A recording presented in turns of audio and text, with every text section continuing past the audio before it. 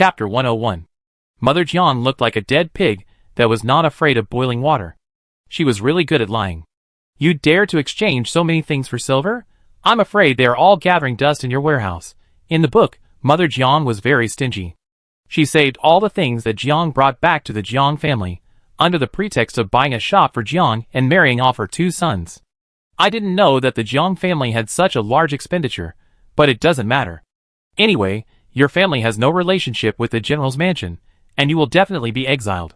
When the time comes to search the house, you will know which things belong to the general's mansion. Empress Xian spoke softly, as if she was just chatting, but Jiang and Zhang's mother felt a chill on their backs.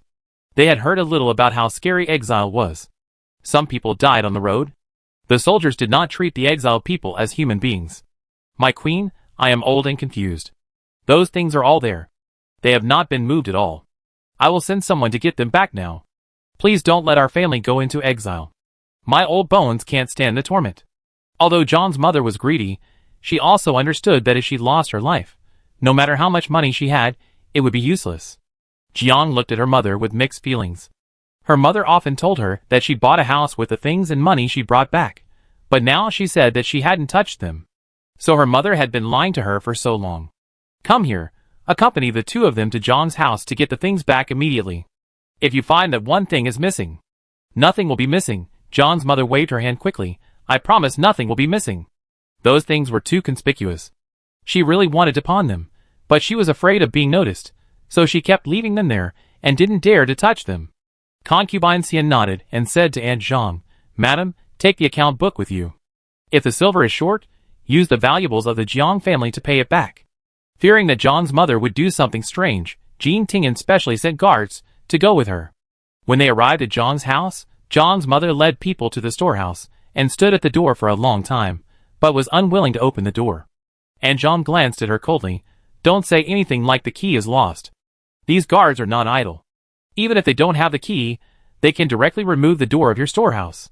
Seeing through her little trick, Zhang's mother laughed and said, How could that be? The key is still there. She slowly opened the door of the storeroom and motioned for Zhang to go in. Zhang raised her hand and pushed the door open. She walked in and saw boxes of sealed boxes. Open them. Zhang's mother's heart was bleeding. She hesitated and didn't want to open the boxes. Your husband worked in Jingzhou Yinfu before. You should know that they would also use torture to interrogate. I wonder if your 2 sons will say something that is more serious. Zhang's mother knew that her 2 sons could not endure hardships. If she really told others about them taking things from the general's mansion, they would definitely be exiled. She pulled back her thoughts and quickly took out the keys to open the boxes one by one. Madam, look, the things are all here. Madame Zhang took out the account book and checked it, and asked the guards to carry all the things onto the carriage. Seeing that the warehouse was emptied, and nothing was left, Zhang's mother hurriedly chased after them. How could you take away even my own storage?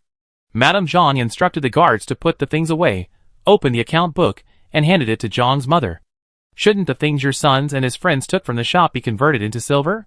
And you said you saved these things, but as far as I know, the Jiang family doesn't have a shop. So these things you saved weren't awarded by the general's mansion. Mother Jiang was speechless. She looked at her silent daughter and glared at her fiercely. When the things were carried into the general's mansion, Mother Jiang's heart was bleeding. She regretted why she didn't use up these things in silver earlier. Now, they are all gone. Mother, let's go back. Why did you follow us? Mother Jiang was already angry, but had nowhere to vent. She started to curse after hearing this. You black-hearted person, your brothers are in trouble. You don't ask the general to release them, just go back. If the brothers were just causing trouble in the gambling house, they would definitely be released. Jiang lowered her eyes. I did this. Do you think the general's mansion will forgive me? Perhaps it was a mistake to agree to take things from the general's mansion from the beginning. Jiang, this is your divorce letter. Madame Zhang came out with the divorce letter and interrupted the conversation between the 2. Jiang took the divorce letter with an expressionless face, but Zhang's mother snatched it away and tore it into pieces. The divorce letter is gone. She scattered the scraps of paper on the ground triumphantly. We have returned our things. Why do you still want to divorce my daughter? Can't we discuss it again? Madame Zhang sneered. Do you think it's gone after you tear it up? There are plenty of divorce letters. Fearing that Zhang's mother would make a scene outside, Madame Zhang took the 2 of them in and walked to concubine Xian and whispered, Madam, I had the Jiang family's storehouse emptied out. I guess they don't have any hidden stuff. Madame John did a great job. John's mother likes to put all the valuables in the storehouse. Since it's emptied, I'm relieved. After all, John's mother took away all the valuables in the house in order to cry poor to Jiang. She was on guard against her two useless sons and Jiang's wife finding out she was lying. Madam, we have returned all the things. Can you let my two sons go and not divorce my daughter? Jiang's mother tried to bargain and winked at Jiang. But Jiang stood there like a wooden stake without saying a word. Oh, why didn't Jiang cooperate with Jiang's mother? It seems that she knew she was cheated and was so emo. It's only natural that you return the things in the general's mansion. I haven't promised you anything else. What about exile? Jiang's mother raised her voice. We just took some things and have returned them now. Your Majesty, you can't take revenge on us and exile us. Shouldn't you be exiled? Empress Yen sat at the top, looking down at Jiang's mother. You took the things of the general's mansion for yourself and destroyed the reputation of the general's mansion. Isn't this enough to make you exiled? The general's mansion is now in its heyday. If the Jiang family continues to jump around and is used by people with ulterior motives, wouldn't it harm the general's mansion? She didn't dare to take this risk, and she didn't want her father, brother and Luor to get into trouble. I'm going to find the emperor. The general's mansion is too bullying. Jiang's mother sat down on the ground and began to cry loudly. Eunuch Chao, who came in with the emperor at the door, frowned. The emperor is here. Mother Jiang stopped crying and quickly knelt down to pay her respects. The emperor went straight to concubine Xian, helped her up and took Yuiluo. Does Luor miss his father? Yuiluo rolled her eyes. Why are you staring at me and my mother instead of staring at the fourth prince in the palace? The emperor, He was just mad at the fourth prince, so he came out to get some fresh air, but the little guy was not happy. Thinking of the others who were still paying their respects, the emperor said, General and old general, get up. Chapter 102. Mother Jiang quickly stood up after hearing this. Eunuch Chao shouted, How dare you? Did the emperor ask you to get up? Mother Jiang knelt down again. She dared to say that she was going to find the emperor because he was not there. Now that he appeared, how could she dare to speak nonsense? The emperor is not like concubine Xian. Concubine Xian seems to have no temper and dare not chop off people's heads at will. But the emperor's words are not certain. Just now I heard that you wanted to see me. Could it be that the general's mansion bullied you? What's the matter with the tyrant's excited tone? Did he get to know the gossips of the general's mansion on the way here? The emperor did hear the rumors outside when he came here. Your Majesty misunderstood. Mother Jiang trembled and dared not raise her head. Misunderstanding? The emperor raised his eyebrows. When I came here, I heard that you two deliberately ruined the reputation of the general's mansion and stole things from the general's mansion. Isn't this a misunderstanding? Mother Jiang trembled and dared not answer. Eunuch Chao. Eunuch Chao understood and said loudly, Jiang has lost her moral integrity and stole the property of the general's mansion. She will be divorced and exiled from the mansion from today. Tomorrow, she and her family will be exiled to a cold and bitter place. Hearing the exile, Jiang's mother didn't care about anything else and cried out for injustice. Your Majesty, please spare us. We will never dare to do it again. If the general's mansion divorces my daughter, there will be no one to take care of the general's mansion. She tried to use this to change the emperor's mind, but unfortunately the emperor was unmoved. Eunuch Chao, when we go back to the palace, we will assign 2 female officials to help the general's mansion take care of all matters in the mansion until the general has a wife. The tyrant was quite thoughtful. To be honest, the tyrant was quite wise. If my grandfather had listened to him, Jiang Shi, this annoying thing, would not have entered the general's mansion. The emperor was very happy to hear this, and the depression in his heart was swept away. Yuiluo looked up at the emperor. The tyrant came to the general's mansion because he missed his mother? Is this the legendary one day without seeing? 3 years apart? Look at the smug look on his face. He is waiting for his mother to praise him. The emperor's face fell immediately after hearing this. Concubine Xian glanced at the emperor without leaving a trace. The emperor did not have the childish mentality that Luor said. As expected, he was waiting for his mother to praise him, but he would frown when his mother didn't praise him. The emperor had a black line on his forehead, and he didn't know whether to laugh or not. Thank you, Your Majesty. The old general saw that the emperor didn't speak, so he took the initiative to speak. You are too polite, old general. I said that Jiang was not a good match, but you insisted on doing it. Now, after all the twists and turns, the general still has no family. The emperor took a sip of tea, worried that if he said too much, the little guy would make up stories about him in his mind, so he didn't continue. The old general looked ashamed. Your Majesty is wise. I was the one who only cared about the wife's last words before her death, but forgot to ask the child's wishes. I am ashamed. Your Majesty came here for this matter? Empress Yen didn't want the emperor to poke her father's heart again, so she smiled and changed the subject. It is indeed for this matter, and I will take you and lure back to the palace, but there is one thing right now, the emperor said, looking at Jean Tingen. Now that the border is stable, the general can stay in the capital and choose a wife carefully. Jiang has been divorced anyway. Thinking that he would hear the little guy's praise after he finished speaking, the emperor couldn't help but prick up his ears. No, why does the tyrant like to help others choose a wife so much? Don't worry about your uncle's affairs. I remember that when my uncle died at the border in the book, someone brought his body back and buried it next to my grandfather. But now my uncle's family has survived, and I don't know if this person will have any intersection with my uncle again. Thank you for your kindness, Your Majesty. Jean Tingen said sincerely, I have no intention of being sentimental, and I don't want to delay others. I hope the emperor will take back his order. As a general, he naturally spent more time on the battlefield than in the mansion. Would he marry another wife and let others live as widows? Back then, he married Jiang because of his mother's last words. Now, he wants to do what he wants for once. Knowing that Jean Tingen has his own destiny, the emperor no longer said anything. Okay, when you have someone you want to marry, tell me, and I will personally grant you a marriage. At the same time, Jiang and his wife were taken to Jingzhou Yinfu and locked up with their two younger brothers. When Jiang's mother went in, she hugged her two sons and cried, Mom thought she would never see you again, but fortunately you are all fine. Mother, why did you and sister come in? When can we go out? Go out? Jiang sneered, you will be exiled tomorrow, and you are still thinking about going out. If you don't speak, no one will think you are dumb. Why didn't you say anything just now when you are so good at speaking? Mother Jiang glared at Jiang and turned to comfort her two crying sons. After comforting the two, Jiang looked at Jiang who was sitting in the corner with her knees bent. Hurry up and find a way to let us go out. Jiang shook her head. I have no way, just accept it. If there was no general's mansion, they would have been exiled when their father got into trouble. You have been in the general's mansion for so many years. Don't you have any evidence against the general's mansion? Mother Jiang glanced outside. Or you can use the beauty trick to trick the key and let your brother and others out. Jiang's eyes widened suddenly when she heard this, and her heart felt like it was falling into an ice cellar.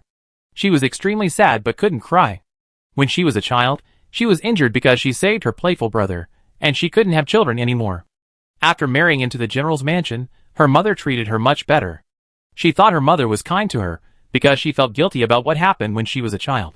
As a result, she found out today that her mother didn't feel guilty at all, she just wanted to use her. But I naively believed it, and my good life has become like this now. She sneered, why should I help them? At the general's mansion. After solving the matter of Jiang, the emperor took Yuilua and concubine Xian back to the palace. After Yuilua finished drinking milk, the emperor carried her out of concubine Xian's bedroom and went to the imperial study. As soon as he sat down and picked up a memorial, he heard someone outside reporting. Your Majesty, Lord Li wants to see you. The emperor's face darkened. The fourth son is not easy to worry about. Good fellow, Li Yunhe came in person. It must be the fourth prince who got into trouble. Li Yunhe was brought in, bowed and said loudly, Your Majesty, this is the homework assigned by me. Please take a look at what the fourth prince did. Eunuch Chao presented the homework to the emperor. The emperor took it and took a look, then threw it aside with a dark face. Your Majesty, why don't you let the fourth prince practice calligraphy first? It will also save him from affecting the progress of other princes. Yuilua turned her big black eyes and stuck her head out to see what was written on it clearly. Seeing this, the emperor moved the homework in front of her. Seeing the words written on it that looked like dog crawling, Yuilua laughed out loud. The fourth prince's handwriting is really comparable to that of a time-traveling girl. Look how angry the tyrant is. The tyrant is really upset. Why not let anyone else go to school, but let the fourth prince go to school? Chapter 103. Emperor, He just wanted to care about his sons, but who knew that the fourth son would be so noisy? He only had one day of class, and he complained to the teachers one after another. But thinking about it, the emperor's anger subsided. After all, he was not the only one who was angry. Hey, Li Yunhe's ink-splashed outer robe today is quite unique. The emperor raised his eyelids and looked at Li Yunhe, and found that his originally clean white brocade robe was stained with a lot of ink, which was obviously thrown on by someone. No need to think, it must be the careless fourth prince who did it. I know, The ink on Lord Li's clothes was also done by the fourth prince? Li Yunhe glanced at his clothes and said, Your Majesty, I got it accidentally. It has nothing to do with the fourth prince. He came to the emperor with the intention of asking the emperor to persuade the fourth prince to listen carefully to the class, and see what the fourth prince is good at, not to complain. I know you go down first. Li Yunhe is really a gentleman. He didn't complain to the fourth prince. After Li Yunhe left the imperial study, the emperor stood up and asked, Where are the princes now? Eunuch Chao followed the emperor. The princes should be taking archery lessons in the parade ground now. Go and take a look. Parade ground. The fourth prince stretched his muscles and said to the third prince, Third brother, do you think Li Yunhe will complain to father? The third prince glanced at him. He shouldn't be so bored. Rather than throwing ink all over him, you should worry about whether your mediocre handwriting will be sent to father. The second prince, who came over, laughed out loud when he heard this. Fourth brother, you must perform well later. Don't make the horse riding and archery teacher angry again. The crown prince is still the best. The fourth prince looked at the crown prince, who was standing next to him, and smiled but didn't say anything. Unlike you, you only know how to attack me. After all, I am good at horse riding and archery, right, crown prince? As they were talking, the horse riding and archery teacher came over, saluted and said to the fourth prince, Just now I heard that the fourth prince was good at horse riding and archery, so I was relieved. He had heard other teachers complain that the fourth prince was a bad apple, and he was still worried when he came. Now that he saw that the fourth prince was so confident, he thought nothing would happen. Come on, bring out the target. The horse archery teacher had the target brought out, and asked several people to choose bows and arrows. The fourth prince came over excitedly. Okay, can we start? Your Highnesses, stand in the designated places and shoot at the distance. Before he finished speaking, the fourth prince took over and said, Just shoot at the big bell in the distance, right? As he said that, he walked forward to the designated place, picked up the bow and arrow, and aimed at the bell in the distance. After hitting it, he winked at the second prince with great pride. See, I am still good at something. Eunuch Chao, who was standing not far from the training ground, saw this and smiled. The fourth prince is still good at horseback archery. The emperor snorted coldly. I can shoot such a big bell with my eyes closed. Do you think the horseback archery teacher will have such a simple competition? Oh, the fourth brother, who is so conspicuous, is going to be embarrassed again. The fourth prince curled his lips when he heard the voice. He had already hit it, so how could he be embarrassed? Fourth prince, I haven't finished what I'm saying. I'm saying that you have to shoot the rope on the bell to pass. The fourth prince's eyes widened, and he pointed at the thin rope tied to the bell in the distance in disbelief. No, then why did you hang such a big bell? And the rope is so thin and far away, how can you shoot it? Your Highness, will you go first? The archery teacher looked at the prince. The prince nodded, walked to the side and stood still, picked up the bow and arrow in his hand, and aimed at the distance. What's the point of posing so coolly? I still can't hit the target. The fourth prince had just finished muttering when he heard a whoosh sound. The arrow flew straight above the bell, and the bell fell to the ground with a crisp sound. Your Highness, the crown prince has improved a lot in archery. The archery teacher raised his hand and stroked his beard, his face full of satisfaction. The crown prince said modestly, It's the teacher who taught me well. Crown prince, you are so amazing. The fourth prince began to doubt himself. The crown prince had to learn so much every day, and his archery skills were still so good. He seemed really useless. However, the crown prince is the future heir to the throne, so it is normal that he is excellent in all aspects. How can I compare with him? After thinking it through, the fourth prince no longer doubted himself. Fourth brother can do it if he practices hard. The fourth prince was afraid of being forced to practice more, so he quickly changed the subject. Let's see what the second and third brothers do. The crown prince himself could not compare, and the third brother himself could not compare, so he could only pray that the second brother would not hit him, so that he would have a companion, and would not be punished too badly by his father. Come on, second brother. The fourth prince stared at the bell corresponding to the second prince nervously, silently praying in his heart that he must not hit it. The second prince nodded at him, noticed the emperor coming over, and hurriedly put down his bow and arrow to salute. Get up, and continue. Several people stood up, and the second prince and the third prince picked up their bows and arrows and shot them together. The bell corresponding to the third prince fell to the ground as expected, but the bell of the second prince was still hanging. The fourth prince was so happy that he almost laughed out loud. Fourth brother, your mouth is almost grinning to the back of your ears. Are you looking forward to someone to accompany you to be scolded? But it's a pity to be disappointed. The fourth prince put away his smile, and Luor poured cold water on him again, saying that the second prince didn't hit the target in the first place. Second prince, you also. The guard who was checking whether the target was hit from a distance interrupted him by pretending to comfort him. Second prince, it's past.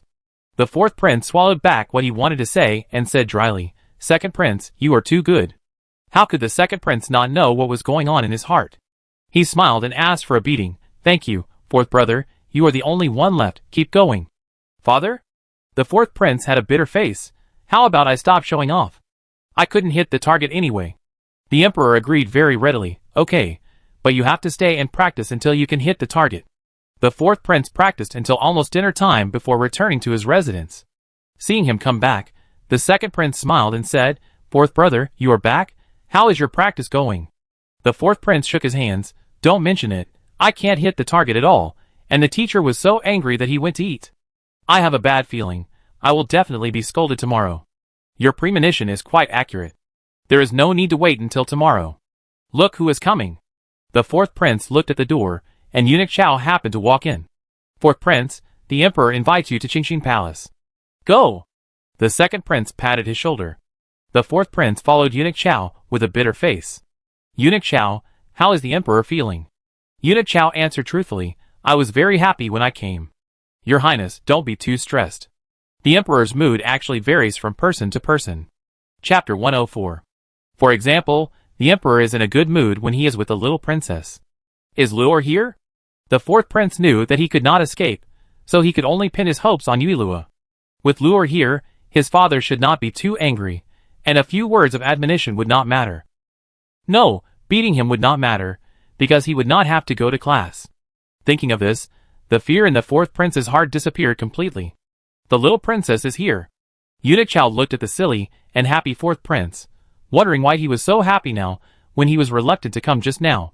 Neither of them spoke again, and they went straight into the Qingxin Palace. The emperor held Yuilua in one hand and held tea in the other. When he saw the fourth prince come in, he put down the tea. Your son pays respect to your father. The fourth prince knelt on the ground without saying a word. Seeing that the emperor was slow to speak, he was a little confused. Didn't he hear it? Just as he was about to say it again, the emperor's voice sounded. Tell me, what have you done in the past 2 days? The emperor stared at the fourth prince for a moment, crumpled up his homework, and threw it in front of him. This handwriting is worse than that of a child. I feel like my eyes are dirty just by looking at it. The fourth prince picked up his homework. Father, I am past the age of practicing calligraphy, and can't do it well. And this can't be blamed on me. The teacher taught me things I am not good at. The emperor rubbed his temples, and laughed out of anger. Then you are not good at a lot of things. You are not good at literature, or martial arts. Tell me what you are good at. The tyrant's words were really heartbreaking. But why was the fourth prince so brave today? There was a fearlessness in his words. I see. He must want to anger the tyrant, and let him beat him so that he can't get out of bed, so that he can avoid going to class.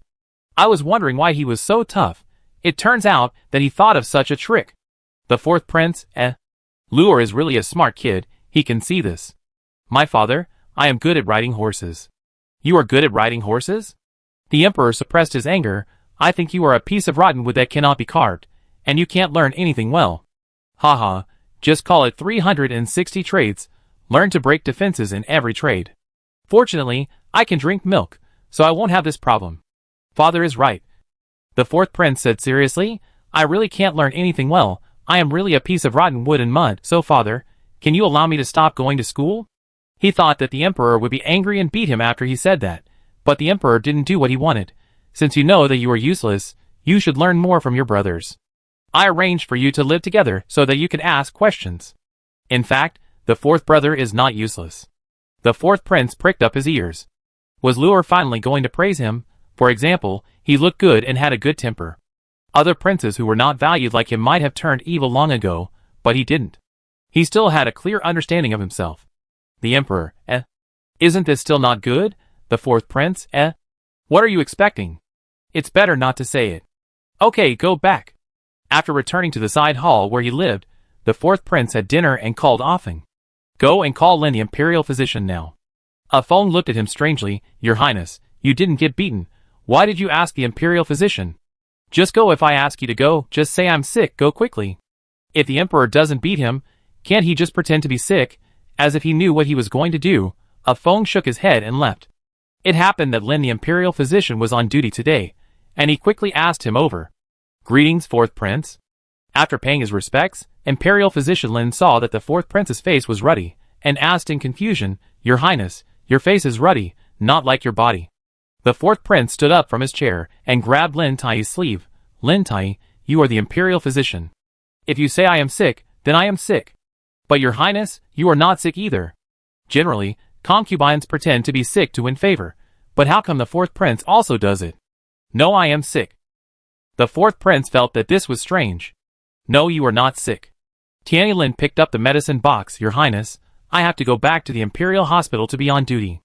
I can't help you pretend to be sick. This is deceiving the emperor. Looking at the back of Lin Tai running faster than a rabbit, the fourth prince sat back in his chair in frustration. Your highness, please stop struggling. Just go to school. Other princes also go to school. You make it sound easy. The fourth prince stretched out his blistered hand. Those teachers are staring at me. I thought I could just sleep through it, but they didn't let me sleep. If he wasn't allowed to sleep, he didn't want to listen to the class, so he could only play with a pen, and ended up throwing it all over Li Yunhe. But this guy didn't complain like those old men, which was strange. Your highness, it's because you didn't behave well. I feel that those teachers and the emperor are the ones who are tortured by you. The fourth prince glanced at him sideways, and suddenly had an idea in his mind, and said with a smile, Why don't you beat me? Your highness, do you think you don't have to go to school like this? I advise you to give up. The next day, Yuilu rarely slept until she woke up naturally. Today is a good day. She was not taken to court. The tyrant probably felt guilty. Just after yawning, she heard the familiar voice of the emperor. I asked Eunuch Chao to bring the female officials here. Concubine Xian, you can pick 2 to go to the general's mansion. If she goes there directly, she will inevitably be suspected of planting spies in the general's mansion, so it is more appropriate for concubine Xian to choose by herself. Good guy, it's really like saying chow chow chow chow. Look at me pretending to sleep for a second. The tyrant must not carry me to the imperial study. Yuilua quickly closed her eyes. Concubine Xian was a little amused and didn't expose her. Thank you, your majesty. After Eunuch Chao brought the people in, concubine Xian looked at them, and finally picked 2 more honest and decent ones. From now on, you 2 should do your best to take care of the general's mansion. If you dare to steal things from the general's mansion like the Jiang, I will never tolerate it. After beating the 2, the emperor asked Eunuch Chao to take them to the general's mansion, and then stood up and glanced at Yuilua, who was pretending to sleep on the couch. Today is the day when the Jiang family is exiled. I originally planned to take Luor out of the palace to see it, but she was still sleeping. Yuilua opened her eyes quickly when she heard it. Ah, how can I be missing from such a lively scene? The emperor was proud in his heart, knowing that Luor liked lively scenes.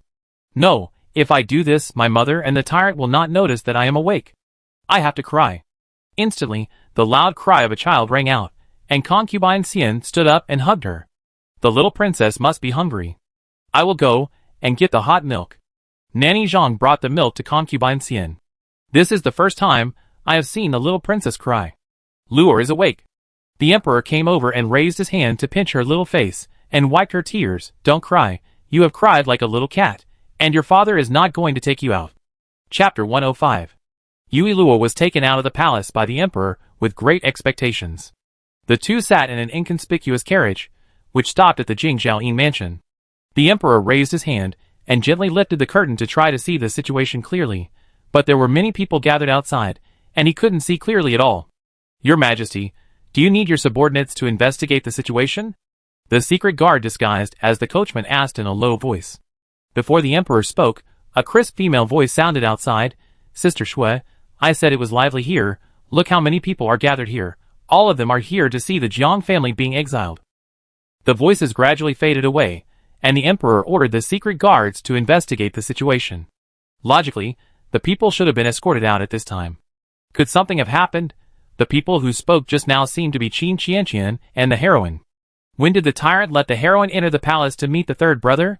The emperor, who almost forgot about this, secretly took note of it, thinking that he would summon Mu Shui to the palace to ask about the pills when he returned to the palace. Mu Shui was pulled by Qin Qianqian to squeeze into the crowd, and soon squeezed to the front. Sister Shui, this Jiang family is really shameless. Remembering that Mu Shui didn't like to go out of the house, Qin Qianqian told her everything she knew. Sister Shui, don't you think it's too shameless? I went out of the house just to see what happened to them. Mu Shui raised her eyebrows slightly. I thought you dragged me here to see the fourth prince, but it turns out not to be the case.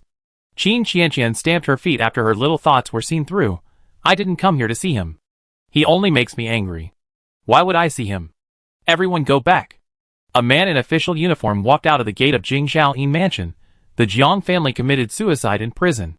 Your Excellency will report it to the Emperor. Let's go back.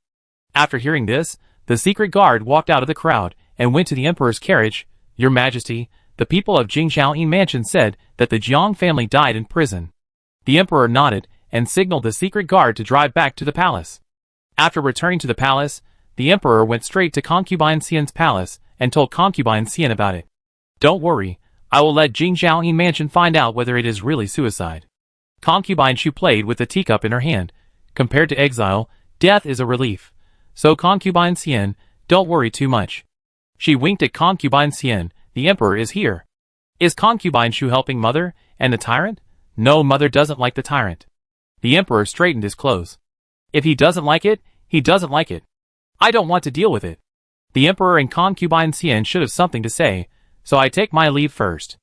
After leaving Concubine Xian's palace, Tao Yi lowered her voice and said, Your Majesty, the other ladies are blocking the entrance to your palace. Concubine Shu quickened her pace and went to her own palace. Concubine Shu, come out, if you don't come out. What if you don't come out? Concubine Shu walked to the side of the people and sneered. Are you going to the Emperor to complain about me? Say that I withheld your monthly salary? The people took a step back, and no one dared to speak again. Why don't you speak? Concubine Shu approached the people. Do you still want to go to the Emperor to complain about me, and want me to help you recall how you treated me when I first entered the palace? She raised her hand and pinched the chin of a concubine who was closer to her, forcing her to look up. You took advantage of your relationship with the queen, and took away my charcoal in winter and my ice in summer. Do I need to remind you of this? Fortunately, my father later made a powerful artillery cart, which was valued by the Emperor and promoted her position. Please forgive me, Madame Shufei. Several people knelt on the ground with pale faces. They didn't expect Shufei to have such a good memory. Now Shufei's mother's family is valued by the Emperor. If Shufei really wants to bring up the past, the Emperor will definitely not forgive them, not to mention that they were once related to Fang. I have always been clear about gratitude and resentment. If you took something from me, I will take it back. If you don't want me to embarrass you, you should learn to behave yourself and stop embarrassing yourself all the time. Several people agreed, and ran faster than rabbits. After hearing Concubine, she told them to get out. Your Majesty, these people are really shameless. Concubine Shu waved her hand and walked into the bedroom. Forget it. I asked you to keep an eye on the fourth prince. He didn't do anything stupid, did he? Tao Yi said truthfully. The fourth prince goes to school every day. He is quite well behaved, but he doesn't do well in his studies and angers many teachers.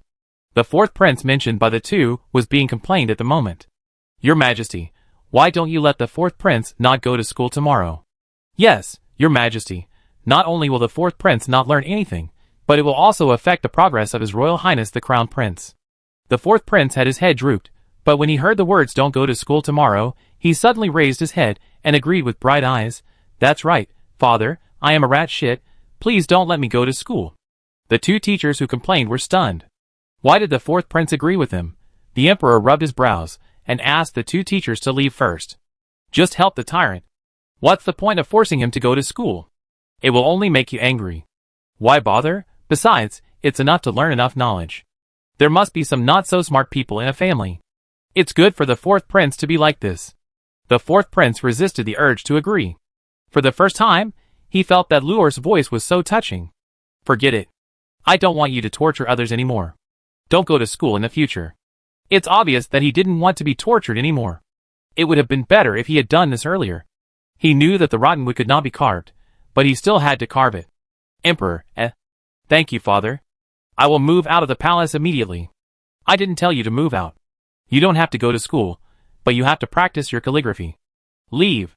After the fourth prince left the imperial study, Eunuch Chao came in with a memorial. Your Majesty, this is a memorial from the Jingzhaoyin Mansion.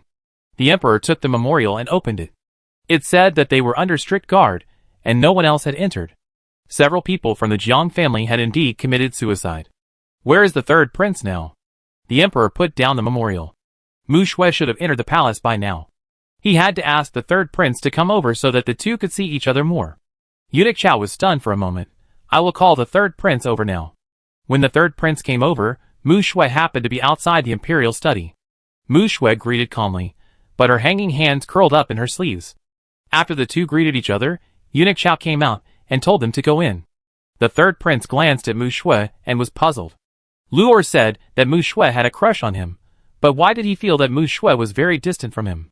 Oh, they are indeed the male and female protagonists. They are so well matched. Good job, tyrant. They can meet each other. It's fate. Third brother, smile. Why are you expressionless? The third prince ignored Yuilua's voice and saluted respectfully. The emperor motioned for the two to stand up. Can the princess find out what the medicine is used for?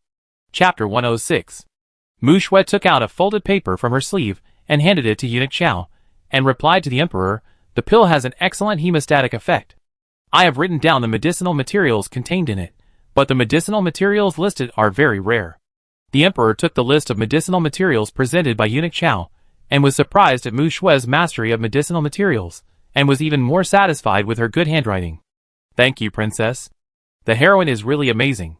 She can know the medicinal materials in the pill just by looking at it. I admire you. As expected of the disciple of the Master of Divine, Dr. Valley. Master of Divine Dr. Valley?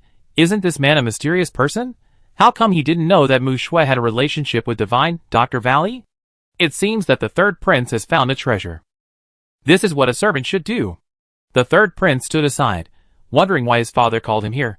Is it just to let him listen to him and the princess talking? Third prince, I heard that you have performed well these 2 days, and I am very pleased.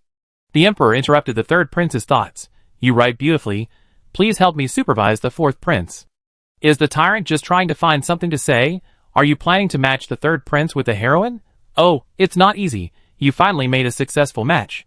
Yes. Okay, the princess finally came to the palace, and it's convenient for you to go back, so you can take the princess for a walk.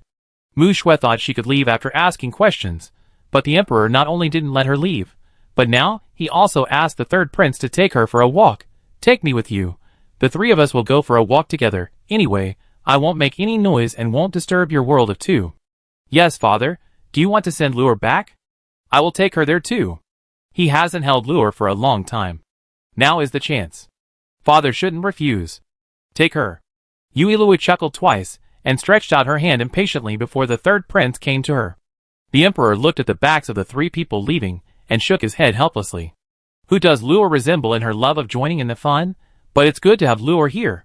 He can eavesdrop on the progress of the two from Luor. Mu Shui and the third prince left the imperial study, and neither of them had the intention to speak, which made Yuilua anxious. Third brother, please speak up. The heroine is a shy girl, but you are a grown man, so why should you be shy? Don't you want your wife anymore? If I knew how to speak, I would have directly exposed the window paper between you two, and let the heroine have a secret crush. Princess. Your Highness. The two felt that it was too quiet, and spoke at the same time. Your Highness, speak first. Mu Shui pursed her lips. Where do you want to go, princess? Oh my god, someone come and save my third brother. Do we have to talk about this? Last time someone spoke for you. Why don't you talk about such a good topic? Actually, I'm fine by myself. Your Highness, go and do what you need. Hey, where are you two going? The second prince walked out from the side, waving a folding fan. He saw the two of them passing by, and was worried about disturbing their relationship, so he found a place to hide, but the two of them were just making small talk here, and he couldn't stand it. I have been watching you for a while. The second prince raised his hand, and patted the third prince's shoulder. This is not the first time you have met. Why are you so formal? Besides, Mu Shui is my cousin, and you are my third brother. We are all family. Finally someone came to break the awkward atmosphere. Thank you, princess, for speaking for me last time. The third prince looked at Mu Shui. Princess, if there is anything you can do for me in the future, just let me know. Okay, this way, we can cultivate feelings. It's just a small matter, not worth mentioning, Your Highness. Don't take it to heart. The second prince shook his head and said, Cousin, I heard that my uncle wants to find a husband for you. Tell me what kind of man you like, and my third brother, and I will help you keep an eye out. Mu Shui glanced at the third prince without leaving a trace, and then quickly retracted her gaze. She felt a little disappointed in her heart. The third prince really didn't remember her, let alone the agreement they made when they were young. I have something else to do today, so I go back first, Mu Shui said, and left quickly, leaving the second prince with a confused look. I didn't say anything. Why did my cousin seem unhappy? Second brother, you seem to have upset the princess. Me? The second prince raised his hand and pointed at his nose. It was obviously you. When I asked my cousin a question just now, she was looking at you. That's right. I made an agreement with her, but she forgot about it. How could she not be angry? The third prince cried out in his heart. He really didn't remember that he had any intersection with Mu Shui. Why did Luo make him look like a heartless man? On the other side, Mu Shui returned to the Marquis mansion. She took out a jade pendant from her makeup box and held it up to the window. When she heard footsteps outside, she quickly put the jade pendant back into the box. Miss Qin is here. Qin Qianqian walked in with a smile. Seeing that Mu Shui seemed unhappy, she put away the smile on her face and asked in confusion, What's wrong with Sister Shui? Who made you angry? I teach him a lesson. Mu Shui raised her hand to hold her down. I'm fine. What do you want from me? Really nothing? Qin Qianqian sat down next to her, and was relieved when she saw her smile. I heard that several princes have moved into the palace. Is that true? Sister Shui, don't get me wrong. I'm not trying to find out about the fourth prince. Yes. Seeing her trying to cover up something, Mu Shui shook her head and laughed. It depends on how long you can stay angry this time. The fourth prince does live in the palace. You can just be angry alone. Qin Qianqian pouted. Who told him to say that about me because of other women? That woman is really annoying. She is also involved with the third and fourth princes. Anyway, I won't talk to him again if he doesn't come to me this time. Qin Qianqian didn't wait for the fourth prince. Yui Luo did wait for the wedding invitation from the Prime Minister's mansion. Empress Xian didn't want to waste the Prime Minister's mansion's kindness, so she asked the Emperor for permission to take Yui Luo with her. The carriage stopped outside the Prime Minister's mansion, and Empress Xian got off the carriage with the help of Nani Zhang. Your Majesty, please come in. Madame Li smiled and welcomed Empress Xian in. Some of the people sitting inside didn't know Empress Xian, but after hearing the people who knew her greet her, they also stood up and greeted her. Everyone, get up quickly. No need to be polite. After complimenting concubine Xian, these ladies began to compliment Madame Li. Yui Luo was feeling sleepy, and suddenly saw a familiar face dressed as a maid, and her sleepiness disappeared instantly. Who else could this person be but Li Jia? How did Li Jia get in? Is she going to cause trouble? Concubine Xian looked into the crowd, and Li Jia's figure had disappeared. At this time, a child's voice came from outside. The groom is riding a big horse to pick up the bride. The guests walked out after hearing this. Kai Zhe got off the horse in a red robe, bowed to the people who congratulated him, and his face was full of smiles. The matchmaker helped Li Qian, who was covering her face with a round fan, out. Before she handed Li Qian to the groom, Li Jia walked out of the crowd. Chapter 107. Wait. As soon as these words came out, the guests who were originally talking and laughing suddenly became quiet. All eyes fell on Li Jia, who was dressed as a maid, but the silence only lasted for a moment, and then heated discussions broke out again. What's going on? Could it be that this maid has an affair with the young master of the Kai family?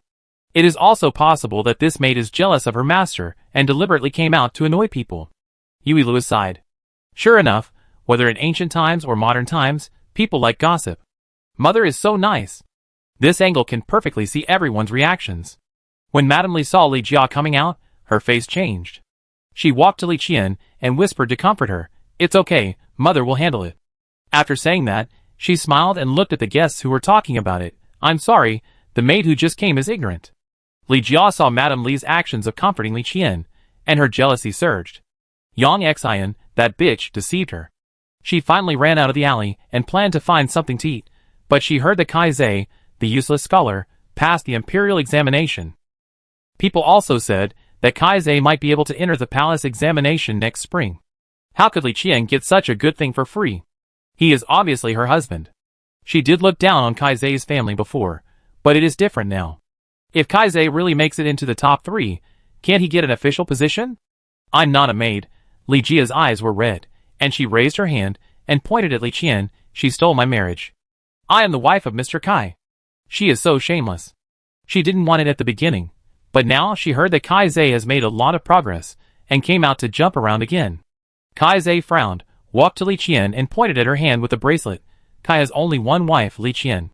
The bracelet on her hand was given by my mother, and the names on the wedding invitation are also Kai and Li Qian. People recalled the names on the wedding invitation, and it was indeed as Kai Zhe said. People who were originally a little suspicious also put away their thoughts. Could the Kai family marry the wrong wife? And the look of Mr. Kai, who was afraid that his wife would be wrong, did not seem fake. Li Qian and Kai Zhe looked at each other, and their uneasy hearts miraculously calmed down. No matter what Li Jia said, she was no longer afraid. I didn't lie. Seeing that the guests didn't believe her, Li Jia got anxious. Kai Zhe, I'm the one who is engaged to you, and you should marry me. Obviously, all these should belong to her. Why is she inferior to Li Qian? Why can Li Qian be liked by Mrs. Kai and Kai Zhe, but she has no food to eat? Who are you? Why should I marry you? You look down on me, and I have to wait for you here. Yui Lua's fists were hardened. Come here. Why don't you take this nonsense maid away? Li Yunhe gave an order, and two people came in and took Li Jia away immediately. If Li Jia is not taken away, Li Jia will reveal her identity, which will ruin the reputation of the Prime Minister's mansion. Li Jia was taken away, and the ceremony continued. Empress Xian watched Li Qian get on the sedan chair, and then took Yui Lua back to the palace. On the other side, Li Jia, who was locked in the woodshed, listened to the noisy sounds outside, and her eyes were full of hatred. She raised her hands to cover her ears, trying to block out the annoying sound. But the sound didn't disappear until before dinner. Li Jia sat on the ground hugging her knees, thinking about what she should say to get the Prime Minister's mansion to accept her again. The third prince would definitely not accept her. After all, the third prince had always looked down on her. If it weren't for that bitch Yang Xian, she wouldn't have fallen to this point. Now, except for the Prime Minister's mansion, she had nowhere to go, and she couldn't starve outside. At this time, the door of the woodshed was pushed open with a creak, and a maid walked in. The master asked you to go to the main hall for questioning. Li Jia stood up, dusted off her body, and followed him to the main hall without saying a word. In the main hall, Madame Li and Prime Minister Li sat at the top, both looking unhappy. On the right of the two sat Li Yunhe, who looked calm and unsettled. Li Jia didn't know this eldest brother, and didn't know how he related to Li Qian, and whether he would be angry with her because of Li Qian. Hello, father, mother, brother. She pursed her lips and knelt on the ground. I don't have a daughter like you who is embarrassing. Prime Minister Li threw the teacup aside heavily. I said before that once you step out of the Prime Minister's gate, you will have nothing to do with the Prime Minister's mansion in the future. Li Jia shrank her neck in fear, knelt down and moved in front of Madame Li to grab the corner of her clothes. Thinking of the grievances during this period, tears fell. Mother, I was wrong. I was disobedient and let down your kindness. I was deceived by others, so I disobeyed you and Dad.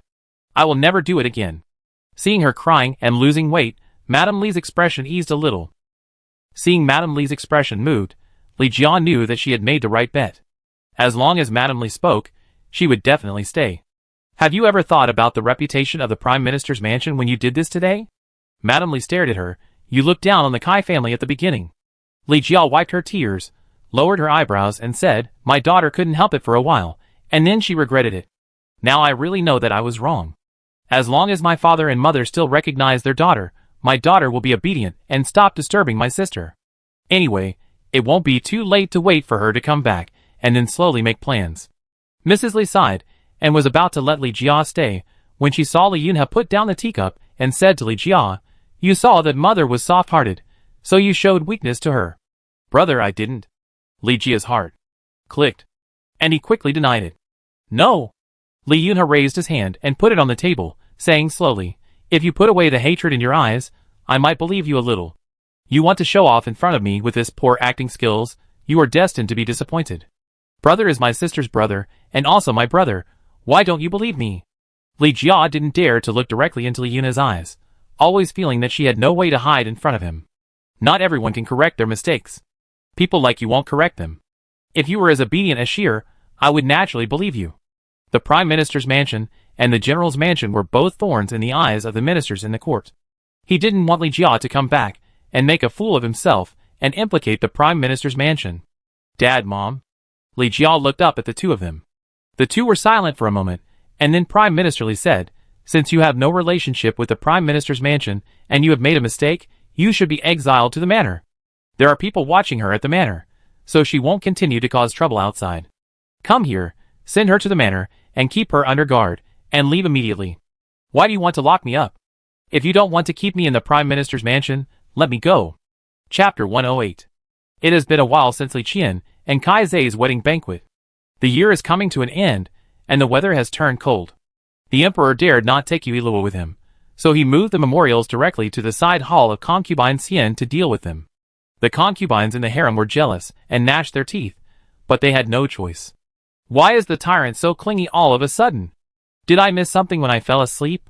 Suddenly, the memorials were moved to my mother, and the speed at which the relationship warmed up was faster than the weather. The emperor's eyes twitched, and he put down the pen in his hand. Your Majesty, the Ministry of Justice said that Yang Xian seems to be a little bit wrong.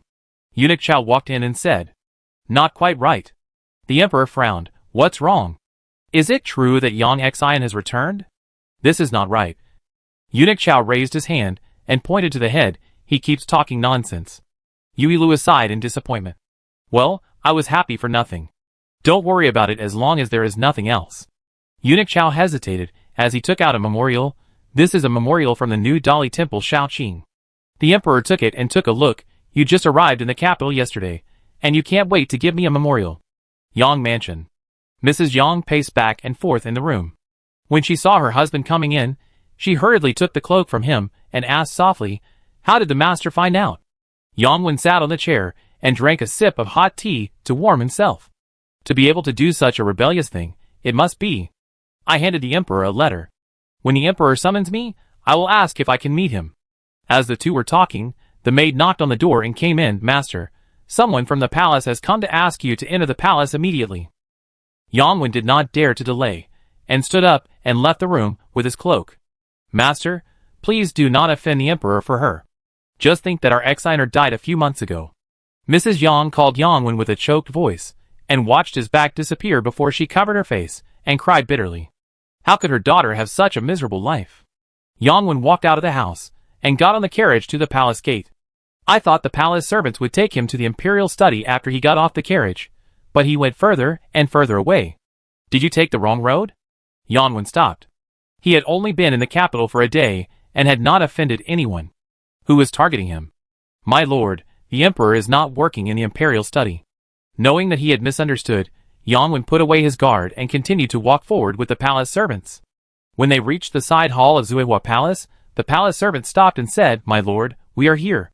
Yang Wen was stunned. Is it appropriate for the emperor to meet him in the harem? Lord Yang, please come in. Eunuch Chao came out and called the stunned Yang Wen in. Your Majesty, long live the emperor. Yang Wen entered the side hall and saluted without looking away. Get up. Yang Wen stood up and saw the emperor holding a delicate baby in his arms, feeding the baby with a bottle in one hand. He was so shocked that he almost knelt down again. No, the tyrant didn't do anything. Why did Yang Wen look so shocked? Yui Luo raised her hand and grabbed the bottle, and instantly understood. It turned out that I was shocked to see the tyrant feeding me. This shouldn't be the case. There are rumors outside about how favored my mother and I are. Feeding shouldn't be a big deal. Thank you, Your Majesty. I want to see you because I want to see someone. Oh, so straightforward. It seems that what the time-traveling girl did has been spread everywhere. Fortunately, she changed her name when she entered the palace. The emperor was also a little surprised, but it's better to be straightforward. You are quite direct. Who do you want to see? Yang Wen said respectfully. I dare not lie in front of the emperor. I want to see Yang Xian. There is no such person as Yang Xian in the palace. The emperor put the bottle aside, and took the handkerchief handed by Eunuch Chao to wipe Yui Luo's mouth. But there is a person named Yang. You can go and meet him. Yang Wen almost thought he had heard it wrong. Did the emperor agree to it? But it is true. The emperor has a wide range of connections, and must know that the two are father and daughter. Thank you, Your Majesty. The emperor nodded. Eunuch Chao, take Lord Yang to the secret prison of the Ministry of Justice. The two went to the secret prison of the Ministry of Justice, and Eunuch Chao led Yang Wen to the place where Yang Xian was imprisoned. Master Yang, I will go back first. Yang Xian heard the voice, and slowly raised her head. With a weak light, she could see Yang Wen standing at the door of the cell. She was delighted and stood up from the ground and walked to Yang Wen. How could she forget such an important thing? She still had the Yang family. She was not at the end of her rope. The Yang family loved Yang Xian so much, they would never let her die. She was almost driven crazy staying in this dark cell every day. Although the people from the Ministry of Justice did not torture her, they took her to watch the execution from time to time, constantly torturing her psychologically. Yangwen stared at her for a moment, then looked away in disappointment. His daughter's eyes would not show such calculating emotions. "Daddy, you came to see me." The time-traveling girl did not notice Yangwen's expression, and imitated Yang Xian's tone and said, "Daddy, are you here to rescue your daughter?" Yangwen closed his eyes. "You are not Xianer, no matter how you pretend." He and his wife only have Xianer as a daughter, and they know Xianer's personality very well. "When did you know?" The time-traveling girl was surprised. "You knew it when Xianer had a fever and woke up." At that time, he and his wife couldn't accept it at all. They wanted to find out where their daughter went, but before they could ask, this person claimed that he couldn't remember anything and evaded their questions. They thought that she had taken over their daughter's body, which was also a fate. If she couldn't see her daughter and raise her in the mansion, the lady would have some hope. Who knew that this person not only made the mansion a mess, but also canceled their daughter's marriage without authorization and severed ties with them. "Since you all know, I be frank. I'm not your daughter, and I'm not from here. Yangwen interrupted her long speech with an indifferent expression. "I don't care about other things. I just want to know where my daughter is." "You asked the right question," the time-traveling girl pretended to be in deep thought. "Your daughter must have exchanged bodies with me. Don't worry, your daughter will be fine." In fact, she didn't know where Yang Xian was, let alone whether she was dead or alive.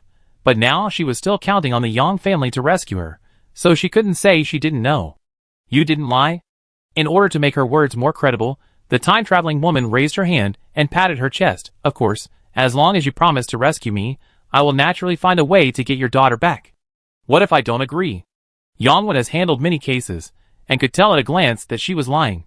"It's not up to you." The time-traveling woman sneered.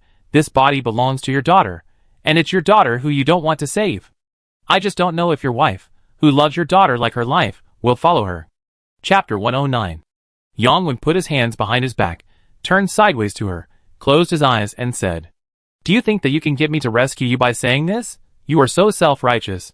Don't you know that after entering the secret prison of the Ministry of Justice, the only thing that can come out is a corpse?" After saying this, Yangwen paused, and then continued, "You have occupied my daughter's body, and done so many rebellious things, so you will spend the rest of your life here." "No." The time-traveling girl stared at Yangwen, who was leaving with red eyes, her body limp on the ground, and said in a low voice, "I will live a life worse than death here." Unfortunately, Yangwen had already walked to the door, and did not look back at her. But when he walked out of the door, his originally straight back seemed to be hunched as if all the strength was taken away. "Sir Yang, now that you have visited me, I will take you out of the palace." Eunuch Chao came over with his hands in his wide sleeves, and said to Yangwen, who seemed to be wiping tears. Yangwen quickly put away his emotions. "Thank you, Eunuch Chao." The two walked to the palace gate, and Yangwen bowed again before getting on the carriage. Back to Yang Mansion, he went straight to the main courtyard. "The master is back." Mrs. Yang dismissed the servants and poured a cup of hot tea for Yangwen. "Drink a cup of hot tea to warm yourself up first." Yangwen took the tea and sat on the chair. He stretched out his hands on the charcoal stove for a while before saying, "Madam, just ask whatever you want to ask." He knew that Madam must feel worse than him. The emperor didn't take his anger out on the master because of her, did he? Mrs. Yang didn't call her daughter, just a simple she. The emperor is a wise monarch, and didn't take his anger out on me. Yangwen drank a sip of hot tea. "I saw her, madam. I'm afraid Xianer won't come back again." Madame Yang finally couldn't control herself anymore, and cried with her face covered. She had clearly understood it long ago, but when she heard this, she couldn't help but want to vent her grief. Yui Luo listened to the report from Eunuch Chao, and sighed in her heart. Yangwen must be feeling bad. After all, she was the daughter he raised, so he naturally knew that she had changed her mind. "I thought that Yangwen's meeting with the time-traveling girl would bring back the real Yang Xian, but now it seems that this method doesn't work. Your Majesty, the weather is cold now. Do you want to give her some bedding for the winter?" The emperor did not even raise his head. "Let someone do it." Eunuch Chao took the order and left, walked to the door and turned back. "Your Majesty, the fourth prince is here." The fourth prince walked in, bowed and stood beside him. "What do you want from me?" "Father, I haven't left the palace for a long time." The fourth prince smiled. "My brothers can go out, and I want to go out too." The emperor glanced at him. "If you want to go out, go." "Aw, really?" The fourth prince's voice was so excited that it rose a few notches. "Thank you, father." "Hurry up, and go out and coax Qin Qianqian. If you don't, not to mention chasing your wife to the crematorium, I'm afraid that your ashes will be scattered by then. The fourth prince rolled his eyes in his heart and didn't coax her. He was right. After leaving the side hall, the fourth prince ran to the second prince to show off. Father has allowed me to leave the palace. Are you coming with me? The second prince put down the fruit in his hand and stood up. Go, wait for me to change clothes. Didn't you change your clothes today? The third prince held a book in his hand and looked at the second prince. You don't understand, do you? The second prince pointed to his robe. I've worn this one before, so I have to change into another one when I go out. Learn something, so that you can catch up with my cousin sooner. But aren't all your clothes pink, second brother? The fourth prince scratched his head. What's the difference between changing and not changing? The third prince nodded in agreement. Even if the second brother changes his clothes, other people's attention will be on you. I understand. The second prince interrupted him and raised his hand to touch his hair. Even if I change clothes, people's attention will be on my handsome face. The third prince, The fourth prince, Why didn't I realize that the second prince was so showy before? Lure's description is really appropriate. Is it possible that people's attention is on your fan? The third prince pointed at his folding fan. Ha ha, the fourth prince laughed and blurted out, you still use a fan in the middle of winter. People may think that you are not smart, second prince. After saying that, he realized that he had said the wrong thing, and quickly raised his hand to cover his mouth. It seems that I have been too lenient with my fourth brother recently. Starting tomorrow, you should practice more calligraphy. The fourth prince put down his hand covering his mouth and said with a gloomy face, Second brother, I was wrong. You are so handsome and elegant. You will definitely not take revenge for personal gain, right? Damn it, how could he forget that his father asked his second and third brothers to supervise his calligraphy practice? If he had known earlier, he would have been obedient and not angered the teacher away. Fourth brother, the second prince approached him and said with a smile, I am not seeking revenge, I just want to urge you. The second prince changed his clothes in a good mood and did not choose to bring a fan. Third brother, don't you want to bring some herbs to my cousin? Let's go out of the palace together. The third prince stood up and took out a bag of herbs and gave it to him. Second brother, please help me take it. Remembering that he still had to match the two, the second prince refused directly. Is my cousin asking you to do it, or do you give it to her yourself? In the end, the third prince couldn't persuade him, so he agreed to go out of the palace with the two of them. The fourth prince sat in the corner of the carriage without saying a word, and the joy of leaving the palace was gone. Fourth brother, why are you silent? Are you unhappy about leaving the palace? Mingji consultant. The fourth prince turned his face away and cursed in his heart. I am not happy because of you. Cheer up. The second prince winked at him. I will take you to Fenghua Tower to see the world later. As he spoke, the carriage had stopped at the door of Fenghua Tower, and the second prince stopped the carriage. We are here. Fourth brother, come out quickly. The fourth prince and the third prince went out together, looking at the people coming and going at the entrance of Fenghua Tower, with a face full of resistance. I don't have money, go by yourself. And why don't you ask the third brother to go? The second prince raised his eyebrows. The third brother's reputation was not very good before. I'm afraid that my cousin will be concerned if he visits Fenghua Tower again. Hey. The fourth prince suddenly saw two familiar figures. Second brother, that's the princess and Qin Qianqian. The second prince looked in the direction of the sight, and saw Mu Shui and Qin Qianqian walking in. His smile froze on his face.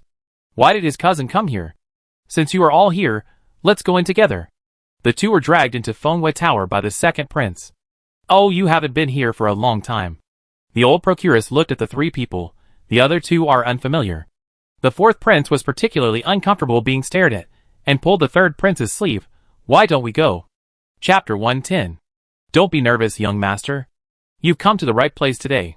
Our courtesan in Fenghua Tower is having a performance today. You may as well stay and watch. The second prince's expression changed when he heard this. He took out some silver and handed it to the madam, asking her to help the third and fourth princes arrange a private room. Second brother, what about you? The fourth prince looked at the second prince, who didn't come with them, and couldn't help asking. I have something else to do. You guys go ahead and have fun. Don't worry about me. Walking out of the private room, the second prince stood by the door waiting for the madam to come out. Follow me. The two walked to a place with few people. He stared at the madam and said in a cold voice, Didn't you promise me that you would not let Yanran perform again? The madam looked innocent. It's easy for you to say it. Yanran is the most beautiful woman in Fenghua Tower. How can she not perform? You should know better than me how many people come for her. We have an appointment. It's not appropriate for you to force her like this, right? I didn't force her. She volunteered. You can go ask her. The second prince lowered his eyes and went to Yanran's room with ease. He hesitated for a moment before raising his hand to knock on the door. The maid was helping Yanran to dress up. When she heard the knock on the door, she put down her things and went to open the door. Seeing the second prince, she let him in directly. Miss, it's the young master who is here. Yanran sat in front of the bronze mirror. When she heard the words, her hand holding the hairpin paused. After a while, she slowly put down the hairpin, tilted her head, and raised a seductive smile to look at the second prince standing behind her. She said in a charming voice, Hey, how come the young master has time to come here today? She stood up, asked the maid to go out, walked towards the silent second prince, raised her slender fingers and hooked his chin. Why do you look unhappy? Is it because others didn't serve the young master well? The second prince raised his hand and pinched her hand, his voice filled with anger that he himself had not noticed. Why do you want to go out and perform? Don't you know that people outside are eyeing you covetously? Yanran was pinched so hard that she felt pain and tried to break free from his hand. Realizing that he was too emotional, the second prince quickly let go of his hand and apologized. Sorry, I hurt you. Sir, you don't have to apologize.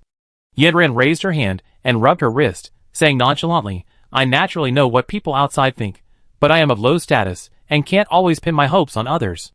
The second prince was speechless for a long while before he said, If you don't want to perform, don't force yourself.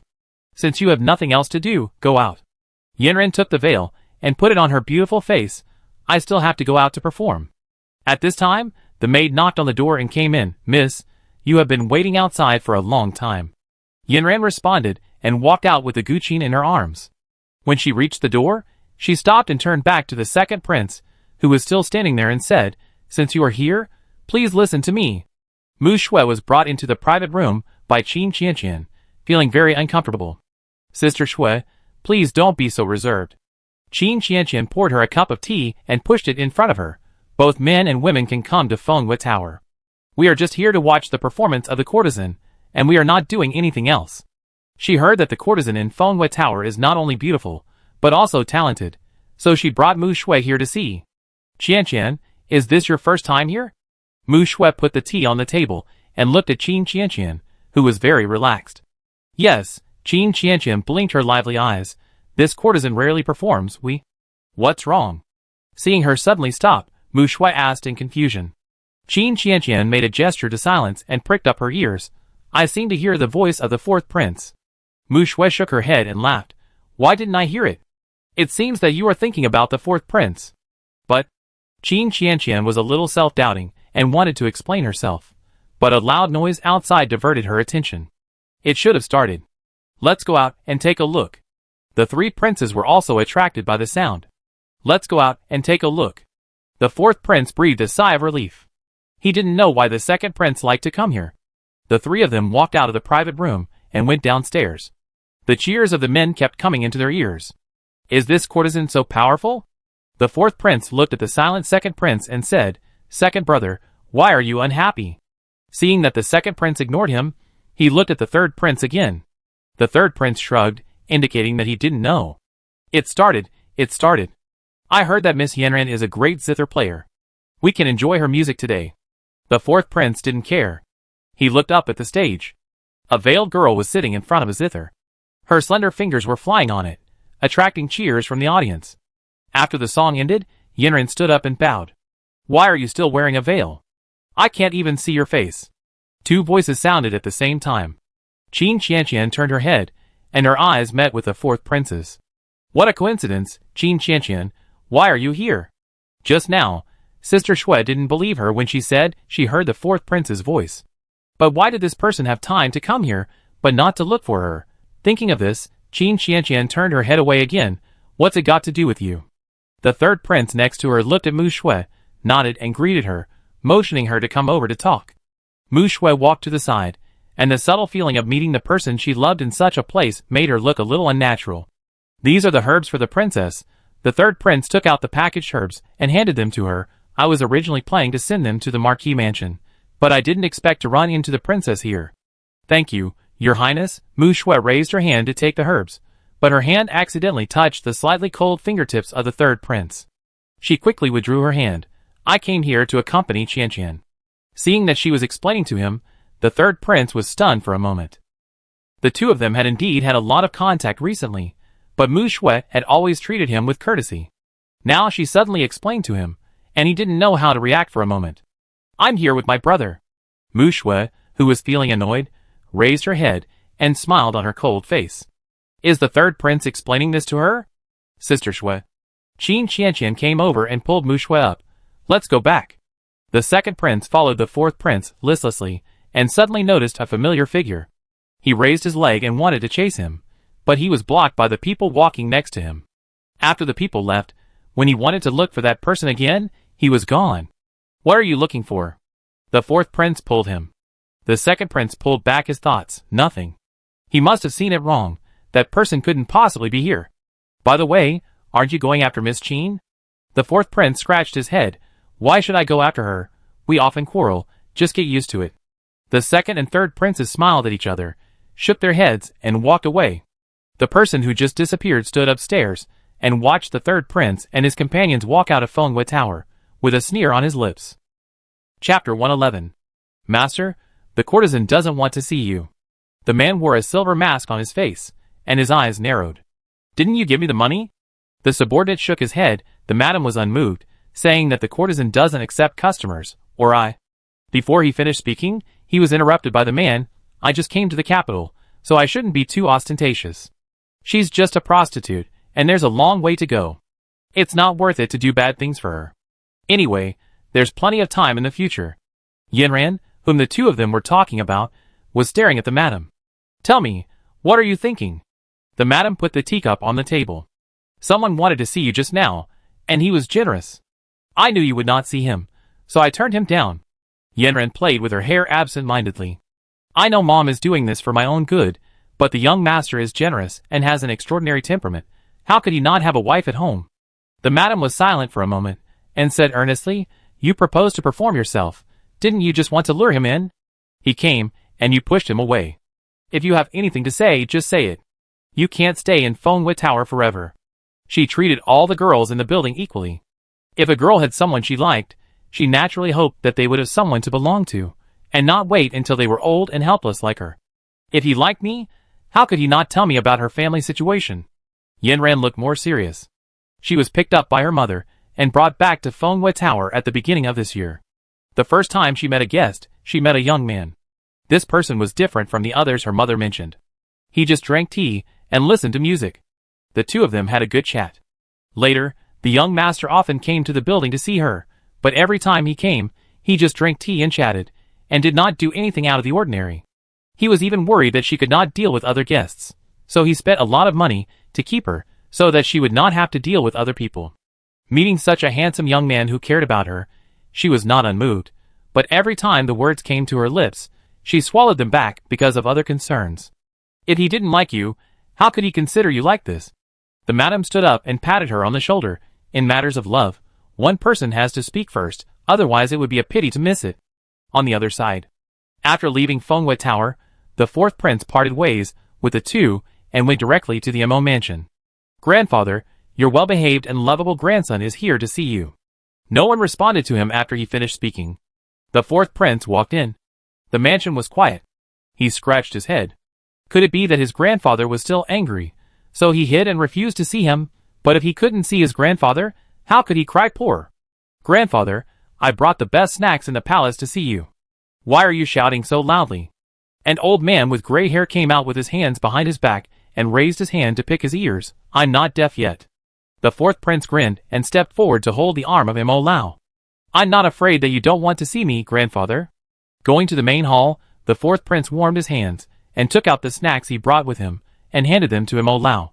Grandfather, this is something I brought specially for you, try it. Mo Lao looked alert and did not reach out to take it. If someone is too attentive for no reason, he is either a traitor or a thief. Did you get beaten by your mother again, and you want me to help you get justice? The fourth prince shook his head quickly. No, I just miss you, Grandpa. Old Mo took the snack and said bluntly, if it's not being beaten, then what is it? That? The fourth prince rubbed his hands and hesitantly said, "It's almost the new year, and I'm a little tight on money, so—" He hadn't given Luor the gift he owed before, and the red envelope for the new year must be there, otherwise not only would his father and mother say something, but Luor would also make up stories in her mind. "Your silver was taken away by your mother?" My daughter, Imo Lao, still understood. "Okay." Seeing that he was hesitant to speak, Imo Lao thought he had guessed it, and took out a stack of banknotes from his arms, and gave it to him. "Take it, it's convenient for you to seal it in a red envelope." In fact, the fourth prince was hesitant to speak because he was organizing his words, but since it was a misunderstanding, he just assumed that it was taken away by his mother. If his mother pursued it, he could also say that it was his grandfather who misunderstood. "I asked you to learn the mechanical art from me, but you didn't learn it. If you had learned it, you might be able to fight with your mother." "Thank you, grandfather." The fourth prince happily collected the banknotes, and his smile froze when he heard the words. Suddenly remembering the torture he suffered in the palace, the fourth prince's eyes lit up. If he and grandfather learn mechanical arts, then he won't have to live in the palace or practice calligraphy. The more the fourth prince thought about it, the more feasible it seemed. "Grandfather, I will learn." He seemed to have made up his mind. "I am willing to learn mechanical arts from you." Old Imo was a little surprised, and then smiled with relief. "Well, at least you have learned this, and you are not a failure.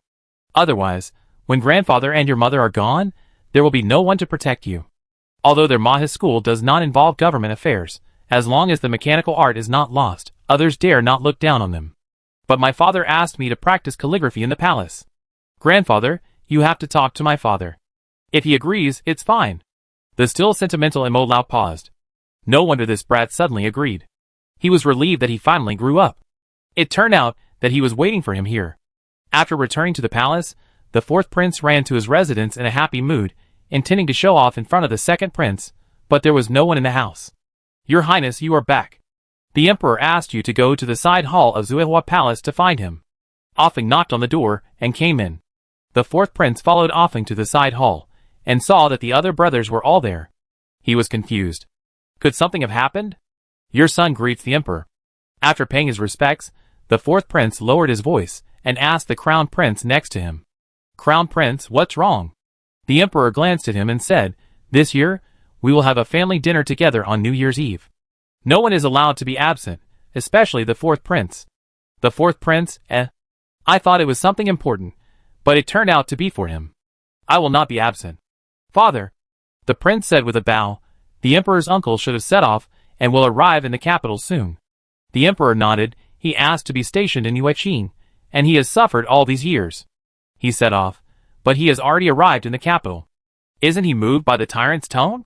He asked to go to Yueqing because he was worried that you would ascend to the throne, so he had to hide first and then make a comeback. But you are still moved by yourself here.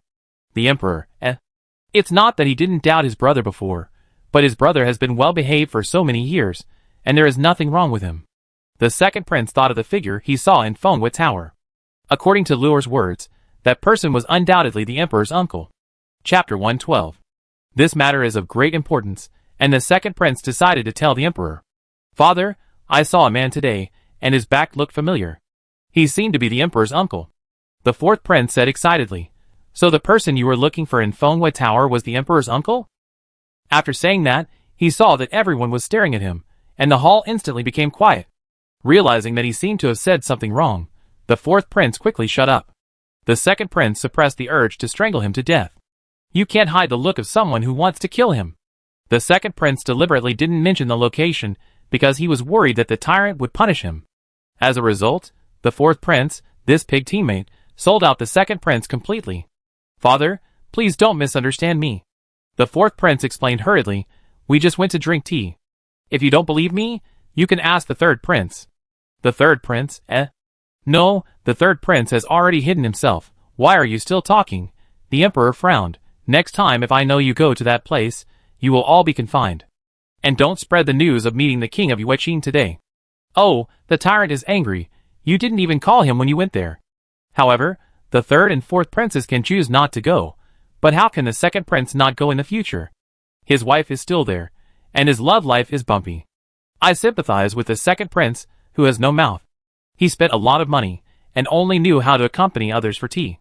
His love life was not smooth, and he was still engaged in pure love. The fourth prince stole a glance at the second prince and sighed in his heart. Sure enough, no one can escape Luo's arrangement. Your son obeys your order. When the few people walked to the door, Luo's inner voice continued. The weather has been too cold recently, and I don't know how the third prince and the heroine are progressing. When can I get some sugar? After leaving the side hall, he returned to his residence. The fourth prince took out the banknotes he had in his pocket and approached the second prince. Second brother, third brother, what are you going to give Luo on New Year's Eve? The second prince glanced at him. What you give is none of your business. Go practice calligraphy. You and third brother, don't try to threaten me with calligraphy anymore. The fourth prince raised his chin. I will leave the palace after the new year. Since Luo peed on the emperor, her life has been very comfortable. She eats and sleeps every day. The days passed in a blink of an eye, and it was the eve of New Year's Eve. The palace became particularly lively, and red lanterns were hung in all the palaces. The emperor came to Zuehua Palace after finishing his work, and just happened to hear Luo making up stories about himself. If I had known that being a tyrant could lead such a comfortable life, I should have done it earlier. It would be so much easier. This is the life that children should have. While cutting paper cuts with Zhang Ma and Huarui, concubine Xian listened to Luo's thoughts. When she heard the footsteps, she thought it was concubine Shu, but when she looked up, she saw it was the emperor. Your Majesty, I pay my respects to you. Empress Xian put down the paper cuts and scissors in her hands and stepped forward to pay her respects. The emperor helped Empress Xian up and stepped forward to pick up the paper cuts she had cut. Empress Xian's craftsmanship is really good. She cuts them so vividly. Your Majesty, you are too kind. Empress Xian smiled and poured a cup of tea for the emperor. How did your Majesty have time to come here today? I came to see Luo after finishing my work. Come on, you have never taken your eyes off my mother since you came in, and you come to see me again. Sister Empress Xian, concubine Shu, who came to deliver something to concubine Xian, stopped talking when she saw the emperor. I came to deliver something to concubine Xian, but I didn't expect that the emperor would be here too. It just so happened that she had something to ask the emperor, so she didn't have to run around. Concubine Shu asked someone to bring all the things in. These are toys made by me. When Luo grows up, she can play with them. The emperor and concubine Xian looked at the toys brought in by the palace servants, including wood carvings, and various woven butterflies and dragonflies that were lifelike. I love concubine Shu so much, but she has been sending things so frequently recently. Is she still thinking about teaching me mechanical skills? Forget it, I'm still young now. When I grow up, I will pretend to be stupid and be as useless as my fourth brother. When that time comes, concubine Xian will give up on me because she thinks I'm too stupid. Emperor, I was most enthusiastic when I was arranging the fourth brother story, but I had to learn from him when I couldn't learn from anyone else. Thank you, Sister Shufei. Concubine Xian asked Huarui to put away the flower buds and thanked me sincerely. What does concubine Shu want to see me for? The emperor picked up the hot tea and blew on it. After the family dinner on New Year's Eve tomorrow, if the princes want to leave the palace, let them do it. I heard it will be very lively outside. The fourth son would give the Qin family girl a red envelope every year. How could he send it out if he was not allowed to leave the palace? Finally, a girl fell in love with her son, so she had to help her son who was not doing well. Concubine Shu still cared about the fourth prince, so she started to help him plan to leave the palace. I really want to leave the palace, but it's too cold outside, and my mother will definitely not take me out. Just this matter, I agree. After concubine Shu said her purpose, she stood up and left. As soon as she left, Eunuch Chao hurried in. Whispering beside the emperor, Your Majesty, there is news from the Ministry of Justice. Ah, is Yang Xian really back? Take me to see. The emperor stood up and picked up Luo. I will take Luo out for a while. Empress Xian took a fox fur cloak and wrapped it around Luo, without asking any more questions. When the emperor took Luo to the secret cell of the Ministry of Justice, Lord Qin was waiting at the door. No one else. Lord Qin understood what the emperor meant and said respectfully, I did not let anyone else get close to here, Your Majesty, follow me. The emperor did not deal with this person, and even asked Yangwen to visit secretly, proving that this person was related to Yangwen, so he naturally did not dare to let other people approach this place. Well done. The emperor followed him to the prison door where Yang Xian was imprisoned. Yang Xian was wrapped in a quilt, talking to himself in the corner like a madman. I want to go back. I don't want to stay in this hellhole, let me go back. She was too naive and too self-evident. These people were simply crazy and killed people without mercy. She wanted to leave this hellhole and return to modern times. She didn't want to be taken to see how these people tortured people every day. Although she is very ordinary in modern times, at least her life will not be threatened. Your Majesty, is this person crazy? Lord Qin was undecided. He has been talking about this for a whole day. Should we let someone take a look? I thought it was the Real Yang Xian who would come, but it turned out that the time-traveling girl was crazy. I don't want to disappear, I want to go back. The time-traveling girl who was talking to herself in the corner covered her ears, and her voice became excited and helpless. Ah! A shrill cry ended, and the people in the corner suddenly quieted down. Yang Xian slowly stood up. Her eyes were blank, looking at the surrounding environment. A string of memories that did not belong to her flooded into her mind. Yui Luo blinked her big eyes and stared at Yang Xian, and naturally did not miss the blankness in her eyes. It was Yang Xian. The real Yang Xian was back. Chapter 113. After receiving the memory, Yang Xian still felt a little dizzy. A moment ago, she was in a world completely different from this one, and was about to end her life. But when she opened her eyes again, she came to this place. Looking at the bright yellow standing in front of the prison door, Yang Xian almost cried with joy. Has she finally come back? She has been in that world for a year, and the people around her don't like the owner of her body. She wants to ease the relationship. But those people say she is a green tea when they hear her speak, and they don't want to get close to her at all. I don't know if my father and mother are okay. Your Majesty, I pay my respects to you. Long live the Emperor. Yang Xian pulled back her thoughts and stepped forward to pay her respects. Look at her temperament. It's the real Yang Xian. After all, a time-traveling girl can't pretend to have such a gentle and generous temperament. The Emperor raised his eyebrows slightly. If he couldn't hear Luo's inner voice, he would never believe that there would be such a bizarre thing. Lord Qin next to him was already stunned. This change was too fast, from a madman talking nonsense to a lady from a noble family. Yang Xian was still waiting for the Emperor to speak, but she suddenly felt dizzy and fainted. Yui Luo was still thinking about how the real Yang Xian came back, and after thinking for a while, she came to a conclusion. Perhaps the time-traveling girl was tortured so much that she couldn't bear it, causing her soul to be too fragile, which gave the real Yang Xian the opportunity to come back and dominate her body. But these were all her guesses, without any basis. Now the real Yang Xian is back, but the tyrant doesn't know about such a bizarre thing. How can he keep her safe? The real Yang Xian is not only innocent, but if she receives the memories of the time-traveling girl, she might be able to help.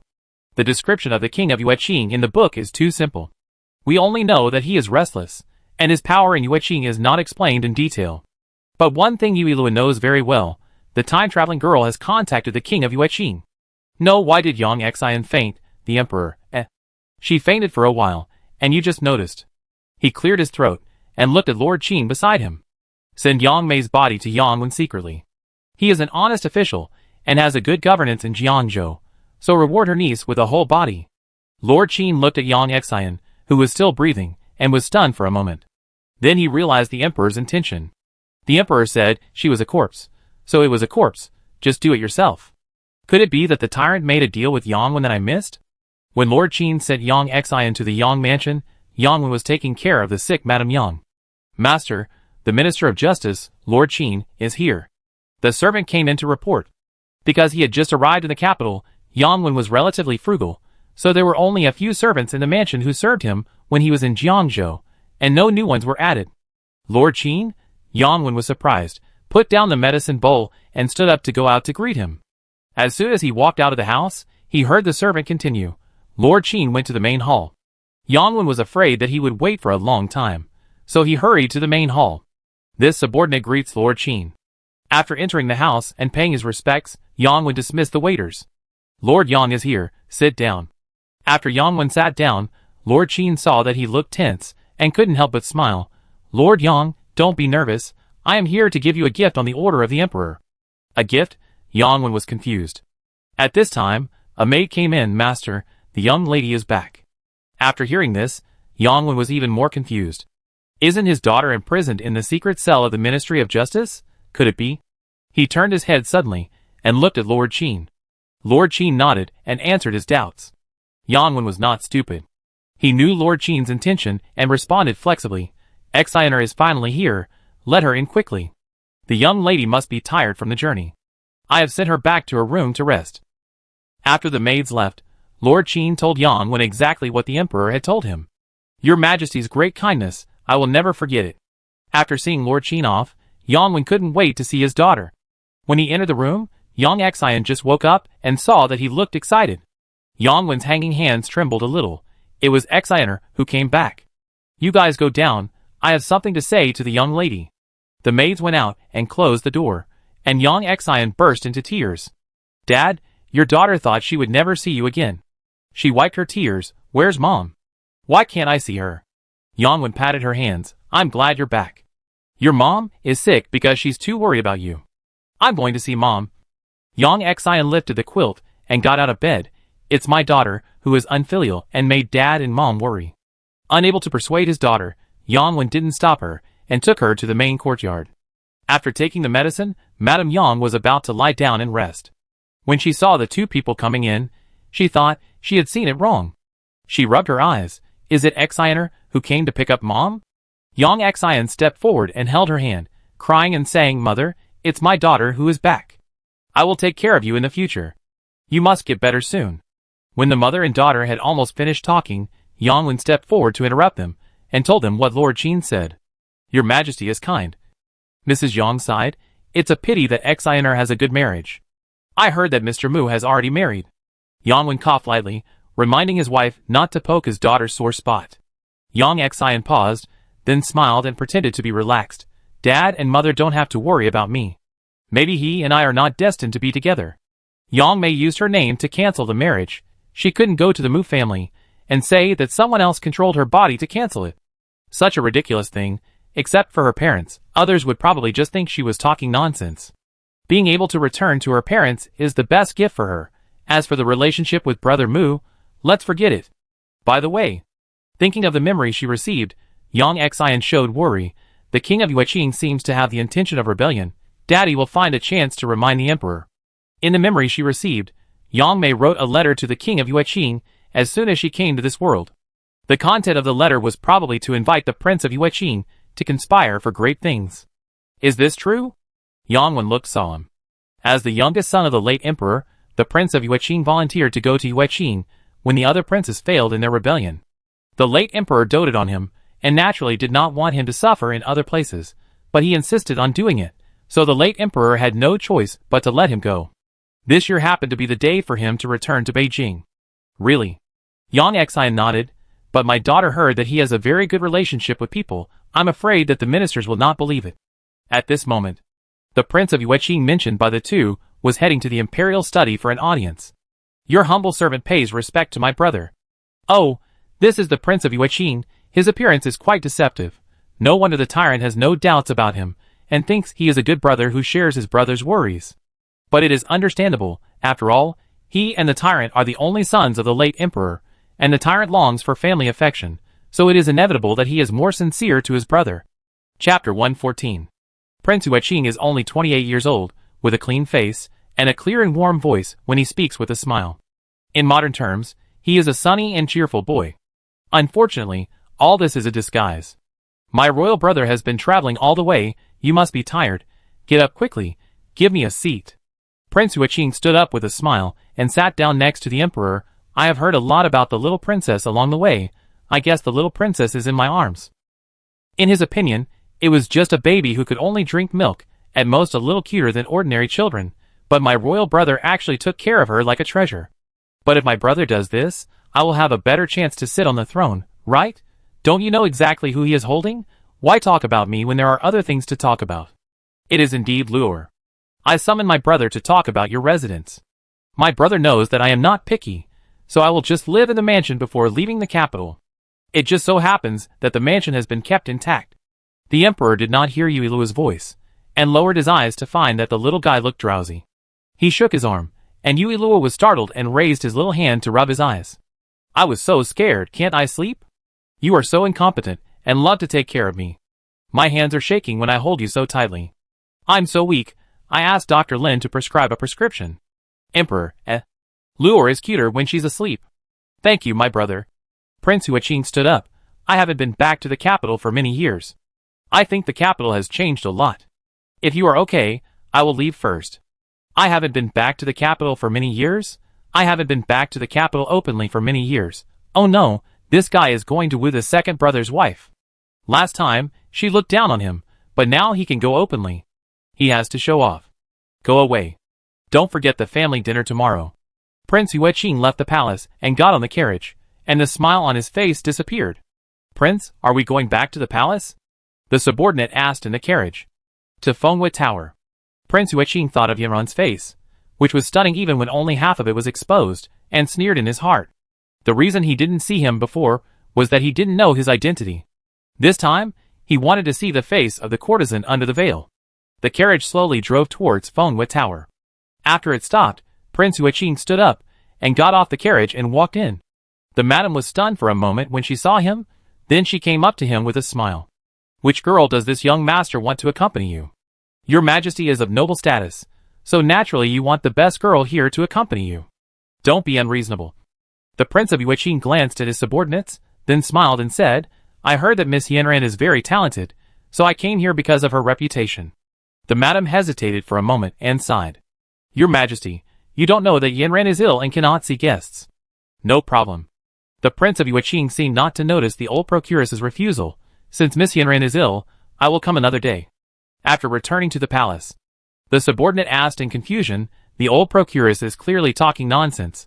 Why doesn't the prince let the subordinate expose her? As a beauty, it is inevitable that she has some temper. The Prince of Yueqing stroked the teacup with a gloomy face. There is no rush. Talk about Yang Wen who just came to Beijing, and see if this person can be used by the prince. Although he secretly returned to Beijing in recent years, he could only use this opportunity to understand the situation in the capital, and could not do anything else. Now that the country is stable, if he wants that position, he can only use his wits to gain it, and he can't break off relations unless it's absolutely necessary. Your Highness, Yang Wen is an upright person. I'm afraid it will be difficult to get him to submit to you. Integrity? Prince Yueqing didn't care. As long as he was a human, he would have things he cared about. No matter how upright he was, he still had weaknesses. By the way, does your Highness still remember the letter he received a few months ago? Prince Yueqing and his subordinates looked at each other, and then laughed. This daughter of Yang Wen is quite interesting. She was so arrogant that she wanted to conspire with him for a big thing, and she also claimed that she knew a lot about him. But he didn't take it seriously at that time. Yang Wen was not in the capital, and couldn't help him, so he naturally wouldn't expose himself easily. Now he can help. The next night. That was the New Year's Eve family dinner. Yui Luo was dressed up like a New Year's picture doll by concubine Xian and brought to the party. Fortunately, there were not too many people, and I could finally meet my love-brained fifth sister. Let me see where the fifth sister is. The fifth princess, who was sitting in the corner, heard the voice and subconsciously looked at the sixth princess, but the sixth princess blinked at her and didn't speak. Seeing that no one else was surprised, the fifth princess thought she was hallucinating. She looked away and poured herself a cup of tea, and the childish voice sounded in her ears again. Oh, I saw the fifth princess. She looked a little haggard. She must have been abused by her husband. Such a good princess, but she had to be a slave to others. I don't know if the fifth princess chose her husband with her eyes closed, otherwise why did she choose a violent man? The fifth princess confirmed the source of the voice, and subconsciously wanted to refute it, but she felt it was inappropriate. The prince consort is very good, it is me who is not good. The few people who could hear the inner voice had the same thought in their hearts. The prince consort actually bullied the princess? The sixth princess was glad in her heart that she had not yet married. She happily picked up a piece of dessert and stuffed it into her mouth, and Yui Luo's inner voice sounded again. The sixth princess ate happily, and you will follow the footsteps of the fifth sister in the spring. Too miserable, love-brained is really not good. The sixth princess, Suddenly, the dessert in her mouth felt not sweet. What do you mean by following the footsteps of the fifth sister? I am not stupid, I won't do that. The emperor had almost heard it all before he spoke. Today is a family dinner. No need to be so rigid, let's have the dinner. Yui Luo was held by concubine Xian, looking at the table full of delicacies. Her mouth kept secreting saliva. This family dinner is too unfriendly to me. I have to think of something interesting to divert my attention. The few people who could hear the inner voice stood up, praying in their hearts that they would not be framed. Yueqing Wang went to find Yanran to steal the second brother's house yesterday, but fortunately, he didn't see it. Men are indeed visual animals. Before seeing Yanran's true face, they wanted to give her to the tyrant. After seeing her, they just wanted to take her for themselves. The second prince, who was originally happy to hear this, suddenly felt that it was boring. The second prince was also attracted by Yanran's beauty, otherwise he would not have only worn pink clothes since Yanran praised him for looking good in pink clothes. After a meal, some people were happy and some were worried. The fourth prince, who had not been arranged all night, could not help but add another silver note to Yuilua's red envelope. Brother. Prince Huiqing took out a small box and stood up. This is a gift from me to the little princess. Please accept it. Finally, it was my favorite part, collecting money and gifts. With Prince Huiqing taking the lead, several princes also presented red envelopes. Looking at the thick red envelopes, Yuilua smiled so hard that her mouth almost broke. The fourth brother actually also wrapped a red envelope. I was so touched. Chapter 115. After the family dinner, the fourth prince returned to the fourth prince's mansion without stopping. He let out a long sigh after getting off the carriage. Huh, I finally made it. Qin Qianqian would send him a red envelope every year. If he didn't make it, she would be angry again. Your Highness, are you sure Miss Qin will come this year? The fourth prince glanced at Offeng. Why not? Just wait. The two of them waited in silence for an hour. Offeng yawned and said, Your Highness, why don't you stop waiting? It's been an hour. Miss Qin would have come at this time of year. The fourth prince was unwilling to give up, and still stood at the door, but Qin Qianqian was nowhere to be seen. Didn't she talk to him at Fengwei Tower? Could she still be angry? Maybe she was held back by other things. Wait a little longer. What's the point of waiting? Miss Qin must be really angry this time. On the other side, Qin Qianqian planned to go back to the yard after dinner. Lord Qin and Madame Qin looked at each other. Qianqian, aren't you going out tonight? Every year, their daughter would go to the fourth prince's mansion after dinner with them. Why didn't she mean to go out today? This time the quarrel lasted quite a long time. No, Qin Qianqian walked out the door. It's too cold outside. I go back to the house first. After returning to her own yard, Qin Qianqian began to walk around the house. Oh, don't walk around. I feel dizzy just watching you. Madame Qin came in, held Qin Qianqian down, and asked her to sit down. If you want to see the fourth prince, go ahead. What's the point of worrying about it here? Qin Qianqian pinched the red seal in her sleeve and said stubbornly, No, I don't want to see him. Every time the two of them quarreled, she was the one who showed weakness. She also had dignity. Okay, no, she couldn't give in this time no matter what. It was obviously the fourth prince's fault. She would never give in. Yes. Mrs. Qin knew that her daughter was hard-mouthed but soft-hearted, so she changed her words. If you don't want to meet, then don't meet. I heard that there are lantern riddles and acrobatics outside, which is very lively. You can go for a walk with the princess.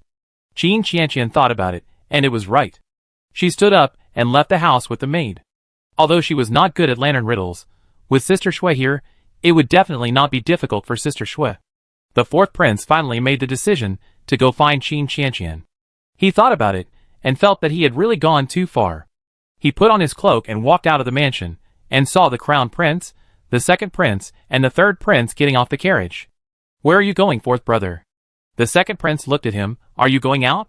The fourth prince stuffed the red seal in his hand into his sleeve, and smiled. I was planning to go shopping with my brothers. He didn't want to tell them that he was going to find Qin Qianqian, otherwise the second prince would definitely laugh at him. That's great, let's get on the carriage. The fourth prince's little tricks were clearly visible to the others, and they saw through it, but didn't say anything, and got on the carriage. There were 2 carriages in total, and the fourth prince was forced to share one with the second prince. When they got off the carriage at the busy street, the fourth prince followed them absent-mindedly, thinking about what to do if Qin Qianqian went to look for him, but didn't meet him. Or maybe he should just go back, since he wasn't good at guessing lantern riddles anyway. Fourth brother, what are you dawdling about in the back? The prince looked back at the fourth prince. There are people guessing lantern riddles ahead. Let's go and take a look. The fourth prince followed a few people and wanted to speak, but heard a familiar voice. Sister Shui is so amazing. Who else could this be but Qin Qianqian? He looked around and noticed Qin Qianqian, who was wearing a blue cloak, standing in front of the beautiful lanterns with a smile on her face, applauding Mu Shui. After a few people approached, the third prince also noticed Mu Shui. Wearing a red cloak, standing in front of various lanterns, the warm yellow lanterns reflected on her cold face, making her cold face softer. Congratulations to this girl for guessing all the riddles and winning this lantern. Mu Shui slightly curled her lips and took the lantern.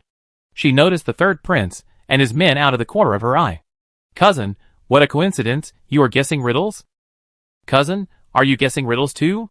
Knowing that they did not want to reveal their identities, Mouchouet did not call them Your Highness. The prince stared straight at the rabbit lantern in Mouchouet's hand. Hearing this, he smiled and asked the lantern seller, Boss, are you still selling this lantern? It was too cold outside. My father did not let Lure go out. This lantern is so beautiful. She will be very happy to give it to Lure. Sir, the lantern is the prize for guessing lantern riddles. There is only one, and it is now in the hands of this girl. The prince knew it was not good to take someone's love away, so he continued to ask, Is this lantern for sale? No. The boss looked proud. This lantern was made by my wife. Only one was made. No one else can make such a lifelike rabbit lantern. The fourth prince looked puzzled. How could the prince, a grown man, like lanterns? Qin Qianqian looked unhappy since she saw the fourth prince. Even though they came out, they didn't come to look for her. When they saw her, they pretended not to see her. Several people walked away from the lantern riddle guessing place, and went to a place with fewer people. Your Highness, if you like this lantern, take it. Mouchouet handed the lantern to the prince. The prince asked so many questions just now, I think he really likes this lantern. She was brought out by Qin Qianqian to join in the fun, and this lantern can't be said to be very fond of it. Cousin, how about giving this lantern to my third brother? My third brother likes it. The second prince tried his best to wink at the prince. Why did the prince join in the fun? The third prince was stunned for a moment. The second prince was particularly keen on bringing him and the princess together recently. He was very puzzled before, but he understood after listening to Lure's voice. The second prince had someone he liked, and the Empress de Fey intended to let the princess marry him, so in order not to marry the princess, he brought himself and the princess together. Retracting his thoughts, the third prince raised his hand to cover his lips and cleared his throat. The crown prince brother should want to bring her back to Lure. The second prince and the fourth prince looked at each other and thought that the crown prince brother had ideas. No wonder Lure made up the least about him. Since the little princess likes it, the prince will give it to her. The prince thanked him and took the lantern. Why don't we find a place to sit? Qin Qianqian took Mouchouet's arm and followed the prince and his men, her eyes almost staring through the fourth prince. The men walked to a simple tea shed next to a small vendor and sat down. Qin Qianqian poured the tea and drank it hard, glaring at the fourth prince again. The fourth prince touched his nose and said nothing. Fourth brother, didn't I see you seal 2 red envelopes? You only sent one out. What about the other one? The second prince poured a cup of tea, glanced at the fourth prince and Qin Qianqian, and asked casually. Qin Qianqian's eyes flashed with hope, waiting for the fourth prince's answer. The fourth prince thought the second prince was going to tease him again, so he said, You are wrong. Chapter 116. Qin Qianqian's face immediately turned cold when she heard this, and she stood up and said she wanted to go back to the mansion. The fourth prince stood up and chased after her. Qin Qianqian, wait for me. The streets were crowded with people, blocking the fourth prince's way, and soon Qin Qianqian disappeared. He couldn't catch up, so he had to walk back, thinking that he would have a chance to find Qin Qianqian to explain. Didn't you go to chase someone? Why are you back? The prince looked at the dejected fourth prince. Qin Qianqian is not a human being. She is simply a wild horse that has run away from its reins. The fourth prince sat down on the chair. What girl can run as fast as her? I can't catch up with her at all. The second prince watched the fun and added, Who told you not to talk? You have to fight every time you meet. If you practice martial arts more, maybe you can catch up with her. The fourth prince rolled his eyes.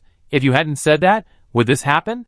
Wait until the prince of Yueqing snatches the girl he likes away, and see if he is still in the mood to tease him. Fourth brother, Miss Qin is a woman after all. It would be bad if something happened to her. You should follow her, and see if she returns home safely. The prince put down the teacup and said, It's getting late, let's go back. Don't worry, my prince. Qin Qianqian has been practicing martial arts since she was a child. You should worry about others. Seeing him like this, the prince said no more. You go back first, I have something else to do, said the second prince, looking at the third prince. Third brother, please help me send my cousin back home. After parting ways with the others, the second prince confirmed that no one was following him, and then he walked into Fenghua Tower with ease. Yinren sat in front of the window, listening to the lively sound of firecrackers outside. Today, she was not wearing a veil, and her delicate eyebrows and eyes were exposed to the air without any cover. The second prince came in quietly, and saw such a scene. The cigarette smoke was curling in the room. The woman in a red dress sat by the window overlooking the busy street. Her back looked a little lonely. Hearing the sound, Yinren thought it was a maid, and said lazily, "Didn't I say that you don't need to serve me today?" The second prince walked a few steps closer to her, and raised his hand to close the window for her. "You?" Yinren turned her head, the rest of the words stuck in her throat. She chuckled, staring at the second prince with her upturned eyes. "How come you have time to come to me on New Year's Eve?" The second prince did not respond to her words, but instead said, "Do you really want to go out for a walk?" He actually planned to take Yinren out for a walk, but he was worried that if the Prince of Yueqing and his father knew about it, it would bring unnecessary trouble to Yinren. Although he did not care about Yinren's identity, his father and the royal family did, and it was almost impossible for Yinren to become the main wife. "What's there to see outside?" Yinren stood up, walked to the table and sat down, raised her hand to pick up the wine pot and poured a glass for the second prince. "Since you are here, please drink with me." After a few glasses of wine, Yinren's beautiful face was slightly flushed. She raised her hand to support her cheek and asked the question she had always wanted to ask. "I have known you for so long, but I still don't know your name or where you live." The second prince's hand holding the wine glass paused. "I will tell you when the time comes. Now is not the time. Wait until he finds a way to make Yinren the queen, then tell him everything and reveal his true feelings." "Yinren, I can tell you clearly now that I have no family. Wait for me." Yinren nodded, got up and walked to the second prince under the influence of drunkenness, leaned over and kissed him on the forehead. "It's a deal." The second prince was stunned on the spot, raised his hand, and touched the place on his forehead that was kissed, and it took him a long time to come back to his senses.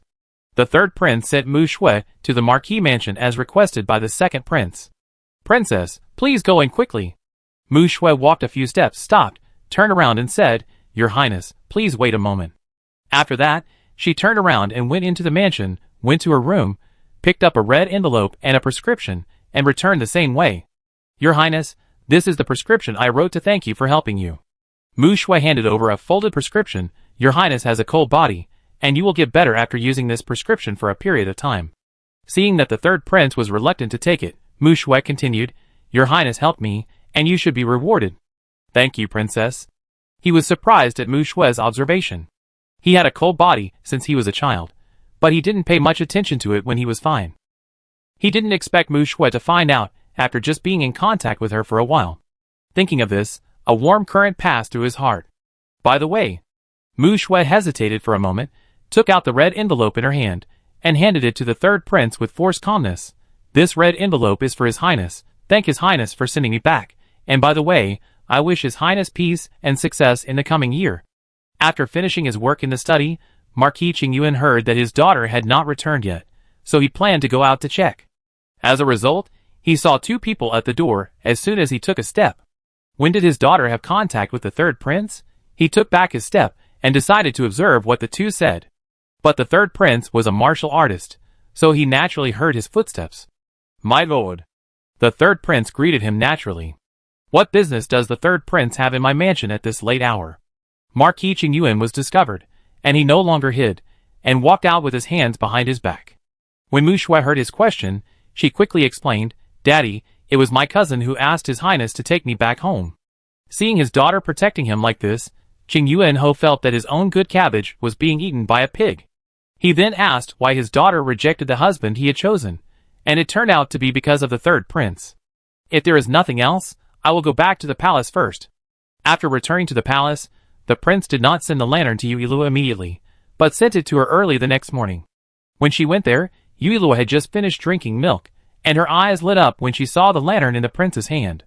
"Ah, I love my brother the crown prince so much. He went shopping and bought me a lantern. I don't know how they spent New Year's Eve last night.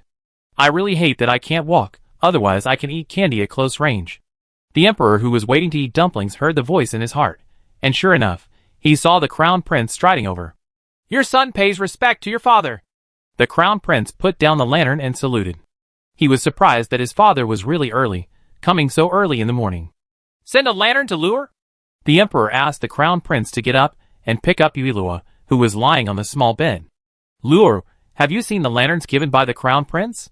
Do you like them?" Yuilua raised her hand to grab the exquisitely crafted lanterns. "I like them. Who can not love the lifelike rabbit lanterns? It's the crown prince who is here." Empress Xiang came out from the small kitchen next to her and said softly, "Since the crown prince is here, let's eat dumplings together." The emperor glanced at the crown prince. Let's eat together. Thinking of the people in the palace, the emperor told eunuch Chow, go and call the other princes, as well as concubine Shu and concubine De. It will be more lively with more people. Chapter 117. Since the emperor found out last time, concubine De has indeed restrained herself a lot. Today is the first day of the new year. She called the second prince and Mu Shui to play cards with her, but they refused. Okay, if you don't want to play, I let the palace mates play with me. Before the cards were taken out, eunuch Chow came in. After greeting, he said, the emperor ordered me to invite his majesty and his highness to have dinner together at Zuihua Palace. To have dinner? Da Fei looked at Mu Shui. Shui, go with us. The emperor has sent someone to invite her. It would be inappropriate not to go. Mu Shui hesitated. Her father saw her talking to the third prince last night, and she didn't know what he was thinking. And if she gave the third prince a prescription, would he misunderstand? And I'm not going. Da Fei pulled her over. Why don't you stay here? Let's go together. If you don't want to drink, just refuse. In fact, she never understood why her niece didn't drink. When they arrived at Zuihua Palace, concubine Shu and the third and fourth princes had already arrived. Zuihua Palace was bustling with activity. The third and fourth princes were playing with Yuilua, concubine Shu was chatting with concubine Xian, and the emperor and the prince were talking about something. The scene looked very warm. Seeing them coming in, the emperor waved the formalities and motioned them to sit down. Oh, it looked quite harmonious.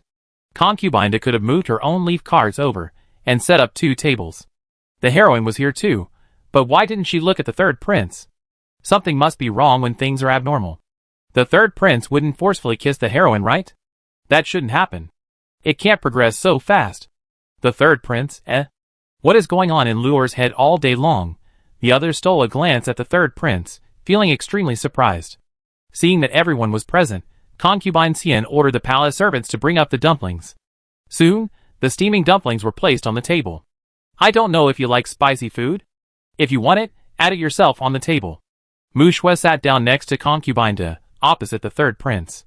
Because she didn't talk much, concubine De didn't notice anything unusual about her. I haven't eaten dumplings for a long time. Sister Xianfei is so thoughtful. Da Fei picked up a dumpling. She thought that the meal at Zuihua Palace would be the same as last night, but she didn't expect that it was dumplings she hadn't eaten for a long time.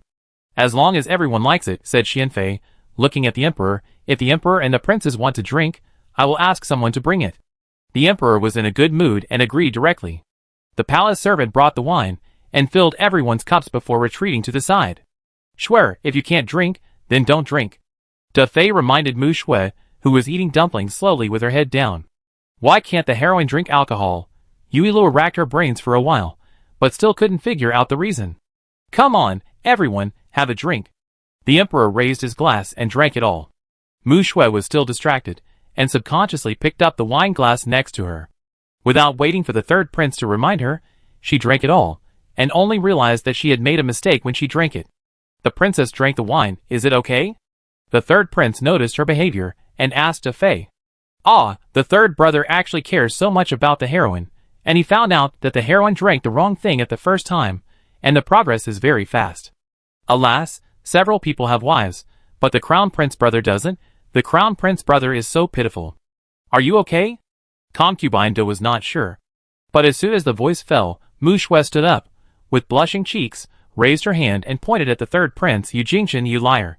Haha, so this is the reason why the heroine doesn't drink. The cold beauty is quite cute when she gets drunk. Your Majesty, please forgive me. Da Fei put down her chopsticks. I will take the princess back first. When Mu Shui heard that Da Fei wanted to take her back, she stood up and walked towards the third prince, raising her hand to grab the third prince's hand. I don't want to go back, you Jingshan, you are a liar, I beg you. Before she finished speaking, she burped, raised the third prince's hand in confusion, and muttered to herself, why is it still so cold? Didn't I give you the prescription? Shui, Auntie will take you back first. Concubine De was afraid that Mu Shui would say something else, so she went forward to pull her.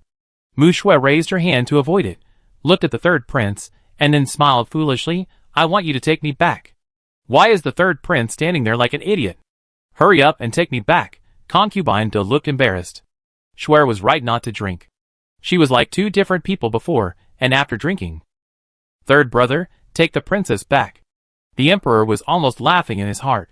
Qing Yuanho looked down on the third brother the most. Now it seems that he has to recognize the third brother as his son-in-law. After all, his daughter loves the third prince, and he can't stop her. The third prince got up and sent Mu Shui back to the palace of concubine Da. When he came back, he kept thinking about what Mu Shui hadn't finished saying. Mu Shui knew him very well, but he knew clearly that they didn't have much contact. Could it be that he forgot? Qi mansion outside the palace. The courtyard of the fifth princess was silent, and the maids dared not make a sound and stood aside with their heads down. The prince consort was going to make trouble for the princess again. They were used to it. The prince consort acted very fond of the princess outside, but he would hit the princess every now and then in the mansion. At first, some maids couldn't stand it and would stand up for the princess, but the princess not only didn't thank those who stood up for her, but also blamed them for being nosy. Over time, they just pretended not to see it. You all leave. Qi Xian waved away the maids and walked to the fifth princess. Princess, didn't you say anything you shouldn't say at the family dinner yesterday? The fifth princess shook her head. How did my husband have time to come here today? Is it not possible for me to come to your yard? Qi Xian pinched her chin, his expression cold. Why, you seem to be quite dissatisfied with me not coming to your yard. If it weren't for your pregnancy, why would mother let you take a concubine for me? The fifth princess held back her pain. I've been taking medicine according to the prescription given by my mother. It's my own fault. If your husband wants to take a concubine, I can help you do it. Qi Xian let go of her hand, looked around her yard, and sat down beside her. I see your yard is quite spacious.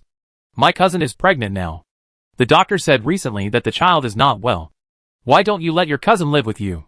Don't worry, when her child is born, she will be raised by you, her stepmother. In this way, your mother should no longer say that you have no children. The fifth princess was touched. Her husband still cared about her. Otherwise, he wouldn't have worried about her being talked about. She immediately agreed to give the main courtyard to Qi Xian's cousin. Seeing that she was so tactful, Qi Xian rarely did anything to her. By the way, did you mention the matter I asked you to mention? The fifth princess pursed her lips. Yesterday was a family dinner, and the emperor's uncle was there, and no one talked about official business, so I didn't mention it. Qi Xian rubbed his eyebrows. He had spent a lot of effort to marry the fifth princess, thinking that it would help his career, but it turned out to be useless. Chapter 118. Seeing that he looked unhappy, the fifth princess continued to add, Don't worry, my husband. I will find a chance to tell my father after the new year. Although I don't know whether my father will agree, I'd better give it a try. My husband has placed all his hopes on her, and she can't let him down. Thank you for your hard work. Qi Xian's expression eased a little. We are husband and wife, and you are helping our common home when you help me. After saying that, he glanced at the fifth princess's hand and took out a porcelain bottle and handed it to her. Use it to apply on the wound on your hand. Don't leave scars. No one in the mansion dared to say anything, and the fifth princess would not say anything because of her temperament, but if the emperor saw the scars on her hand, the Qi mansion would not be able to explain. Thank you, husband, for your concern. I'm fine. Not long after Qi Xian left, Qi's mother sent someone to invite the fifth princess. Princess, the lady asked you to come over. The fifth princess changed her clothes and went to Qi's mother's yard. As soon as she entered the yard, she saw Aunt Lan sitting next to Qi's mother. They were talking about something, and Qi's mother was so amused that she couldn't stop laughing. The fifth princess tightly grasped her handkerchief. In fact, when she first married Qi Xian, both Qi's mother and Qi Xian treated her very well. But after 3 years of marriage, she still hadn't gotten pregnant, and Qi's mother and Qi Xian gradually treated her worse than before. Madam, the princess is here. Aunt Lan stood up and was about to salute the fifth princess, but Qi's mother held her down and said, You are pregnant with Xianer's child now, so forget about the salute. Mother, what do you want from me? Qi's mother glanced at her, and did not hide her displeasure on her face. I asked you to come here because I want you to vacate the yard for Lanner as soon as possible. And I have told you so many times that you should be polite when you see your mother-in-law. Do I need to teach you these? I know. The fifth princess bowed obediently. Hello, mother. I will move out of the yard as soon as possible. It's a good thing to consider Xianer's offspring. Qi's mother nodded with satisfaction. Anyway, this child will be raised by you in the future. Just treat it as your own child. Aunt Lan looked at the scolded fifth princess and felt a little sympathetic to her. The noble princess was so embarrassed that she didn't know how to refute. Aunt, the princess should live in the courtyard. It doesn't matter where I am. Qi's mother and Qi Xian wanted to die, but she would not accompany them. No matter what, the princess is still a princess. If the emperor knew that the Qi family treated the princess like this, it would sooner or later lead to a big mistake. Seeing Qi's mother hesitating, Aunt Lan said softly, "Aunt, my current courtyard is close to you, so it's more convenient to come to talk to you, and the princess doesn't have to move." Qi's mother was still a little worried, "But, the child in your belly. It's my cousin who's making a fuss." Aunt Lan raised her hand and touched her belly. "It's really okay." Aunt Lan is good at making people happy, and with a few words, she coaxed Mother Qi to change her mind. After leaving Mother Qi's yard, Aunt Lan and the fifth princess walked side by side for a while, stopped and said, "Princess, what happened today was not my intention." The fifth princess was a little surprised, but just nodded and didn't say anything. In fact, if the princess is not doing well, you can tell the emperor. She was framed by the vicious Mother Qi, otherwise she would not have become Qi Xian's concubine and stayed in the Qi mansion. Every day, she endured the disgust to please Qi's mother Qi Xian, just to let them taste the feeling of being deceived by their relatives. "Auntie Lan, you should take care of yourself first." The fifth princess did not appreciate it, and felt that Auntie Lan was laughing at her. Looking at the fifth princess walking away, the maid next to Auntie Lan frowned and said, "Auntie, why do you have to remind her? She won't appreciate it." The weather gradually became warmer, and in a blink of an eye, it entered the spring when everything revived. The fifth princess deliberately chose a good day to enter the palace to meet the emperor. A lot of things had piled up before the new year, and the emperor was dealing with these things, but he forgot about the fifth princess. Now he remembered it when he heard someone report it. He threw away the memorials from the ministers asking him to choose a concubine, and let the fifth princess in. Has the fifth princess, who is in love, been coaxed by the domestic violence man again? Now she is in the palace to ask the tyrant to give the domestic violence man a position. The emperor narrowed his eyes slightly. The fifth princess did mention it before, but he had rejected it.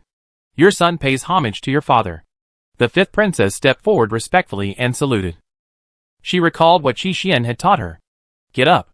The emperor's sharp eyes fell on her. "Why do you want to see me? Are you not living well in Qi's mansion?" The fifth princess hurriedly shook her head. "Thank you for your concern, father. I am living very well. Why is the tyrant looking so fierce?" The fifth princess finally remembered the words taught by the violent men in the family. What if you scared her away, and made her forget the words she remembered? "I came to see you, father, and I do have something to ask for." "Is it so direct? Speak." The emperor picked up the tea and was about to drink it, when Yuilu's inner voice sounded again. The tyrant dared to drink tea, don't choke later. The emperor put down the tea silently, and heard the fifth princess say, "Father, the son-in-law has treated me very well these years, but he has never held an official position. I am inevitably ridiculed when I am away, so I beg you to give me an official position. If you want an official position, just take the exam yourself. Don't you know that the tyrant hates backdoors the most? Oh, I forgot, the domestic violence man has not been able to pass the exam for these years, and now he is an unemployed vagrant. It's fine if he can't pass the exam, but he blames everything on the fifth princess." The fifth princess was annoyed by the voices in her heart. How could the little sister know everything? Last year, Qi's mother did find someone to calculate that she was a bad match for Qi Xian, so Qi Xian could not pass the exam. "Old fifth, do you know what you are talking about?" The emperor's face sank, thinking that she was beaten stupid. Even if I give him an official position, can he do it? Hasn't he been ridiculed enough for failing the exam all these years? The fifth princess shrank her neck and dared not speak again. Could she not know? She is more afraid of disappointing the domestic violence man than being angry at you. After all, she feels that she has been childless for many years, and it is a great blessing that the domestic violence man has not divorced her. Oh, by the way, the domestic violence man also gave her medicine to prevent her from getting scars. How could the fifth sister bear it? She must be so touched. Although he beat me, he still cares about me, otherwise he would not give me medicine to prevent me from getting scars. The emperor, Luor started again. "Are you stupid?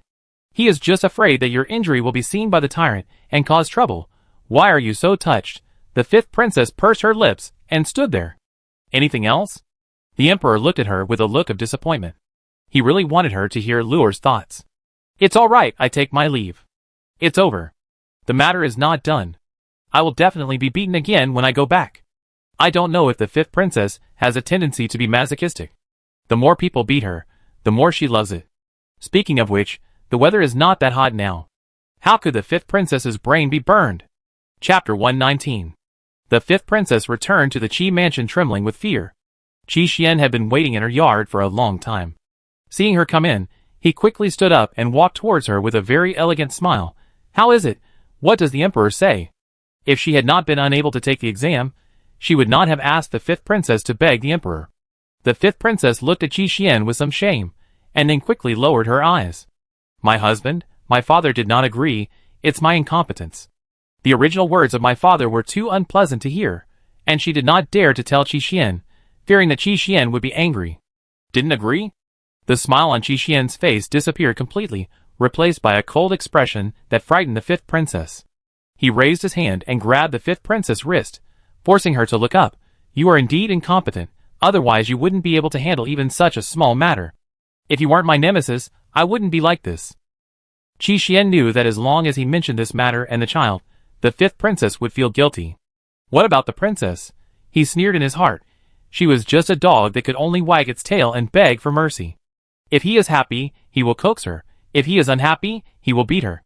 Anyway, although he has no official duties, he has a good reputation outside. Others know that he is deeply in love with the fifth princess, and they will definitely not believe that he dares to disrespect the princess. Yue Luo was brought to the Qi mansion by the emperor. It happened that Minister Qi had a day off today. Seeing the emperor coming in, he hurried forward to greet him. Your Majesty, I am sorry for not welcoming you from afar. I hope your Majesty will forgive me. Why did the tyrant suddenly want to come to the Qi mansion? Could it be that he wanted to see if there were any women suitable for entering the palace to participate in the election? Seeing someone else's memorial asking for the selection of a concubine, he pretended to be angry. In fact, his body is more honest than anyone else. Isn't it rushing here? The emperor, He just wanted to see with his own eyes how Qi Xian beat the fifth princess, and whether Minister Qi knew about it. So he deliberately didn't let anyone pass it on, so as not to alert the enemy. Seeing that the emperor didn't speak for a long time, Minister Qi secretly looked at the emperor, thinking about his purpose in his heart. Get up, I'm here to see the fifth princess. Hearing this, Minister Qi breathed a sigh of relief. He thought there was something wrong with his errand, but it turned out that he was here to see the princess. Take me to the princess's courtyard now. Minister Qi was puzzled. Shouldn't he call the fifth princess to the front courtyard? But he only dared to think about it in his heart, and didn't dare to ask more questions. The emperor saw that Minister Qi looked frank, and seemed to be really unaware of the situation. He slightly raised his eyebrows. If he really didn't know, he would handle it as appropriate. Oh, Minister Qi was quite frank. He personally took the tyrant to see how his eldest son beat the fifth princess. I don't know if he will regret it later. When they arrived at the backyard, the emperor indicated that there was no need to pass on the message. He carried Yue Luo and walked directly to the house where the fifth princess lived. Could it be that the emperor wanted to surprise the fifth princess, so he deliberately didn't allow the message to be passed on? The emperor walked to the door and stopped. The door was ajar, but it was a pity that no one could be seen. The fifth princess, who was being dragged in the room, heard this and subconsciously tried to break free from Qi Xian's shackles. Husband, you hurt me. The little princess couldn't have appeared here for no reason. Someone must have brought the little princess here. If someone in the palace saw this scene, her husband would definitely be held accountable. She couldn't let her husband be held accountable. You dare to cry out in pain? Qi Xian was already unhappy, and when he saw that the person who usually didn't fight back dared to resist, his anger reached its peak in an instant. He raised his hand and slapped the fifth princess hard. How dare you refute me? Although you are a princess, I am your husband. Is it because I don't have an official position that you look down on me? The crisp sound of the slap was heard by several people standing outside the door. The emperor looked ugly, and Minister Qi stole a glance at him, and was so scared that sweat broke out on his forehead. Minister Qi must be dumbfounded. He has a mistress and an illegitimate child, and his son is not to be outdone, beating the princess in the backyard. The Qi family is really weird. Minister Qi has a mistress. His mother framed her niece to be a concubine for her son. Qi Xian abused his fifth sister, and only Aunt Lan was smart. The emperor glanced at Minister Qi, and thought he was too busy with official duties to care about it, but he didn't expect that he spent all his thoughts on women. The slapping in the room continued, and Minister Qi was frightened. Apart from handling official business, he would go to the outer room to play with his youngest son. He never expected that this rebellious son would do such a rebellious thing. I didn't. The fifth princess' cheeks were covered with slap marks. She raised her hand to cover her face, and denied it. The emperor couldn't stand it anymore, and kicked the door open. Qi Xian was angry. Hearing the noise, he thought it was a blind servant. He shouted without turning his head, blind things, did I let you in? Father. The fifth princess was facing the door, so she found out when the emperor came in. You still want to threaten me with the emperor? Qi Xian didn't understand, and kicked the fifth princess hard, saying foul language even worse than that street shrew. How dare you scold the emperor? When Xiao Gonggong said this, Qi Xian seemed to be under a spell, and his body froze in place. He didn't hear it wrong. It was the emperor? Oh, what's the use of the tyrant seeing it? The fifth princess will definitely excuse him. Sure enough, Qi Xian was still stiff with his back to the emperor, and the fifth princess knelt on the ground with a bang. Father, my husband. My son-in-law is playing a game with me. Qi Xian also came to his senses, and knelt down with the fifth princess. Your Majesty, what the fifth princess said is true, we are indeed playing a game. TSK, playing a game? You two are playing it quite well. It has come to this, and you are still making excuses for the domestic violence man. In this case, respect and bless him, the emperor, He respects nothing. This is a slap in his face. Come here, Qi Xian beat the princess and insulted me, and he will be directly put in the prison. After the matter is investigated, the corresponding punishment will be made. Father, you can't take the consort away. He didn't hit me. The emperor snorted coldly. Do you think I'm blind? Take him away. When Qi's mother heard that the emperor was brought to the backyard, she thought it was not good and rushed over in a hurry. As a result, what she was afraid of happened. Your Majesty, how could Xian'er hit the princess? You must have made a mistake. It is well known that they have a deep relationship. Don't you know best whether your son hit the princess? You dare to make fun of him. Your son has made the fifth sister a Pua and has lost her mind. Naturally, he is even more fearless. Yes, father. The fifth princess also agreed, and the emperor almost vomited blood in anger. Your Majesty, you see, the princess said it herself. Mother Qi was excited, and her dislike for the fifth princess was reduced a little. Minister Qi stood aside with a look of despair, wondering if he would be implicated, and didn't care about the conversation between the few people at all. He worked diligently for several years, and finally became the minister of the Ministry of Revenue, but it was ruined by this rebellious son. Chapter 120. Mother Qi winked at Minister Qi while she was talking, but he didn't even look at her. Minister Qi was thinking about his future, so he didn't have time to care about this useless big dick. Stop winking, it's twitching. But Minister Qi and Mother Qi are really not from the same family. They are not from the same family. Because of a fortune teller's words, she directly believed that the illegitimate son could pass the imperial examination when he grew up. 6. If you want to hear these nice words, you can come to me. I can talk you into bankruptcy. Emperor, I forgot, I can't speak yet. Father. Seeing that the emperor was determined to take Qi Xian away, the fifth princess raised her hand and stroked her belly. No way, are you going to say that you are pregnant? A little smart but not much, you can tell the truth from the pulse. My God, Qi Xian touched you only a few times, how did you get pregnant? Are you going to cuckold the domestic violence man like Aunt Lan? But your body has been damaged by Qi's mother, how can you have a child? The fifth princess's hands froze, and her mind was in a mess, so she couldn't think of a suitable excuse. Father, I'm pregnant with the prince consort's child. You can't let the child be fatherless. Oh my God, she really said that. What do you want from a domestic violence man? Do you want him to be a vagrant who can show off? Or do you want him to let you help raise a child? He's pretty good. He's worried that you will suffer the pain of childbirth, so he decided to give you Aunt Lan's child to raise. What a considerate man. Haha, don't be silly, he just wants to turn a concubine son into a legitimate son. The emperor was a little angry at first, but when Yula spoke, he just wanted to sigh that the Qi mansion was really interesting, more exciting than listening to storytelling. Minister Qi, go find a doctor. Minister Qi, who was daydreaming, came back to his senses and hurriedly left. Soon, a doctor hurried over with Minister Qi. After paying his respects to the emperor glanced at the fifth princess and ordered the doctor. Go check on the princess and see how she is. Qi Xian knelt aside with his head down, secretly cursing the fifth princess for being stupid. She found such an excuse that was so easy to be exposed. I really don't know whether it helps him or hurts him. Princess, please. The fifth princess hesitated for a moment, slowly pulled up her sleeves, and the red pinch marks on her slender wrist were instantly exposed. Eunuch Chao took a breath of cold air, wondering how much strength the prince consort had used to pinch the princess like this. The doctor was stunned for a moment, put a silk handkerchief on the fifth princess' wrist, and raised his hand to take her pulse. Mother Qi was so scared that her hands were shaking since the doctor appeared. In order to make the fifth princess sincere to Aunt Lan's child, She often sent her contraceptive soup in the name of sending tonic medicine, but she didn't know if the doctor could diagnose it. Your Majesty, the fifth princess's health. The doctor put away the handkerchief, hesitating to speak. This made Chi's mother's heart rise to her throat. Just say it. With the emperor's permission, the doctor said truthfully, the fifth princess's health is difficult to get pregnant in the future because of long-term use of contraceptive soup. The fifth princess widened her eyes in disbelief. Are you serious? She obviously only drank the tonic given by Chi's mother, saying that it would make her pregnant as soon as possible. Chi's mother also said that she had specially asked for it for her, so even if it was hard to drink, she forced herself to drink it. It's absolutely true. The fifth princess stood up and took the medicine aside to the doctor. Take a look. Is this it? The doctor took it and smelled it, nodded. This is the contraceptive soup, princess. Don't take it again. It's unfair.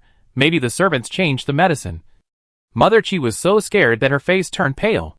At this time, Adlon came in, followed by a man in a Taoist robe. Oh, this is the person who said that the fifth princess is good at killing domestic violence men. Is Adlon here to help? I pay my respects to the emperor. Mrs. Lon stepped forward and bowed respectfully. I came here today to expose everything that the Chi family did to the fifth princess. Mrs. Chi and Chi Xian looked at Mrs. Lon at the same time. Loner, what are you talking about? We and the Chi family treat you well.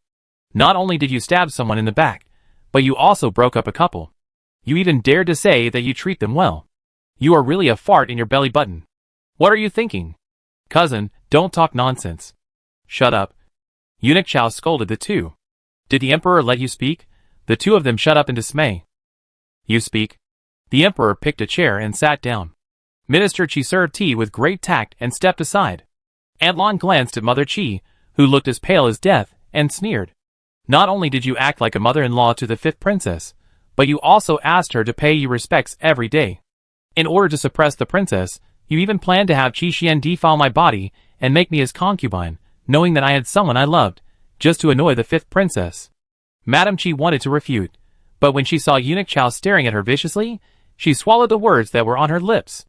By the way, Adlon raised her hand and pointed at the Taoist priest behind her. In order to make the princess more obedient, Madame Chi specially found a Taoist priest and asked him to say that Chi Xian failed the exam because the princess was unlucky. The fifth princess staggered, but fortunately, there was a table next to her so that she didn't fall to the ground. It turned out to be a scam, both the tonic and the fortune-telling. Before, she always thought that there was something wrong with her body, so she had never been pregnant. In addition to what the fortune-teller said, she didn't think it was her fault at first. But after a long time, Chi Xian did not pass the exam, and he often said it was because of me, so I thought so too. Gradually, whenever I was free, this incident would appear in my mind. During that period, I couldn't sleep well at all, and my hair fell out in clumps. In addition to all the care Chi Xian showed me when I first married her, I felt nothing but self-blame in my heart. When I first married Chi Xian was not only a handsome man, but also treated her very well, and it can be said that he was meticulous, fearing that she would be wronged. So now Chi Xian has become like this, even beating her. It's not that she didn't feel wronged, but she felt that it was because of her that he could not pass the imperial examination, and had no children that he became like this. Chi Xian. The fifth princess closed her eyes, and uttered a few words with difficulty. Is what she said true? In fact, she already had the answer in her heart. When she heard the little emperor's voice, she still made excuses for him, and even lied to her father for him, but now everything is a joke. Your Majesty, spare my life. The Taoist knelt on the ground with a plop. I don't want to lie to the princess, but Madame Chi gave too much, and I thought it was just a matter of saying a word. If he knew that it was so deeply involved, he would never covet that little bit of silver. Now, he didn't get the silver, and he didn't know how the emperor would punish him. Not to mention, this fake charlatan was really honest, just like Minister Chi, who was abused by Madame Chi. Chapter 121. Minister Chi was abused? The emperor was shocked. The Chi family was really full of excitement. Speaking of which, Minister Chi's concubine really loved him. Most of his salary was given to Chi's mother, but the concubine was willing to follow him. The fifth princess was still immersed in the huge blow of being deceived, and had no time to care about Yuilua's feelings. Chi Xian, the princess is asking you a question. Chi Xian glanced at Aunt Lon and said with a heartache, Cousin, I don't blame you. You must live well with our child. He really likes his distant cousin, Aunt Lon. Even though everything has been revealed, he still hopes that she and her child can live well. His cousin is not involved, so she should not be implicated by him. Although Qi Xian did not reply to the princess, he has acknowledged these things in disguise. TSK, they are still acting affectionate at this time. The domestic violence man and Minister Qi are really father and son. They both like gentle women. Oh, I hope the fifth sister will not be pulled by the domestic violence man again. Wake up quickly. In the book, the domestic violence man's deeds were exposed. In order to protect him, the fifth sister threatened to die, but she ended up killing herself. Child? Adlon sneered and put her hand on her belly. Who said this child is yours? You. Qi Xian was stunned. If not mine, whose is it? Qi's mother was so angry that she almost couldn't breathe. The son she had raised with great effort actually disregarded his own safety for a woman. He didn't deny it, which proved that what Adlon said was true. What should I do? Torture the princess, give her contraceptive soup, either of which will kill her. Who else could it be? It must be from another wild man. Mother Qi glared at Adlon fiercely, wishing she could tear her apart. Princess, Adlon always pretends to be nice, don't be fooled by her. She dared to deceive me and Xian'er, let alone you. Mother Qi provoked.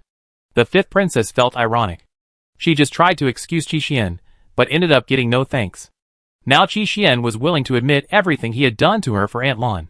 But Qi's mother, whom she wanted to please before, tried to please her instead.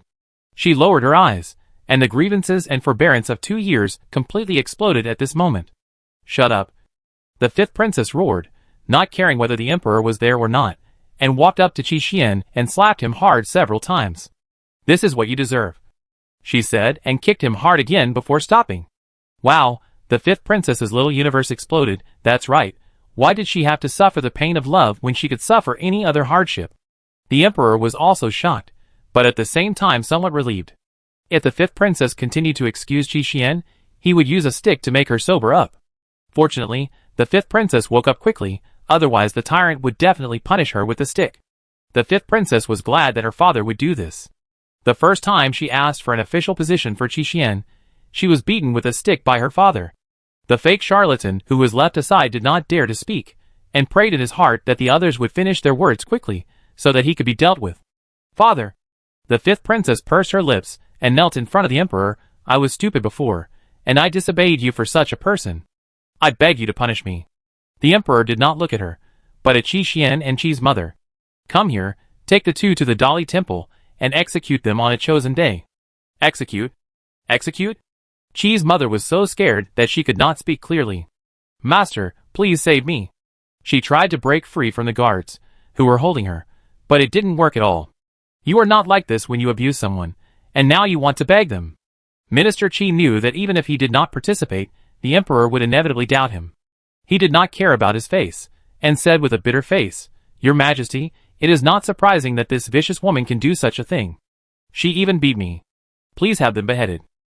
As for his son, he had been spoiled, and he was too lazy to care about him.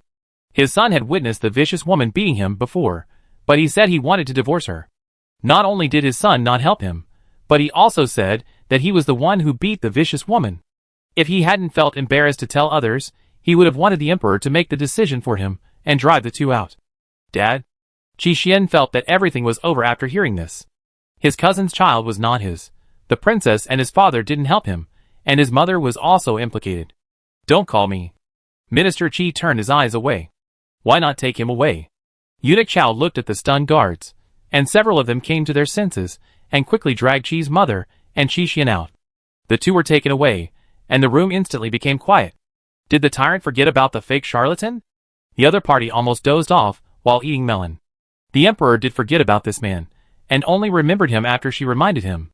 The fake charlatan felt the emperor's eyes on him, and quickly knelt down. Come on, drag this fake charlatan out and beat him with 20 sticks, so that he won't come out to harm others in the future. Your Majesty, this is the first time I pretended to be a Taoist priest. I will never dare to do it again. You can beat me if you want. After punishing the fake charlatan, the emperor ordered people to check the Qi mansion and Qi Shilang to deal with it separately. Then he looked at Adlon. If what you said is true, even if Qi Xian raped a commoner girl, I will have someone investigate and set you free. Adlon was grateful, so that she could be with her beloved openly in the future. Get up. After dealing with a few people, the emperor looked at the fifth princess. Qi mansion is not the place for you to stay. Move back to the princess's mansion immediately. The fifth princess stood up to express her gratitude. Father, I still have some things to deal with. I will return to the princess's mansion after I deal with them. After the emperor left, the fifth princess walked to Aunt Lan and thanked her sincerely. Thank you for helping me see Qi Xian clearly. I was too irrational before and misunderstood your good intentions. Aunt Lan shook her head. Princess, you don't have to thank me. I know how difficult and forbearing the princess is. You were just deceived by him. She also had her own selfish motives. She had been forbearing for 2 years just for this moment, and all for the princess. Seeing her sincerity, the fifth princess felt a little ashamed. Aunt Lan reminded her before, but she thought she was showing off. Now it seems that Aunt Lan is just like her, a poor person who was calculated by the Qi family. Princess, go back and apply some medicine. Aunt Lan took out a porcelain bottle and handed it to her. You have the support of the emperor, and you can tell him directly if you have anything in the future. Having said this, Aunt Lan left the yard. The fifth princess looked at her leaving back and raised her legs to chase after her. Don't worry, your father will definitely give you freedom. The two smiled at each other, both with a relaxed look on their faces.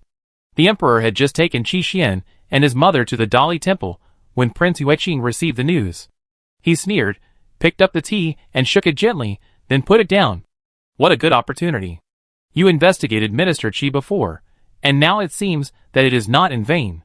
The subordinate asked the question in his heart, but Minister Qi did not make any mistakes in his work. Chapter 122. They can't make mistakes on purpose. The prince in the capital is not like Yueqing, and he can't reach out to the 6 ministries. The prince of Yueqing seemed to have guessed what he was thinking and said, My brother wants to kill Minister Qi's son. This is our chance.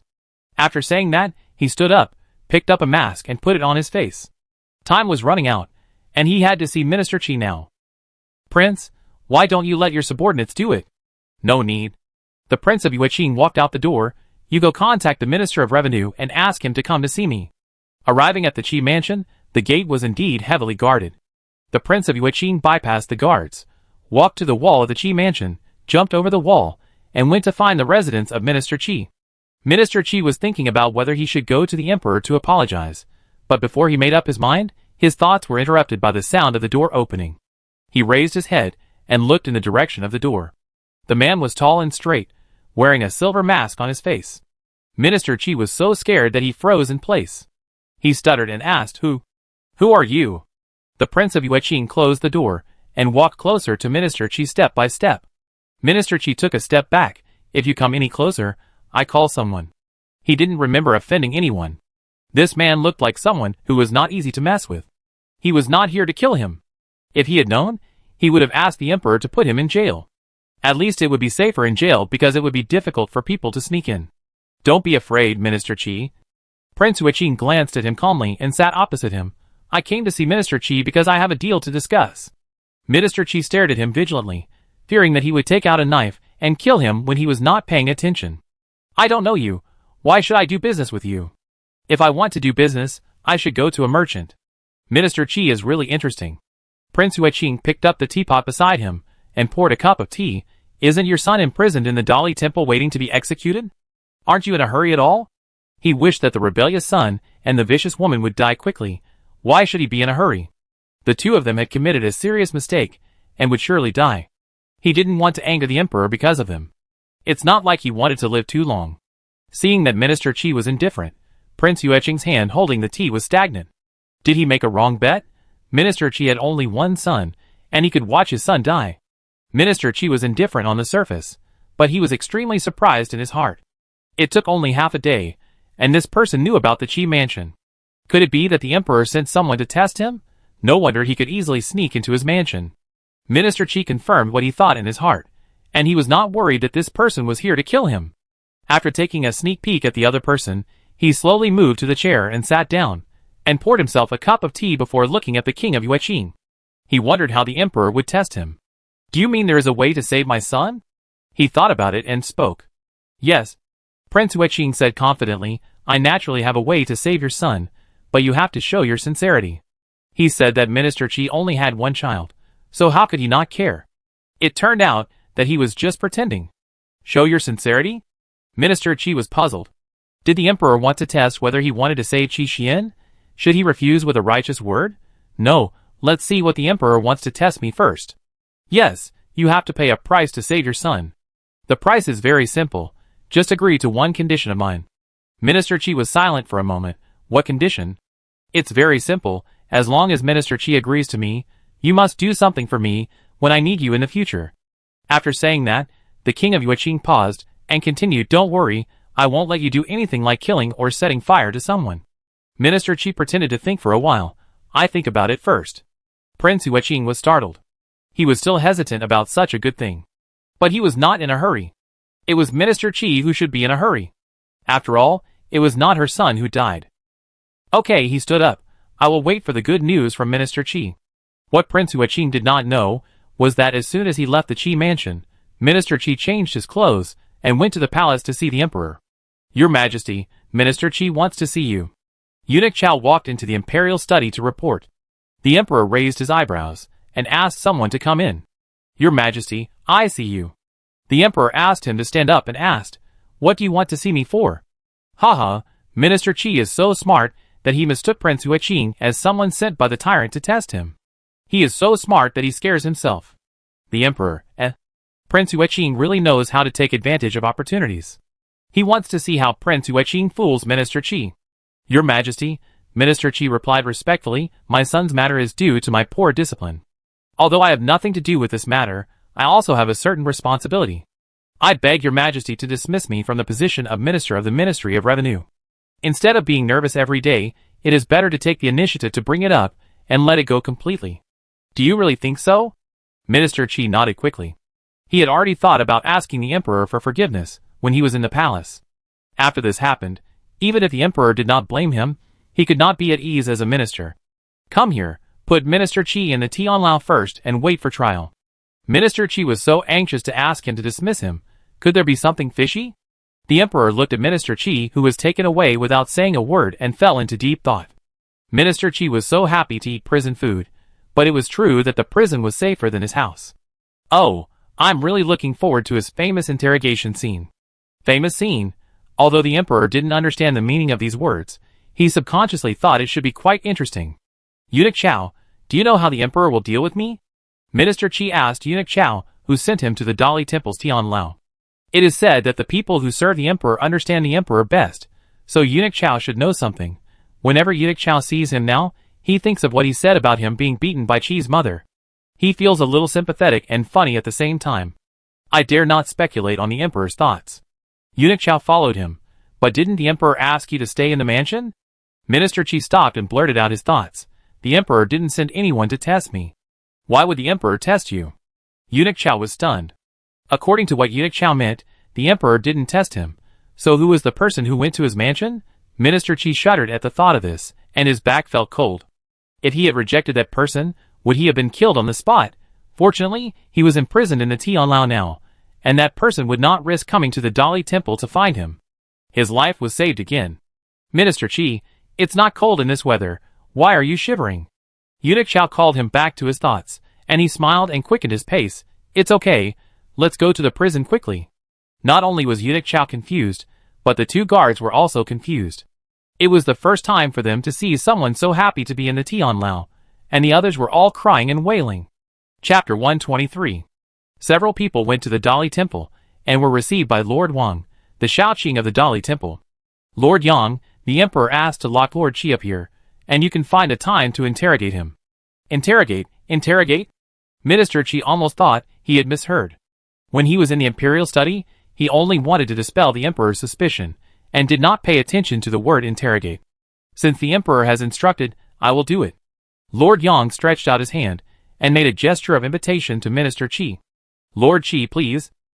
Arriving at the prison where the wanted criminals were held, Yang Wen stopped and pointed to the room next to Qi's mother and Qi Xian. Master Qi will be locked up here for the time being. Minister Qi walked in slowly, and Qi's mother beside him stood up quickly upon hearing the noise, and suddenly burst into laughter when she saw Minister Qi. You damn bastard, do you think you can live well if something happens to us? We are a family. If we don't live well, you can't live well either. This man actually didn't care about the life and death of him and his son, and now he had to come in to accompany them. You are the damned one. Minister Qi walked to the junction of the two cells. His tone was unusually excited. You bitch. So what if I come in? You just wait to go. You? Mother Qi was furious, raised her hand, and pointed at Minister Qi. Minister Qi snorted coldly, "What about me? Do you want to hit me again, you bitch?" "Dad," Qi Xian frowned and stood up. "Can you please stop arguing?" They were almost dead, and they were still arguing, not caring about the life and death of his only son. "Shut up," Minister Qi yelled at Qi Xian, "Little beast, don't call me dad. I don't have a son as unfilial as you." Qi Xian recalled what happened a few years ago, and shut up angrily. When he was a child, his mother spoiled him more, but Minister Qi was more strict with him. He didn't want to study every day, so when he heard that his father was going to divorce his mother, he went to make up stories. He said that his father not only beat his mother, but also wanted to divorce her. Because he was a child, the adults didn't think he would lie, so they believed him. After this incident, my father naturally failed to divorce my mother, and was even scolded by my mother's family. Before, my mother would beat my father behind his back, but after this incident, she stopped doing it, and my father had no time to discipline him. The relationship between the two became more and more distant, and over time it became what it is now. "Stop arguing." Yang Wen had seen enough of the show, and interrupted the quarrel. "What are you talking about?" Qi's mother was worried that she would be tortured if she continued to argue, so she shut up obediently, and walked back to the haystack in the corner, and sat down. When Minister Qi heard this, he remembered that there were outsiders present, and he felt a little annoyed. He was too angry just now, and didn't pay attention. Now there is one more person, who knows that he was beaten by a woman. It's so embarrassing. Thinking that he would be dismissed from office, Minister Qi felt relieved again. Anyway, he would never contact Lord Yan again in the future. Outside the palace, Prince Yueqing just picked up a cup of hot tea and handed it to his mouth, and his spy in the capital hurriedly came back to report. "Your Majesty, Minister Qi went to the palace to ask to see the Emperor, and now he has been detained in the Dali Temple." Upon hearing this, the Prince of Yueqing looked grim. The cup in his hand was crushed into several pieces, and blood flowed down his hand. Minister Qi looked timid, but he didn't expect him to play tricks on him. "Your Majesty, your hand." The subordinate handed him a handkerchief to remind him of the wound on his hand. The Prince of Yueqing took the handkerchief, wiped the blood on his hand without any care, and threw the handkerchief on the table. He waved his hand to let the spy retreat, and looked at his subordinates. "Is the Minister of Revenue here?" As he was speaking, the Minister of Revenue walked in. "Your Highness." Shen Hui bowed his hands, and saw that the Prince of Yueqing was not in a good mood. He wondered who had offended him again. "Sir Shen is really hard to invite. If I hadn't sent someone to invite you, would you not have come to see me?" "Your Highness, what are you talking about?" Shen Hui smiled awkwardly. "Your Highness has helped me a lot to get to where I am today. I didn't come to see you because I was worried that people would suspect me." The Prince of Yueqing sneered. "It's better to be like this, otherwise I have plenty of ways to make you lose everything." He originally wanted to use Shen Hui to turn the Ministry of Revenue into his own, but after so many years, Shen Hui still made no progress. "Yes, yes." Shen Hui agreed in a low voice, and asked cautiously, "I wonder what the prince wants me to do." The Prince of Yueqing remembered the business, and stopped beating Shen Hui. Instead, he put on a gentle mask, and asked Shen Hui to sit down. "I asked you to come here to ask about Minister Qi of your Ministry of Revenue." "Minister Qi?" Shen Hui was stunned. So it was this person who made the prince angry? This person is really good at making people angry. "My lord," Shen Hui came back to his senses. "Minister Qi came to the palace today and asked the emperor to dismiss her from her post. She is now detained in the Dali Temple awaiting trial." When he heard the news, he was so happy. He would never have to see this inflexible minister again. His life would be so wonderful. She actually asked to be dismissed from her post? She is so timid that she is so afraid of being implicated. The King of Yueqing tapped his fingers on the table, and said something shocking after a while. "Since Minister Qi is from your Ministry of Revenue, you should find a way to keep him." Shen Hui was so excited that he almost didn't stand up. The matter of Minister Qi's son involved the face of the royal family. It was a great blessing for the emperor to spare his life, not to mention keeping his position as a minister. The King of Yueqing really thought highly of him. He was just a minister, not the emperor. How could he save whoever he wanted? Of course, Shen Hui only dared to think in his heart that it was undoubtedly a tiger's skin to plan with the King of Yueqing. He also understood how cruel the King of Yueqing was. "Your Majesty, I don't have such ability," Shen Hui said with a bitter face. "The reason why I couldn't work for you was because of the stumbling block of Minister Qi. Minister Qi is a notorious idiot in the Ministry of Revenue. He always keeps to himself and does things very seriously, so people cannot find fault with him. It is said that the Ministry of Revenue is easy to make money, but because of Minister Qi, not only can the people below not make money, but he himself has no way to do it. I remember one time, he wanted to make some money from taxes, and he went back home after finishing the accounts. As a result, when he came to report the next day, this person took all the account books he had processed. "Sir, your account is wrong. I came to report in advance and found it, so I recalculated it for you. It is correct." He was almost vomiting blood out of anger. The most annoying thing is that this person seems to be ignorant of the ways of the world. He doesn't care if the people in the Ministry of Revenue exclude him. He also likes to report for duty early, and he will stay when others leave at the end of the shift. The Prince of Yueqing exudes coldness. Since this is the case, don't worry about it anymore. If this person can leave the Dali Temple safely, just deal with him directly, and then find a way to place someone useful to take his place. Originally, he wanted to use him as a chess piece that could be sacrificed at any time, but it turned out that this person blocked his way to wealth, so he couldn't stay. Chapter 124. Shen Huai stood up and bowed. "I understand." Prince Yueqing had planned to let Shen Huai leave, but suddenly remembered something and looked up at Shen Huai. "By the way, spread the news that the emperor wants to execute Qi Xian and Qi's mother. Everyone has seen how Qi Xian treats the princess. He doesn't believe that the ministers and people will not be disappointed if his brother executes 2 people.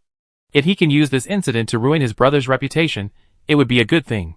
If not, it can also annoy him." Shen Huai understood his intention and left. Watching Shen Huai's back, King Yueqing asked the subordinate who came in, "Do you think Shen Huai looks familiar?" But he couldn't remember who he looked like. The subordinate rolled his eyes silently in his heart. "You just met him. How can he not look familiar?" But he said respectfully, "I don't think so." Shen Huai's work efficiency was very fast. In just half a day, everyone knew that the emperor wanted to execute Qi Xian. Look, the next day, they came out one by one to make a report in the morning court. TSK, these ministers really play dead when talking about business, accusing the tyrant first. However, it has not been decided when to execute the domestic violence man and his domestic violence mother. How come everyone knows about it? Yuilu rolled her big black eyes. It must be the big leak of Prince Yueqing, who let people spread it. After all, he can't do it openly, so he can only quietly annoy people. The emperor was still listening to Yuilu's voice seriously, and Shen Huai stepped forward. "Your Majesty, Qi Xian and the 5th princess are a loving couple. If you suddenly execute him, I am afraid that the people will think that you are exercising tyranny and killing innocent people." Yes, everyone knows how Qi Xian treated the 5th princess. If Qi Xian and his mother were really executed, I'm afraid people all over the world would talk about it, saying that the royal family is bullying others. The emperor looked at the people who were talking with a smile. "Shen Huai, you are not competent enough as the Minister of Revenue." Shen Huai's heart tightened. Did the emperor find out something? Just thinking about it, he heard the emperor continue. "I don't blame you if you don't know that Qi Xian beat the princess, but as your subordinate, you must know that Minister Qi was beaten by the lady, right? The tyrant is too bad. Minister Qi was afraid that others would know and feel ashamed, so he kept enduring it. But you turned around and told the civil and military officials directly. How can he face these people in the future? The emperor, After the interrogation of Minister Qi, if he has no fault in his official duties, he will be dismissed. How can he have a chance to face these ministers?" As soon as the emperor said this, everyone began to whisper. Silence. Eunuch Chao frowned and interrupted their discussion. "Your Majesty." Prime Minister Li stepped forward. "Qi Xian beat the princess, which is a slap in the face of the royal family. Your Majesty is wise. Such people who commit crimes against their superiors are unforgivable." Lord Qin also echoed. Seeing this, Shen Huai did not dare to speak again. When he was on duty, he did see injuries on Minister Qi's face, but Minister Qi was not a likable person, so they were too lazy to ask. "I didn't expect that he was beaten by his own wife, which is also rare. I will order someone to interrogate Minister Qi after I leave the court. As for the matter of Qi Xian, I have made up my mind. The one who was beaten was my daughter, so of course you can talk without any pain. If I hear any of you object again, I will drag his daughter out and beat her up." I strongly agree to drag Shen Huai's daughter out and beat her up, so that Shen Huai won't be in the mood to bark. The emperor stood up after speaking. "Your Majesty, what about the matter of selecting a concubine?" Shen Huai remembered this and spoke quickly. His daughter is now waiting to be married. The emperor not only has no queen, but also has vacancies for the 4 concubines. If his daughter is competitive, she may be able to get a position as one of the 4 concubines. Oh, this is to send his daughter to the palace, a good calculation. But the tyrant is really stupid. These ministers like to find things for you to do, so you also find things for them to do, and everyone hurts each other. This way, no one will have time to bother you, and you can also filter out some good-for-nothings. The emperor's eyes lit up. Luo still had an idea. With an idea in mind, the emperor still wanted to say a few words to Shenhui. You really have been eating too much free food. I don't choose concubines, so I choose concubines. If I choose concubines and favor them, will you say that I am greedy for women and neglect government affairs? Whatever I do, these people have something to say. Other ministers are there to help the emperor solve problems, but his ministers only make things worse. Luo is right, these people are good for nothings. Some exceptions. The dog of Prince Yueqing has run into a gun. Yui Luo waved her little hands. Seeing Shenhui being scolded, the others were glad that they didn't speak. Why don't you say anything? The emperor stared at Shenhui. You asked me to choose a concubine, just because you have a suitable daughter. Why don't you let me establish a queen? They are not stupid. If you establish a queen, you will definitely choose from concubine Shu and concubine De. As for mother, I am the only daughter, so they are not worried. Establishing a queen is not good for them, so naturally they will not mention it. The emperor felt refreshed after the retort and looked at eunuch Chao. Pick a woman, and send it to Lord Shin in the morning court later. Ha ha ha, the tyrant is really good at playing, and he is very good at using tit for tat. Without waiting for Shenhui to speak, the emperor directly hugged Yui Luo and left. Resignation. The ministers left the hall one after another, and someone walked up to Shenhui and said with a smile, Lord Shin is very lucky, the emperor personally sent a beauty. Lucky? Shenhui didn't think so. Naturally, he didn't dare to deal with a person sent by the emperor casually. This was not a beauty, but an eyeliner, or a big Buddha.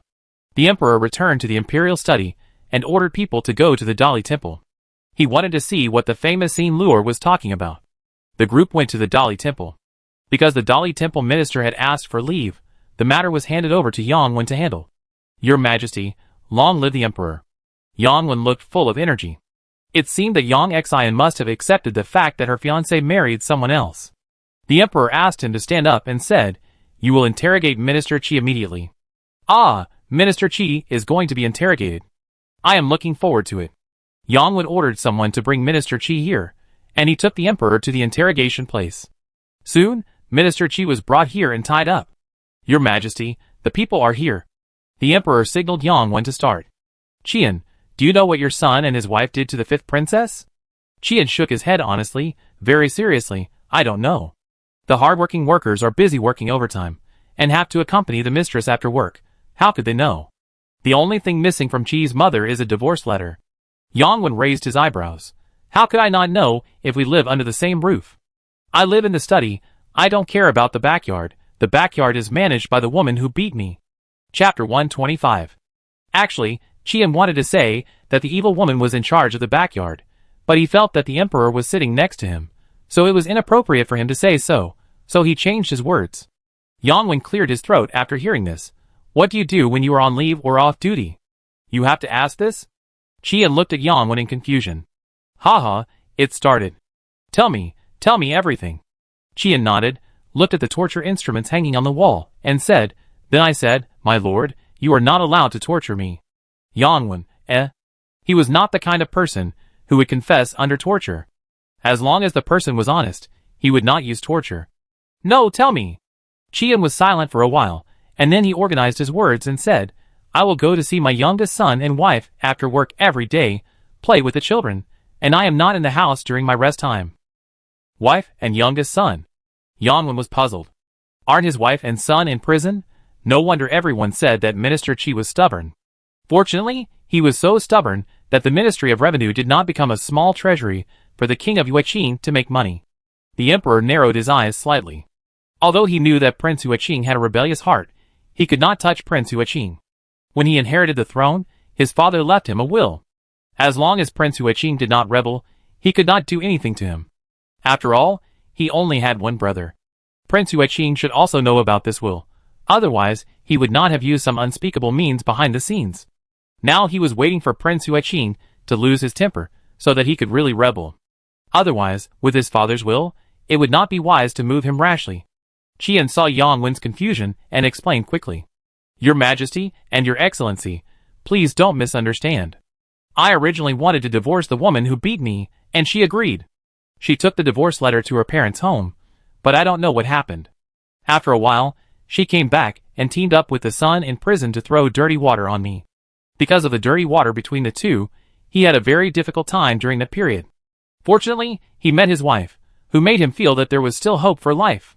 Unfortunately, he handled it improperly, leaving her to live alone. Seeing Yang Wen didn't say anything, Qian thought he didn't believe it, and continued, Your Majesty, and the adults must believe me, everything I said is true. The account books of the Ministry of Revenue often make mistakes. I will stay after the value is dispersed to correct them. Then I have to accompany my wife and teach my son, and I have no time to take care of the backyard. They deliberately made mistakes to make money, but you corrected them all, and still think that others are not good at accounting. You should not be too honest. According to Luo's opinion, Qian is conscientious in his official duties, so there is no need for a retrial. This man has revealed all his past, and he really speaks his mind. The emperor stood up. Yang Wen, since Qian has nothing to do with this matter, let him go. Go and interrogate the other two, and when the interrogation is over, post the confession signed by the two and make them public. Save the people from saying he is tyrannical without knowing the truth. Your Majesty, Lord Yang. Qian was not only unhappy when he heard that he could leave, but he also knelt on the ground with a plop. The emperor and Yang Wen were stunned by their kneeling. What do you mean? Is he not happy to be released? Of course he is not happy. The only person waiting for him is the King of Hell. But Minister Qi is so stubborn and easy to offend people with his words. I wonder how he survived until now. Your Majesty, Lord Yang, let me live in the prison first. Qian said and looked at the emperor. To be honest, someone came to me before and said he could help me, but I fooled him. If I get out of the prison now, I'm afraid I will die. Besides, he didn't want to implicate his wife and children. He didn't expose them in the past few years, because he hoped his son could grow up safely. On the other hand, Shen Hui started to feel nervous after returning to the mansion after leaving the court. His wife did not allow him to take a concubine, but he could not refuse the emperor's reward. How should he explain to his wife? Daddy, mother, you didn't call me for dinner. A charming voice came from outside the door, and Shen Yu walked in wearing a plain dress. Her appearance was not stunning, but she had fair skin, knew how to clean up, and looked pretty. It's you. Shen Hui pulled back his thoughts, and looked at his daughter who came in with his wife Du Lin, both with a doting look on their faces. Shen Yu sat down by herself. Dad and mother, are you afraid that your daughter will disturb you? You have to leave your daughter alone for dinner. You. Du Lin raised her hand, and gently tapped her nose. Don't take advantage of your dad's doting on you to tease your mother. You are not a child anymore. Shen Hui smiled at the two of them, shook his head and laughed. You are indeed a big girl. Shen Yu raised her hand, and took Du Lin's arm, and said coquettishly, Dad and mother want to marry their daughter off quickly. Don't they want to see their daughter? When the family of three was having a good time, a maid ran in hurriedly. Master, madam, someone is coming from the palace. Du Lin did not notice that the maid was not right, and smiled and said, Why are you in such a hurry? She stood up. Just go out and invite him in. Shen Hui knew something bad was going to happen when the maid came in. He wanted to tell Du Lin after dinner, but he never expected that someone from the palace would come so quickly. Someone from the palace? Shen Yu blinked. It's not a reward for daddy. Let's go out and take a look. Eunuch Chao waited for a while, before seeing three people coming out. Du Lin immediately noticed the woman standing behind Eunuch Chao. She had fair skin and a great figure, and looked to be in her 20s at most. She had a bad feeling in her heart. How could Lord Shen be so negligent in accepting the emperor's reward? Eunuch Chao stared at Shen Hui unhappily. He had been waiting for so long, and he wanted to go back to watch the interrogation of Qian. I didn't hear it all last time, and the interrogation might be more interesting. I dare not. In that case, Qingrong will be your mansion's person from now on. Qingrong obediently stepped forward to salute, and when she looked up, Du Lin noticed that she had a pair of very beautiful eyes. Her eyes were full of light, and I'm afraid no man could resist them, plus she had an excellent figure. Shen Yu was so angry that she wanted to step forward, but fortunately, she was grabbed by Du Lin. She snorted coldly, and cursed her in her heart as a foxy woman. She wanted to destroy the lives of their family of three again. After Eunuch Chao left, Shen Yu was completely furious. Mother, this person is a foxy girl. Why don't you let me say it? She has been spoiled since she was a child. There is no one else in her father's backyard except her mother. Isn't this deliberately annoying? Dulin's face was not much better. She looked at Shenhui and turned away. Qingrong looked at her nose and her heart, and a smile appeared on the corner of her mouth. She hasn't done anything yet, and the people in the Shen mansion are really impatient. Chapter 126. Seeing his mother was angry, Shen Yu hurriedly chased after her. Shenhui raised his leg and wanted to chase after her, but Qingrong raised her hand at the right time to grab his sleeve, staring at him shyly with her watery eyes. Master, you haven't arranged a place for me to live yet. Shenhui pulled her hand away and ordered others to clean up the yard for her. Qingrong looked at his eager figure chasing after her and smiled meaningfully. Shenhui went to Dulin's yard and couldn't bear to hear Dulin crying. He sighed, raised his leg and walked in front of her, coaxing her softly. Don't cry, I was planning to tell you after you finish your meal, but they arrived first. Shen Yu snorted, the Emperor's reward cannot be refused, so why did Dad come to see Mother now? Was he tricked by that vixen? Thinking that he was worried about his mother, Shenhui did not get angry and explained in a good temper, Dad didn't even look at her. Dulin wiped her tears. Master can't refuse or doesn't want to refuse? I am old and ugly now, so you despise me. I don't dislike you. Shenhui took her hand.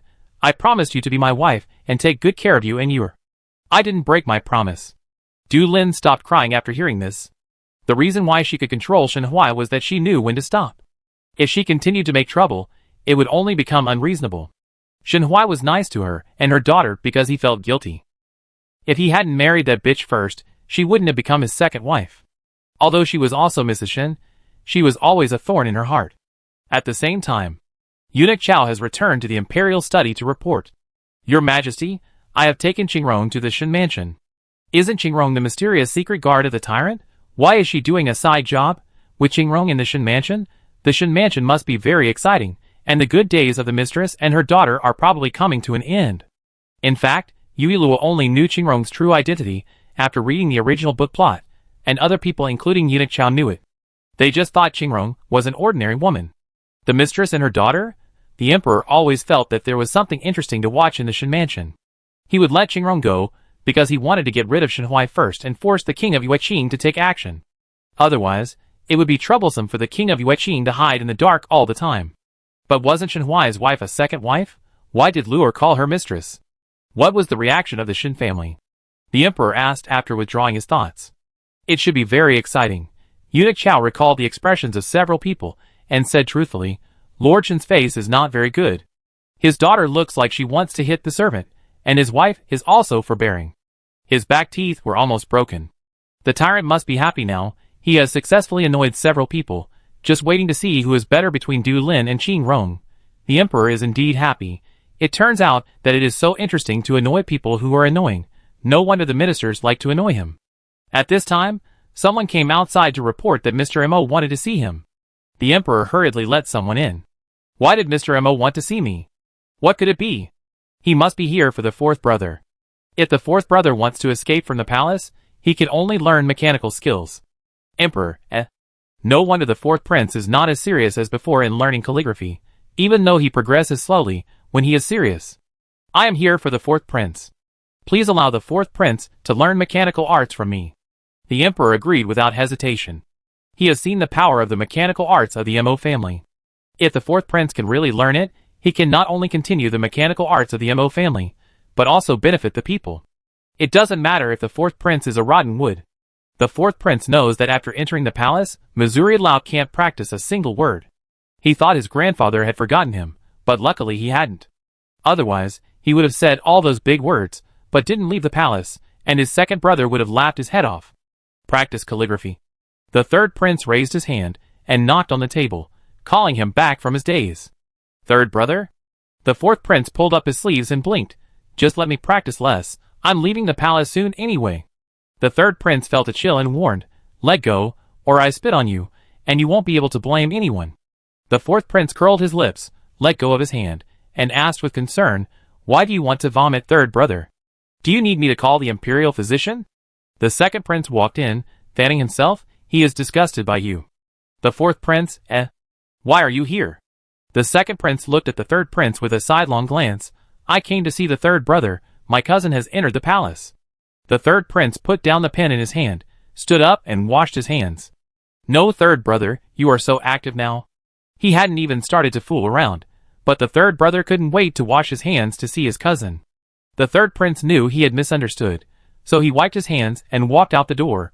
The weather is nice, take Luor out of the palace for a walk. With his skills, he would definitely not let Luor be in danger. I want to go too. The fourth prince stood up and followed the third prince. Brother, how about I take Luor out, and you go to accompany the princess? The third prince said without turning his head. Do you think the emperor will let you take Luor out? You are so unreliable. I am unreliable? The fourth prince raised his hand and pointed at himself, looking at the second prince. Do you also think I am unreliable? The second prince raised his eyebrows. It's obvious. Do you still need to ask? I gave Luor a red envelope during the new year. Speaking of this, the fourth prince suddenly paused. How could he forget about the red envelope? I had said that I would explain it to Qin Qianqian when I had time, but I forgot. Forget it, I can leave the palace soon, and it won't take another day or two. When the three of them went to the imperial study, Mr. Mo had just left. The emperor was a little surprised to hear the report. It feels like I haven't seen the brothers for a long time. I don't know if the heroine saw the third brother after she got drunk last time. After several people came in and paid their respects, the third prince directly stated his purpose. Father, the weather has been good recently, and I want to take Luor out to play. Wow, so touching, the third prince still cares about me. And no, why is the second prince still here? As far as I know, the prince of Yueqing will see Yanron's true appearance today, and then want to rob her. And the fourth prince? Why are you still standing here? If you don't go and coax Qin Qianqian quickly, she will probably make a big move. The second prince was a little anxious, but he still waited patiently for the others to finish speaking. Okay, don't let Luor get hurt. The emperor handed Yuilua to the third prince. The fourth prince hurriedly said, Don't worry, father. Even if I get hurt, I won't let Luor get hurt. The emperor glared at him. Pack up your things and go back to the Mo family now. By the way, since you are leaving the palace, why don't you wait for the princess to go with you? Then you can leave the palace together. The tyrant is still the one who assists. When the banquet is held, you and the second prince sit at the main table. No, you sit on the second prince's head. The emperor, The second prince, Oh, tyrant, stop talking. If you continue, the third prince's wife has been settled, and the second and fourth prince's wives are gone again. Chapter 127. Leaving the imperial study. The second prince found an excuse and left first. The third prince and the fourth prince took Yuilua to the imperial garden. Halfway through, they heard someone calling them. Third brother, it seems someone is calling you. The two stopped at the same time. The third prince turned around and saw Dr. Lin chasing them breathlessly. Hello, your highnesses. Dr. Lin said while panting. Dr. Lin, is there something chasing you? The fourth prince stretched his neck to look behind him, but didn't see anyone else. Dr. Lin shook his head and took out a prescription. I found a prescription on the road and asked the palace servants. They said that the two princes just passed by, so I chased them to ask if they lost it. It's not mine.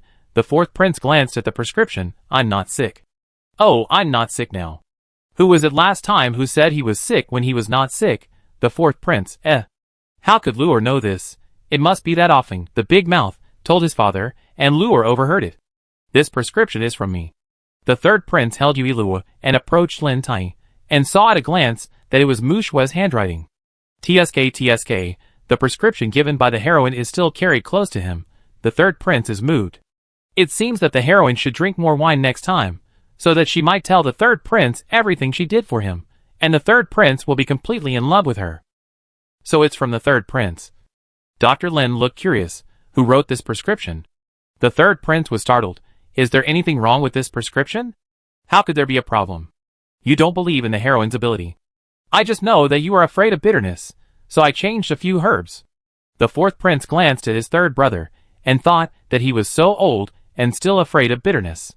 He was really useless. Knowing that the third prince had misunderstood, Dr. Lin hurriedly explained. Your Highness misunderstood. This prescription is very good. I am just curious about which person with great medical skills wrote it, and want to ask for advice.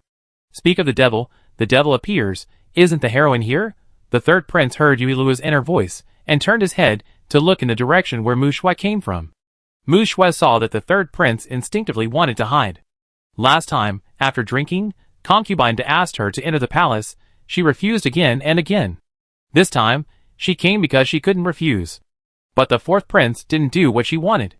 Worried that the third prince didn't see it, She shouted, "Princess, we are just about to leave the palace.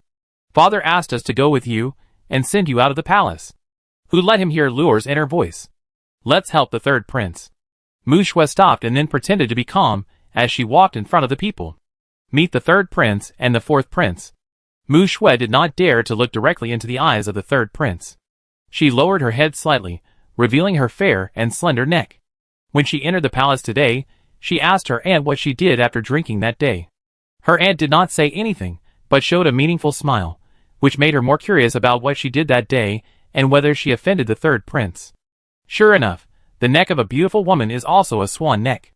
I dare not imagine how good-looking their children will be in the future. No need to be polite, princess. The third prince knew that Mu Shui must be avoiding him because of the last time she got drunk, so he changed the topic to Dr. Lin beside him to avoid making her feel uncomfortable. Dr. Lin wants to know who wrote the prescription, right? It's the princess. The third prince is quite knowledgeable. He knew that the heroine would be embarrassed, so he deliberately changed the topic. If the fourth prince could learn a trick, he wouldn't be with Qin Qianqian now. Although the fourth prince is cunning, he has 800 cunning tricks, and none of them are sincere. Look at the third brother, he secretly put the prescription away and didn't go to get the medicine, waiting for the heroine to care about you. The fourth prince, The third prince, He didn't think so at first, he just didn't go to get the medicine because he was afraid of the bitterness. Who knew Luo could think so much? It turned out that it was written by the princess. Although I know that this prescription is for cold hands and feet, I don't understand some of the herbs.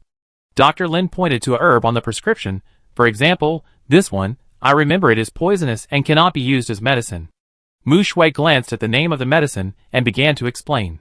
This kind of herb is indeed poisonous when it blooms, but it is non-toxic before it blooms, so it will be fine to use it as medicine. Thank you, princess, for clearing up my doubts. Dr. Lin suddenly realized and asked Mu Shui many more questions about herb. Mu Shui patiently cleared up his doubts and gradually forgot about the few people who were still present. The third prince was really smart. On the one hand, he eased the embarrassment of the heroine, and on the other hand, he showed off his wife to Dr. Lin. The third prince raised his hand and pinched Yuilua's little face, and suddenly saw Dr. Lin kneel to the ground with a bang. "Princess, please accept me as your apprentice." Although Lin Tai was young, he was still in his 30s. He suddenly wanted to worship Mu Shui, an 18-year-old girl, as his master. Even if Mu Shui was steady, she was a little scared. Tai Lin really didn't care about his face in order to learn more things. Look, the heroine was confused. "Princess Lin, please stand up quickly." Mu Shui came back to her senses. "If you have any questions to ask in the future, just write them down and ask someone to give them to me when I enter the palace." Tai Lin stood up quickly. "Thank you, princess." After Lin Tai left, Mu Shui looked at the third prince. "Your Highness, thank you for waiting. Let's leave the palace now." The third prince nodded. "You are welcome, princess." "That's right. We will be sleeping in the same bed in the future. Why should we be polite? Besides, it is natural for a husband to wait for his wife." The third prince staggered when he heard this, but fortunately he stabilized himself in time. I really don't know where Luo learned such a ruthless way. Mu Shui walked beside the third prince and subconsciously reached out to help him when she noticed his movements. Emma, the third prince doesn't walk properly, pretending to fall and letting the heroine help him to create physical contact, right? It's a good idea, but don't use it next time. Don't you know I'm still a baby? I've become a part of your play at such a young age. Don't you feel guilty? Third prince, if you can't hold her, just give me Luo. The third prince stood up straight. No need. After saying that, he thanked Mu Shui. Leaving the palace, the third prince asked the coachman to take Mu Shui back to the mansion first. The carriage stopped at the Marquis's mansion, and Mu Shui got off the car and saw Qin Qianqian hurried over with her maid, smiling and pulling Mu Shui up, pretending to be mysterious. "Sister Shui, guess who I saw today?" Mu Shui raised her eyebrows slightly. "The fourth prince? Who else could make her so happy except the fourth prince?" "No." Qin Qianqian stamped her feet. "Sister Shui just teased me. I saw Yang Xian." Mu Shui remembered this person, but didn't she hear that he was locked up? "Do you think it's the Yang Xian you know? In fact, they just look alike and have the same name, but their personalities are completely different." Chapter 128. Their voices were neither too loud nor too soft, and the two people in the carriage heard everything. The two people who knew the whole story understood the reason why this person had a completely different personality. If it wasn't inappropriate, the fourth prince would want to stand up and jump a few times to express how happy he was. If Yang Xian really came back, does it mean that his life is completely safe? By the way, Qin Qianqian glanced at the carriage. Sister Shui is back from the palace? Mu Shui nodded. The third prince, the fourth prince, and the little princess are in the carriage. Qin Qianqian's eyes lit up when she heard that the fourth prince wanted to turn around and leave little princess. Is it the little princess, who is rumored to be the reincarnation of a fairy child? Before, she looked like a fairy child, but now she is directly the reincarnation of a fairy child. The rumors are getting more and more outrageous. Why don't they say that I was born with auspicious signs from heaven, or that I saved the life of a tyrant? Qin Qianqian, what nonsense have you heard from others? The fourth prince lifted the curtain and stuck his head out. What's it to you? After Qin Qianqian scolded the fourth prince, she approached the carriage, stretched her neck to see Yuilua's figure, and met Yuilua's big round eyes, and immediately put on a gentle smile on her face. What a cute little baby. It's a pity that he has a brother like the fourth prince. What do you mean by pity? The fourth prince retorted. Am I not good enough? Don't laugh like that, or you scare Luo to tears. Two people who say one thing and mean another are really not from the same family. Qianqian, His Highness and the others probably have something else to do. Let them go first. Mu Shui knew that Qin Qianqian liked children, and was worried that she would delay them, so she stepped forward to remind them. The fourth prince made a face at Qin Qianqian, then lowered the curtain and asked the driver to drive away.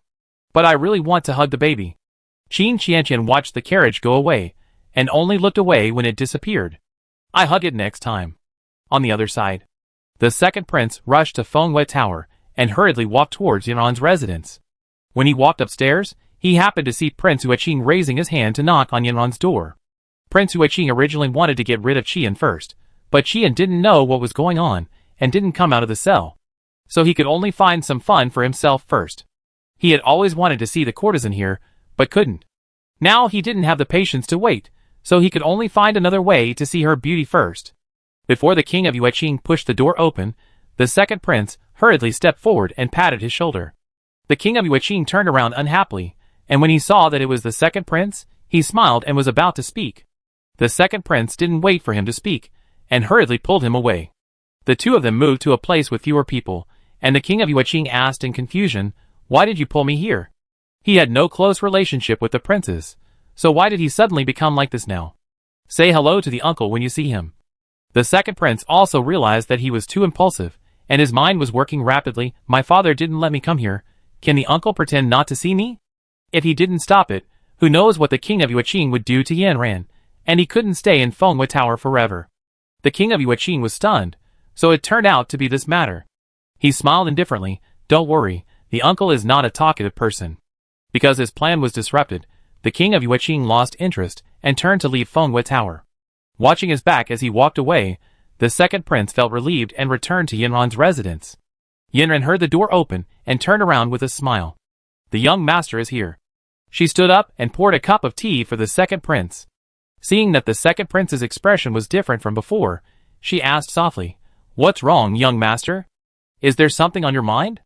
The second prince took the tea and shook his head. You must wear your veil properly in the future, and don't let others see your true face. Yanran raised her hand and touched her face. She knew that she looked ostentatious, but the young master had not been so domineering before, and didn't let others see her. Could something have happened? But the young master himself didn't want to say it, so she didn't ask any more questions. Okay. Yanran nodded. The young master was not an unreasonable person, and he must have his own intentions for doing this.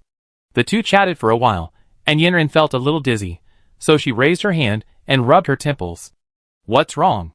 The second prince noticed her strangeness and asked with concern. Yanran wanted to say that she was fine, but she was dizzy and passed out. The second prince quickly stepped forward to catch her and called out anxiously, "Yanran, wake up." But there was no response after calling for a long time. The second prince had to carry Yanran to the bed and open the door to find the madam. The madam hurried upstairs, asked someone to call the doctor, and walked to the bed to check on Yanran's condition. Don't worry, it should be fine. The madam comforted the second prince, and she kept pacing back and forth. You are also worried, right? The second prince said. How can I not worry? The madam sat on the chair. Yanran was picked up by me. She is smart and talented. I treat her like a daughter, so I hope you treat her sincerely. In fact, when she picked up Yanran, The girl was also unconscious. After taking her back to the building, she wanted to ask where her home was and send her back, but the girl didn't remember anything. Naturally, the second prince interrupted the old procuress's thoughts and saw the maid bringing the doctor in. The doctor came forward to check Yanran's pulse, stood up and said, "The girl is fine. She will wake up in a while."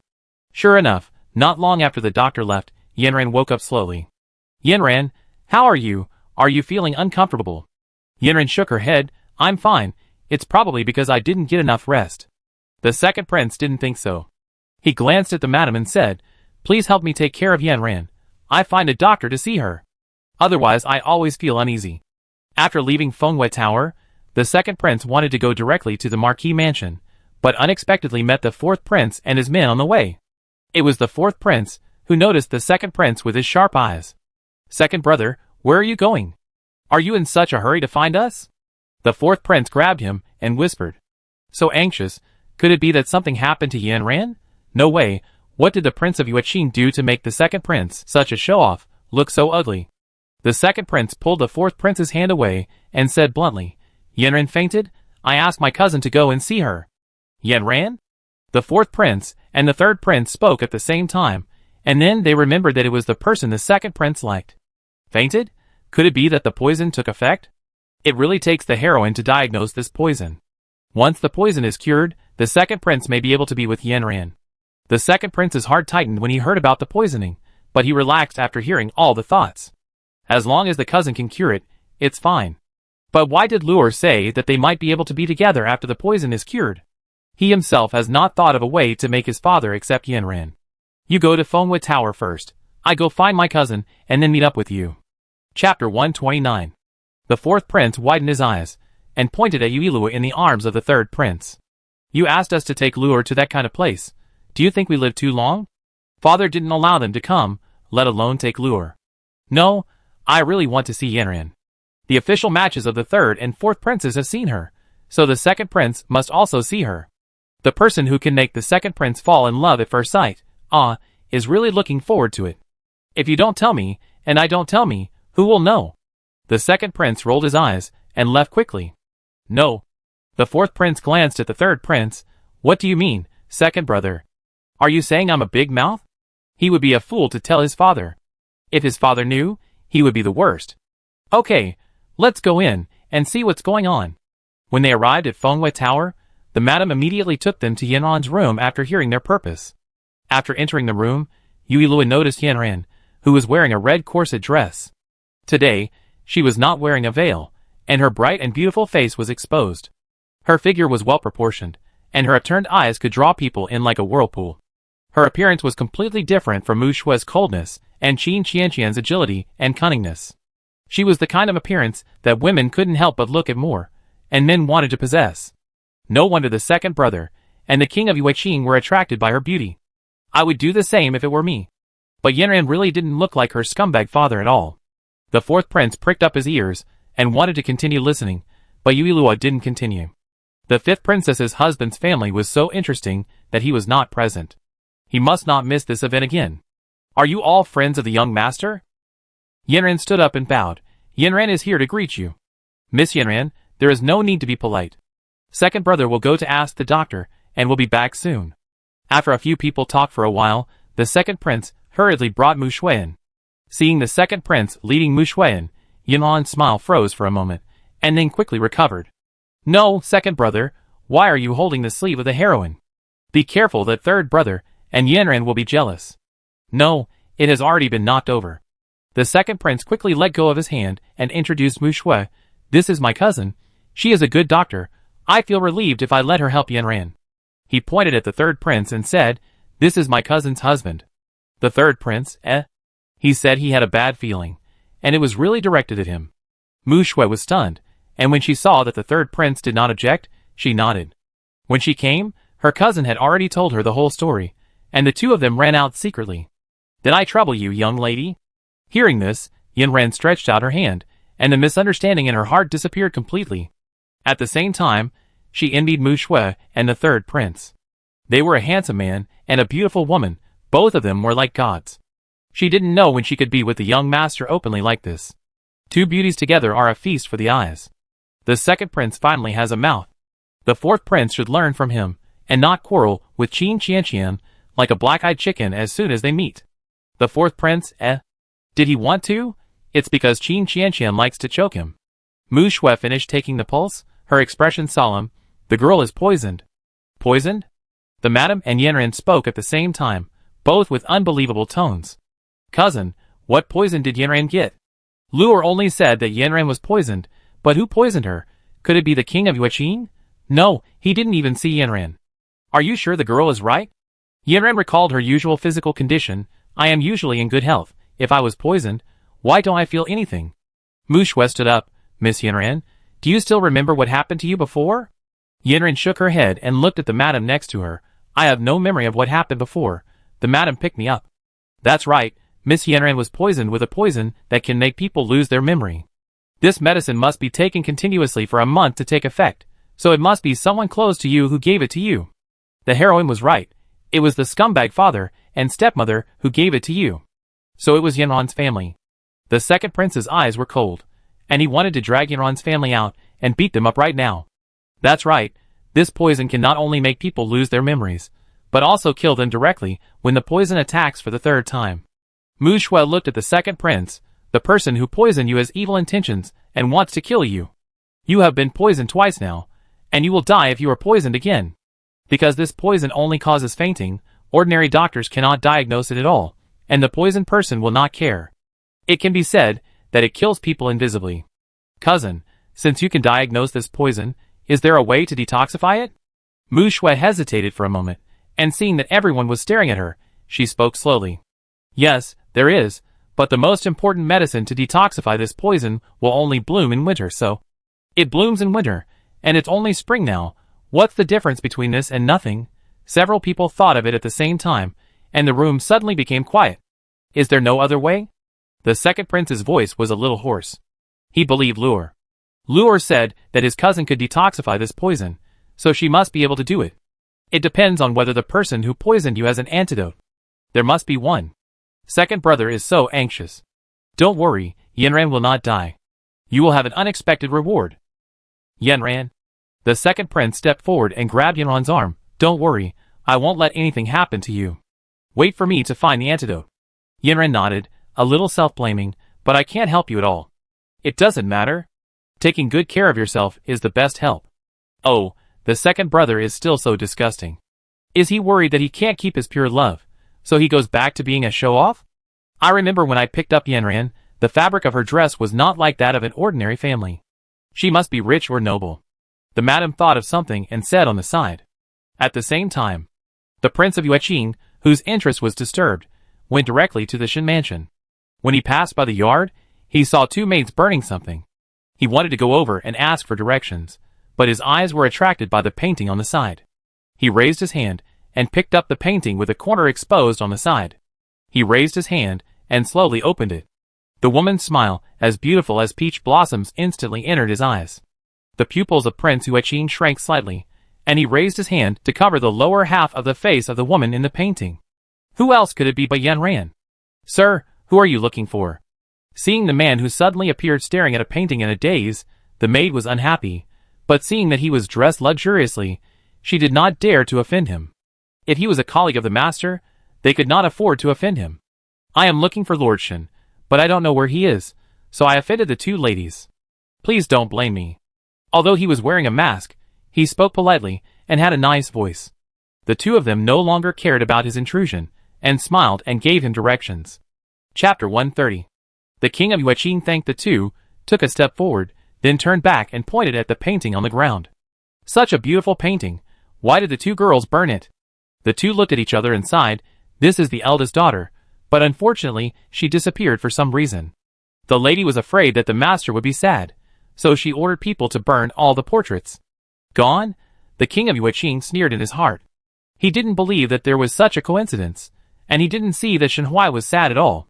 Otherwise, with Shenhuai's ability, it is impossible that he didn't know that his daughter was in Fenghua Tower. But Fenghua Tower is in the capital. Why didn't Yanran come back by herself? With doubts, he went to Shenhuai's study. Shenhui came out to welcome the person in after hearing the report. Shenhui closed the study door, and knelt on the ground to plead guilty without waiting for Prince Huaqing to speak. Please forgive me, Prince. I don't know why Qian didn't come out of the Dali Temple. It stands to reason that the late emperor had abolished the serious crime of killing 9 clans, so the emperor couldn't have any reason to keep him locked up. Don't know? Prince Huaqing sat in front of the long table, staring at Shenhui with a smile in his eyes. Isn't the Dali Temple minister your father-in-law? You will know if you ask. Shenhui looked bitter. The prince said he didn't know again.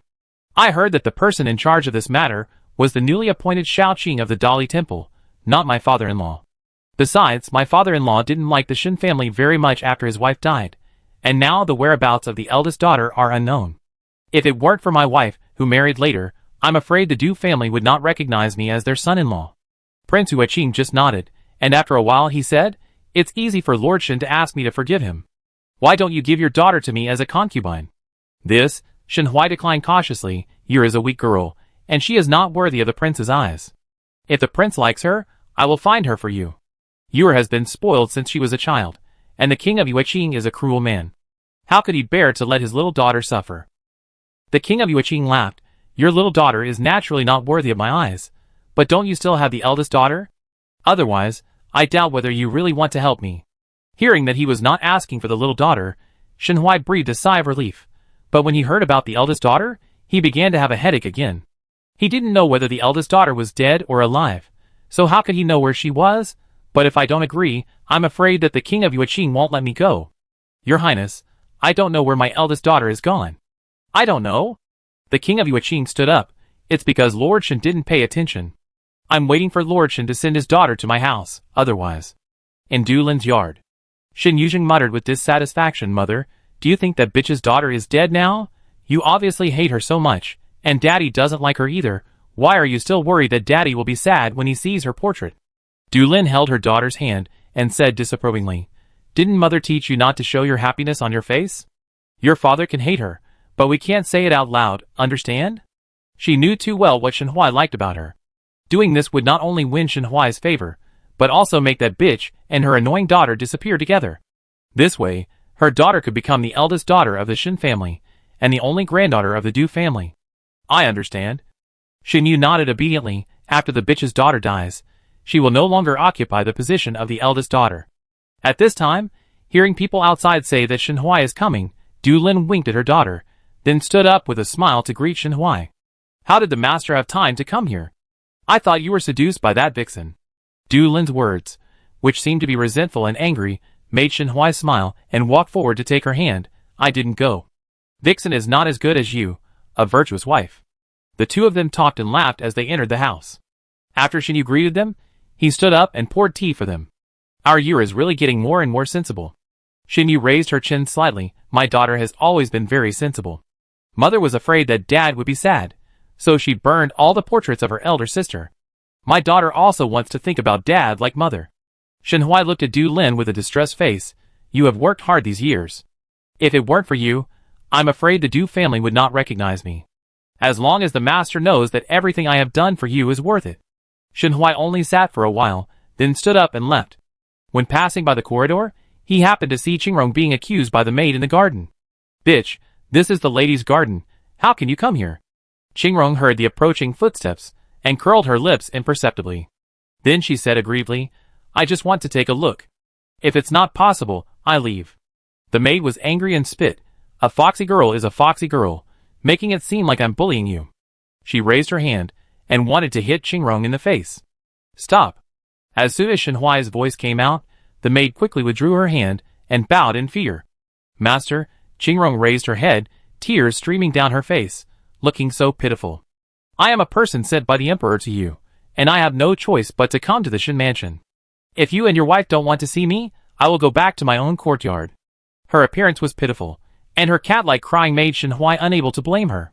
Don't be disrespectful to Aunt Rong in the future, otherwise I don't care if you are your wife's maid. After all, she was sent by the emperor. If the emperor made a fuss, he would definitely suffer. Now that we have not figured out Qingrong's background, we cannot offend her easily. The maid was upset, but she did not dare to refute. Thank you, master, for taking care of me. I will stay in the yard obediently from now on. Qingrong wiped her tears and ran away aggrieved.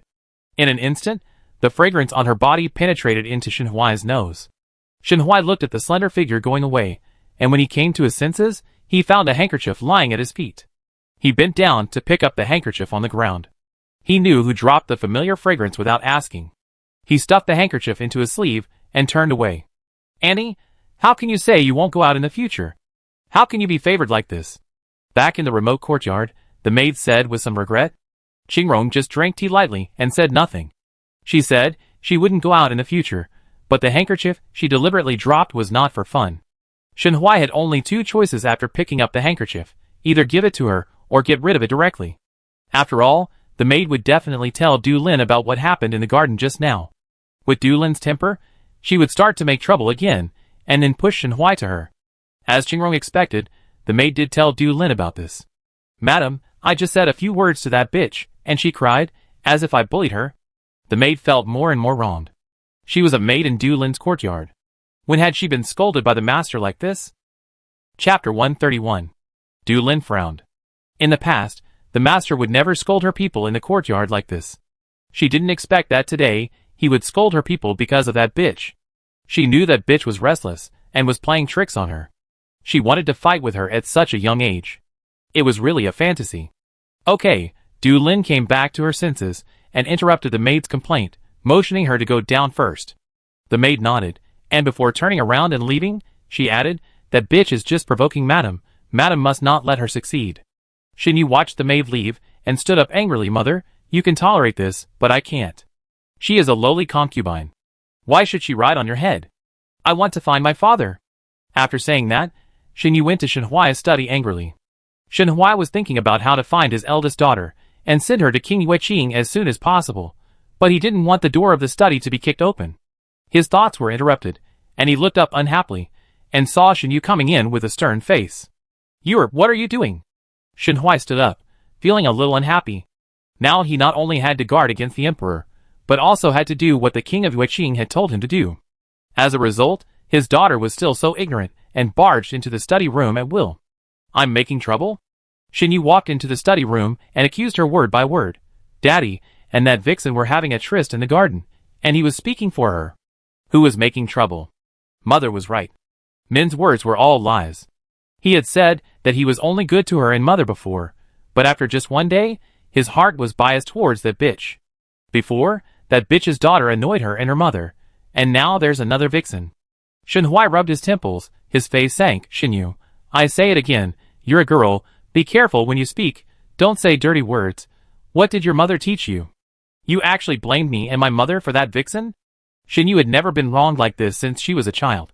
Even though the bitch's daughter was the eldest lady before, she would pick out the good things first and leave them to that person, but now a lowly concubine dared to make her suffer. Daddy actually called her by her full name. I'm doing this for your own good. After all, she was his daughter whom he had spoiled since childhood. Seeing her crying, Shenhui realized that his words were too harsh and softened his voice. You are a girl, and you will eventually get married. Not everyone will be able to spoil you by then.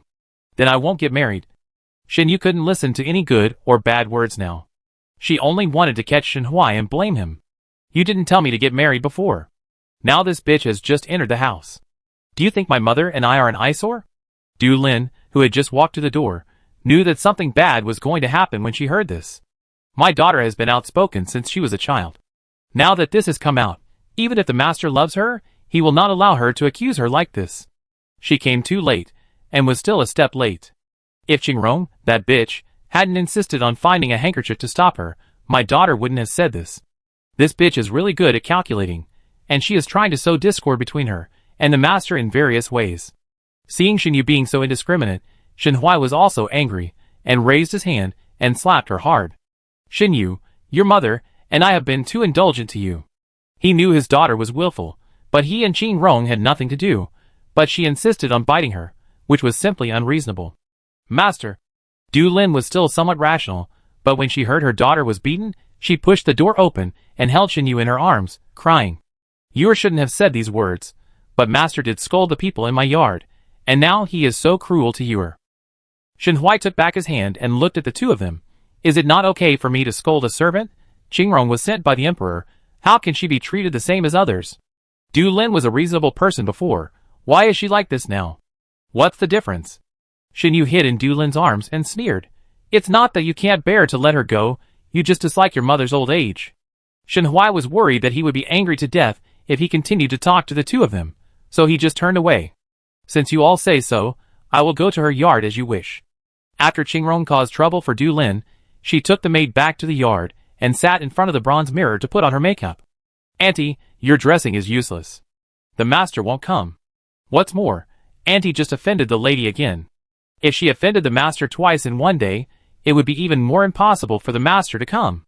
Qingrong raised her hand and touched the headdress on her head, smiling without saying anything. Du Lin has a stupid daughter like Shen Yu, so is she worried that Shen Huai won't come? What's more, Shen Huai has been controlled by Du Lin for so long, and she must be dissatisfied in her heart, so let her magnify this dissatisfaction infinitely. Seeing Qingrong smile, the maid praised sincerely, Auntie is so beautiful when she smiles, just smile more on weekdays.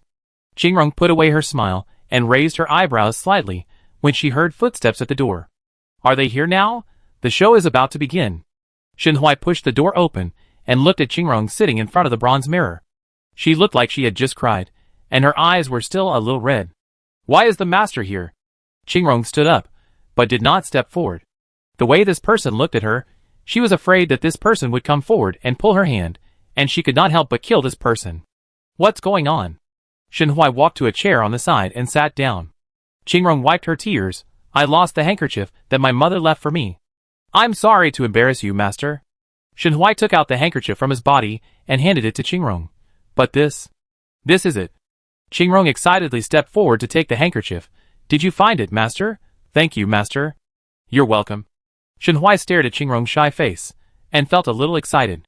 How about taking this opportunity to touch her? Du Lin wouldn't dare to say anything then. Master, please go back quickly. Qingrong saw what he was thinking and felt a little uncomfortable, otherwise, it will be hard to explain to the madam. Shen Huai was ordered to leave and felt a little unhappy. I know that the master did not come here on his own initiative. The master is angry with the madam and the Mississippi. If it weren't for me, it wouldn't be like this. You are not angry? Shen Huai was a little surprised. If it were Du Lin, she would never suffer this grievance. No. Qingrong shook her head. I am just a lowly servant. Once I come to the Shen Mansion, I am a member of the Shen Mansion. Compared to being in the palace, these are nothing. Shen Huai thought about it after hearing this. According to Qingrong didn't seem to be doing well in the palace. I know the master is afraid of me, but the master didn't do anything bad to the emperor, so why should he be afraid? Yes, Shen Huai almost laughed out loud. For the first time, he sincerely thanked Qian for not letting him do anything that would harm the Ministry of Revenue. In this case, could he remain neutral first and then decide which side to stand on? Chapter 132. In the Imperial Study. Eunuch Chao walked in quietly and whispered beside the emperor, Your Majesty, Lord Du, the minister of the Dali Temple, wants to see you. The emperor just nodded and asked him to bring the person in. Lord Du followed Eunuch Chao in and saluted loudly, but the emperor did not ask him to stand up. He was confused. Maybe he had been on leave for too long and the emperor was unhappy? What should he do?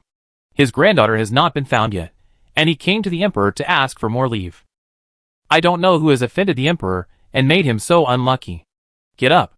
The emperor looked at Yuilua, who woke up by rubbing his eyes, and then asked Lord Du to get up.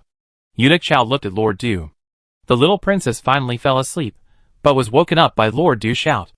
Oh, it's this stupid old man who was sold and helped others count the money. He is a very smart person in handling cases on weekdays, but he was deceived by Du Lin, an ungrateful wolf. Yuilua yawned. As expected, I can't use my brain too much. I'm so sleepy. Fenghua Tower is really not that easy to go to. I don't know if the second prince and his men have found out Yanran's identity. Fenghua Tower? The emperor's face was dark. It seemed that the second prince was also itching for trouble. It would be fine if he went alone, but he actually took Luer to Fenghua Tower. He was simply angry to death. The silly old man came to ask the tyrant for leave again. His granddaughter was right in front of him, but he couldn't find her. TSK, he was fooled by Du Lin. Your Majesty.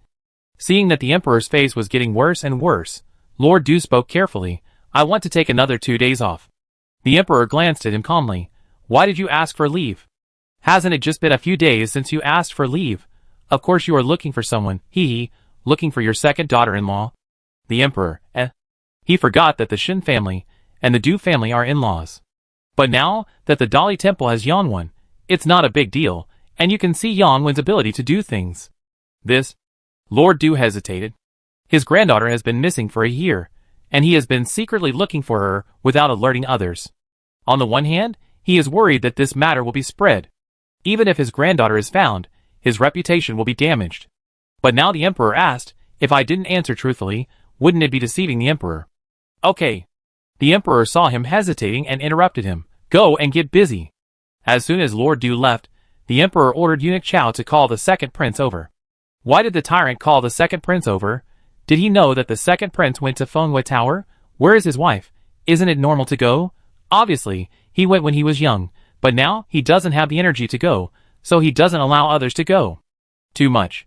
The Emperor glanced at the palace servant beside him, and ordered with a sullen face, You, come and fan me. It's so hot before summer. Is he getting angry? The Emperor, The palace servant trembled and stepped forward to fan the Emperor, praying in his heart that Eunuch Chao would come back soon. He was just breathing and did nothing. So why was the Emperor unhappy? I thought the Emperor's temper was getting better and better. It seems that Eunuch Chao's patience was getting better and better. As if hearing his prayer, Eunuch Chao came in with the second prince. Your son greets you, father. The second prince lowered his head, still thinking about Yanran's life experience. You all leave. The Emperor waved away the others, then looked at the second prince. Where did you go today? Where did you go? The second prince raised his head and said calmly, Your son went to Fenghua Tower. Since your father asked, he must know something. Oh, my silly brother, how could you confess? The tyrant doesn't know. The Emperor, He already knows, okay. You took Luor with you? The Emperor asked again. Remembering that they went there because of him, the second prince admitted it. Yes, I was confused for a moment, and I will let you punish me. Or should I punish the fourth brother? The fourth brother is tough, and the second brother has to help Yanran find the antidote at the Shen Mansion. If he is injured, he will be unable to move. No, the fourth brother gave me a red envelope during the new year, and he seems innocent. The third brother? No, the third brother is kind enough to take me out. Emperor, He just wanted to hear interesting things about the Shen Mansion. Why didn't Luor say anything? But it's really not a good idea to take Luor to Fenghua Tower, in case Luor is deceived by someone in the future. The second prince still needs to be beaten, but it's better to beat him lightly. Come on, take the second prince out and beat him with 5 big boards. The second prince was taken out and sent back to his residence after the beating. The fourth prince was packing up his things. When he saw the second prince being helped in, he quickly put down the things in his hands and stood up to circle around the second prince. Ha ha, second brother, how come you were beaten too? As he said that, he called the third prince, third brother, come and see, the second brother was beaten by father, ha ha. The second prince glared at him, and motioned for the palace servant to help him to the chair. If I had known earlier, I would have said that it was the fourth brother who took Luor there. The third prince came out, asked the palace servant to leave, and looked at the second prince. What happened to the second brother? I don't know who told father that we went to Fenghua Tower and took Luor there, and we were beaten as a result. The fourth prince stopped smiling and asked curiously, How many boards did you get? The second prince sat down with the help of a chair, and took a breath of cold air. 5 strokes. Only 5 strokes? The fourth prince was surprised. Looking at you like this, I thought you were beaten with 20 strokes. You are not resistant to beatings at all. The third prince also nodded. You are indeed not as resistant as the fourth brother. You two are still making fun of me. The second prince sat sideways, feeling particularly uncomfortable. If I hadn't taken this matter, do you think you could have escaped? The fourth prince thought about it, and it was right, but he felt something was wrong. You were the one who asked us to go, why are you blaming us? He was almost fooled, so he said something was wrong. Oh, you've learned to be smart. The third prince glanced at him. He then said to the second prince, What about Miss Yunan's matter? What can we do? The fourth prince looked at the second prince, who was fidgeting, and pointed at the bed with a smile. I think you should lie down and heal your wound for 2 days. I have experience in this, and you can't sit still anyway. At the same time, the more Prince Huiqing thought about it, the more things seemed wrong. It was not surprising that the second prince came to Fenghua Tower, but it was a little strange that the other party asked him not to tell the emperor, and he had to choose when he went to knock on Yanran's door. This is worth pondering. In addition, Yanran didn't want to see him, and didn't accept guests. This showed that someone had kept her. The answer in his heart was about to come out. The relationship between the second prince and Yanran was definitely not simple, and Prince Huiqing stood up. Prepare the carriage, and go to Fenghua Tower. Let him personally help the second prince reveal his identity. It should be interesting to see Yanran's expression when she knows the second prince's identity. Chapter 133. Prince Huiqing went to Fenghua Tower as usual. This time, he did not go to the madam, but went straight to the door of Yanran's room and ordered his subordinates to watch outside. Hearing the knock on the door, Yanran put on her veil and stood up to open the door. She thought it would be the second prince, but it turned out to be a strange man. She instinctively wanted to close the door with her hand holding the door, and Prince Huiqing raised his eyebrows slightly. Miss Yanran, why are you in a hurry to close the door? I just accidentally walked into the wrong door. Yanran sneered in her heart and said expressionlessly, since you have taken the wrong path, please go back. Then she closed the door directly. The king of Huiqing quickly stretched out his hand to hold the door, still smiling. Since you have met Miss Yanran, it proves that there is fate. Aren't you curious about the identity of the young master who supports you? The identity of the young master? Yanran was indeed very curious, but this man definitely had bad intentions. She pretended to be surprised. Why don't we go inside and talk? The king of Huiqing was proud and walked in. It seems that the second prince really didn't tell Yanran his identity, so I can make some fuss to make Yanran follow me voluntarily, and then help her find her family. Then it will be natural to get the beauty back. When I get tired of playing with her, I will find an opportunity to give her to my brother to play with. I don't believe that the second prince doesn't care when he sees his beloved in his brother's harem. In fact, I don't want Miss Yanran to be deceived. The king of Huiqing sat on the chair and retracted his wild thoughts in his mind. I happen to recognize the young man who is going to take care of you, and he is the second prince. Yanran was surprised. She knew that the young master was of noble status, but she didn't expect that he was actually a prince. No wonder he never told her his status. He was probably afraid that she would resist it. Miss Yanran, think about it. Your status is here. Let's not talk about whether the second prince is sincere to you. Even the emperor will not allow you to be together. So he was trying to sow discord. Yanran just thought it was funny. She had lost her previous memory, but she was not stupid. Thank you for telling me, Your Majesty. The second prince just felt sorry for me. It was Your Majesty who misunderstood. Prince Huiqing looked at Yanran's expression, and it didn't seem like she was lying. Could it be that the second prince was wishful thinking? He was a little unsure. If that's the case, I'm worrying too much, Prince Huiqing said as he stood up. As long as Miss Yanran wants to leave Fenghua Tower, you can find me at any time. Yanran smiled and thanked him, and after he left the door, she deliberately threw the cup on the table to the ground. The crisp sound naturally reached Prince Huiqing's ears, and the corners of his lips curled up. I thought she really didn't care, but I didn't expect she was just acting in front of him. Then just wait for Yanran to throw herself into his arms. Yanran heard the footsteps fade away, then poured herself a cup of tea and drank it in a good mood. The madam knocked on the door, came in, closed the door, and sat opposite her. Someone came just now. Yanran had no intention of hiding anything from her. After pouring her a cup of tea, she said, "The king of Huiqing." The madam paused when she took the tea, and her tone was slightly worried. This person is definitely not what people say outside. He may come to see you for other purposes, so you should be careful. Previously, this person came back to Beijing in advance and wanted to see Yanran. At that time, she didn't know his identity. But the second time he came, he didn't wear a mask. The familiar fragrance on his body was the same as before. At that time, she guessed his identity. Yanran grabbed the madam's hand. "Don't worry, Mom, I know this person has bad intentions. But the most important thing for us now is to find out my identity first. The second prince must have many inconveniences in the palace, and she can't rely on him for everything." I was just about to say this. After she reminded him, the madam remembered the purpose of her visit. "Mom, do you have a clue?" Yanran's voice was a little excited. "I heard that the Dali Temple was secretly looking for his granddaughter, so..." Yanran immediately understood that their Fenghua Tower seemed to be a place for fun, but it was actually the easiest to collect information. After all, officials would come sometimes. "I will find a way to sneak into the Shin family." Seeing that Yanran was about to leave, the madam pulled her and handed her a booklet. "This is the basic information of the Shin family. Be careful."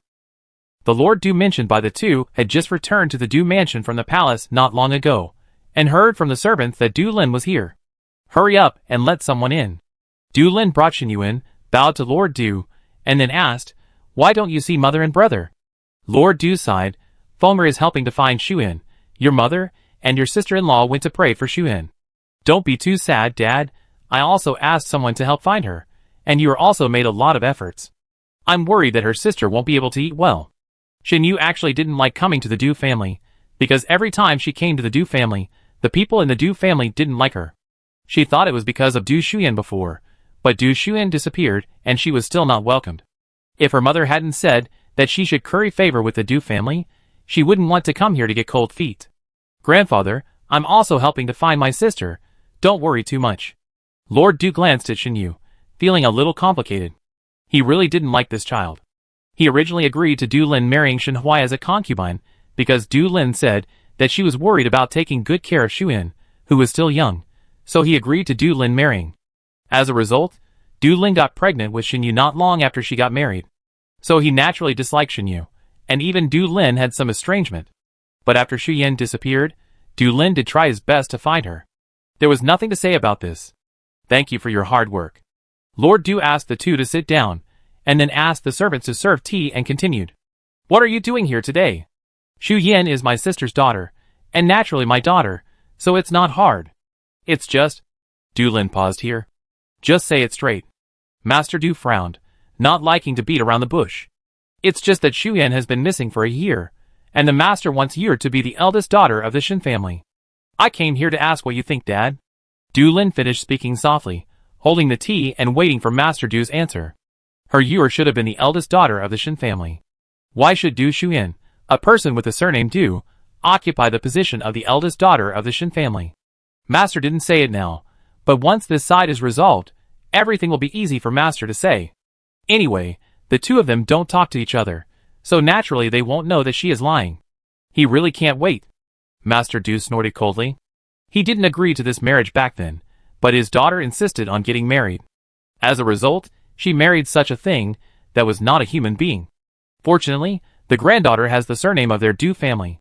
Whoever wants to be the eldest daughter of the Shen family can be the eldest daughter. Seeing that Master Du didn't continue, Xinyu couldn't help but ask, What do you think, grandfather? Do whatever you want. Send the guests away. Chapter 134. Yang Wen interrogated Qi Xian and his mother the next day and sent them to the emperor for review. After all, this is related to the royal family's reputation, and it still needs to be reviewed by the emperor before it can be posted. The emperor sat in front of the long case and took the charges presented by eunuch Chao. After reading them, he ordered Yang Wen to take them out of the palace and post them. By the way, you can go to the 5th princess's mansion and tell the 5th princess that Aunt Lan can be released. Yang Wen took the order and left, and the emperor asked eunuch Chao, How is the 2nd prince? He just hit him with 5 strokes of the board, but he didn't say he couldn't be lenient. He should be fine today. You think he's the 4th prince? He can jump up so soon. The hypocrite Prince Yueqing likes to sow discord. If the 2nd prince's wife runs away, you have to take half the responsibility. The emperor, Now that it's come to that, how can he not hit her? Besides, who is he doing it for? The 5th princess was quite smart before, but her brain doesn't work well when she meets Qi Xian. Luor is smart now, but if she meets someone who can deceive, her brain will not work well at that time. No, Luor is a money grubber, so she should be given more money, so that she won't run away with others when she grows up. The 2nd prince doesn't look good, and his walking is not pretty. Eunuch Chao thought of the way the 2nd prince walked, and tried to hold back his smile. 5 boards are like this? The emperor sighed in his heart. It seems that he didn't beat him enough on weekdays. Not pretty? Eunuch Chao, don't hold it in and get hurt. Go and have a look. The emperor stood up, and took Yuilua to the 2nd prince's residence. As soon as he reached the door, he heard the undisguised laughter of concubine De. Okay, don't leave. Sit down quickly, otherwise I will think it's a pink duck running out. The 2nd prince, Is there such a thing as his mother? She said she came to see him, but she kept laughing at him since she sat down. She is even worse than the 4th brother. Mother, please stop laughing. Concubine De stopped laughing. Why did the emperor hit you? The emperor walked in directly, and found a seat to sit down. Tell me, why did I beat you? When the two saw the emperor coming in, they stood up and saluted. Sit down. The emperor glanced at the 2nd prince. Tell your mother why I beat you. I went to Fenghua Tower. De Fei was stunned for a moment, and said softly, Your Majesty, there is nothing wrong with going to Fenghua Tower. I heard that the girls there are very beautiful, and she actually wanted to go and see them. Wait for him to finish. I took Luor with me. After the second prince finished speaking incoherently, Concubine got up from her chair in excitement. You still took Luor with you. Luor is so young, you are still a brother. I think the emperor has not punished him lightly. The second prince was afraid that the emperor would punish him again. He even wanted to tell Yanran about her identity. Mother, please don't ruin your own good things. Concubine scolded the second prince, but she must have been thinking about when she would have the chance to go shopping. It is true that you didn't punish him enough. The emperor glanced at the second prince. Not as good as the fourth brother, 5 strokes are useless. The fifth princess went to the Qi mansion as soon as she got the news. Adlon saw her and smiled, and went forward to greet her. Why is your highness here? The fifth princess helped her up. Qi Xian and his son have confessed their crimes, and my father asked me to return your freedom. From now on, you are you, not aunt, and you don't belong to the Qi mansion. You can live the life you want. Thank you, your highness, and thank you, your highness. Adlon cried with joy. Your highness looks much better, and please take care of yourself in the future. Okay, take care of yourself too. The fifth princess said, motioning the maid to take out a stack of banknotes and hand them to Adlon. Take it, maybe it will be useful. After leaving the Qi mansion, the fifth princess stopped and looked up at the mansion that had once trapped her, feeling more relaxed than ever before. Princess, let's go. The maid was worried that she would do something stupid again, and she couldn't wait to leave this place. The fifth princess retracted her gaze, smiled and nodded, and got on the carriage. The carriage drove into the street, and the driver suddenly stopped. What's wrong? The fifth princess lifted the curtain, and the voices of the people gathered around her came into her ears. I didn't expect Qi Xian to be such a hypocrite. I spoke up for him before. What a beast. And his mother too. She actually tortured the princess. Such a person should be dragged out and paraded through the streets. It really has to be the emperor. When I first heard that Qi Xian was going to be executed, I thought he was wronged. Now it seems that he deserves to die. The emperor is merciful for not exterminating his entire clan. After the people left one after another, the fifth princess slowly lowered the curtain and told the driver, Let's go, to the Dali temple. The carriage stopped at the Dali temple, and the fifth princess got off the carriage, told the maid to wait at the door, and walked in. Princess you. Don't worry, I'm just going to take a look.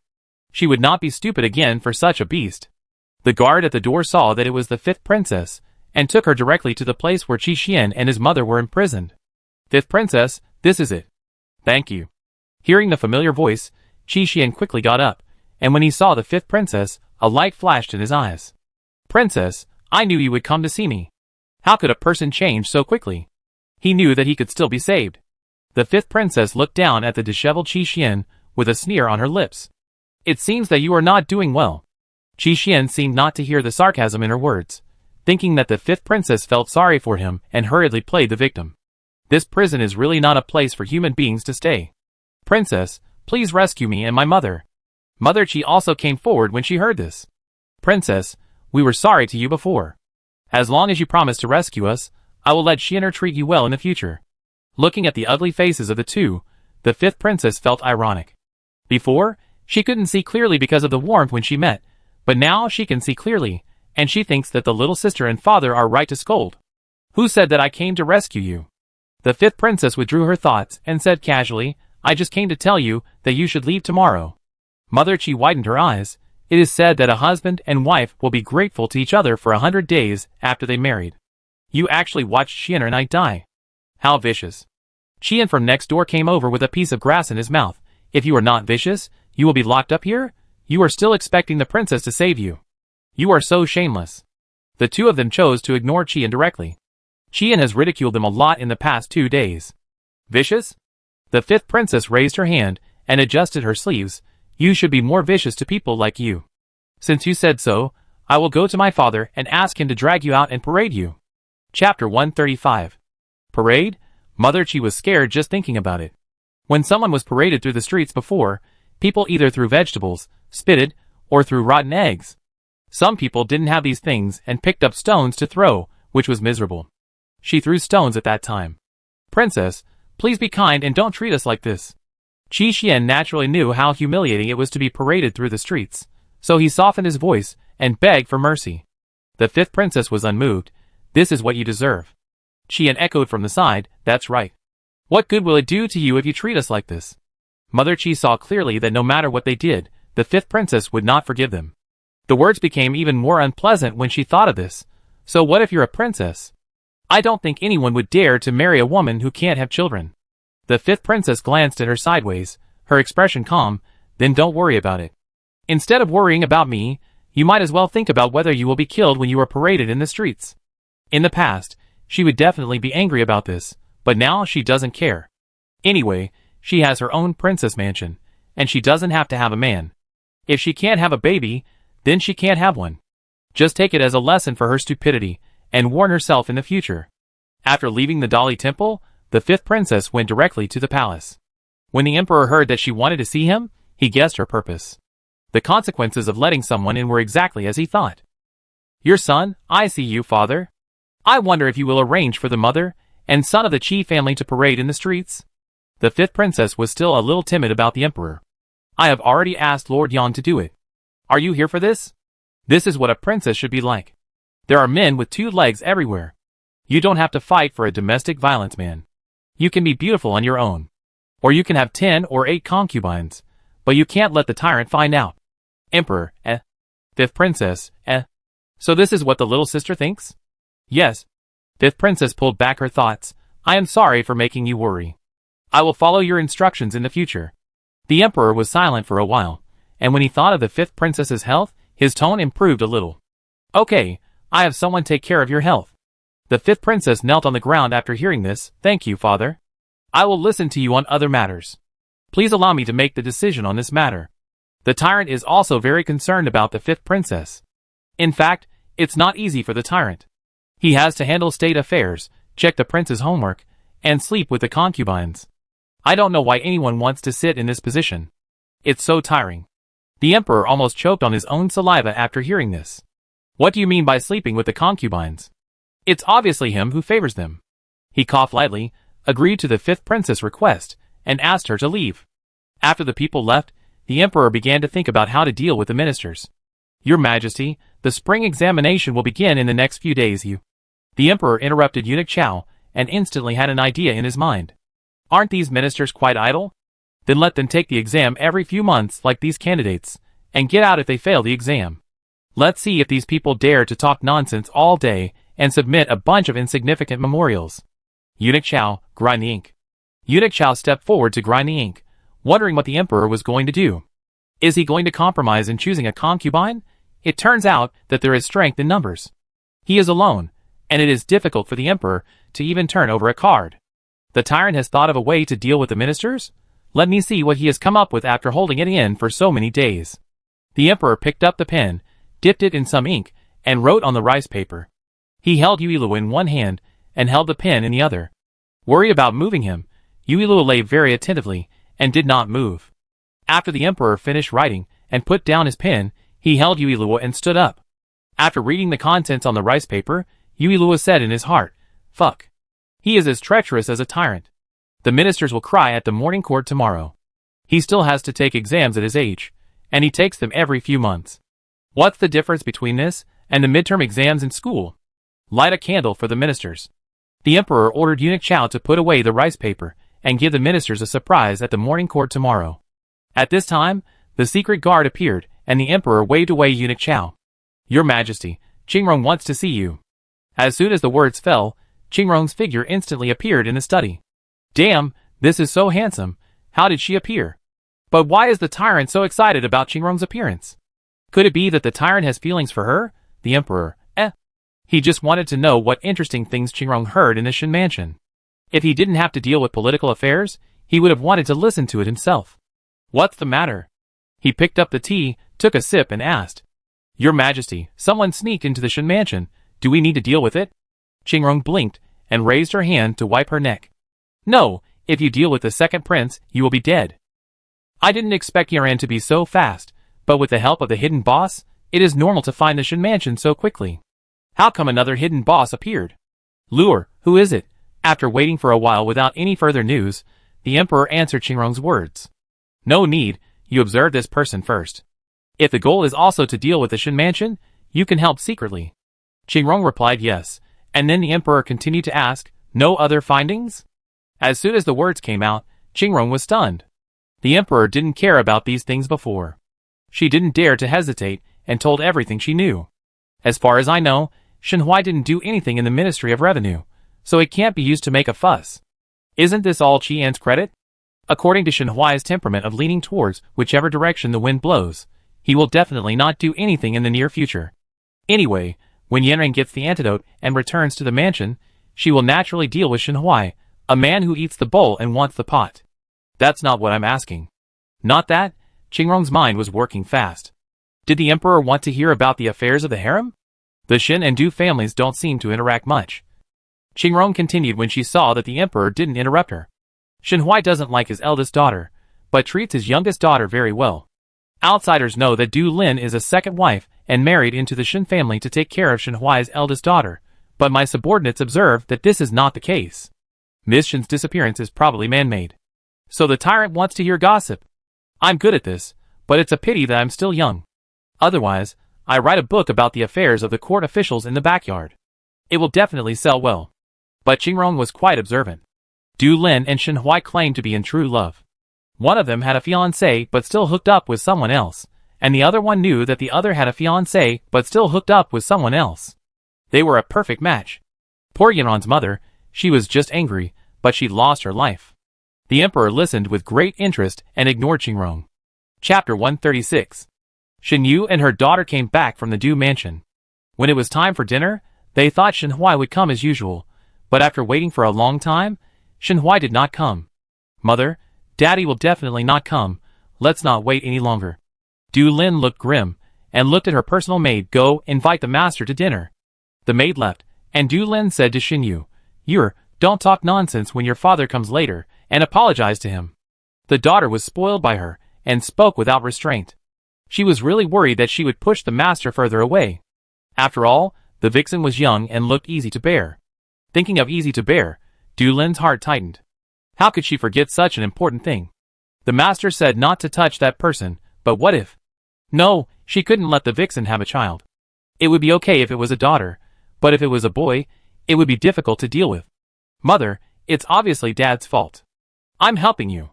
Why are you still blaming me? Shen Yu didn't notice her strangeness, and complained aggrievedly. Mother is also for your own good, you listen. Okay, as long as he comes, I will admit my mistake. Shen Yu is a soft-hearted person. Du Lin was relieved to see that she agreed. Madam Miss. The maid who went to invite Shenhui came back with a complicated expression. The master went to that person's yard. Are you sure? Shen Yu slammed the chopsticks on the table with a snap, her face full of anger. How can he do this?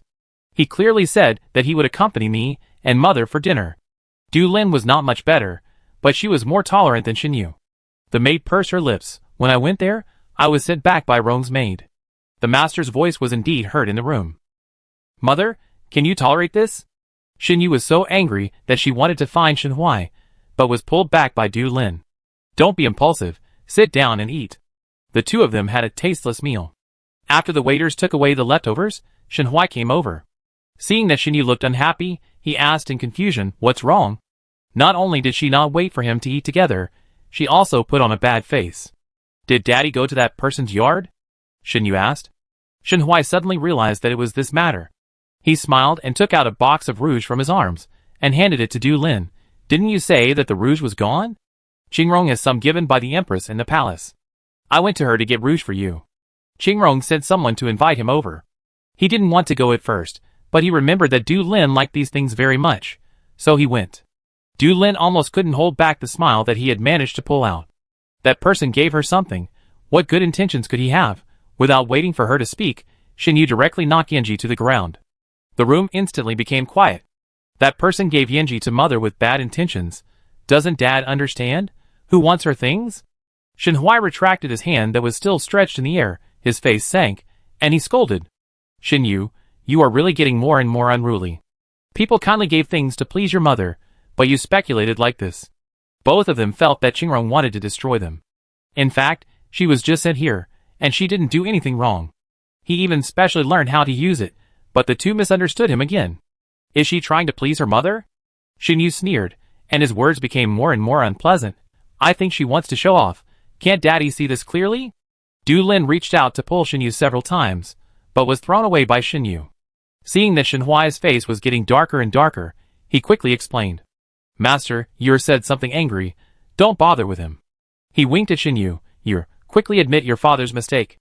Xinyu stamped her feet and ran out crying. Look at how you spoil her. She is so disrespectful. Shenhui was so angry that she left with a wave of her sleeves. Madam. The maid stepped forward timidly. Do you want to go see the young lady? Du Lin rubbed her temples with a headache. She did not go to see Xinyu, but asked another maid beside her to go to see Xinyu. Yin Ran lowered her eyebrows and said yes, and left Du Lin's yard. Wait. Did she get discovered? Yin Ran paused, thinking that it was not right. How could her mother's disguise be discovered so easily? Madam, do you have any more instructions? Yin Ran asked, imitating the voice of the maid. Nothing. Du Lin looked at her back. She just wanted to tell this person to keep an eye on Xinyu, but she had to give up when she thought of Xinyu's temper. Yin Ran chased to Xinyu's yard.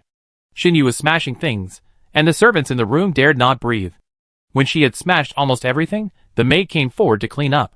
Miss, don't be angry with a concubine. It's not worth it. The personal maid advised. Xinyu snorted coldly. Du Shuin, that bitch, disappeared, and here comes another one. The emperor granted. The room was full of Du Lin's people. Xinyu said whatever he thought of, but was interrupted by the maid when he mentioned the emperor. I can't say it without you. Xinyu rolled her eyes, and noticed Yin Ran standing by the door. My mother asked you to come and see me? She raised her hand and touched her face. The place where she was beaten still hurt. My mother didn't come to see her. Yes, madam is also for the good of the young lady. The young lady should not talk nonsense next time to make the master angry. Xinyu laughed out of anger. Who is she doing this for? The result was not pleasing. Did her mother blame her? The next day, the emperor put on his dragon robe and went to pick up Yuilua to go to court together. The ministers found that the emperor had been laughing since he sat on the dragon chair today, and they were all wondering what happened to the emperor today. Is there something good going on? Are you all ready to accept the surprise from the tyrant? All the nobles stand up. After everyone stood up, Prime Minister Li played a few things about the imperial examination and no one else played. The emperor's eyes fell on Shenhui, and he asked with a smile, does anyone have anything else to report? Look at Shenhui's dark circles. Who would dare to report? What if you put someone in their way again? The ministers are not blind. With Shenhui as a precedent, they don't want the emperor to put someone in their way.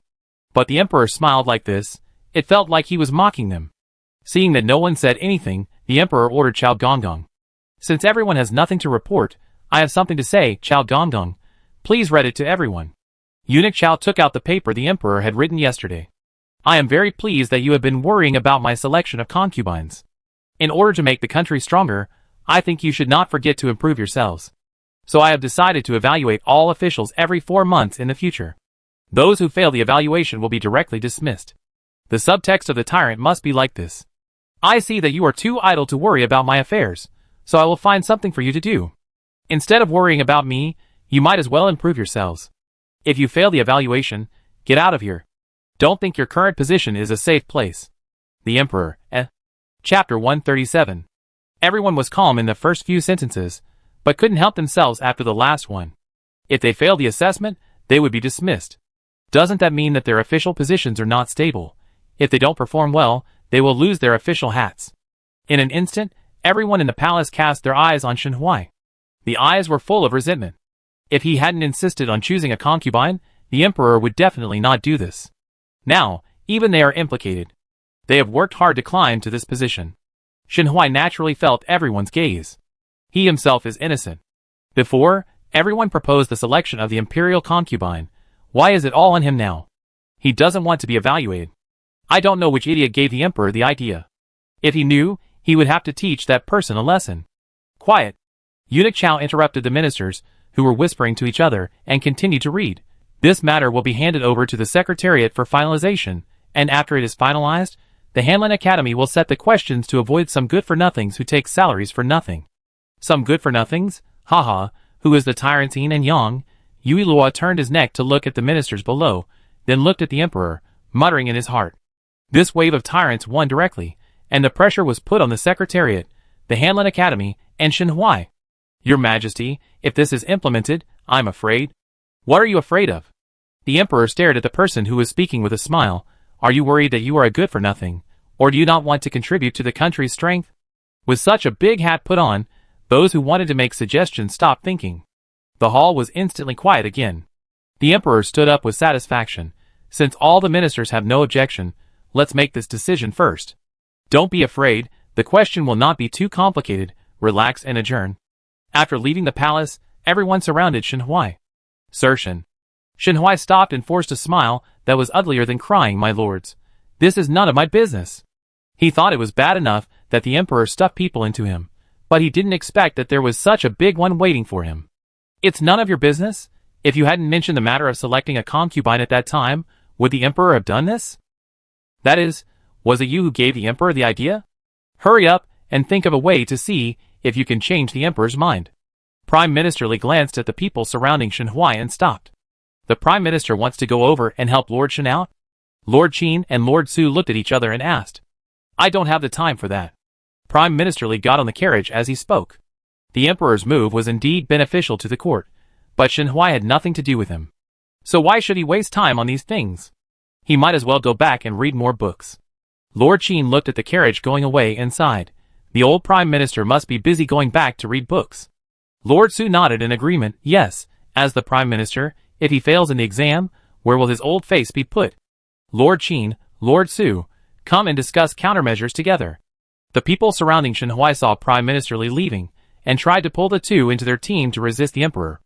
After all, Prime Minister Li is a noble old man, and will not join them.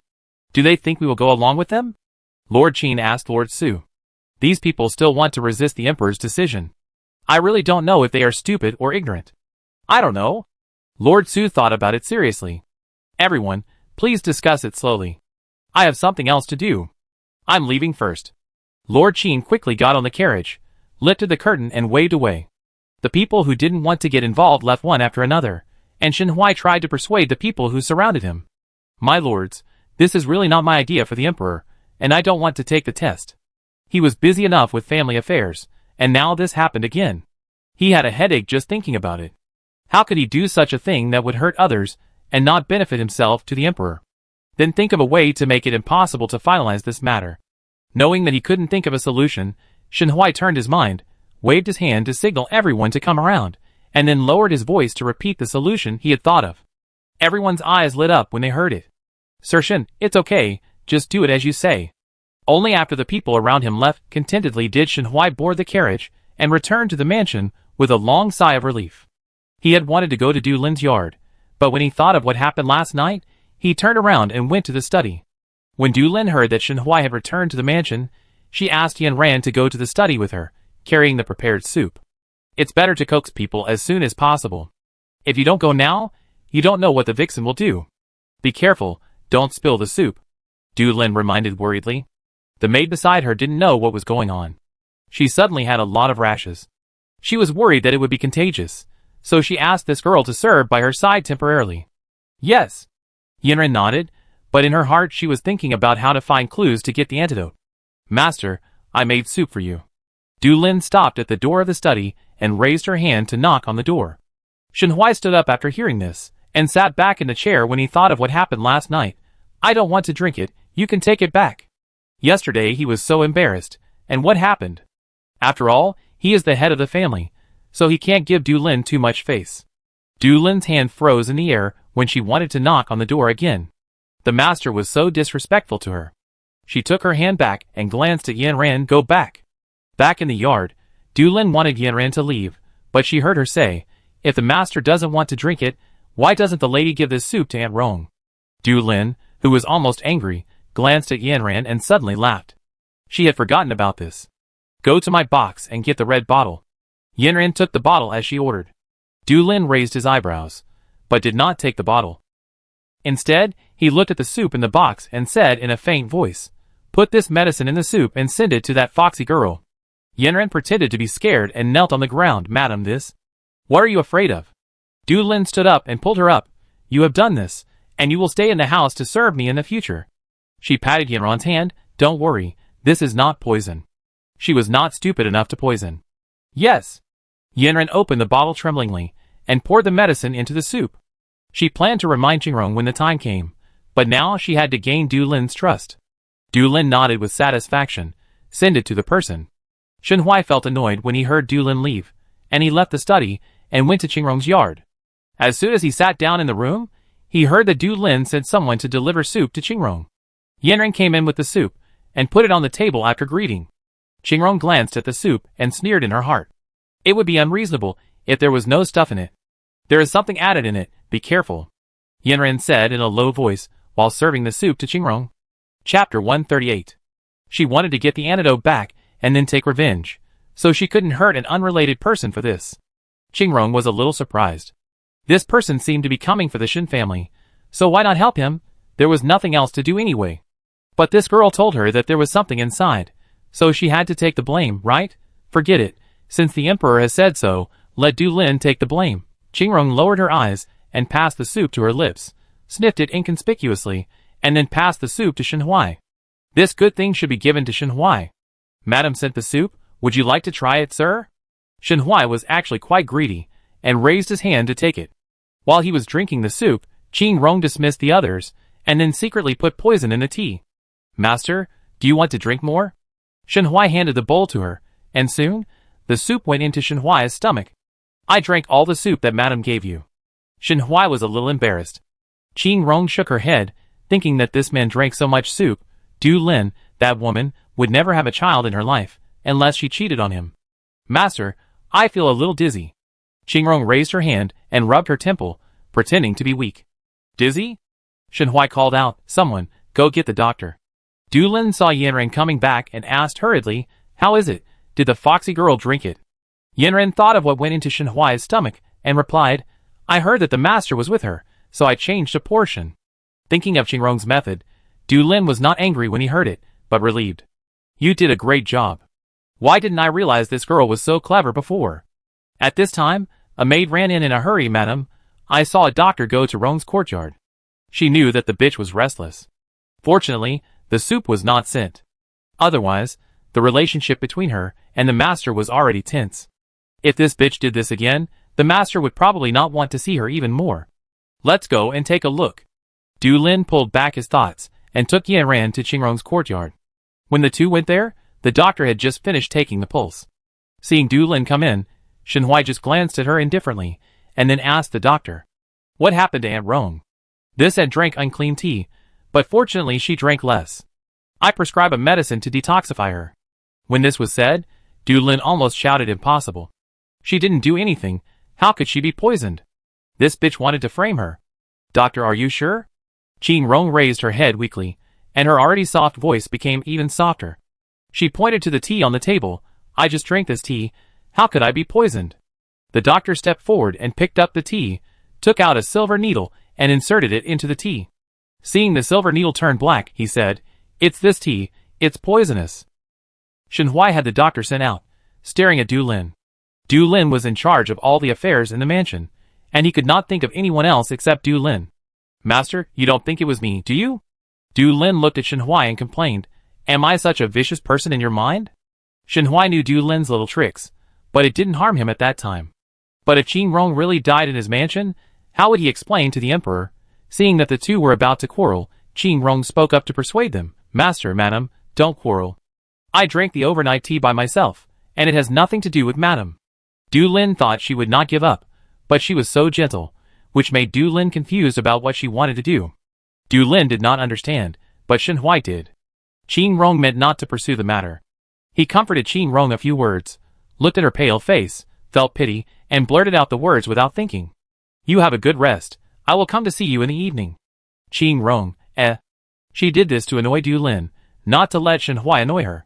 Forget it, Du Lin is here, Shenhui can't come over. Du Lin's teeth almost broke after hearing this. Is this bitch pretending to be magnanimous just to get the master to come to her place? After the extra people in the room left, Qingrong set away the servants around her and looked up at the beams. It's hard to hold back your laughter. Why don't you come down? After saying that, a young man in black jumped down from the beams. Sister Rong is so gentle, it's really rare to see it. I have to take a closer look. Qing Feng smiled and teased Qingrong, and looked around the room again. This guy is coming over tonight. Do you need me to help Sister Rong get rid of him? Qingrong rolled her eyes. Come on, has the emperor given any instructions? Speaking of business, Qing Feng instantly became serious, as if the person who teased Qingrong just now was not him. The maid just now is the daughter of Lord Du, the minister of the Dali Temple. The emperor asked you and me to protect her secretly. Isn't that Shenhuai's eldest daughter? Qingrong smiled. It was interesting. Then she remembered Qingfeng's next sentence and said with some disdain, I will go with you?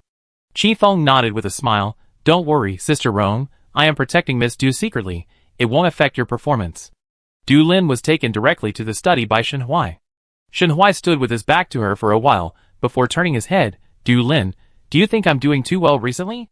Prince Huiqing hadn't explained yet, and the emperor had another assessment, and Du Lin kept making things difficult for him, really not letting him have a moment's rest.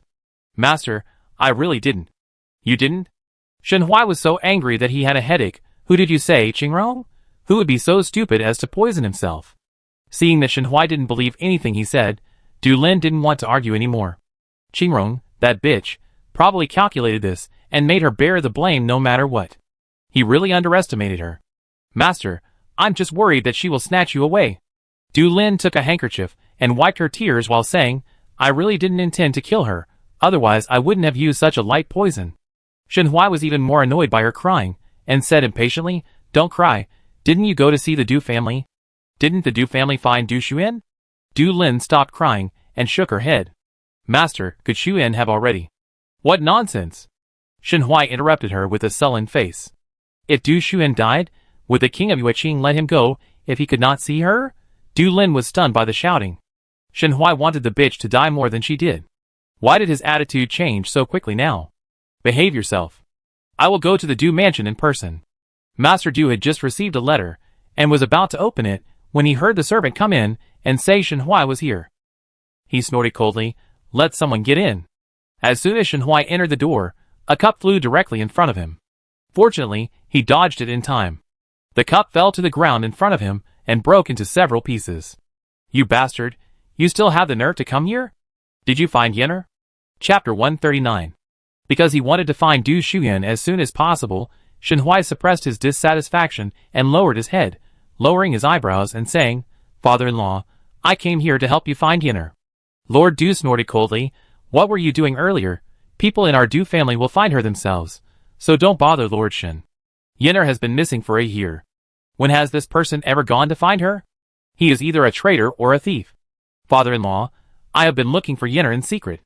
Shenhuai patiently defended himself, wondering why the king of Yueqing was thinking about his eldest daughter. Don't be so sympathetic here. Master Du was very rude, and did not show any mercy at all because of Shenhuai's humble attitude. If Yenner had not refused to come to the Du family, he would have taken Yenner here long ago, and Yenner would not have disappeared. Father-in-law. Shenhuai frowned, Yenner is my daughter, how could I not worry about her? This old man is really stubborn. I should have brought Du Lin with me earlier. Come here, throw this dog out for me. Lord Du was still thinking about the letter he had just received, and didn't want to argue with Shenhuai anymore. Two people came in from the door, a little hesitant. Shenhuai was a minister after all, they didn't dare to really throw him out. What are you standing there for? Do you need me to teach you? Seeing that the two were really going to throw him out, Shenhuai snorted coldly and left quickly. Lord Du, this old man, can do anything. If he is really thrown out today, he will be laughed at to death in the future. Watching his back as he left, Lord Du deliberately raised his voice and ordered, In the future, the Du mansion will not allow Shenhuai and the dog to come in. Whoever lets them in will be beaten with a stick. Shenhuai's face turned green with anger when he walked to the door. Was the old man deliberately speaking so loudly to annoy him? It was just that he was a little angry, but he still gained something. Judging from the old man Du's appearance, he didn't find Du Xuan. Shenhuai comforted himself in his heart. Lord Du watched Shenhuai's back disappear, and couldn't wait to take out the letter in his arms. After reading it, he stood up with a smile, which stunned the people serving beside him. Doesn't the master hate Lord Shen the most? Why is he laughing so happily now? Is he angry? While thinking, Madame Du and Du Feng walked in and saw Lord Du, who was grinning from ear to ear. The two looked at each other. When they came just now, they saw Shenhuai leaving the house with a sullen face. Could it be that the master was also angry? Master? Madame Du stepped forward and called Lord Du. What's wrong with you? What is Shenhuai doing here? Du Feng had always disliked Shenhuai and Du Lin, and was curious about Shenhuai's purpose. Since his sister died, Shenhuai had never come to the Du mansion again. Now he suddenly came. Could it be that there was news about Yenner? Lord Du put away his smile, asked the waiters to leave, and then pulled Mrs. Du to sit on the chair with a smile. Madam, Please sit down. Mrs. Du sat down in confusion. What happened? The master must have taken the wrong medicine. Madam, take a look at this first. Lord Du handed the letter to Mrs. Du like a treasure. This is a letter written by Yenner. In Yenner's handwriting. She asked me to meet her. It really pays off. Madam's prayers must have worked. Here comes Yenner's letter. It's really Yenner's handwriting. Du Feng walked up to take a look at the letter. He had too many questions to ask Du Xuan. Yenner has been found. Madame Du held the letter in her arms and cried with joy. Yenner had been missing for so long. She had made the worst plan. But Yenner was still alive. She was not wasted. Yanran saw that it was time to meet Lord Du. She did her part and left Du Lin's yard, avoiding people, and walked out of the mansion. She and Lord Du agreed to meet at a small tea house. She walked to the door and saw that no one was following her before she pushed the door open. Lord Du kept looking at the door, but he didn't see his granddaughter, so he became impatient. Could it be that someone was playing a trick on him? No, that was Yenner's handwriting, and he taught Yenner how to write. Sir, Yenran walked to Lord Du and sat down, saying, I'm late. Knowing that he had too many doubts in his heart, Yenran poured him a cup of tea first, and then whispered, I know you have too many doubts, but I can't answer them for you at the moment. I will tell you when I figure everything out. For example, she was obviously the daughter of the Shen family. Why did she faint outside and was poisoned? Was it Shen Hui who did it or Du Lin? Why did the Shen family do it to her? Did she find out something? Yenran also had too many questions in her mind, but she had to wait until her memory was restored to know the inside story. The two sat in an inconspicuous corner and spoke in low voices, so they didn't worry about others noticing them. However, for the sake of caution, even if Lord Du was excited, he lowered his voice and asked, So who are you? Before he finished speaking, Yenran knew what he wanted to ask and nodded to answer his question. She used her original voice when she spoke, and her grandfather must have heard it. Although she could not remember the memory of getting along with the old man for the time being, she still felt sorry when she saw his old eyes red. I still have things to do now. Don't tell others that you have found me, especially Du Lin and Shen Hui. Lord Du nodded.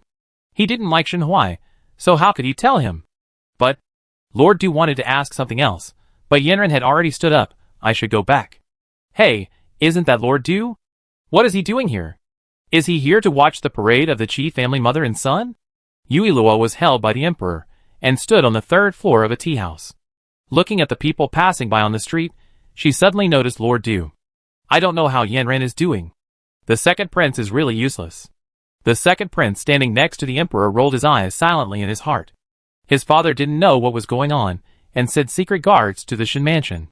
He didn't dare to get close at all. Otherwise, if he was discovered by his father's secret guards, how would he explain to his father why he went to the Shen mansion? So it's not that he didn't want to go. At this time, the cage holding the mother and son of the Qi family appeared on the street, and the street became lively instantly. People took the things they had prepared and threw them at the two people. Everyone smashed these two shameless people to death. Qi Xian raised his hands to protect his face tightly, and didn't dare to look up at all. But he was still inevitably hit on the head by the rotten egg. He only felt the sticky stuff flowing down his hair to his face, and then a foul smell drilled into his nose, which made him feel sick. Qi's mother was not much better. At first, she felt ashamed and dared not look up, but the things that hit her never stopped, and she could no longer bear it. She raised her head suddenly, and glared at the people on the street with fierce eyes. The people around were not afraid, and they threw more fiercely. Why are you glaring at me? Beat this vicious woman to death. Chapter 140. The fifth princess stood on the right side of the emperor, watching everything expressionlessly. When the parade of the Qi family mother and son ended, the streets were already in a mess. People also dispersed one after another. Yui Luo just yawned, and in a blink of an eye, she saw the prince of Yueqing walking on the street. The sleepiness disappeared instantly. If we are wrong, the direction of the prince of Yueqing is Fenghua Tower. My god, the second emperor is still standing here stupidly, and his vest has been revealed to Yanran by the big leak of the prince of Yueqing. The second prince, who was originally calm, wanted to kill the king of Yueqing instantly. He planned to wait for the right opportunity to tell Yanran, but now it was ruined. He didn't know how the other party exaggerated what he said. No, he had to find a chance to explain. Anyway, when Yanran's identity is exposed, his father and mother should agree to let him marry Yanran. In fact, this matter is the fault of the tyrant. Now it's good. I don't know what the hypocrite king of Yueqing said to exaggerate, and the second prince and her must have a misunderstanding. At that time, She will run away, and he will chase her, but she can't escape even if she has wings. The Emperor, The second prince, He is not the fourth brother, he will explain later. What the hell is she running away, and he chasing her? The Prince of Yueqing did go to Fengyue Tower. The old procuress saw him, and smiled at him. Your Majesty, are you here to see Yanran? The Prince of Yueqing nodded. Please take me to Miss Yanran's room. She should want to see me. The old procuress shook her fan and apologized. Your Majesty, you came at an unfortunate time. Yanran was redeemed and taken away, so you may not be able to see her. Prince Yueqing stared at the madam, trying to see if she was lying, but there was nothing wrong with her expression. He chuckled. Is that so? That's really unfortunate. Do you know who redeemed Yanran? The madam pretended to hesitate, and whispered after a moment. It looks like someone from the Shen mansion. The still skeptical Prince Yueqing smiled more sincerely. Thank you for telling me. Originally, he was worried that it was the second prince. Since it was someone from Shenhuai's mansion, it wouldn't be long before Shenhuai sent someone to his mansion. The madam looked at the back of the Prince of Yueqing leaving, and put away the smile on her face. The reason why she told the Prince of Yueqing so confidently was that she was not afraid of him to verify it. After all, the Prince of Yueqing was not able to see through her disguise, as long as Yanran did not show her true colors. After Shenhuai was very angry at the Du family, he came back to find out why the Prince of Yueqing wanted Du Shuyan. You don't know until you check it out. Once you check it out, he is so angry that he wants to scold Du Lin even more. If Du Lin hadn't been seen burning the painting by the Prince of Yueqing, would this have happened? If this hadn't happened, he wouldn't have gone to the Du family to be mad at them. He was so mad. Angry as he was, Shenhuai hadn't forgotten that Du Lin didn't know about her relationship with Prince Yueqing. So he couldn't take it out on Du Lin. Oh, who made Lord Shen angry? Was it me? Shenhuai was startled, and when he looked up, he saw the disguised Prince Yueqing coming in through the window and walking in front of him. How could that be? Shenhuai calmed down and thought about how to fool him. Prince Yueqing must have come over suddenly to urge him to send someone over, but he had no news of Du Shuyan at all. What should I do? It's good that it's not happening. I thought Lord Shen didn't want to send her over. Prince Yueqing said, as he sat on the chair, Tell me, where is the person? Who? Shenhuai didn't react and asked uncertainly, Your Highness, are you talking about my eldest daughter? What do you think? Prince Yueqing was a little impatient. My patience is limited. I don't like any surprises. Lord Shen will send her over as soon as possible when he finds her. The more Prince Yueqing talked, the more confused Shenhuai became. When did he find his eldest daughter? But he didn't know it himself. Surprised, her life is almost gone. He must have sent her over as soon as he found her. Wait, so the prince means that he thinks the eldest daughter is in his hands now. Then can we follow his words, delay it, and then find a way to deal with it? In this way, maybe we can take it one step at a time. Your Highness, are you sure you want my eldest daughter? Shenhuai walked to the side of Prince Yueqing and poured him tea. I want to confirm whether your Highness is right. Prince Yueqing glanced at him lightly. I am not old and confused yet. Just tell me when to send the person over. I had thought of letting Shenhuai look for her slowly, but I didn't expect Shenhuai to be so fast. It seems that he didn't look for this daughter before because he really didn't want her. Isn't this subordinate thinking of training her before giving her to you, Your Majesty? The Prince of Yueqing was very satisfied with this answer, and stood up with a smile. Then I wait. After the others left, Shenhuai felt that his back was already wet. He sat on the chair, and just as he was about to put the tea into his mouth, a knock on the door suddenly sounded. Come in. The door was pushed open, and Du Lin and Shen Yu walked in. Shen Yu looked a little unhappy, but thinking of what Du Lin said, she forced a smile and walked forward to act coquettishly. Daddy, I was ignorant before. Please don't be angry. She pinched Shenhuai's arm diligently. My daughter really knows she was wrong. Please don't be angry. Du Lin smiled and helped. Master, you see your nose she was wrong. She didn't sleep well these 2 days. Please forgive her. Shen Yu grew up under his care. Shenhuai knew that she didn't really admit her mistakes, but she wanted something from him. Thinking of this, he couldn't help but feel a little disappointed. Over the years, he had always responded to Du Lin and the others' requests, but they didn't share his burdens and didn't understand him. Go ahead, what's the matter? Shen Yu was about to speak when he heard this, but Du Lin took the lead and said, Master, you and I are here to see you, nothing's wrong. If he talked about things now, he might revert to his softened attitude. Anyway, the master was in a good mood, so everything was easy to talk about. Mother! Shen Yu stamped his feet, somewhat dissatisfied. She clearly said that she was brought here to admit her mistakes, and mentioned the matter of the eldest lady of the Shen mansion, but her mother lied to her again. Go ahead. Shenhui looked at Shenyu, his voice very calm. Shenyu did not notice his emotional changes, and continued to act coquettishly. Daddy is still good. Du Shuyan is no longer here, and the Du family has agreed that I can be the eldest lady of the Shen mansion, so I want to ask Daddy's opinion. It was obvious that she was born before that bitch Du Shuyan, but she became the second lady. Now that she can finally become the eldest lady, she must seize the opportunity, so that she can be proud to attend tea parties in the future, so that those people will not always say that she is the second lady born to a second wife. Du Lin was so angry that she had a headache, and she was even more panicked when she saw Shenhui did not speak again. Daddy, what's the matter? I was born before Du Shuyan.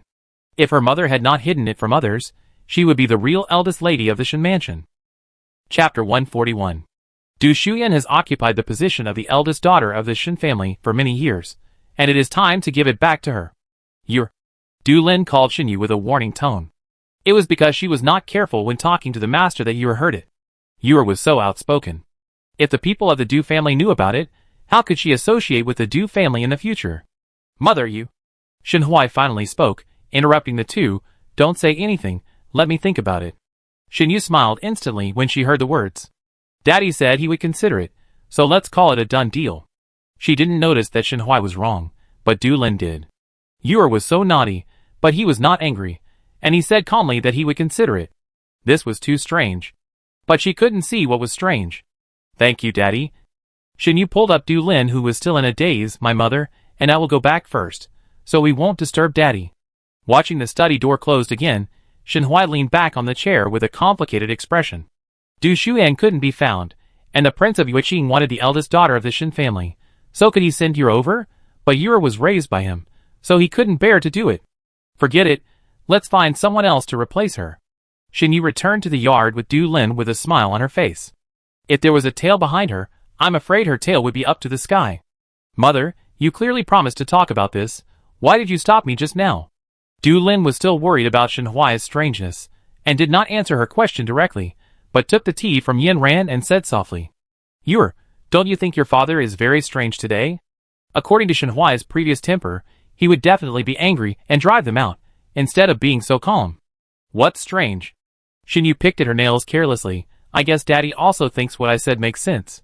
Didn't you say that he feels guilty about us because he married Du Shuyan's mother first? Yinren pricked up her ears, and stepped aside to listen to the conversation between the two. She was the only one serving in the room. Even if there were other people, Du Lin probably wouldn't worry. After all, everyone in the yard had a handle in Du Lin's hand, so she didn't worry that the words would be spread out. But your father said he would consider it. Isn't that strange? Du Lin felt that she couldn't communicate with her daughter. She rubbed her forehead. Forget it. Let's see how your father thinks. But Shenyu was unhappy because Du Lin wanted to stop her just now, and she was blamed by Du Lin for Qing Rong's matter. She was somewhat unhappy in her heart. As a result, now that she finally heard her father say that he would consider it, her mother was not only not happy for her, but also said that her father was strange. In her opinion, Du Lin just didn't want her well, and he looked impatient. Just as she was about to ask, she saw a maid walk in with a smile. Hello, madam, second miss. Shenyu frowned, feeling that the address was particularly harsh. What's the matter? Du Lin glanced at the maid and asked. The maid hesitated and couldn't say a word for a long time. Du Lin understood instantly and turned to Shenyu and said, Go back to the yard first. I rest for a while. I won't go. Shenyu stood up and pointed at the maid. Are you trying to hide something from me? So you want to send me away? Second miss, you misunderstood. Shut up. Shenyu scolded the maid and looked at Du Lin. Mother, what are you hiding from me? Du Lin sighed and motioned the maid to speak directly. If she didn't make it clear, I'm afraid she wouldn't have peace today. I'm here to give madam a prescription. The maid took out a prescription. That person said this prescription is very effective and can guarantee a boy in one go. Shenyu sneered in her heart. No wonder her mother didn't care about her anymore. It turned out that she was thinking about giving her a younger brother. Although Du Lin was happy, she still paid attention to Shenyu's emotions first. She knew that Yu cared about this matter, so she deliberately kept it from her. Don't call me. Shenyu's eyes were red, and the anger of being deceived in her heart kept surging, almost swallowing her up. Du Lin was a little scared by her appearance, and froze for a moment before speaking softly. Don't be angry. If mother doesn't give you a younger brother, what will mother do when you get married in the future? She really loves her daughter, but her daughter is simple-minded because of her, so she has to give her a younger brother so that she can have someone to rely on.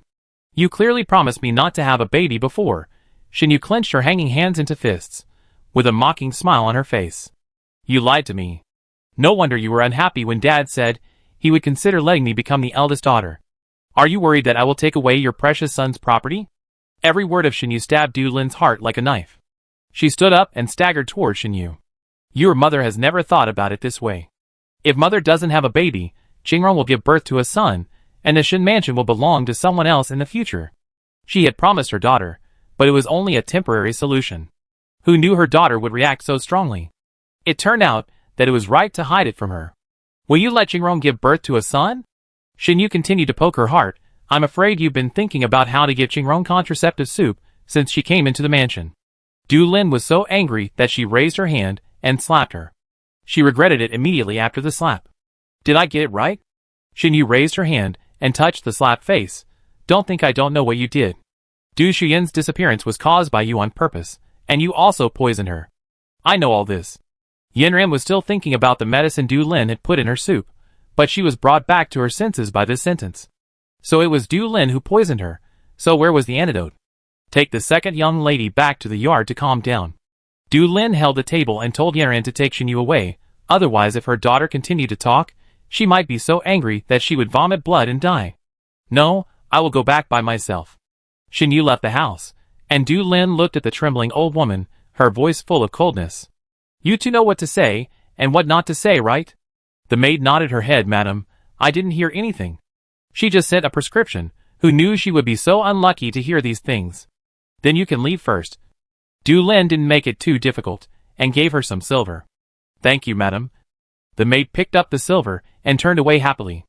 Yanran lowered her eyes, and waited for Du Lin's instructions. She didn't believe Du Lin would be so kind. You are a smart person, you know what to do, right? Du Lin stared at Yanran.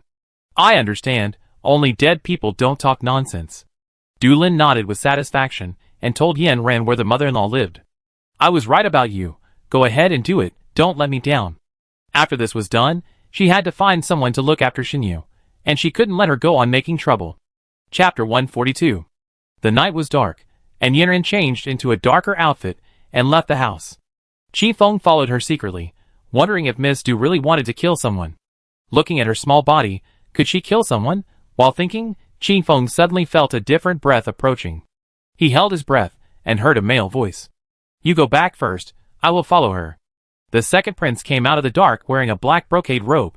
The bright moonlight sprinkled on his handsome face, making people notice his outstanding facial features at a glance. Your Highness, I am following the Emperor's orders.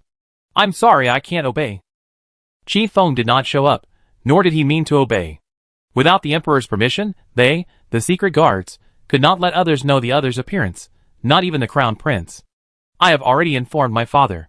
The second prince looked at Yanran's figure getting farther and farther away, and he was a little anxious. He didn't have any other colored clothes, so he borrowed one from his fourth brother, and he didn't know if it was ugly. After hearing that the Emperor knew, Qi Feng left immediately, intending to go see Qingrong. He remembered that Shen Huai would go to Sister Rong's place tonight, which should be very interesting. The second prince felt Qi Feng leave, and quickly followed Yanran. Until they passed through a very dark alley, Yanran stopped at a house. She was about to raise her hand to knock on the door, when she felt a huge force pulling her over. The whole person instantly fell into a broad and warm embrace. Yanran was worried that shouting would attract other people, so she tried to struggle. It's me. The second prince held her slender waist and whispered. Hearing the familiar voice, Yanran stopped struggling, slowly raised her head, and looked at the handsome face of the second prince, and asked in disbelief, Why are you here? The second prince felt a little uncomfortable when Yanran looked at him, and noticed that his big hand was still on her waist, so he quickly withdrew his hand to explain. I am here to protect you, and I was in a hurry just now, so I hugged you. He hung his hand uncomfortably, and there seemed to be Yanran's residual warmth on it. Yanran raised her eyebrows slightly. Should I take you back too? The second prince didn't hear clearly, and wanted to ask again, but was interrupted by the creaking of the door. It seems that someone has come out. Let's go and take a look. The second prince said oh, then poked his head out, and saw a woman sneaking out with a bundle. She came back, and it didn't seem right. Since Madame Shen dared to harm the eldest lady, how could she let her go? So she decided to take the silver and hide first. Wait for me here, I knock her out. Yanran turned to the second prince and said. The second prince nodded instinctively, and quickly pulled her back. You stay here, I go.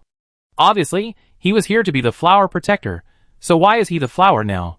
The second prince flashed to the side of the old woman, raised his hand, and knocked her out, and smiled at Yanran with some pride after the person fell down. Yanran also smiled at him, and then came out to explain why she came here. This is easy, you hand the person over to me, and go back and tell Du Lin that it's solved. The second prince regretted it as soon as he volunteered. He didn't bring anyone out, so he had to take the person back himself. If I had known, I would not have knocked him out. Thank you, sir. After taking the person back to the second prince's residence, the second prince ordered the maid to be locked up first, and asked Yanran to sit down before speaking seriously. I have something to tell you.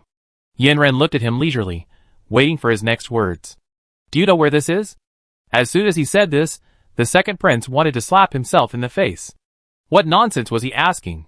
If Luor was here, she would definitely scold him in her heart for a long time. It must be because he has been with the fourth brother for a long time, so he has become stupid. Seeing his expression change, Yanran felt funny in her heart, but answered seriously on her face. This is the second prince's mansion. The second prince's thoughts were interrupted, and he nodded after a pause. Yes, this is my mansion, I am the second prince, I didn't mean to hide it from you. Let's not talk about whether Yanran liked him at that time. Even if she liked him, she didn't dare to gamble. What if Yanran knew his identity and retreated? What should he do? You can't just rob and rob. Are you not angry? The second prince said in one breath, nervously put his hands on his knees, and lowered his head to wait for Yanran's answer. Because he lowered his head, the second prince noticed that he was wearing the fourth prince's clothes.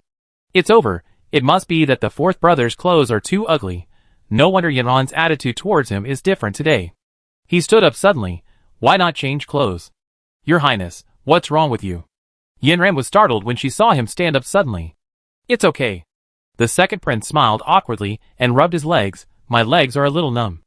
Yanran also stood up and walked in front of the second prince. Somehow, the second prince's mind suddenly flashed the scene of his cousin drinking and calling the third prince a liar. Yanran wouldn't slap him and call him a liar and a heartless man, right? While he was thinking about it, Yanran's beautiful voice sounded, I'm not angry, I promised your highness that I would believe you. The second prince widened his eyes, then a smile broke out on his face, and he said excitedly, really, that's great. The second prince that Yanran had seen before was always well-mannered, polite and restrained. Now seeing him laughing like a child, she couldn't help but laugh along. It's getting late. I should go back. The second prince walked Yanran to the door. The moonlight stretched their shadows long. Your highness, please come in. That? The second prince remembered that Yanran said something before he went to knock the old woman unconscious, but he didn't hear it clearly. Yanran stopped and turned around to ask, what's wrong? I didn't hear what you said in the alley. The second prince stared at Yanran. Can you say it again? It's all that woman's fault. She didn't come out earlier or later, but had to choose that time. He should have been heavier when he did it. Which sentence did your highness say? Yanran walked to the second prince, put her arms around his waist, and asked knowingly, is it the sentence that I should bring back? The second prince froze in place, and before he could react, Yanran had already retreated. Now I've brought it back. Yanran paused and added, your highness's clothes today are also very handsome. Go in and rest quickly.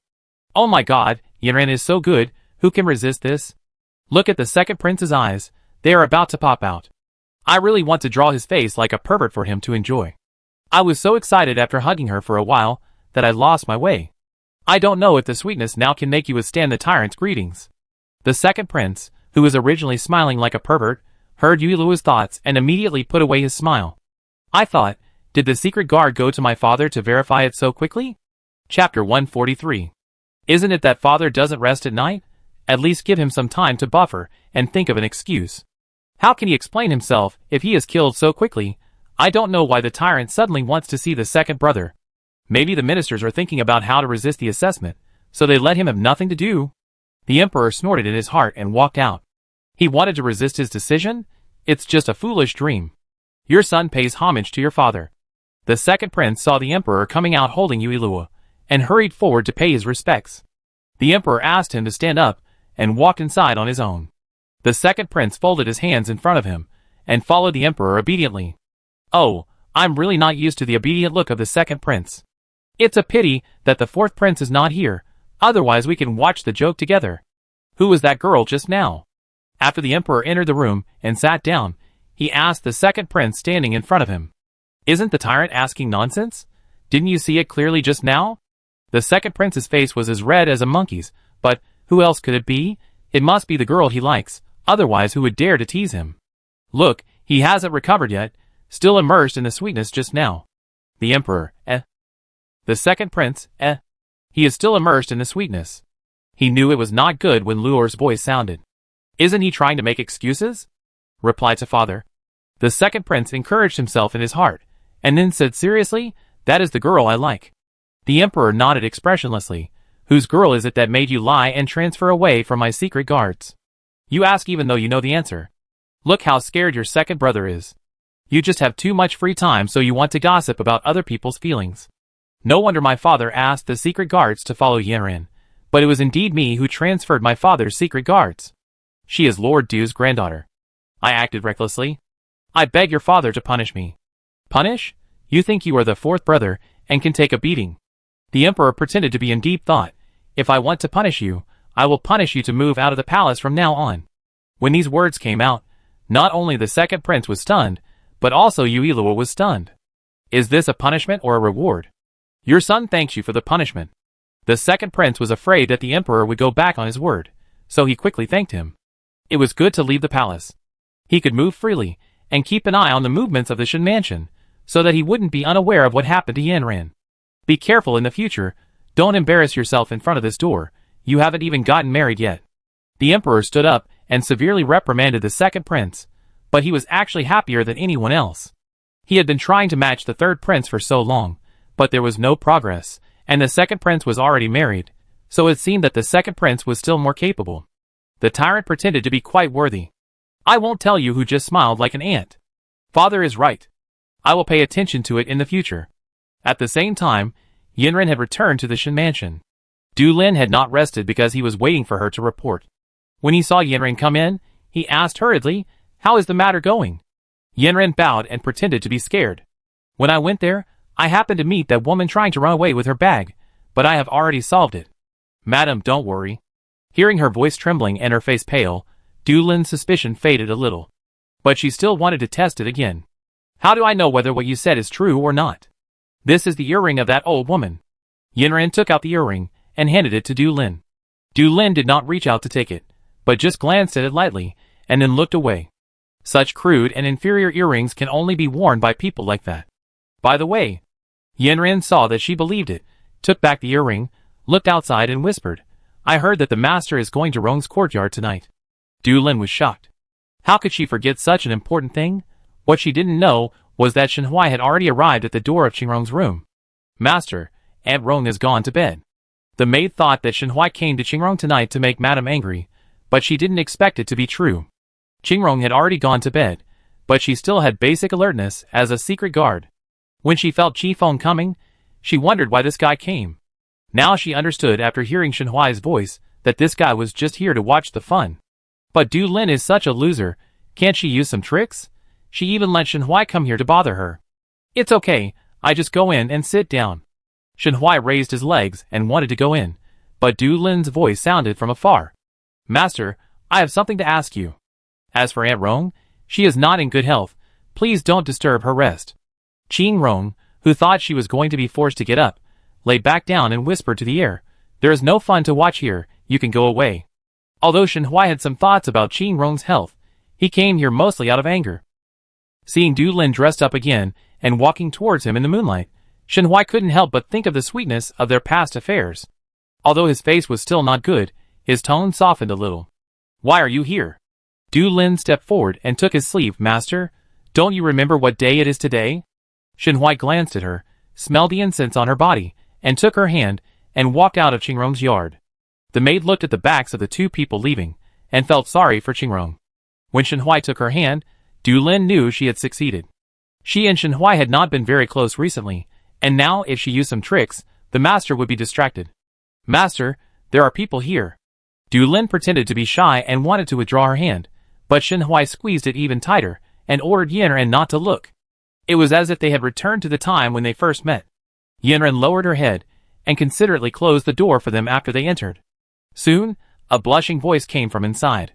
The next morning, the emperor took Yuilua to the court as usual.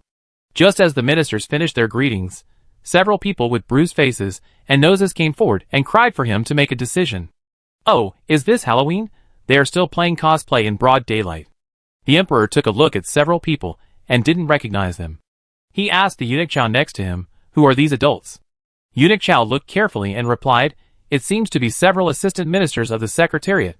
Your Majesty, you must make a decision for me. Yesterday, I was discussing and finalizing the assessment, but I don't know which blind man put a bag on me and beat me up." The minister gasped as he spoke, perhaps because he pulled his wand while speaking, which made his expression both ferocious and funny. "Your Majesty, we didn't do anything bad, but who knew that such a disaster would happen?" The emperor's head was buzzing because of the noise. He stood up from the dragon chair, walked towards the ministers, looked at them for a long time and said, "Okay, stop arguing. This is a very severe beating. I looked for a long time before I could see it." Chapter 144. They asked you to make the decision. Why are you still commenting on their injuries? Is it a loss? However, these people were beaten earlier or later, but now, isn't this a coincidence? Of course, the emperor can think of what Yuilua can think of. They just want to resist. With this little trick, he even knows what they will say. The 4 ministers who were beaten felt wronged. They clearly asked the emperor to make the decision. Why did the emperor make fun of him? "Your Majesty." Several people wanted to speak, but the emperor raised his hand to interrupt them. "Okay, don't talk when you are so injured, take a break." "Your Majesty, the injuries of several ministers will definitely affect the assessment. I think someone did it on purpose." Prime Minister Li stepped forward and said respectfully, "Your Excellency Prime Minister, this is wrong," Shen Huai refuted. "These officials were fine before, but they got into trouble at this critical moment. Doesn't it prove that God doesn't want the assessment to go on?" In fact, when he saw several officials injured, he was quite nervous, but later he thought that he just made a few remarks, and it was not him who did it, so he didn't need to feel guilty. Thinking of what happened last night, and looking at the miserable faces of several people, Shen Huai felt that everything was getting better slowly. "Don't want to." The emperor glanced at him. "If God doesn't want to, who else doesn't want to? You? How come I didn't know that Lord Shen also knows how to observe the sky, or let you take the position of the Imperial Observatory? Come on, tell me now, what does God want me to do?" Ha! The sky cleared up, the rain stopped, and Shen Huai felt that he was fine again. The tyrant is really as yin-yang as ever, and you are the master of yang-yang. Shen Huai, who thought everything was getting better, was not feeling well again. Why did he feel that the emperor had a strong opinion of him? Not only Shen Huai felt this way, but other adults also felt it. They actually wanted to say what Shen Huai said, but unfortunately they didn't dare. "Your Majesty, I dare not. Don't come to court in the future. I feel upset when I see you." The emperor sat back in his wheelchair, glanced at the people with pig-headed faces, and waved his hand. "From today on, I will send someone to protect you. As for your injuries, I will let the Dali Temple to investigate." After returning home from court, Shen Huai sat there motionless, like an eggplant hit by frost. "What's wrong with the master?" Du Lin walked up and raised her hand to pinch his shoulders. After all, they had been intimate last night, and Shen Huai was upset but didn't get angry at her. He just raised his hand to take her hand away. "The emperor ordered me not to go to court anymore in the future. The last Grand Master Fang who did this had retired and returned home. Was the emperor going to do the same to him? So the master is upset about this?" Du Lin poured him a cup of tea and said softly, "Master, you can rest more if you don't attend the court." "Why not?" She touched her belly and said, "Master, if you work harder, someone will share your worries." Shen Huai thought about it, and it was true. The emperor didn't dismiss him. If he didn't attend the court, he didn't have to attend the court. "Madam, have you figured it out?" He pulled back his thoughts and asked in surprise. Du Lin nodded. And I can't share your worries. Someone has to share your worries." Seeing that she figured it out, Shen Huai was happy. The incense of the Shen family had to be continued. He had indulged Shen Yi before, and he had not mentioned this matter. He just planned to discuss it with Du Lin after Shen Yu got married. Unexpectedly, Du Lin actually took the initiative to bring it up now. What the two did not know was that Shen Yu was outside at the moment. She had planned to ask Shen Huai what he thought about it, but the two of them were discussing giving birth to a younger brother for her. She clenched her fists in anger and wanted to turn around and leave, But Shen Huai's voice rang again. What about Yu? Have you told Yu? Du Lin sighed, thinking that the master still cared about Yu, and she was indeed overthinking yesterday. Yu can't accept it. I find a chance to persuade her. The master doesn't need to worry about it. Shen Yu frowned, and before turning around and leaving, she warned Yanran not to tell Du Lin that she had been here. Yanran raised her eyebrows. She was looking forward to a fight between the two. Only a fool would say that.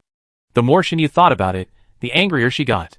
She wanted to go back to her own yard, but somehow she ended up in Qingrong's yard.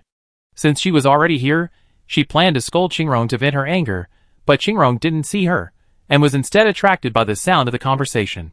Do you know, last night, the master was going to Rong's place, but the lady came out halfway and snatched the master away. Oh, the sound didn't stop until the middle of the night. No wonder she even forgot her birthday. In previous years, her father and mother would accompany her on her birthday. Yesterday, she went back and wondered if she had gone too far and wanted to apologize, but the two of them didn't care at all. Shen Yu was still distracted when another voice sounded. The lady has always wanted a son, but the lady disagrees. Now that she doesn't have a son, she doesn't care about the second lady. In the future, she won't care about the second lady's life or death if she has a son. If it was just now, Shen Yu might have rushed out to refute, but now she just wanted to go back to her yard to calm down. Qingrong came out only after hearing the footsteps fade away. What would Shen Yu do? I was quite looking forward to it. Shen Yu returned to the yard in a daze, looking at everything Du Lin arranged in the house, and she was angry no matter how she looked at it. She swept all the things that had been placed on the ground, and the anger in her heart was slightly calmed down. Miss, don't be angry.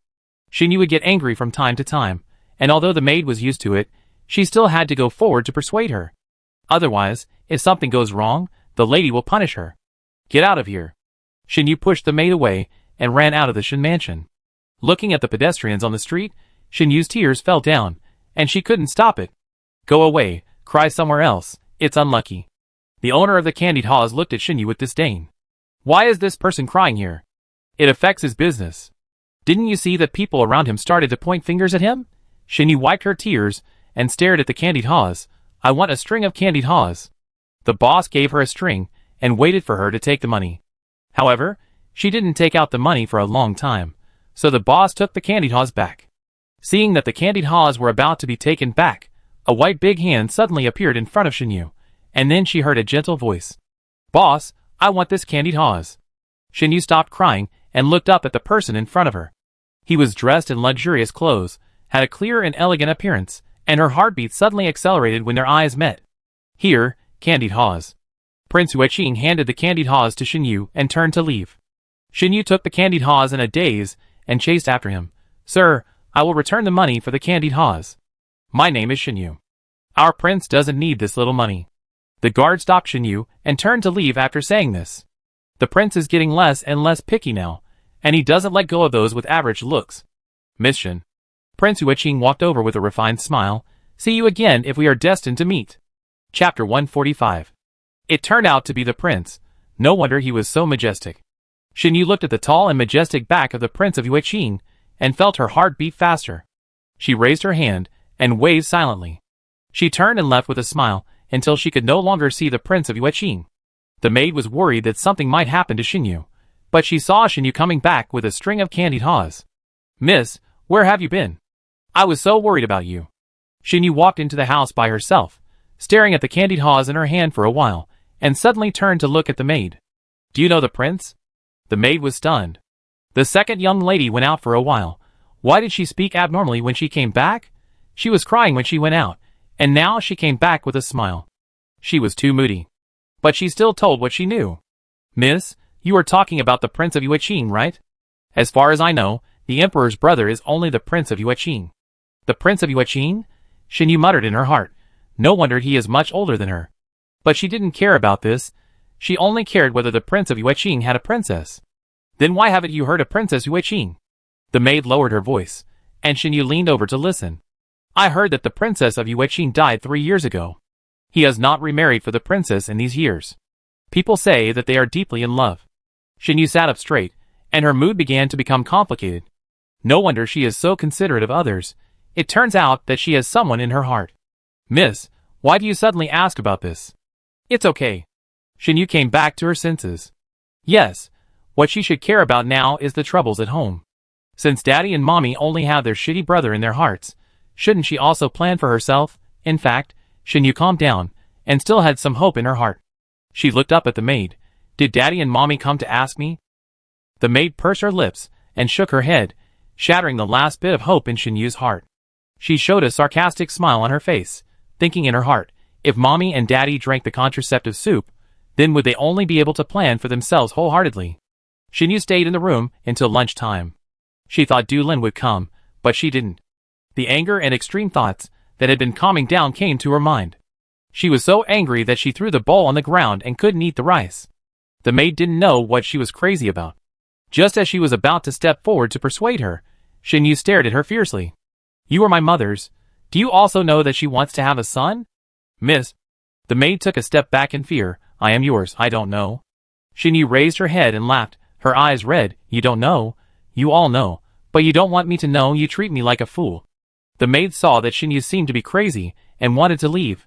But Shinyu stepped forward and grabbed her, and pushed her to the ground fiercely. Do you want to tell your mother? The maid was caught off guard and fell heavily on the threshold, and she died immediately. I asked you to tell your mother. Shinyu had not yet noticed that the maid had no breath, and kicked her hard. While kicking, she cursed, Who is your master, you bitch? Go tell your mother. Tell her that I want her and your father to not have a son. Shenhui, who came to find Shinyu on purpose, stopped when he heard the curse. Shinyu didn't know that Shenhui was at the door. She was probably tired of kicking, so she sat on the chair and continued to curse.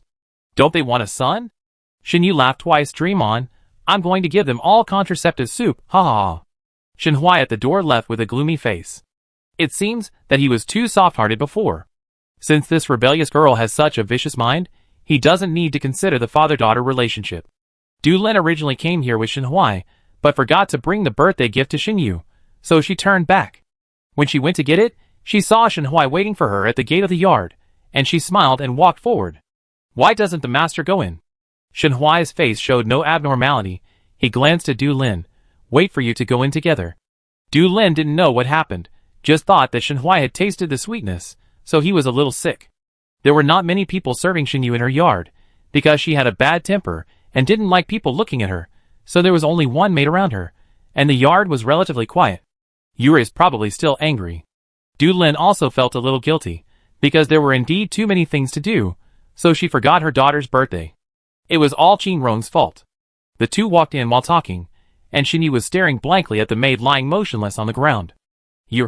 Du Lin didn't care about anything else, handed the things in his hand to Yan Ran, and went forward to pull Shinyu, who was sitting on the ground. Get up quickly, what's wrong with you? Shinyu pointed at the maid on the ground with a trembling hand, but couldn't speak. She was just too angry, and wanted to vent, not really wanting to beat the maid to death. Don't be afraid, Yur. Du Lin hugged her in his arms distressfully, and patted her back. She died accidentally. Mother will give her family a sum of money. Don't be afraid. Shenhui glanced at the two of them, and Du Lin's ease in handling this matter inevitably reminded him of the accidental death of the maid who served him before. He was good enough to Shinyu, but Shinyu wanted to give him contraceptive soup. What about Du Lin? Retracting his thoughts, Shenhui asked someone to dispose of the body, and waited until Shinyu calmed down before speaking. Your mother and I forgot your birthday yesterday, so I came here today to make it up to you. Shinyu lowered her head, probably because she cursed too much just now, making her voice a little hoarse. No, my daughter wants to rest. What's the point of saying this now? It's just hypocrisy. Du Lin held her hand. Your father wants to tell you a good news. Shinyu raised her head and forced a smile. What good news? I'm sorry for the injustice you suffered over the years. Shenhui paused. You be the eldest daughter of the Shin family in the future. Your mother will give invitations to other people to hold a banquet for you in a while. As for whether he will come on that day, it's up to him. Thank you, Dad. Shinyu pulled his hand out of Du Lin's hand, with some subtle self-mockery in his tone. Dad and Mom will decide. Du Lin thought she hadn't recovered yet, so he comforted her softly, and knew that she wanted to be quiet, so he and Shenhui left first. Mom, I sleep with you tonight. Shinyu stood up, and said, as the two were about to cross the threshold. Okay, Mom hasn't slept with you for a long time. I have something else to deal with, so I go. Shenhui separated from the two, and went to the Yueqing Palace. Your Majesty, Lord Shen is here. The Yueqing Palace is relatively remote, and Shen Huai went through the side door, so he didn't worry about being seen. Has Lord Shen already trained his daughter? Chapter 146. The king of Yueqing raised his eyebrows and looked at Shen Huai, thinking of Shen Yu whom he had met. Although Shen Yu was far inferior to Yanran in appearance, it was not impossible to accept both sisters. Thinking of the scene of the two sisters serving him, the smile on the king of Yueqing's face deepened. Shen Huai bowed and smiled. Your Highness, I came here today to tell you that I will send my eldest daughter over in 3 days, and I will definitely not let you down then. Hearing that it would take another 3 days, the king of Yueqing's smile disappeared immediately. He played with the teacup in his hand and stared at Shen Huai. 3 days? Does Lord Shen think that I have a good temper? After waiting for so long, his patience is limited. He has to wait for another 3 days. Do you think he has no temper? Seeing that Prince Yueqing was angry, Shen Huai was also a little scared, but he hadn't told Shen Yu yet. Sending it over like this would definitely cause trouble. His mind was working quickly, and he whispered, Prince, calm down. You can't eat hot tofu in a hurry. I don't want to disturb your interest in a hurry, right? Prince Yueqing slammed the cup on the table heavily, and nodded after a while. Then I wait a little longer. You'd better not let me down. 3 days won't make a difference. I definitely won't. Shen Huai nodded and said, thinking he could leave, but then he heard the king of Yueqing asking about the court. He froze in his place for a moment. The prince knew that he didn't have to go to the morning court anymore, and he would embarrass himself. Why doesn't Lord Shen say anything? The king of Yueqing's voice was deep, interrupting Shen Huai's thoughts. Shen Huai told the king of Yueqing everything that happened in the court, and even defended himself. I don't know why the emperor likes to target me. Shen Huai felt a little aggrieved when he said this. Who would he target if not you? Prince Yueqing rubbed his temples. My brother hates others asking him to choose a concubine, but you keep running into the gun. I think your brain is getting worse and worse. I don't know if my brother has any problem. Others want 3,000 beauties, but he is so good that he disdains beauties. Shen Huai didn't dare to refute, and waited for Prince Yueqing to continue. Forget it. The emperor doesn't like you now anyway. You won't have a say even if you attend the morning court. You might as well prepare for the examination. Although Shen Huai felt that what King Yueqing said hurt his heart, it made sense. Yes. After Shen Huai left, King Yueqing's subordinates asked, why didn't the prince let Shen Huai stop the examination, but let him prepare well? King Yueqing glanced at his subordinates. Shen Huai, a fool, can't stop the emperor. Now that the imperial examination is over, the gift he prepared will appear soon. When the time comes, let that person make friends with others.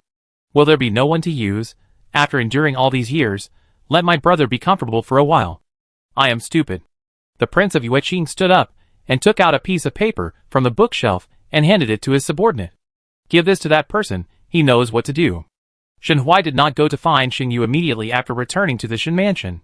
Instead, he went to the study and waited until dinner time before going to have dinner with the two of them. Shen Yu seemed to have recovered a lot of his mood, but he was not as lively as usual, and was a little scary. Mother, I want to eat the braised pork you made. Shen Yu, who was about to sit down to eat, suddenly spoke up. Du Lin was stunned for a moment, and nodded in agreement.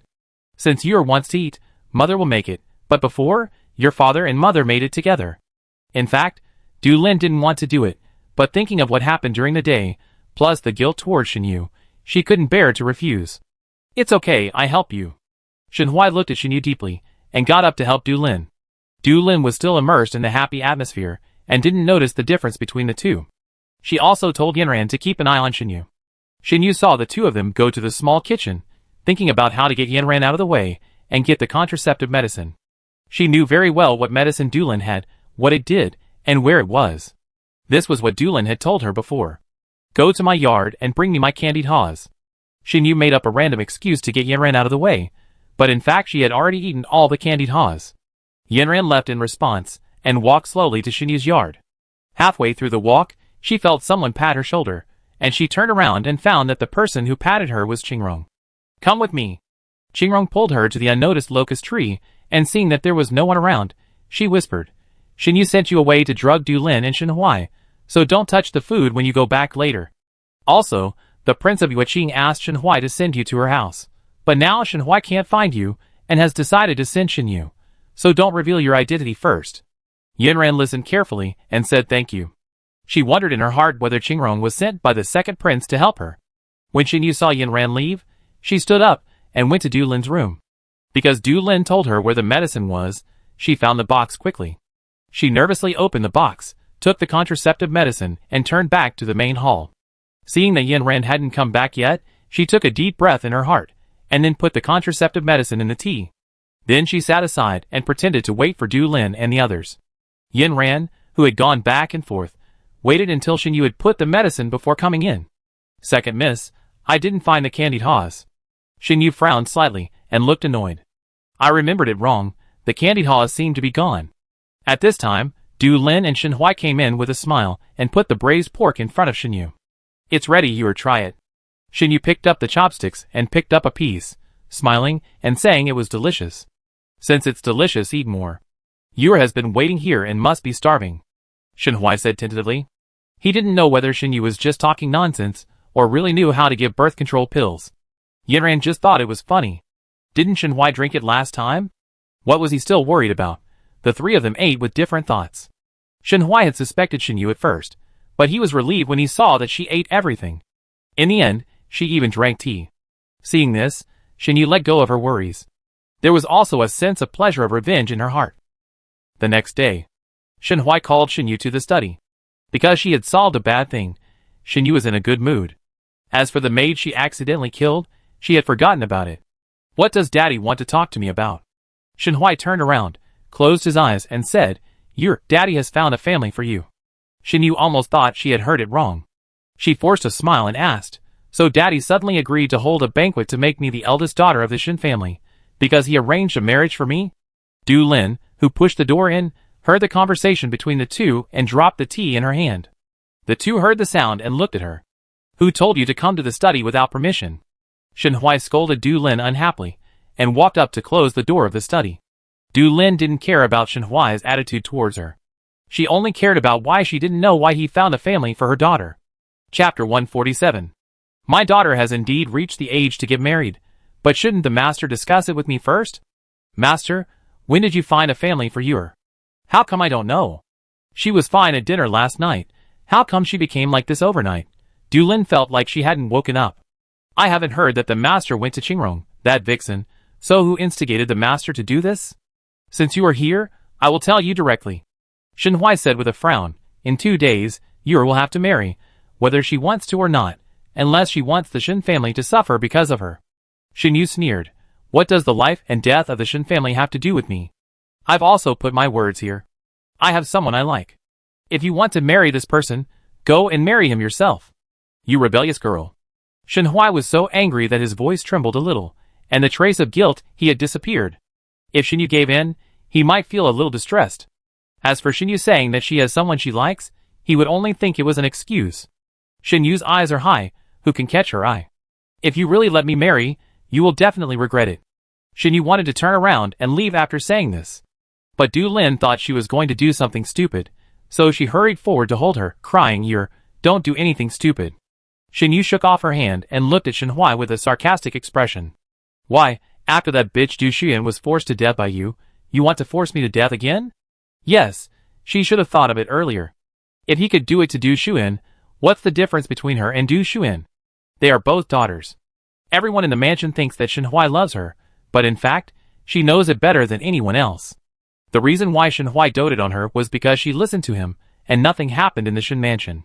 Once everything he had was gone, he would only love himself, and everyone else could be sacrificed. Don't talk nonsense. Du Lin was afraid that Shin Yu would speak without restraint again, and then there would be no room for the marriage, so she interrupted her.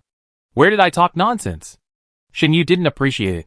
She thought Du Lin was helping Shin Hui, so she started to attack indiscriminately. How much do you think he loves you? He loves himself. Shin Hui stared at Shin Yu with cold eyes. Have you said enough? If you have, get out of here and go back to the yard. After Shin Yu left, Shin Hui immediately sent someone to look for Shin Yu. Looking at Shin Yu's appearance, soft tactics are definitely not going to work, so let's use force. Master, what kind of family did you find for Yu? Du Lin asked cautiously. Shin Hui rubbed his eyebrows, and told Du Lin what he had agreed with the king of Yueqing. However, he did not tell Du Lin about his relationship with the king of Yueqing, and cleverly blamed everything on Du Lin. It's all my fault. I was just worried that you would feel bad after seeing those paintings. I didn't expect that Prince Yueqing would like to break into other people's yards and threaten you. Du Lin lowered his eyes, feeling a little guilty, but in his heart, he blamed Du Shuyan. No wonder the master went to the Du family to ask Du Shuyan. It turned out to be because of this matter. Master, then we can use someone else to replace you. Shen Huai poured a cup of tea and took a sip. Time is tight. There is no time. You should persuade your well. Seeing that the day of sending people to the Prince of Yueqing's mansion was approaching, Shen Huai was a little restless. He left the study and planned to go to Du Lin's yard to ask about the situation. Unfortunately, Du Lin was planning to look for Shen Yu. Shen Huai didn't want to delay her, so he said he would wait for her in the yard. Du Lin nodded and left. She was thinking about how to start later. She didn't want to force her daughter, but if her daughter didn't go, the king of Yueqing would definitely not give up. The master said there was a way to make the king of Yueqing accept Yer and stop pursuing the Shen mansion. Yanran followed Du Lin, thinking about the clues of the antidote. She had been close to Du Lin these days, but she had never heard Du Lin mention it, and she didn't know where it would be hidden. While thinking, she had already arrived at Shen Yu's yard. You stay outside, I talked to Yer for a while. Du Lin said this and turned into the house. Shen Yu heard the sound, slowly raised her head and glanced at Du Lin, and said sarcastically, Why, are you here to be a lobbyist? She knew it would be like this, and if her father couldn't handle something, she would ask her mother to persuade her. In the past, she only wanted to take away everything from Du Shuyan, so she could naturally listen to Du Lin. Now she doesn't care about anything. Don't think about letting her be manipulated by others again. Du Lin seemed to have not heard her ridicule, and walked to her side and sat down. Your mother knows that you have come to this point because of me. She saw how much the master loved his daughter before, but now, he still wants to sacrifice Yer for his own life. She didn't really believe Shen Huai's lies, but what else could she do if she didn't believe it?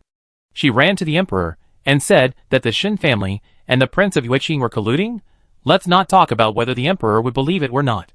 Even if the emperor believed it, when people come to investigate, can she still hide the things she did? So she couldn't take this risk. She would naturally get back what Shen Huai had done to her daughter. So what? Shen Yu asked in a neutral tone. Seeing her like this, Du Lin felt bad. She took Shen Yu's hand and said earnestly, Your mother knows you are wronged, but we can't beat the prince, so we can only wrong you. Shen Yu only caught 2 words, Prince. She raised her head suddenly. You said I'm going to marry the prince? The one who held out his hand to her when she was in trouble? Shen Yu felt her heart come alive again, but she didn't show it. Yes. Du Lin sighed. It's the Prince of Yueqing. He has your father's handle in his hand. Your father has no choice but to do this. Sure enough, it was the person she thought of in her heart. Shen Yu pursed her lips and asked, What is it to marry him? The maid said that the Prince of Yueqing was still remembering the deceased princess. She was equivalent to a hostage sent by her father. What kind of identity could she have? Du Lin was afraid that Shen Yu would lose her temper again, so she whispered, Be a concubine. She herself felt that these 2 words were a little difficult to say. She paused and continued, Don't worry, mother has a way to make you a princess. Yanran, who was guarding outside, wanted to listen to the conversation between the two, but she couldn't hear it at all. When she was about to get closer, she was suddenly pulled by someone. The second prince made a gesture to Yanran to keep quiet, then grabbed her waist and jumped onto the roof. Qingfeng, who was hiding in the distance, was not surprised, but Qingrong was so surprised that her eyes almost popped out. No wonder the emperor asked the secret guards to protect this girl. It turned out that she was the second prince's man. But when did the emperor become so humane? The second prince gently put Yanran down, picked up a tile, and motioned her to lean over to listen. Yanran leaned over and saw Du Lin took out a bottle and handed it to Shen Yu. Take this, and when you enter the mansion, find a way to give it to Prince Yueqing. By then, he will not remember anything, and you can naturally. Shen Yu held the bottle tightly in his hand, and understood what Du Lin meant. Chapter 148. Isn't this the poison in her body? Yanran tensed up, praying that the two could continue to talk about the antidote. As she wished, Shen Yu asked this question. Is it the kind you gave Du Shuyan? Where is the antidote? Drugs are 3/10 poisonous. She didn't believe that it would have this effect without harming the body. Du Lin took out another bottle and handed it to Shen Yu. There is only one antidote left. It is very precious. You must keep it well. Shen Yu didn't think so, put away the antidote, and began to order him to leave. Du Lin stood up and wanted to tell Shen Yu about his plan, but when he thought of Shen Yu's outspokenness, he swallowed the words that were on the tip of his tongue. It became a sentence, Are you willing? Tell him that I agree. Seeing that Du Lin was about to come out, the second prince hurriedly took Yanran down and said that he would help her get the antidote. Yin Ran stood back to her original position and waited for Du Lin to come out.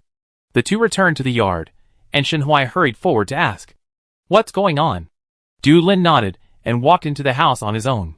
Shen Huai followed her into the house, intending to discuss with Du Lin how to conceal the truth, and then heard Du Lin say, "Master, don't worry, Yer has a way to conceal the truth." She had seen the power of the drug, and her daughter really gave it to the king of Yueqing, so that the king of Yueqing would trust her daughter more, which would be a good marriage. After the second prince saw Yin Ran leave, he secretly stared at Shen Yu. To be precise, he stared at the antidote. Shen Yu took the medicine bottle and looked at it for a while, then stuffed it back. Thinking that she must tell the two of them what she did before getting on the sedan chair tomorrow, the expressions of the two should be very interesting. Thinking of this, Shen Yu laughed by herself. The second prince rubbed his ears. Shen Yu must be crazy, laughing foolishly by himself. He seized the opportunity, jumped in through the window, raised his hand, and knocked Shen Yu unconscious. The whole action was done in one go. Looking at Shen Yu lying on the ground, the second prince began to have difficulties again. Shen Yu put the antidote in his arms. It would be inappropriate for him to reach out and take it. After staring at Shen Yu on the ground for a while, the second prince thought of a way. He leaned over and lifted one of Shen Yu's legs, shook it hard, and threw Shen Yu aside after shaking out everything. He picked up the antidote and poured it out, and carefully wrapped it in the handkerchief he brought with him. Looking at the empty antidote bottle, the second prince hooked his lips and poured a pill from the poison bottle into the antidote bottle. Let the king of Yueqing sow discord, he'd better eat more. As for the antidote, forget it. After doing everything, the second prince carefully put the medicine bottle back into Shen Yu's arms, for fear that his hands would touch something he shouldn't touch. As soon as he got the antidote, the second prince told Yin Ran and asked her to find a way out. He took the antidote to find Mu Shui first, and after confirming that it was correct, he took Mu Shui to the second prince's residence. "Cousin, are you sure it's correct?" Mu Shui felt that she had rolled her eyes all day in her life. "You have asked many times." The second prince touched his nose. He was just being cautious. When Yin Ran took the antidote, he and Yin Ran would have hoped for marriage. He was happy just thinking about it. What the second prince didn't know was that when he got the antidote and went to see Yin Ran, Qi Feng had already reported the matter between the two to the emperor. In that case, you don't have to go to the Shen mansion anymore. Qi Feng wanted to join in the fun. Look at his pitiful appearance. The emperor rolled his eyes in his heart. He also wanted to join in the fun, but didn't he go? Yes. Qi Feng retreated and saw Eunuch Chao come in to report. "Your Majesty, Lord Du wants to see you." "Let someone come in." Lord Du came in, bowed, and reported his purpose. "Your Majesty, I have found the people who attacked the ministers." The emperor raised his eyebrows. "Tell me about it." "I caught a few beggars, and they said that Shen Huai asked them to do it." At the same time, after Yin Ran found an opportunity to leave the house, she took the original maid back. She went to the second prince's house. "Are you okay?" The second prince went forward to check on Yin Ran worriedly. "Your Highness, I'm fine." Yin Ran shook her head, noticed Mu Shui next to her, and smiled. "I was not able to recognize the princess last time. The princess forgives me." Mu Shui shook her head and handed her the antidote. "I know your identity from my cousin. Miss Du, take the antidote first." It was the first time that Yin Ran heard someone call her like that, and she was still a little uncomfortable. She took the antidote and swallowed it. After a while, she hugged her head in pain. The second prince wanted to step forward, but Mu Shui shook her head to stop him. "But..." The second prince stared at Yin Ran and saw that she was crying, but he could not do anything, so he had to look away. Yin Ran, no, it should be Du Xuan now. She squatted on the ground, covering her face with her hands. She remembered that it was Shen Huai and Du Lin who killed her mother. She overheard it by accident, so the two of them attacked her. She had felt that her mother's death was suspicious, so she secretly investigated, and it turned out that there was indeed a hidden story.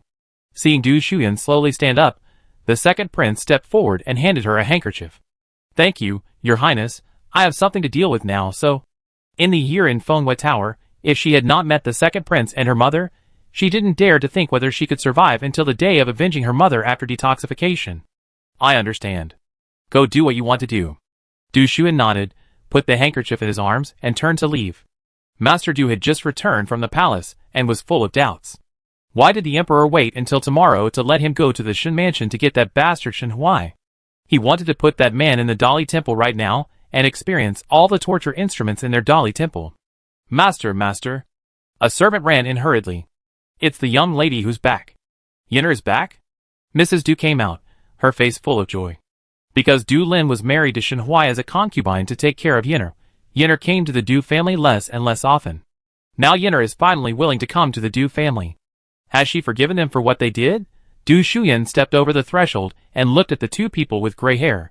She felt sour in her heart and couldn't stop crying. Meet Grandpa and Grandma. She knelt heavily on the ground.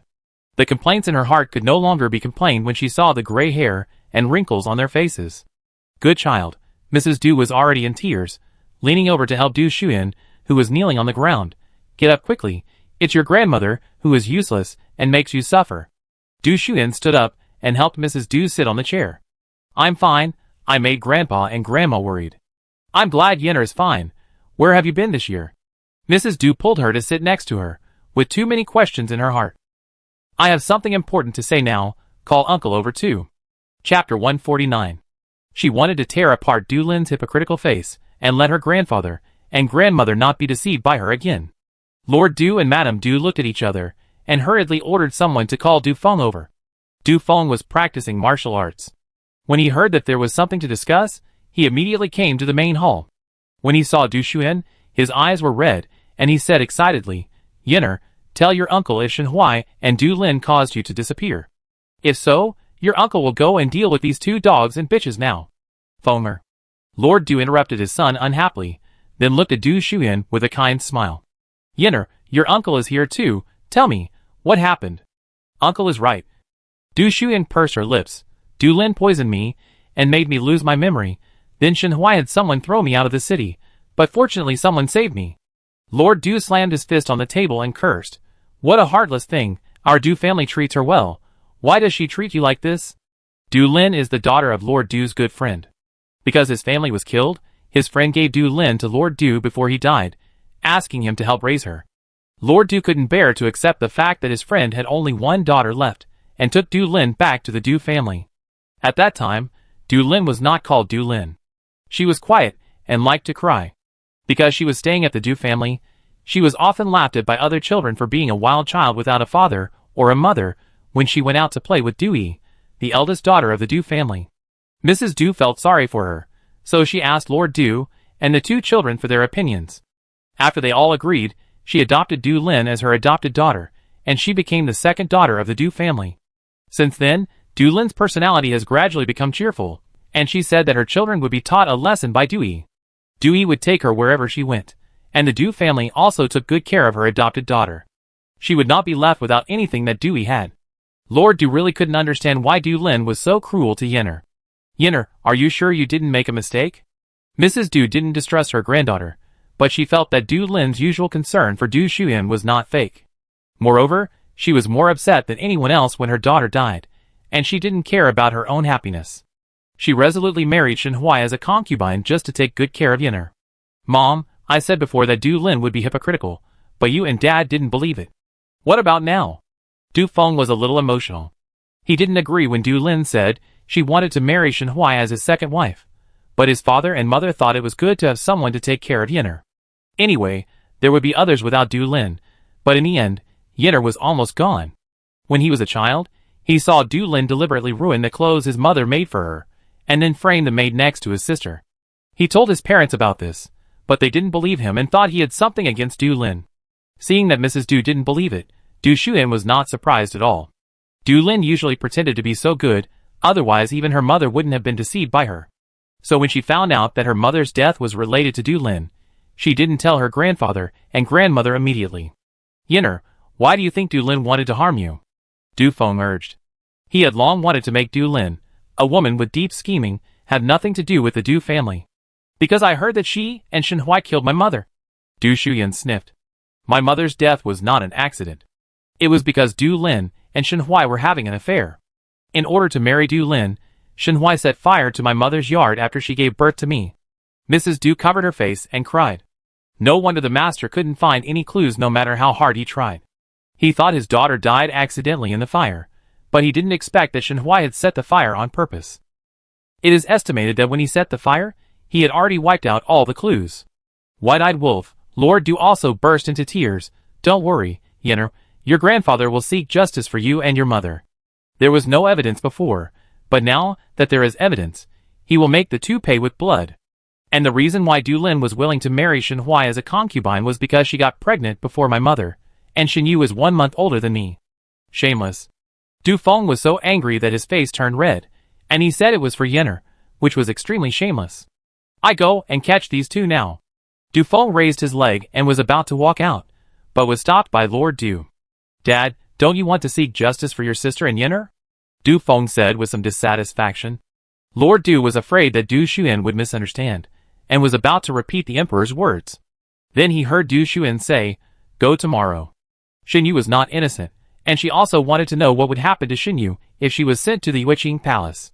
Shen Huai and Du Lin knew nothing about what was going on here. Hearing that Shen Yu agreed, Shen Huai didn't think about anything else. He just thought that Du Lin had a way, so he persuaded Shen Yu. As for what would happen to Shen Yu after he went to the Yueqing Palace, he didn't care. From the moment Shen Yu wanted to give him the contraceptive medicine, he didn't want to worry about this cruel daughter anymore.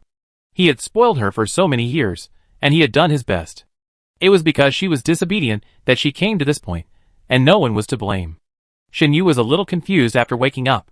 She moved her neck and wondered why she fainted. Was she angry?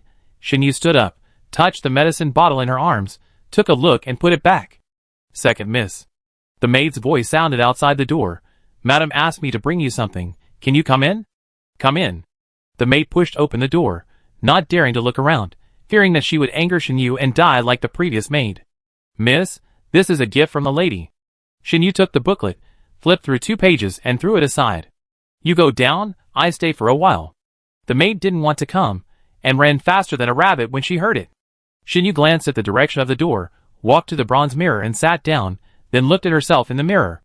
In her heart, she was looking forward to meeting the king of Yueqing tomorrow.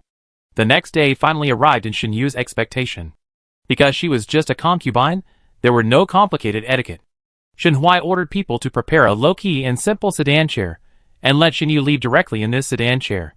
Du Lin looked at the sedan chair and tears welled up in her eyes. She did so much just to make her daughter live a better life, but in the end her daughter didn't even have a name. Shen Huai, Du Xuan, she remembered this grudge. Why are you crying? Shen Yu deliberately changed the dress she wore when she met the king of Yueqing that day and put on light makeup. When she came out and saw Du Lin crying, she felt annoyed. Du Lin stepped forward and held Shen Yu's hand and told her, you must remember what your mother told you, and keep the book well. It was because she read the book that Shen Huai fell in love with her. So what if Dewey is pretty? Shen Huai often said that she doesn't understand romance and is not as interesting as her. Chapter 150. Shen Yu pulled out his hand, glanced at Shen Huai and Du Lin, and smiled. I also prepared gifts for you too. Du Lin looked surprised and asked curiously, what gifts did you prepare for us? Forget about the gifts, get on the sedan quickly. Shen Huai was worried that Shen Yu would do something strange at the critical moment, and didn't want to delay any longer, so he frowned and urged. Anyway, he didn't believe that Shen Yu would be kind enough to prepare gifts for them. Shen Yu had already hated him when he didn't say he would send Shen Yu to King Yueqing, let alone now. What's the hurry? Shen Yu curved her lips. You will definitely like this gift. She paused deliberately and walked closer to Shen Huai. Do you remember the day we had dinner together? Shen Huai widened his eyes, and had a bad feeling in his heart. What did you do? Du Lin was confused by what she heard, but Shen Huai was eager to know the answer. Shen Yu was busy getting angry with Shen Huai, and no one explained to her what happened. I didn't do anything. Shen Yu was worried that Shen Huai would get angry and hit her later, so she couldn't help but take a step back. I just put some contraceptive pills in the tea that day. After saying that, he laughed triumphantly. Shen Huai was so angry that his eyebrows stood up. He stepped forward and grabbed Shen Yu's neck, cursing, You rebellious girl, ungrateful wolf. He thought Shen Yu was just talking. Although he thought Shen Yu was strange that day, Du Lin ate everything, so he was relieved. Unexpectedly, Shen Yu didn't even let Du Lin go. How could you give your father a contraceptive drug? Du Lin was frightened by this change and wanted to step forward and pull away Shen Huai, who was pinching Shen Yu. But Shen Huai was so strong that she couldn't pull him away. She could only watch Shen Yu's face gradually turn red. I not only impregnated him, but you as well. Shen Yu pinched Shen Huai's hand and said to Du Lin with difficulty. Du Lin thought Shen Yu was really crazy. She knew her daughter was extreme, but she didn't expect her to do this. If she really drank the contraceptive pill, how could she take revenge on Shen Huai? She originally planned to get pregnant with Shen Huai's son, and then get rid of Shen Huai's occupation of the Shen mansion to avenge her daughter, but everything fell through. Shen Huai saw Shen Yu began to have difficulty breathing, worried that she would be strangled to death by him, snorted coldly, loosened his hand, and threw her aside. Shen Yu was thrown heavily to the ground. She propped herself up and breathed heavily. After her breathing stabilized, she ignored the scars on her hands, slowly raised her head and stared at Shen Huai, and said sarcastically, "What, you want to kill me? If you kill me, no one will even look at you after you die. Anyway, you have no hope of having a son, Du Shuyan is dead, and you only have me as a daughter. Do you dare to kill me?" Seeing the two people's faces full of disbelief, Shen Yu felt that she was in an unprecedented state of joy. Are you crazy?" Du Lin closed her eyes, but she didn't have the heart to say anything too harsh. She watched her daughter grow up, and she became like this because she didn't teach her well. "Yes, I am crazy." Du Lin stood up from the ground and straightened her dress. "You forced me to do it. Who told you to only want to have a son and think that your daughter, is useless? Who should she blame for her uselessness? It's because of the two of them." Du Lin only wanted to deal with the maids around Shen Huai who had ideas and deal with Du Shuyan. Shen Huai only wanted to get promoted, so who would care what she learned? Although Du Shuyan was not welcomed in the Shen family, the Du family was sincere to her. They knew that she was not there, and sent people to look for her everywhere. If it were me, would anyone worry about me like this? Why do you think so? Du Lin was so angry that her heart hurt. She covered her heart and said, "Mother has always been planning for you." But her ability was limited. She could not influence Shen Huai, so she could only try her best to please Shen Huai and try to make him love his daughter more. Shen Yu was unmoved. She walked straight to the sedan chair and said, "Since the gift has been delivered, my daughter will leave." The simple sedan chair left the Shen mansion. Shen Huai raised his hand with a fierce look and slapped Du Lin twice. "Bitch, you taught your daughter well." Du Lin was still immersed in her daughter's accusations. Now she was slapped by Shen Huai again, and the fire in her heart also rose. "Isn't your daughter too?" She covered her face and sneered. "Why, you start to dislike me now? Who killed Dewey for me?" Shen Huai froze in place, not saying anything for a long time. "How did Du Lin know this? Are you surprised that I know this?" Du Lin raised her hand and slapped Shen Yi. "You set fire to Dewey while she was asleep. I know all this. How dare you hit me?" Shen Huai raised his foot and kicked Du Lin to the ground. "So what if I killed Dewey? The Du family treats you as their own daughter. Didn't you deliberately tell Dewey about our relationship and make her sick?" He was really blind to be deceived by this bitch, thinking she was a good person, and now she even wanted to threaten him. Remembering that Shen Yu had given him contraceptives, Shen Huai kicked Du Lin hard again. "Shen Yu is just like you, an ungrateful person." Leching Palace. A simple sedan entered from the side door and stopped at the gate. "Your Majesty, the people have been delivered." Leching King put down his tea and stood up. Going to the side yard, he had people clean up. Shen Yu symbolically covered her head with a red veil and sat in the simply decorated house. She held the medicine bottle in her hand, feeling a little nervous. Should I give the medicine or not? After struggling for a while, Shen Yu stood up and was about to give the medicine when she heard voices outside.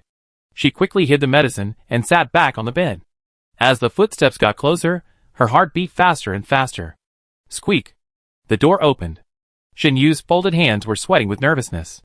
No, she had to let King Yueqing go out to find an opportunity to give the medicine.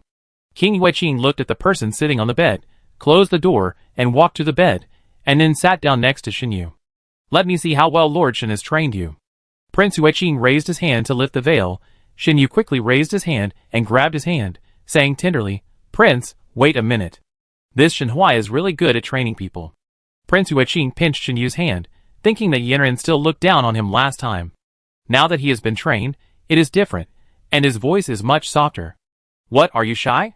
Prince Yueqing raised Shen Yu's hand and frowned when he noticed the scar on it. "What's wrong with the wound on your hand?" A few more scars on a pair of beautiful hands are really an eyesore. Shen Huai, this idiot, really doesn't feel sorry for his eldest daughter at all. He didn't even apply some medicine to her hands. "I'm fine." Shen Yu took back her hand, and her face under the red veil was blushing. Prince Yueqing stood up and applied the medicine to her.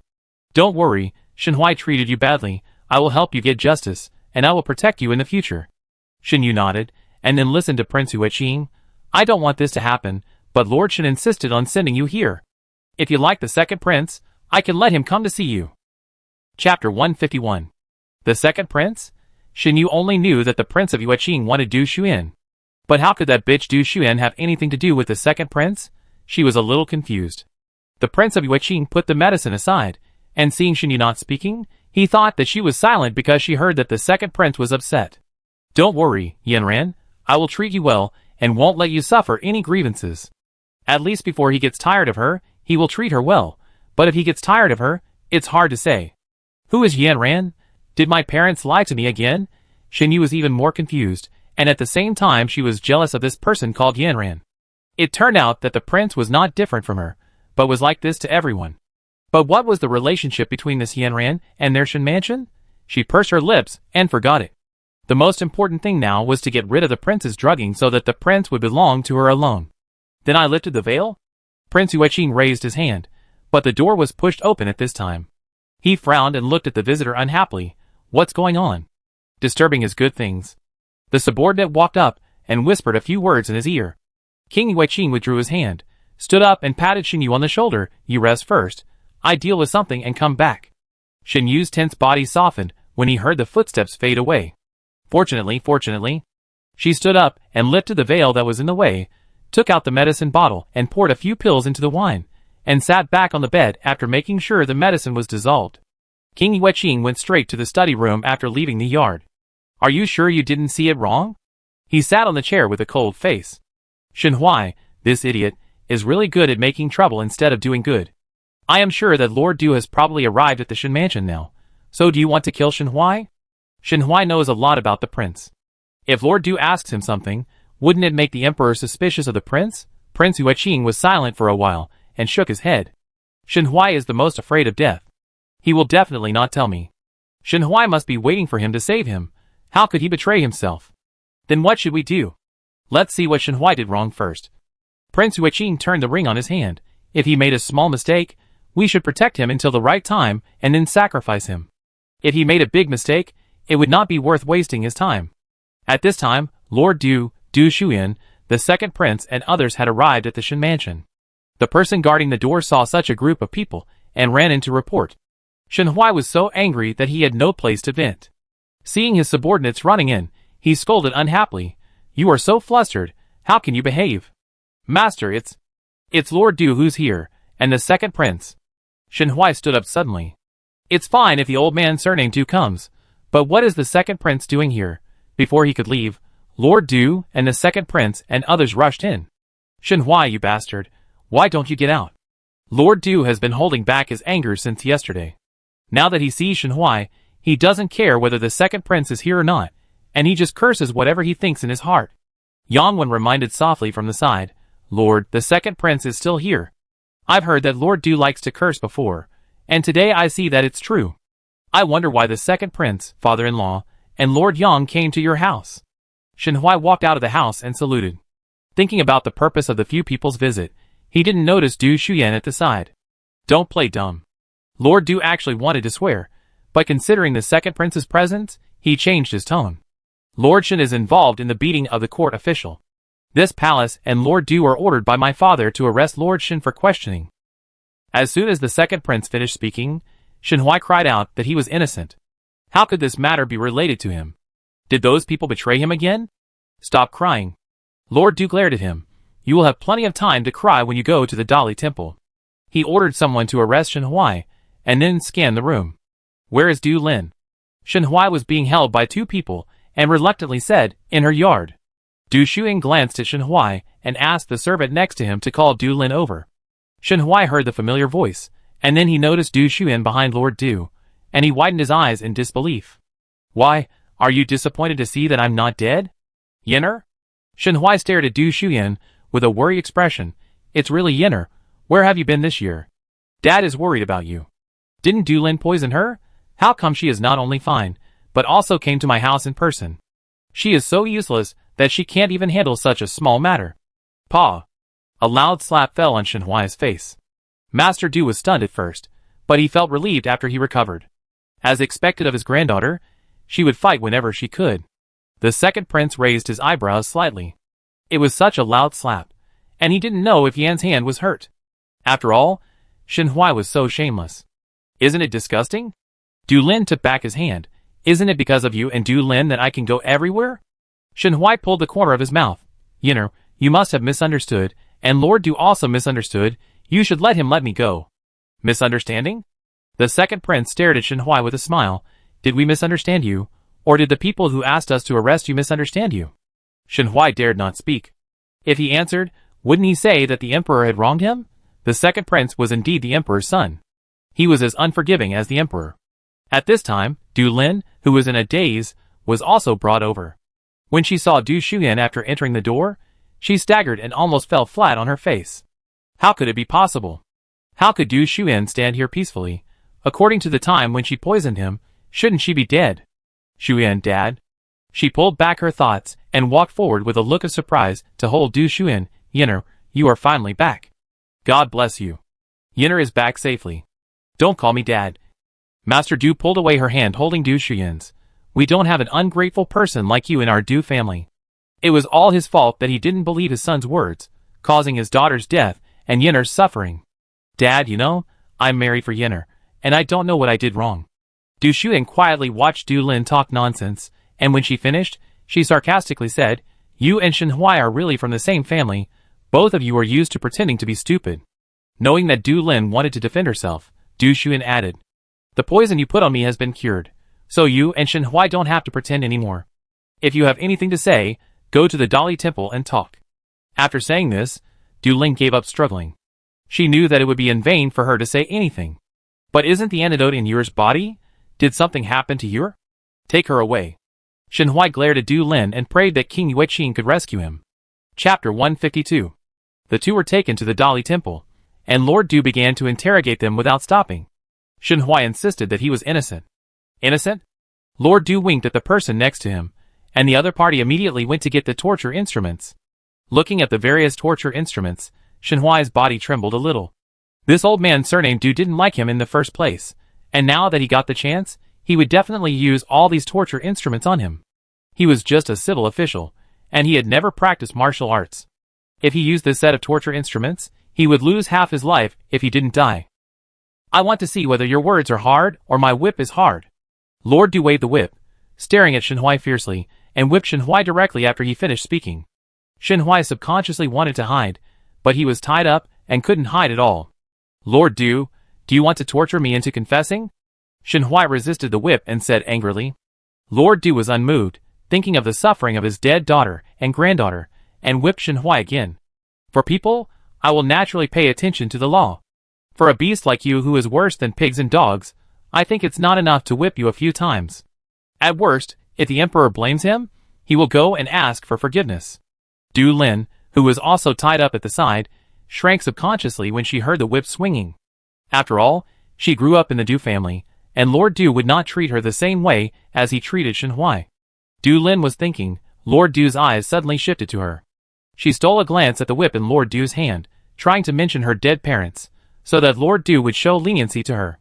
This was the safest way she had thought of all along.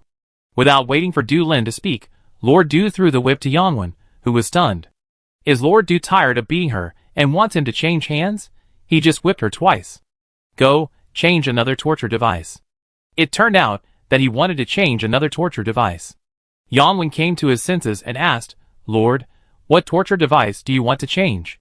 Du Lin was happy when Lord Du threw the whip to Yangwen, thinking that he was not going to torture her, but when she heard the words change torture device, her happiness disappeared. Let's just use that one. Lord Du pointed at the handcuffs next to him. Du Lin looked in the direction he pointed, and her body went limp with fear. Fortunately, she was tied up, so she didn't collapse to the ground. They actually wanted to torture her with handcuffs. The so-called handcuffs are to put handcuffs into the fingers and then tighten them. It is said that the fingers are connected to the heart. How could she bear it? Yangwen went to get the handcuffs, and he thought it was too cruel, but Lord Du's daughter died because of this man. If he encountered such a thing, he might want to skin the person who harmed his daughter. Master Du, you promised my father that you would take good care of me. Are you doing justice to my father by torturing me? Seeing the tongs about to be put on his hands, Du Lin could no longer hold back. Why didn't you say sorry to the Du family when you and Shen Huai hurt you? Don't worry, I will send you to see your father, and ask him if he dares to blame me. The thing he regretted most in his life was bringing Du Lin to the Du family. Du Lin actually dared to bring this up. It was really out of the question. Put it on her and execute her. The second prince watched Du Lin being put on the torture device without saying a word, and was glad that Du Shuyan could not come to the jury, otherwise it would be so cruel. No, don't torture me. Du Lin struggled to resist, but it was in vain. Shen Huai closed his eyes, not daring to watch this cruel scene.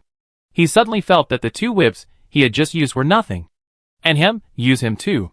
Shen Huai opened his eyes suddenly and defended himself. My lord, Yi's death was caused by Du Lin. She seduced me, but I already had Yi, and she was jealous of Yi, so she killed Yi. Du Lin turned his head to stare at Shen Huai and retorted. Shen Huai, do you have any shame? You set Du Yi on fire. Why are you putting everything on me now? You was right. Shen Huai only loved me. He used to say he loved me, but now he drags me out to stop him when things get bad. Torture. Lord Du didn't want to see the 2 of them fighting each other, so he wanted to torture them first. Anyway, it was only the first day, and there were plenty of opportunities for them to fight each other. The 2 who were still blaming each other suddenly became quiet when they heard the word torture, and then they saw the rope on the tongs being tightened.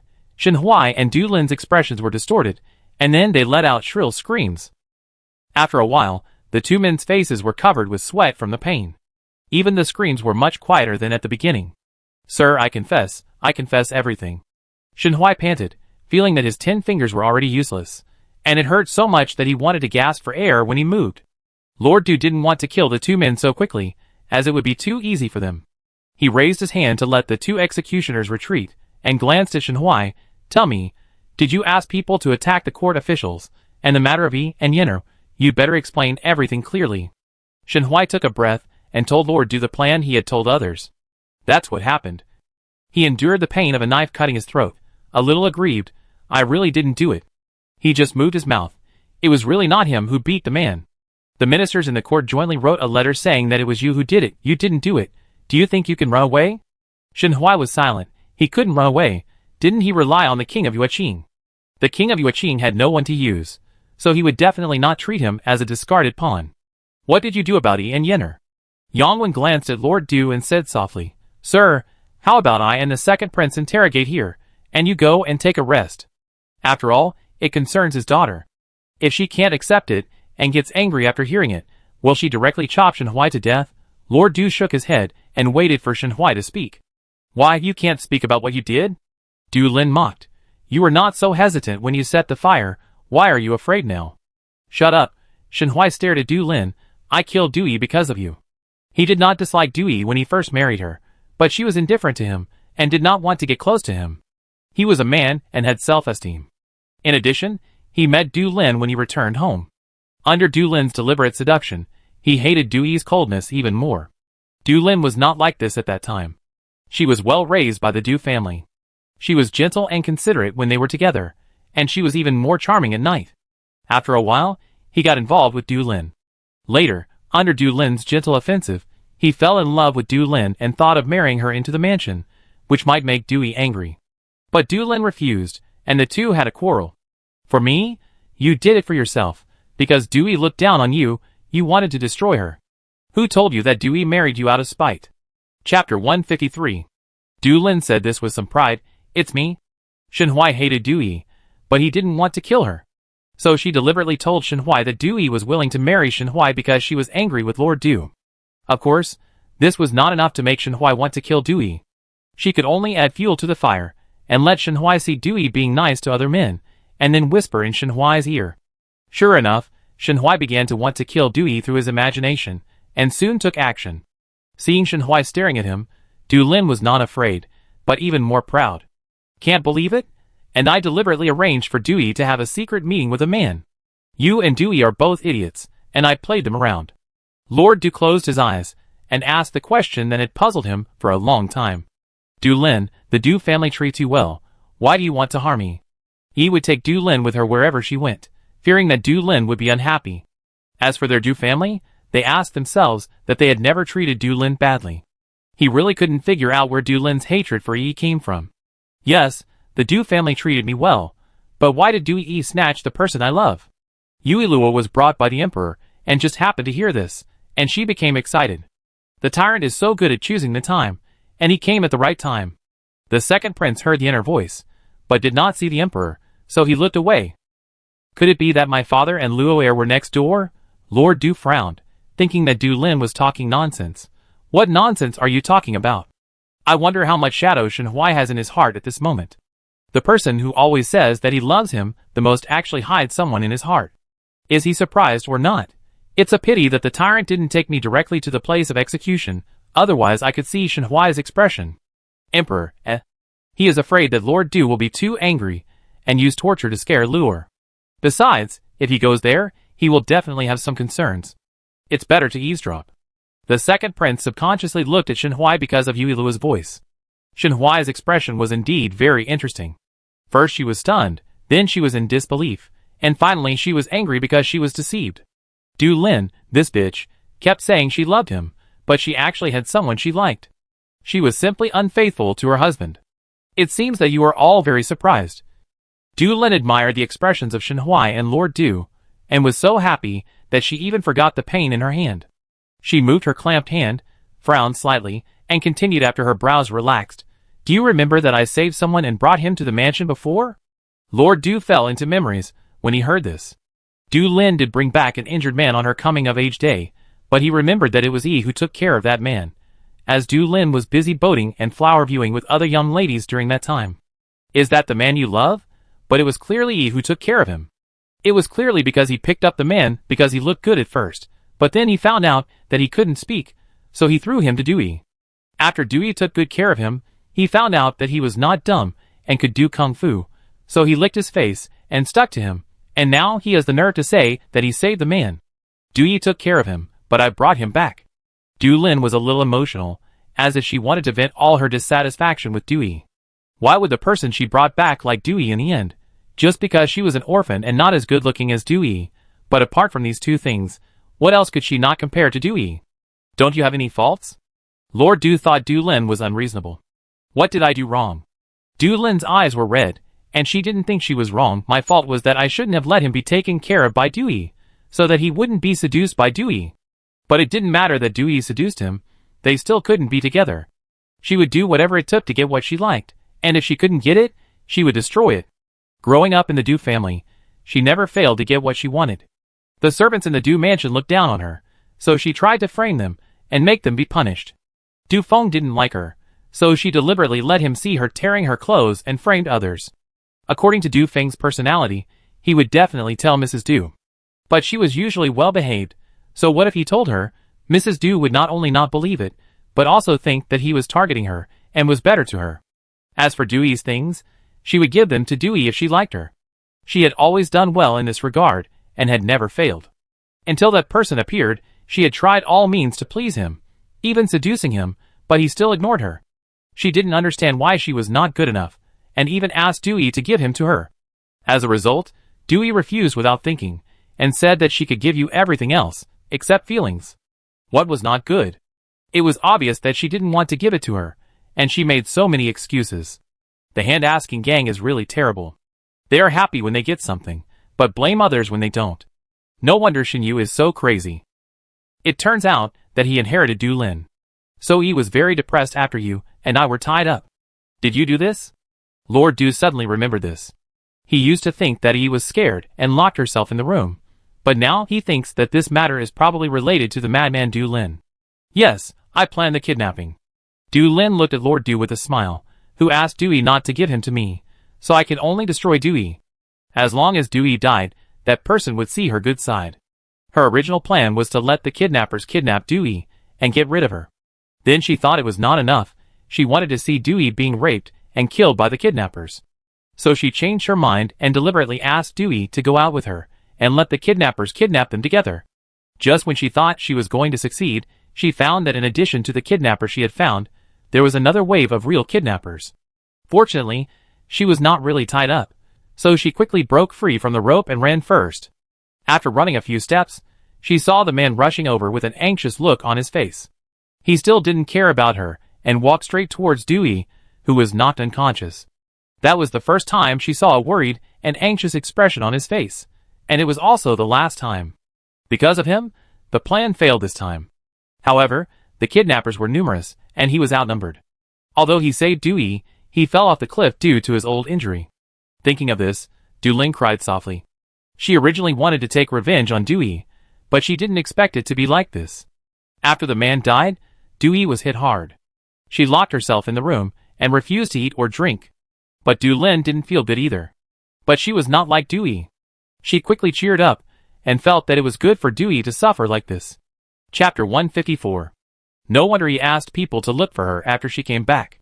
But the cliff was so deep that there was no way down, let alone looking for her. After he returned empty-handed, he was even more reluctant to see people. It took a whole year before he left the house. Thinking of this, Lord Du's eyes began to sour. He didn't know that his daughter had lost her beloved because of this, and he was still thinking about finding her a man for her own good. With a husband and a child, she might be happy. It turned out that he was the one who pushed Yi into the fire pit. If I hadn't helped her find someone under the pretext of doing good for her, she wouldn't have chosen to marry Shenhui out of spite. If she hadn't married Shenhui, she wouldn't have died. It wasn't just Shenhui and Du Lin who killed Yi, it was also me. Lord Du couldn't stand and staggered. Yan Wen quickly supported him and let him sit on the chair. Lord Du can't stand it just now. Du Lin came back to his senses from his sadness, looked at Lord Du sitting on the chair, and continued. You also had a hand in Dewey's death. If you hadn't forced her, she wouldn't have married Shenhui out of spite. Du Lin wanted to make Lord Du vomit blood. Lord Du was old, and he didn't know if he could bear it. Seeing that Lord Du was getting more and more angry, and wanted to tear her apart, Du Lin laughed more and more happily. This kind of thing of rubbing salt on other people's wounds was not the first time she did it. When Dewey gave birth to Du Xuan, she told Dewey about the man's death, and what she had done when she went to see Dewey, and told her that she had been involved with Shenhui for a long time, and had a child. She still remembered Dewey's expression at that time. She couldn't forget the look of disbelief, disgust and inability to do anything with her. You are a beast worse than pigs and dogs. Lord Du cursed angrily, and then calmed down. He still wanted to seek justice for Yenner and his daughter, and couldn't be angry with this beast. Du Lin sneered. If she was really a beast, she would have attacked the Du family long ago. Originally, she just wanted to take revenge on Dewey, and then keep Du Xuan for years' entertainment. But who let Du Xuan know what he shouldn't know, so she naturally couldn't keep him. By the way, you may not know that Yur is actually older than Du Xuan. You are so stupid. You didn't doubt me when I told you to go to the temple to pray for Dewey and her baby. Du Lin glanced at Shenhui and said, Shenhui arranged the temple. If Shenhui hadn't arranged it, she would have had no way of hiding the fact in giving birth to Yur. Although she and Yur suffered some hardships later, as long as they could snatch Dewey's things, that little hardship was nothing. Shenhui wanted to kick Du Lin a few times when he heard this. At that time, he often went to the temple to meet Du Lin secretly until Du Lin gave birth to Shenyu. Thinking about it now really made him sick. Bitch, shut up. He couldn't kick Du Lin, so he could only vent his anger by scolding her. Why should I shut up? Du Lin said meaningfully. Without the folk remedy you found to make my belly bigger, how could I hide it from the Du family? After all, when she came to see Dewey, she had already given birth to Shenyu, and was out of confinement. Later, she married Shenhui as a concubine, and soon became pregnant, and went to the Du mansion to see the Du family. As expected, the Du family disliked her because of this. But this was just as she wished, so she didn't have to go to the Du family often, and she could secretly bring Yur back to her side. In order not to arouse suspicion, Shenyu was not fed well after she was born, and she was worried that Shenyu would grow too fast, and the months would not match. It was because of this that Shenhui and she spoiled Shenyu. Punishment. Everything was clear, and Lord Du asked people to continue the torture. Lord, you also heard that this woman deceived me, and I was deceived by her. Shenhui felt that he was wronged. He didn't say a few words, but why did he have to be punished together? It was obvious that Du Lin was more evil than him. Ah! The screams of the two people reached everyone's ears. Du Lin screamed and said intermittently, Don't you care about Du Xuyan's poison? If I die, there will be no way to cure her poison. The second prince sneered. You should still worry about Shenyu. Miss Du's poison has been cured. Oh, the second prince finally saw the opportunity to show off. But why call Miss Du? How unfamiliar. I see, it's because of what the tyrant said that day, and he's worried that Du Xuyan's reputation will be ruined. Not bad. The emperor, who thought Yuilua was going to blame him again, raised his eyebrows. This is a compliment. Lord Du looked at the second prince after hearing his words. Why did he feel that the second prince was a little angry, and where did this anger come from? Yur? Du Lin was horrified when he heard this. What did you do to Yur? Shenyu, whom Du Lin mentioned, was nervously waiting for Prince Yueqing to come back. She felt her body stiffen, and she didn't know what the Prince of Yueqing was busy with, and why he didn't come back so late. At this time, the Prince of Yueqing pushed the door open and walked in. "Your Highness." Xin Yu was worried that the Prince of Yueqing would lift her veil, so she spoke first. The Prince of Yueqing stood in front of her and said softly, "You must be anxious. I just went to deal with something. Now we are waiting for the results to be announced, and to see what is going on with Shenhui." Xin Yu shook his head. "It's okay, let's have a drink first." The Prince of Yueqing would still obey the beauty's reasonable request. He walked to the table, poured 2 glasses of wine, and suddenly stopped when he was about to pick them up. He was worried that Shenhui had not trained the person well, so he put some drugs in it to help with pleasure. Because of his personal habit, he liked to point the handle of the wine jug toward the door, but when he took the wine jug just now, the direction of the handle of the wine jug seemed to be toward the bed. Did she drink wine? The King of Yueqing stared at Xin Yu and quickly dispelled this guess. He knew the time of the drug's onset better than anyone else, and it was impossible for it not to take effect. Then someone had touched the wine, and if he didn't drink it, then he could only have put something in it. "My lord, what's wrong?"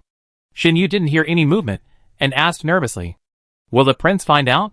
The King of Yueqing didn't answer him, walked towards her with a gloomy face, and raised his hand to lift her veil. The veil fell to the ground, revealing an ordinary face. The King of Yueqing was cold as ice, and Shenhui actually lied to him, which was really good. He raised his hand to pinch Xin Yu's neck and asked, "Tell me, what did you put in the wine?" Xin Yu's neck still had the pinch marks of Shenhui, and now the King of Yueqing continued, which was undoubtedly adding insult to injury. Seeing that she couldn't speak, the Prince of Yueqing let her go. "You can speak now." Shenhui really had a good plan. Not only did he send a fake one, but he also ordered someone to poison him. Is he too kind to him? "Your Majesty, there's nothing inside." Xin Yu didn't know why the Prince of Yueqing's attitude changed so quickly. She thought that the Prince of Yueqing had forgotten her, and continued. "Your Majesty, don't you remember me? My name is Xin Yu, and you said we were destined to meet." Chapter 155. The King of Yueqing stared at Xin Yu, who was both scared and blushing, with a sinister look. Xin Yu was a little frightened by what he saw, and the smile on his face froze immediately. "Xin Yu? What a waste of the word you." The King of Yueqing said, turning around to pick up the wine he had just poured and handed it to Xin Yu. "Since you said there was nothing, then drink it." Xin Yu looked at the wine in front of him, and did not move for a long time. Mother gave Du Shuyan a small amount of medicine, and it would take a month to take effect, but she gave a lot of medicine. Wouldn't she remember everything after drinking it? She also wanted to take revenge on Shenhui and Du Lin. Because of the two of them, she suffered so much when she was a child, so later they bought a lot of supplements for her body, but the damage was real. "Isn't there anything?" The King of Yueqing was a little impatient. "Hurry up and give it to me, my patience is limited." Xin Yu slowly raised her hand, and trembled to take the wine from the King of Yueqing. Seeing that she was about to bring the wine to her mouth, the door was suddenly opened. The King of Yueqing had a cold face, and asked the subordinates, who came in a deep voice. "What's wrong again?" The subordinate whispered in the ear of the King of Yueqing. According to the spy, Yanran, also known as Du Shuyan, went to the Shen family with Lord Du. Now Shenhui and Du Lin had been taken away. The King of Yueqing frowned. So Du Shuyan was not redeemed by Shenhui, but by the second prince? "Your Highness, what should we do? Should we snatch Du Shuyan back?" The King of Yueqing kicked the subordinate. "Are you a pig?" He was not stupid to snatch Du Shuyan at this critical moment. Not only could he not snatch Du Shuyan, but he could not mention the fact that the two had met. Now what he had to do was to expose Shenhui in front of his brother, otherwise his brother would definitely doubt him if he knew Xin Yu was here. Xin Yu looked at their expressions, and guessed that something had happened, but their voices were too low for her to hear clearly. After thinking about the countermeasures, King Yueqing ordered his subordinates to prepare the carriage, and then turned to look at Xin Yu. Xin Yu's heart tightened, and she picked up the wine glass, and was about to drink it. "Don't drink it." King Yueqing raised his hand, and knocked the wine glass in Xin Yu's hand to the ground, and pulled her up, and walked out regardless of Xin Yu's doubts. Xin Yu, who had walked through the gates of hell, breathed a sigh of relief. Although she was confused, she didn't dare to ask. She just let the King of Yueqing drag her, and she didn't dare to say anything even if the King of Yueqing touched the wound on her hand. Leaving the Prince of Yueqing's mansion, the subordinates had prepared the carriage, and stood aside waiting for the King of Yueqing. "Your Majesty." The subordinates bowed and saluted. The King of Yueqing let go of Xin Yu, and let her get on the carriage. Xin Yu got on the carriage obediently, and shrank in the corner without saying a word. She was not smart, but now she knew that the matter seemed to be related to her, otherwise the king of Yueqing would not take her on the carriage. After all, the previous moment, the king of Yueqing had no intention of killing her. After getting on the carriage, the king of Yueqing did not look at Xinyu, but just closed his eyes to rest. After hearing the sound of the wheels turning all the way, the carriage finally stopped. The king of Yueqing stood up and glanced at Xinyu.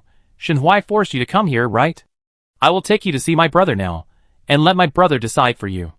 To see the emperor? Xinyu almost fell back when she stood up. The king of Yueqing raised his hand to hold her, and his voice was as gentle as the first time he saw her. Be careful, don't be afraid with me here. Xinyu stood firm. She had seen other aspects of the king of Yueqing. Even if the king of Yueqing became so gentle now, she was only afraid and had no other thoughts. The king of Yueqing didn't care what Xinyu thought. After getting off the carriage, he took Xinyu to the imperial study. Originally, seeing the palace for the first time should be exciting, but Xinyu couldn't muster up the slightest interest. When they arrived at the door of the imperial study, the king of Yueqing asked someone to go in and report. The emperor had just come back from the Dali temple to eavesdrop.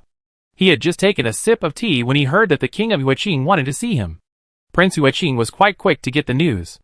Shenhuai was still in the Dali temple, hoping that Prince Yueqing would save him. He certainly didn't expect that Prince Yueqing was planning to sacrifice him. Let someone come in. The emperor put down the tea.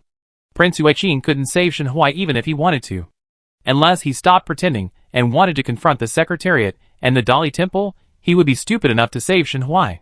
Prince Yueqing and Xinyu came in and saluted in unison. TSK, why did he bring an assistant? It's true. It's boring to sing a one-man show. The emperor's eyes fell on Xinyu, and he asked the two to stand up, and then pretended to be puzzled. My brother brought a girl into the palace on purpose. Did he ask me to grant you a marriage? The tyrant asked knowingly. The king of Yueqing brought him to sing for you. What marriage? He wanted to win the trust of his father-in-law by his affectionate personality, otherwise what would he use to grab your throne? The king of Yueqing stood up and said with a sad face, my brother is joking. The princess has only been gone for 3 years. I don't have the intention to marry again now. Anyway, he had to wait until he became a big shot before filling up the 3 palaces and 6 courtyards. He was not blind to marry Xinyu, a woman with ordinary looks. The beauty is gone, and the emperor should still look forward. After a few polite words, the king of Yueqing explained his purpose. Please start your performance. Royal brother. The king of Yueqing pointed to Xinyu beside him. This is the daughter of the Minister of Revenue, Xinyu. The emperor nodded in cooperation, and motioned Xinyu to raise her head. Xinyu raised her head a little uneasily, and the emperor raised his eyebrows after reading it. They all have the same father. Why is Xinyu's appearance so different from Du Xian's? It seems that appearance is quite important. Fortunately, the concubines in his harem are all good-looking, otherwise it would be annoying to see a bunch of ugly children. After the emperor looked at Xinyu, Prince Yueqing said with a sad face, Royal brother, Shenhuai is a man with wolfish ambitions. He wants to give his daughter to me, and ask me to say good things for him in front of you. Isn't this trapping me in injustice? If you don't have wolfish ambitions, will you too be like-minded? Now that something has happened, you are completely clearing yourself of all wrongdoing. But it is true that if someone else is found, Shenhuai will become an abandoned child. That person should be coming soon. It depends on whether the 6th sister has grown up a year older and has a better brain. After listening to Yuilua's voice, the emperor wondered who she was talking about. But when Prince Liqing saw that he didn't speak, he thought that he didn't act well enough and continued to perform hard. I brought Miss Shen here today to let you make the decision for her. The emperor regained his composure and laughed. Your brother really knows right from wrong. But don't worry, Shenhuai and Du Lin have been arrested and taken to the Dali temple. Xinyu, who had wanted to distance himself from Prince Yueqing, was extremely surprised when she heard this. Dad and Mom were arrested. Why? As if he was afraid that she would be confused, the emperor kindly explained. Shenhuai ordered people to beat up the court officials, and was accused by the eldest daughter of killing his wife with his second wife, so the emperor's brother doesn't have to worry. The eldest daughter? Xinyu's mind was in a mess. Chapter 156. That bitch Du Xuan came back and sued her father and mother? What should she do then? No, she can't cut off her relationship with the king of Yueqing. She had acted like a demon in front of Du Xuan before, and if she went back now, she would undoubtedly die with her father and mother. She might still have a chance of survival if she went back to the mansion with the king of Yueqing. My brother is wise. The king of Yueqing seemed calm on the surface, but he was thinking in his heart that if his brother told Shen Huai what he said today, Shen Huai would definitely sell himself out when he knew that he didn't save him and was interrogated. Father asked us to live in harmony, and my brother is loyal to me. How could I doubt him? The emperor added. Don't worry, my brother. I will ask Lord Du to interrogate Shen Huai, and will not let him hide anything. I want to see who instructed him to sow discord between me and my brother. Prince Yueqing, who originally thought that the emperor would not go to the Dali temple, was completely worried after hearing this. The emperor did not seem to doubt him, but he felt that the emperor had something else in his words. It was as if he had said it on purpose. Ha ha ha, Prince Yueqing began to doubt himself. The tyrant's trick was good. After hearing this, Prince Yueqing would definitely not be able to sit still. He must be thinking about how to kill Shen Huai and silence him. The emperor was a little proud. Prince Yueqing thought he was the only smart person. Prince Yueqing came back to his senses and said with a forced smile, Thank you, brother. But in his heart, he cursed Shen Huai again. He really wanted to leave him some trouble, even if he died. What a waste. Shen Yu saw that the two of them had almost finished talking about things, and decided to go back to the palace with Prince Yueqing. Your Majesty, she knelt on the ground with a bang, and said earnestly, I was indeed sent by my father to please the prince, but I really like the prince, and I beg your Majesty to fulfill my wish. The king of Yueqing wanted to kick Shen Yu. Shen Yu wanted to use him to survive, right? He lowered his eyes. Since Shen Yu could use him, could he also use Shen Yu to kill Shen Huai, so that Shen Huai would not be so outspoken? Brother, what do you think? The emperor smiled and handed the decision-making power to the king of Yueqing. Royal brother, since Shen Huai has done such a treasonous thing, her daughter is also the daughter of a criminal. Oh, he is still playing hard to get. It is obvious that he saw that the tyrant did not deal with Shen Yu, so he deliberately said this to see the tyrant's attitude toward Shen Yu. Le Qingwang did plan this way. He did not know whether Shen Yu was innocent or not. If he spoke rashly, he would leave a handle. So it is better to test the emperor's attitude first. If the emperor does not deal with Shen Yu, he will take Shen Yu back and use her. What are you talking about, my brother? The emperor looked at the prince of Yueqing disapprovingly. I don't kill innocent people indiscriminately. Shen Yu is innocent for the time being. For the time being? Tyrant, you know how to pick words. Shen Yu began to regret when she heard the word innocent. Did Du Xuan not tell her what she did to Du Xuan? But why didn't the emperor tell her earlier, so that she wouldn't say that she liked the prince of Yueqing and cherished her life more than she liked her? Brother, since Miss Shen is innocent and she likes me, I will take her back to the mansion. Prince Yueqing said.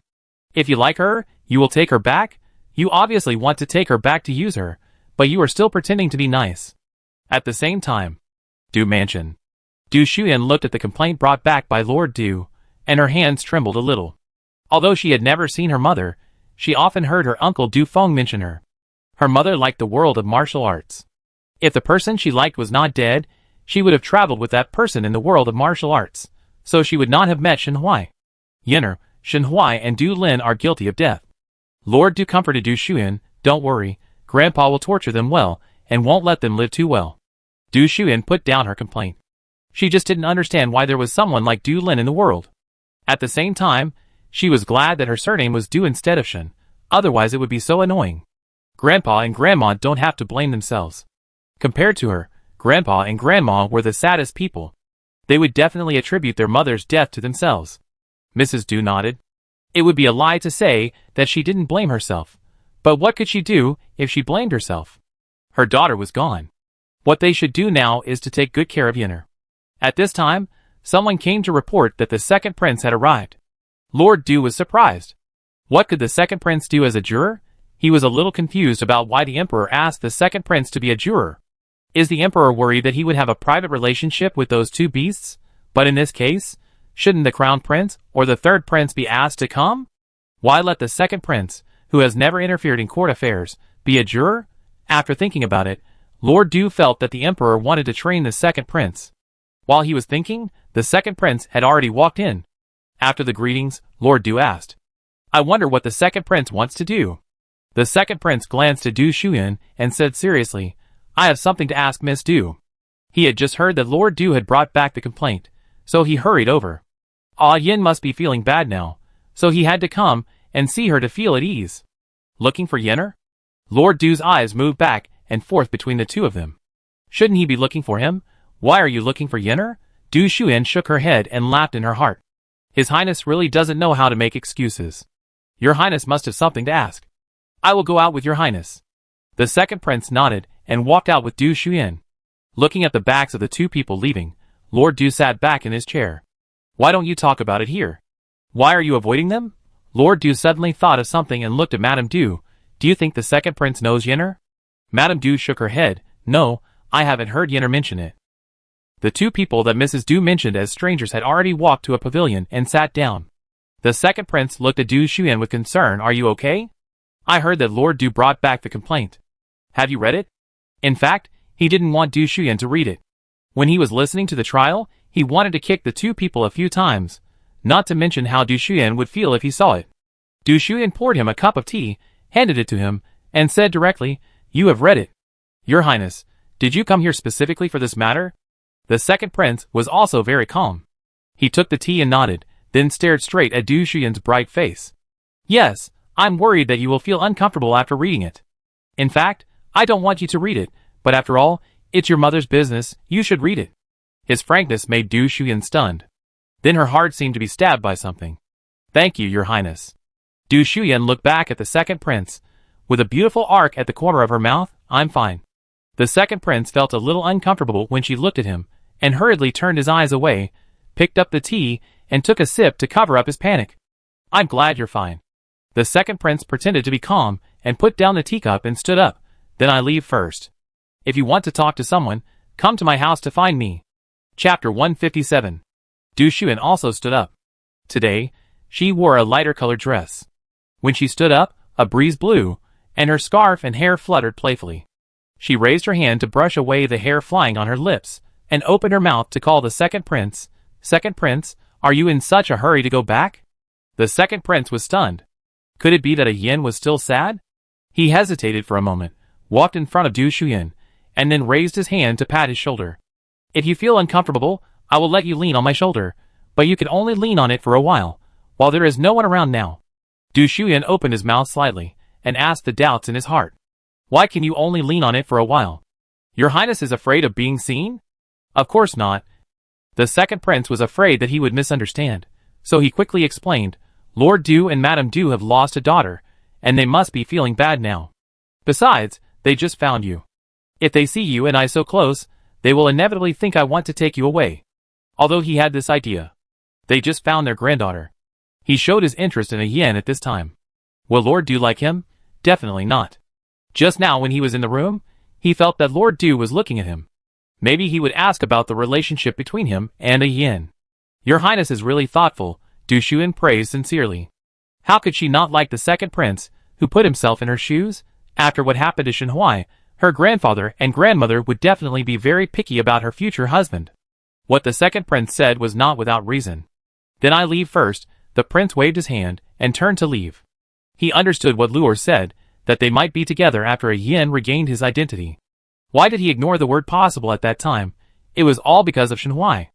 If it weren't for Shen Huai, he could have married Yin after this matter was over. Du Shuyan watched the second prince leave and returned to the house. As expected, he was questioned. Yenner, do you know the second prince? After Lord Du finished speaking, Madame Du glared at him fiercely. No, why did Madame glare at him? Lord Du retracted his gaze. Madame was obviously curious too. Yes, the second prince helped me before. Du Shuyan told the story of being stranded in Fenghua Tower. So the second prince is a good person, Mrs. Du said with a smile. Lord Du disagreed. What's good about him? If he was good, would he go to Fenghua Tower? He thought there was something between the second prince and Yenner. Now it seems that he is right. Could it be that the second prince has a crush on Yenner? No, his granddaughter who he just found has not been spoiled yet. She cannot be kidnapped by the second prince. Yenner, you are the only one left for Grandpa and Grandma. He didn't know the second prince. What if it was another Shen Huai? He had failed to protect his daughter before, and now he couldn't let Yenner follow in his footsteps. Grandfather. Du Shuyan thought it was not the time to talk about this, so he changed the subject and said, I go see my mother after it's over. On the other side, Prince Huiqing and Shen Yu returned to the palace. Shen Yu lowered her head and moved her fingers nervously. The prince took her back to the palace, and he didn't know how he would deal with her.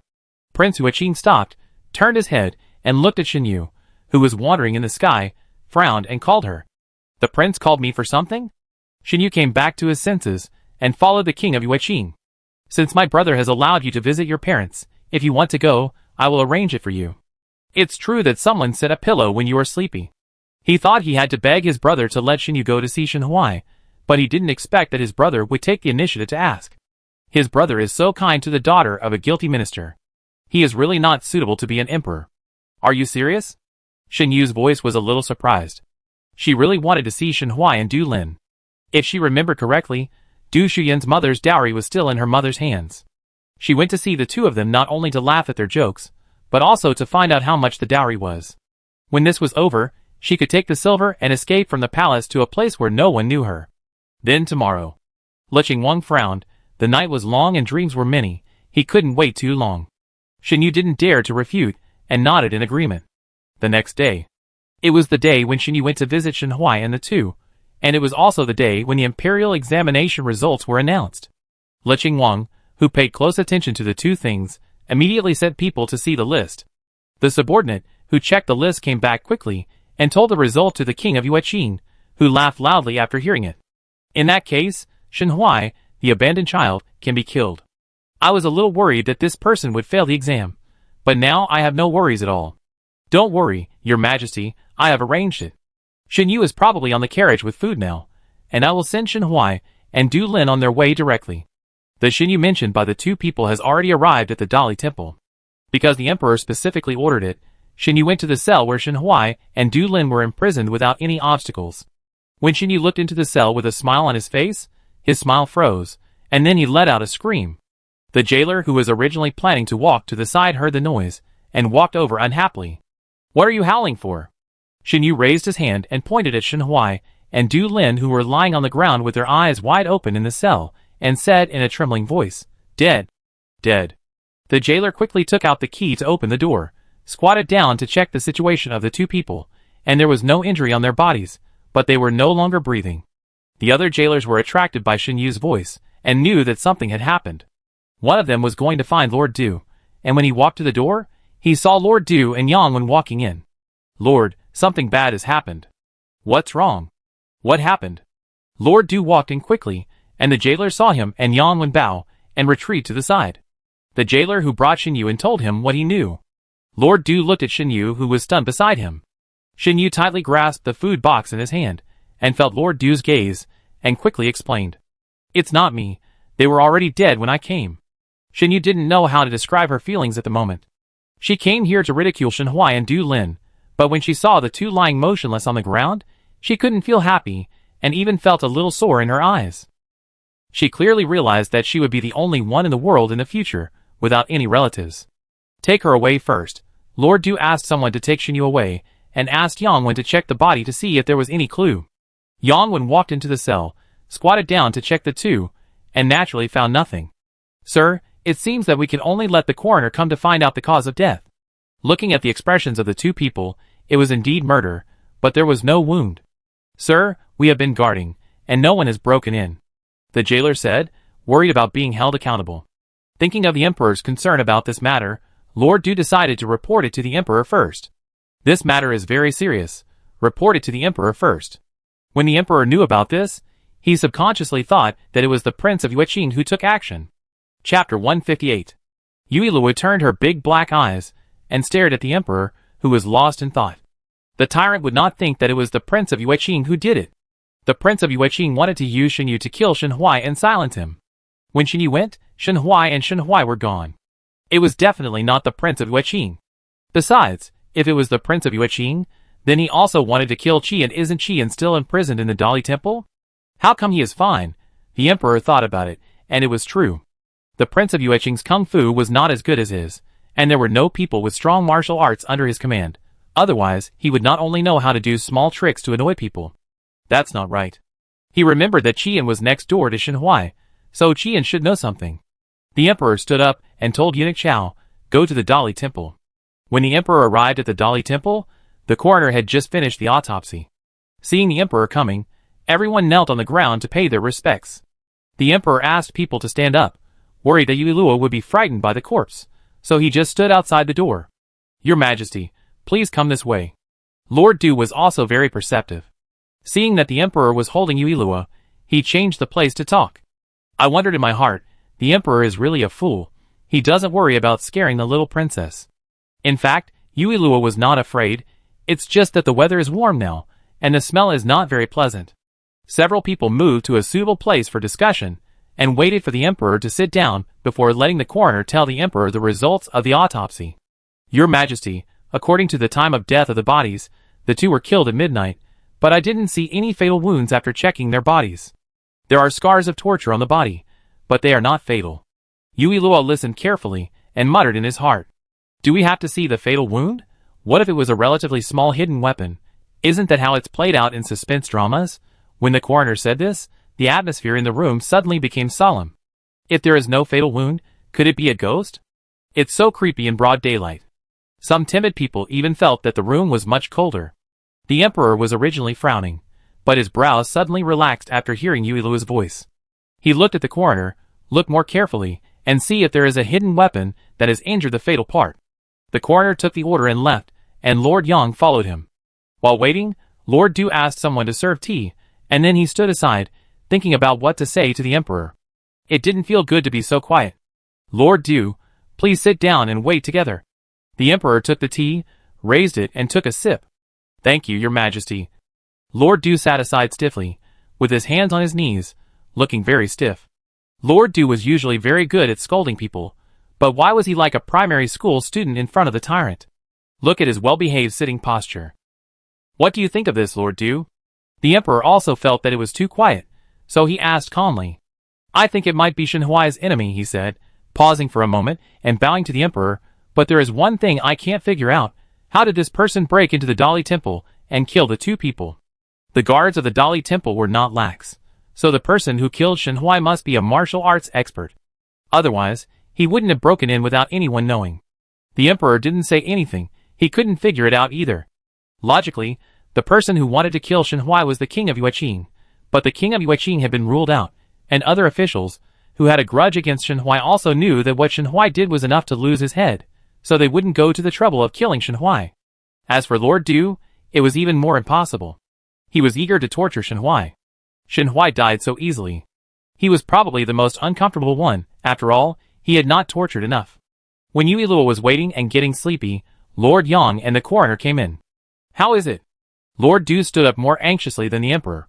The two bowed to the emperor, and the coroner spread his hands, and suddenly there was a thin needle in his hand. Fortunately, the emperor reminded me, otherwise I would have overlooked the root of the needle. He handed the needle to Lord Du. This needle was found on the heads of the two people, because it is difficult to find because it is hidden in the hair. The tyrant must be very proud. It should be said that the tyrant is quite thoughtful, otherwise it would take a long time to find the cause of death. The emperor raised his eyebrows imperceptibly, just thinking that Luor was praising him. So it's these two needles? Lord Du raised the needles, and looked at them for a long time. The cause of death was found, but the murderer could not be found with two needles. This murderer is really like these two needles, like looking for a needle in a haystack. Yes, sir. Sir Du asked the coroner to leave, and then heard the emperor say, Where is Qian? Speaking of this matter, Sir Du had a headache. When the accident happened, he thought of Qian, but Qian was sleeping like a dead pig, and could not be woken up at all. Your Majesty, Qian is not awake yet. I will have someone bring him here. Soon, Qian was brought in by two people. He looked very sweetly asleep. Wake him up. If he can't wake him up, throw water on him. As soon as the emperor said this, Yang went immediately to bring water. It seems that the Lord is too kind to Qian. It is unknown how long Qian will stay there. It is the first time that he has seen someone who likes to stay in the cell so much. The key is that he gave money to stay there, and the emperor let him do it. He couldn't figure out what the two of them were thinking. He regained his mind, and splashed the water directly on Qian's face. Qian was so shocked by the water that he opened his eyes, and shouted that the cell was leaking. Others, Qian raised his hand to wipe the water off his face, and then saw the basin in Lord Yang's hand, and instantly realized that it was Yang who splashed him. Lord Yang, why did you splash me? He was about to raise his sleeve to wipe the water, but a light cough sounded in the quiet room. The emperor's voice? Not sure, let's see first. Qian's hand froze in midair, and he slowly turned around to meet the emperor's majestic gaze. He quickly knelt down to salute, regardless of whether there were still water drops on his face. The emperor is not here to let him go, right? No. He didn't know whether that man would kill him. There were quite a few empty cells in the Dali Temple, and he paid for it himself, so the emperor wouldn't let him stay. While Qian was thinking about it, the emperor asked, Shen Huai and Du Lin died in the cell last night. Did you see the person who did it? Qian was stunned for a moment and said in surprise, Dead? He had not slept well since the two were locked up next door. The two were either being tortured or quarreling. They quarreled even when they were tortured like that. No wonder he slept so well last night. It turned out that the two were dead. Your Majesty, I didn't see anything. I just remember that they were quarreling. I don't know what happened afterwards. Qian felt somewhat relieved after he finished speaking. According to the emperor, the two were killed by someone, but this person did not kill him. He was quite clear about gratitude and resentment. But it seems that Dali Temple is not safe? Think about it again. The emperor was not satisfied with this answer. People always leave something behind. How could Qian not know? Qian thought about it carefully again and shook his head. I just felt sleepy and fell asleep. I was woken up by the water just now. Chapter 159. Lord Du glanced at Yang Wen when he heard this. Yang Wen immediately understood that Qian couldn't have slept so soundly for no reason, so he turned and walked out. Soon, Yang Wen came back after checking Qian's cell. Your Majesty, sir, Qian was drugged. He noticed the white powder when he went to check the cell. I have to say that this man is really good. He didn't do anything to Qian. But the murderer must hate Shen Huai very much. No matter how much hatred and resentment he has, he doesn't want him to live for another day. The emperor stood up and said, Report to me as soon as you find the murderer. Qian saw that the emperor was about to leave, and said quickly, Your Majesty, I have lived here for a while, and now I want to go out. It's not safe here anyway, so it's better to go out. The emperor thought it was insignificant, and wanted to agree. Yui Luo's thoughts sounded at this time. Qian is a useful person. The tyrant dismissed him from office, and he will be restored sooner or later. The emperor, just a minister, could it be that he still needs another minister? That's what he thought in his heart, but he still had to believe Luo's voice. Adhering to the principle of leaving a way out for others, the emperor agreed to Qian's request, and sent people to protect Qian. Since Shen Huai was not the one who was taken action by the Prince of Yueqing, would the Prince of Yueqing take action if Qian, the bait, was released from the Dali Temple? Qian didn't know what the emperor was thinking, but when he heard the emperor ask someone to protect him, he was so moved that he almost cried. After Qian left, the emperor asked Lord Du to release Shen Yu. Lord Du did not dare to ask more questions, and just did as he was told. Shen Yu returned to the Yueqing palace without saying a word. After getting off the carriage, he saw Yueqing Wang waiting at the door. Seeing Shen Yu like this, Yueqing Wang raised his eyebrows and said, Why, are you unhappy to see your parents? Shen Yu did not know where he got the courage from, and directly threw the food box in his hand at Yueqing Wang. The prince is really calculating, putting poison in the food box? Yueqing Wang's expression changed. How could Shen Yu know? It stands to reason that the poison would not take effect so quickly. He planned to use Shen Yu to get rid of Shen Huai, and then kill Shen Yu. But how could Shen Yu know that the food was poisoned now? Outside was not a suitable place to talk. Prince Yueqing stared at Shen Yu coldly, and asked his subordinates to take Shen Yu to his study. The subordinates unceremoniously carried Shen Yu to the study with Prince Yueqing, and threw Shen Yu to the ground as soon as they entered the door. What happened in Dali Temple? Prince Yueqing sat on the chair, and looked down at Shen Yu, who fell to the ground. As the prince wished, my parents are dead. Shen Yu slowly raised herself up, stood up and repeated, my parents are dead. She didn't understand before, but when the people from the Dali Temple said that her food was poisoned, she understood everything. Her father must have had something with the king of Yueqing, otherwise the king of Yueqing would not have used her to kill people. The funny thing is that someone got there before her. The king of Yueqing was surprised and relieved at the same time. He didn't care who killed Shen Huai, anyway, Shen Huai was dead, and his threat was gone. Just when the king of Yueqing was about to deal with Shen Yu, he heard someone report that Madame Yao was here. Shen Yu knew that the king of Yueqing really wanted to kill her this time, because she was no longer useful. She had been so disheartened that she had a glimmer of hope when she heard this name. Because the king of Yueqing's reaction when he heard this person made her realize that this person was not small. The king of Yueqing stood up, and had no time to care about Shen Yu. Take my mother-in-law to the main hall, I will go there now.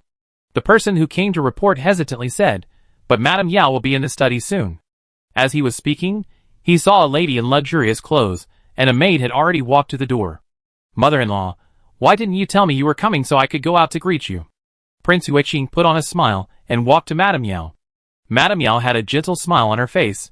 The prince has just returned to the capital, and I wanted to come and see him. Madame Yao could not find any fault with his son-in-law. Not only did he not remarry a few years after his daughter passed away, he was also very devoted to their Yao family. This is my fault. I should have come to see you, but I was too busy when I first arrived in the capital. Shen Yu secretly looked at Madame Yao. It seemed that Madame Yao liked Prince Huiqing from the bottom of her heart, and Prince Huiqing also respected Madame Yao. So could she ask Madame Yao to save herself? It's okay. Madame Yao asked the maid to hand the food box to Prince Huiqing. She and her said before her death that the prince liked to eat osmanthus cake. I made some, and sent it to you. Prince Huiqing took the food box with a sad face. Thank you, mother-in-law. I didn't take good care of Xian'er. Madame Yao sighed and shook her head. The prince doesn't have to blame himself. It's Xian'er who is unlucky. As she spoke, her eyes fell on Shen Yu beside her. Is this girl the prince's concubine?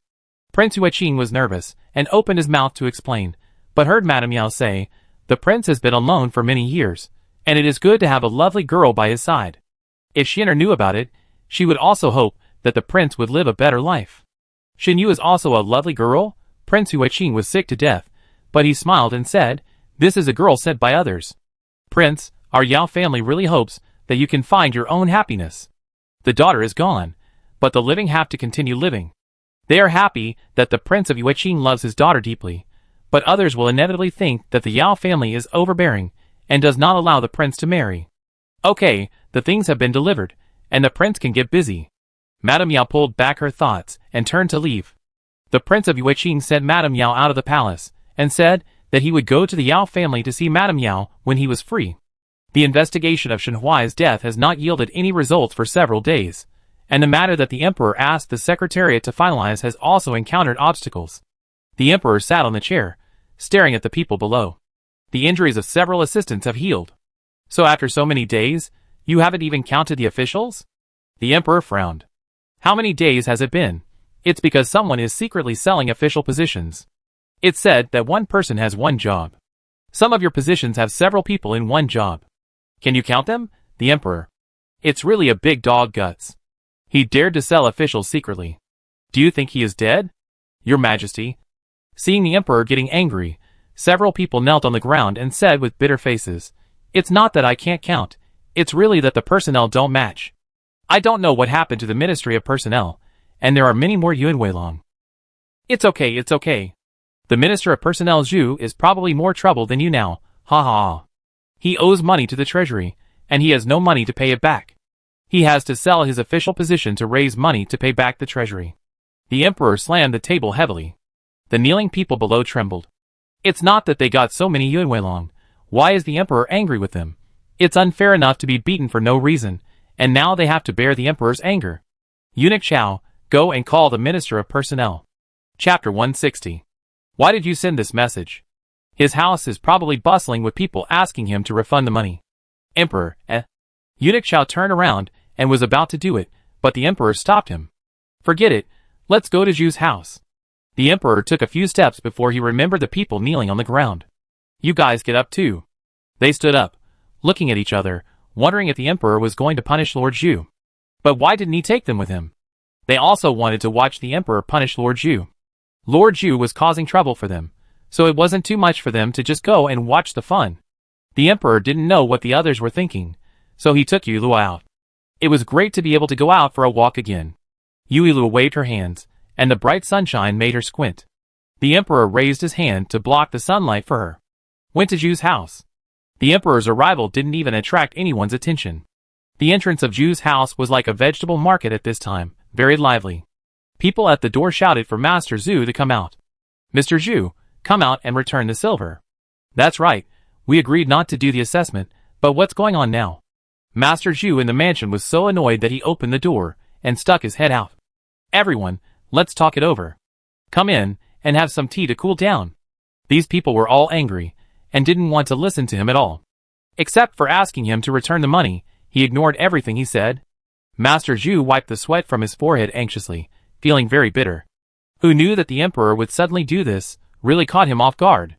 Besides, now that the money is in his pocket, he would be a fool to withdraw. If he withdraws, how can he still owe the money to the treasury? It is estimated that they will start to collect the debt this year. Oh, don't get excited, let's talk it over.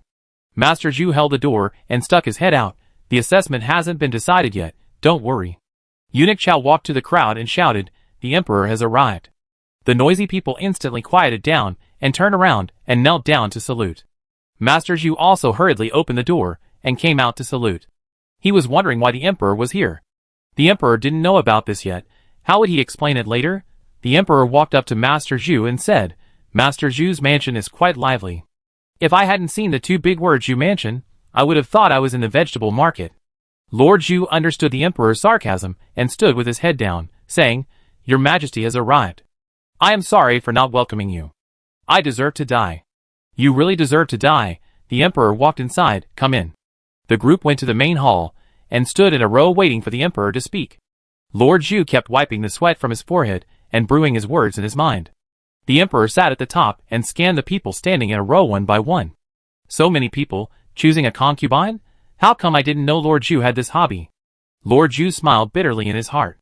The emperor should have just said whether he knew or not. This way, he would have wanted to say something. How could he respond to such a sarcastic tone? Your Majesty, you are joking. I was discussing something with him. The emperor stared at these people. Really? Just now, several assistant ministers from the secretariat counted the officials, and it turned out that there were many more Yuan Weilong in the Ministry of Personnel. Lord Zhu? Lord Zhu was so frightened that his heart was beating wildly, and he quickly responded to the voice of the minister. Do you think it's my bad memory, or your bad memory that so many Yuan Weilong were added? Your Majesty. Lord Zhu's legs softened, and he knelt on the ground. I was wrong. I will explain to you. Lord Zhu meant that you should listen to his excuses, and he will make up stories for you. The emperor, Okay. The emperor picked up the tea and stared at Lord Zhu leisurely. I'm not in a hurry. You take your time to think about it, and explain to me. Lord Zhu didn't dare to really think about it slowly. He quickly organized his words. Your Majesty, I really need money, so I came up with such a bad idea, but they just have official positions, no real power, and they didn't disrupt the order of the Ministry of Personnel. He just wanted money to pay off his debts, and didn't want to disrupt the order of the Ministry of Personnel. After all, these people are just nominal officials. Haha, Lord Zhu, do you think you are still principled? The emperor put the tea on the table and said with a smile, Lord Zhu is so thoughtful about the Ministry of Personnel. Should I praise you and give you some rewards? Lord Zhu hung his head and said nothing. The emperor should just give a definite answer on how he wants to deal with him. It's more painful than dealing with him directly now. How much silver did you sell these people for? Lord Zhu raised his head cautiously. Not much. Because it was a nominal position, and the official position was not high, it was sold at a relatively low price. Not much? The emperor snorted coldly. Do you think the official position you sold is too low? Why don't you sell your position as Shangshu as well? He thought so, but wouldn't it be discovered if the Shangshu position was sold? He is not stupid, otherwise you wouldn't have discovered it so long. The emperor, Your Majesty, please forgive me. I will never dare to do it again. Please spare me for my dedication to the Ministry of Personnel. Lord Zhu whispered. From now on, you are dismissed. The emperor stood up. Also, pay back the money you owe to the treasury. As for the others, each of them will be beaten with 10 boards, and I will not pursue them anymore. These people dared not say much, and could only accept the punishment. Eunuch Chow moved the money from the Zhu family's sale of official positions to the treasury. The fourth prince outside the door had heard that there was a lot of fun here, but he found that the entrance to the Zhu family was very quiet. He was about to turn around when Yuilu's voice rang in his ears. Oh, why is the fourth prince here? The fourth prince paused for a moment, then quickened his pace. Father always takes lure with him wherever he goes. He won't be so unlucky. He faces those wooden materials all day long, and finally takes a walk when grandfather is not paying attention, but ends up meeting father. So unlucky. Fourth brother. A familiar voice sounded, and the fourth prince raised his hand and patted his forehead, then turned around in surprise. Son, I pay my respects to father. Why is father here? The emperor glanced at him. What are you doing here? What can you do? You like to watch the fun, and the fourth prince must also like to watch the fun. Father, I came out to buy some things, and I will go back now. I came out just to join in the fun, and I didn't even think about looking for Qin Qianqian. The fourth prince, Every time he went to look for her, he was kicked out. Doesn't he want face? Forget it, since he is out, he will go and see later. When the fourth prince was distracted, The emperor said, "Since you are buying things, go back quickly." The fourth prince was as if he had been pardoned. He bowed and left. Ouch! A Feng, who came to look for him, bumped into him and asked in confusion, "Your Highness, did you see a ghost?"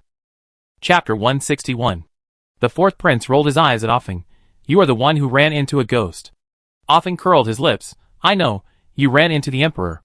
Otherwise, his highness would not run so fast." "How do you know?" The fourth prince asked in surprise, and then said, "Forget it, you don't have to answer." Anyway, Offing couldn't say anything nice, so it didn't matter if he didn't listen. Offing saw that the fourth prince was walking in the wrong direction, so he stopped him. "Your Highness, you are walking the wrong way." "Is the emperor so scary?" The prince was so scared that he even forgot the way. The four princes walked forward on their own. "I want to go to Qin's house." "Qin's house?" Offing followed the fourth prince and asked in surprise, "Your Highness, are you going to see Miss Qin again, or should we forget it?" Anyway, he would be kicked out every time he went. Your Highness would not have a masochistic tendency, right?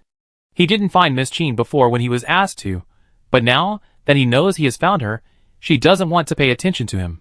"Didn't you say that I was too much before?" The fourth prince looked at Offing. That was before. If he didn't explain it before, it would be too late after so long. He really didn't want to go with the prince to embarrass himself. Offing still failed to persuade the fourth prince, so he had no choice but to go to Qin's house together. "This time we won't go through the main gate, but directly climb over the wall to Qin Qianqian's yard." The fourth prince stood under the wall of Qin's house, staring at it eagerly. "Your Highness, can you climb up?" Offing asked with some doubt. "Yes." The fourth prince looked at the not-so-high wall and said firmly. But he was slapped in the face soon. Offing glanced at the exhausted fourth prince on the ground. "I think your Highness should give up." The fourth prince stretched out his hand. "Help me up." Why did the Qin family make the courtyard wall so high for no reason? Are they deliberately making things difficult for him? "You support me from below, and I will turn over." Offing was stunned for a moment, walked over and picked up the fourth prince. "I can only help your Highness here." Inside the courtyard wall, Qin Qianqian was standing outside playing shuttlecock with the maids, and suddenly heard someone calling her. She stopped and turned to look outside the courtyard wall. The fourth prince was lying on the wall and waving at her. "Qin Qianqian, why did you build your courtyard wall so high?" "I came here to tell you that I prepared a red envelope for you during the new year." "Really?" The fourth prince reached out to take out the red envelope, but Offing below couldn't hold on. "Your Highness, please get to the point. Wait for me to take out the red envelope first." After the fourth prince finished speaking, Offing couldn't hold on. He shook and fell directly from the wall. Qin Qianqian only heard a cry, and the fourth prince on the wall disappeared. "Your Highness, are you okay?" Offing wanted to help the fourth prince, but he kept crying in pain. Seeing his painful expression, Offing was worried that he might fall, so he bent down and carried him. "I will take you to the palace to find the imperial physician now." When Qin Qianqian came out, the two had already left. She stamped her feet, thinking that the fourth prince was here to tease her again, and turned back to the mansion in anger. He also said that he had given her a red envelope. Where is the red envelope? Liar. Yuilua had just returned to the palace not long ago when she heard that the fourth prince had entered the palace. Looking at the fourth prince being carried in, the emperor frowned so hard that he could kill a fly. "Oh my god, is the fourth prince disabled? It's over, it's over. If he's not disabled, girls won't like him. If he's disabled, no one will want him." The fourth prince, He originally asked Offing to take him to his mother's place, but his mother didn't know where she ran off to, so he could only come to his father. What happened? What could have happened? He fell while climbing the wall of Qin's mansion. He didn't know how to explain it before, but now, if the car hits a tree, he will be deflected, and if the big snot falls into the mouth, he will be shaken? The fourth prince, The emperor, Since he fell while climbing the wall, he should not be disabled. "Father, I fell accidentally." The fourth prince asked Offing to put him down, but did not tell the truth. "Eunuch Chao, go and call Lin, the imperial physician." Eunuch Chao replied yes, and turned to leave Qingxin Palace. He left quickly, and came back quickly, but no one followed him. "Your Majesty, Dr. Lin is treating the second prince's injury." The emperor, Why are they all coming to the palace to treat injuries? Could it be that the second prince also climbed the wall of the Du mansion and got injured? This is too funny. Where is the second prince? The emperor stood up and glanced at the fourth prince. Go to the second prince. The fourth prince was carried by Offing to follow the emperor again, and he automatically ignored the strange looks of the palace servants. Several people went to the imperial hospital, where Dr. Lin was bandaging the second prince's hand. The second prince looked at his arm, which was wrapped like a chicken leg, and said with some resistance, "Dr. Lin, there is no need to wrap it like this, right? How can he go to see a yin if he is wrapped like this? Lord Du is really something.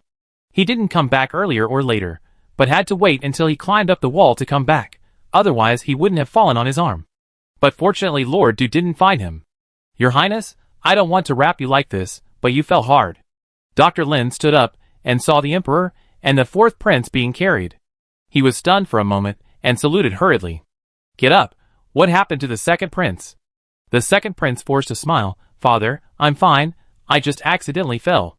The emperor asked often to put the fourth prince down and said lightly, "I don't know what day it is today.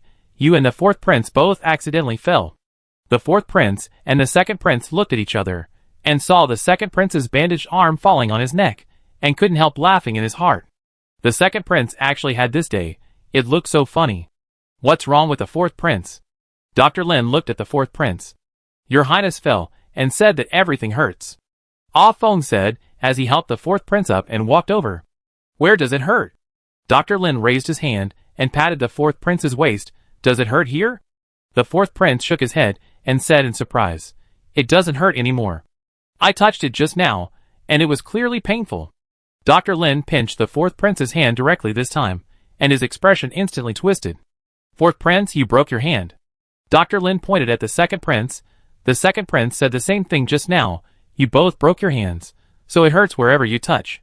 The emperor, Dr. Lin, are their brains okay?" Dr. Lin thought the emperor was serious, and said respectfully, "Your Majesty, your brains are fine, and your hands just need to rest." The fourth prince had made fun of the second prince before, but when his hands were also wrapped and hung around his neck, he couldn't laugh anymore. The second prince saw his bitter face, and almost couldn't help laughing out loud. The fourth brother must have laughed at him in his heart just now. It's really a matter of time. The second prince's gloating expression. The two of them were still laughing at each other in this situation. It's just a matter of laughing at each other. They all fell over the wall. Chapter 162. After leaving the imperial hospital, the second prince and the fourth prince walked behind. "Fourth brother, don't think you're ugly. You don't have much image in the hearts of the palace people anyway." The fourth prince rolled his eyes at him. "Your image is not much better now." Luor was right, the pot calling the kettle black. The emperor stopped and looked at the two people who were muttering behind him. "Since you're going to the palace, go see your mothers." The fourth prince and the second prince resisted in their hearts, but they could only agree. "The hand is already wrapped, so when I go to see my mother, I have to find a reason to explain why my hand is like this." The emperor took Yuilua to concubine Xian's Zuehua palace, but did not see concubine Xian. He took Yuilua back to the imperial study. "You can't find your mother. Ha! Mother is playing with her sisters now." The second prince went to concubine Da's bedroom with his arm in a sling. He heard laughter coming from inside, as soon as he walked to the door. The palace servant saw that it was the second prince and took him in directly. "Your Majesty, the second prince is here to see you."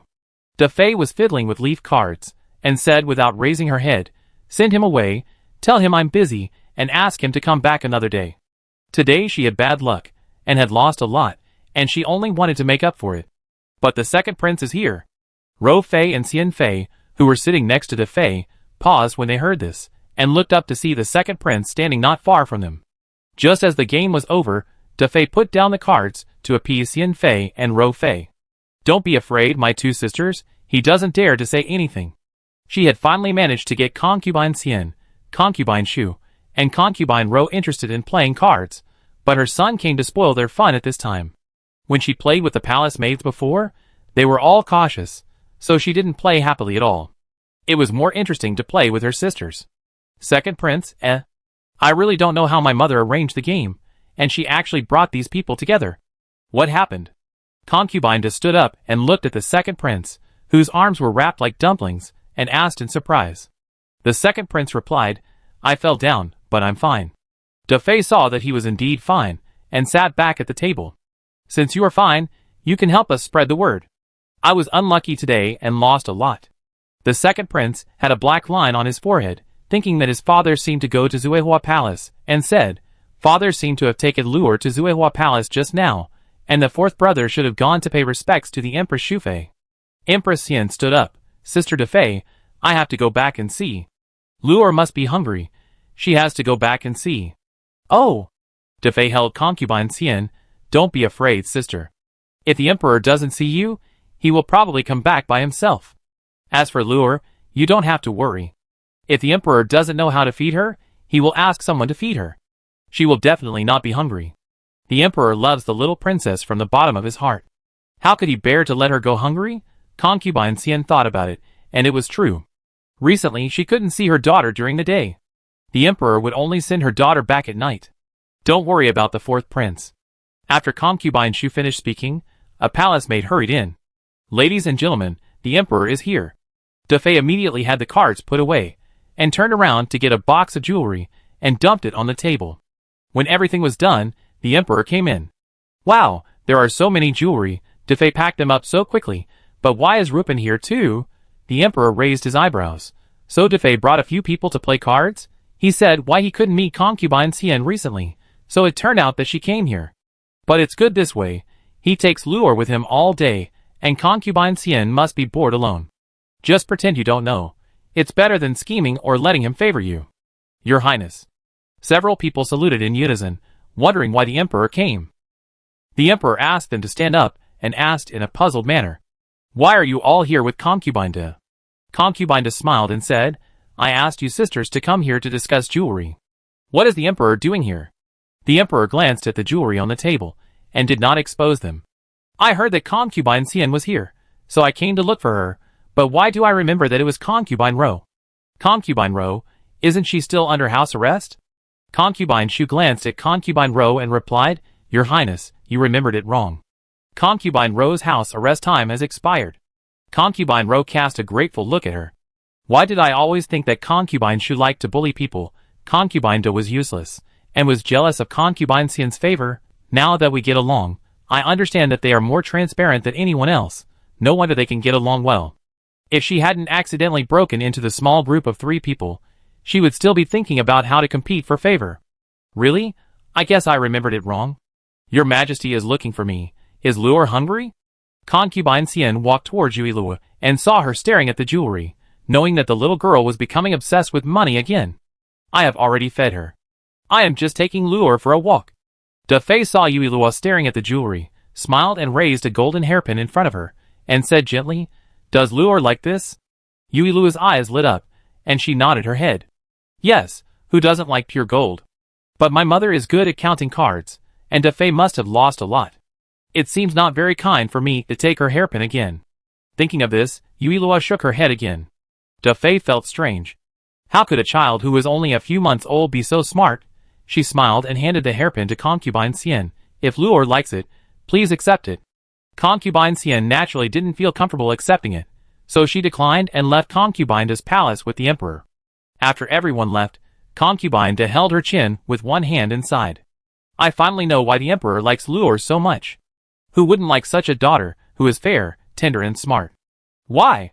The second prince asked. Concubine De rolled her eyes. Do I need to ask this? How many months old were you so smart? The second prince, It's okay, he can hear Luor's inner voice, which is better than anything else. The fourth prince didn't meet concubine Shu, and he jumped up with joy. Your Highness, please be careful, don't break your leg. Shut up your crow mouth. The fourth prince slowed down. Let's go quickly, otherwise mother will be back soon. As he was talking, he saw concubine Shu coming over here. Mother! Mother! The fourth prince forced a smile. Where have you been? Concubine Shu glanced at his arm. What's wrong with your hand? Have you had a fight with the second prince? Just now she saw that the second prince's hand seemed to be like this. No. The fourth prince shook his head quickly. Fighting with the second brother? He didn't have the guts. Seeing her denial, concubine Shu stepped forward and pinched his arm. It hurts, it hurts. The fourth prince grimaced in pain. It turns out to be true. Concubine Shu let go of her hand. I thought you didn't want to learn from your grandfather, so you pretended that your hand hurt. The fourth prince hugged his arm. Sure enough, mother understood him. He did have this idea. Mother, how can you doubt me? Concubine Shu glanced at him. How did you fall? Think about it before answering me. Chapter 163. Originally, the fourth prince wanted to talk nonsense, and the words were already on his lips, so he swallowed them silently. He knew that his mother was not easy to fool.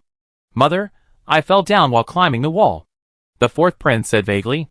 Concubine Shu picked her ears and said impatiently, "This fall is quite serious. I can't speak clearly." "Speak properly."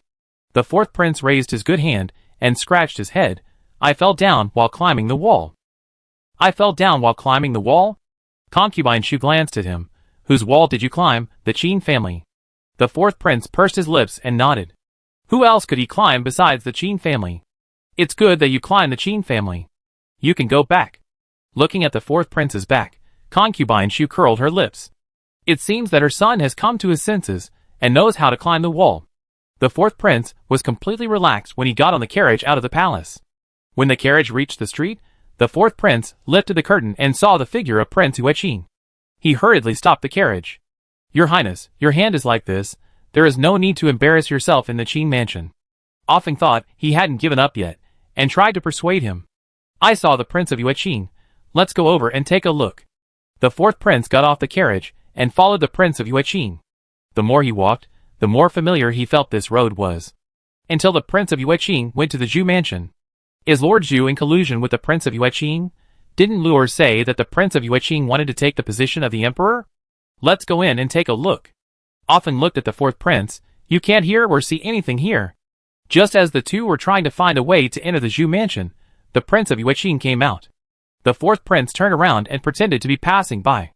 The Prince of Yueqing came to the Zhu mansion to take the opportunity to win over Lord Zhu, but he didn't expect that Lord Zhu was so depressed that he lay on the bed, and he looked half dead.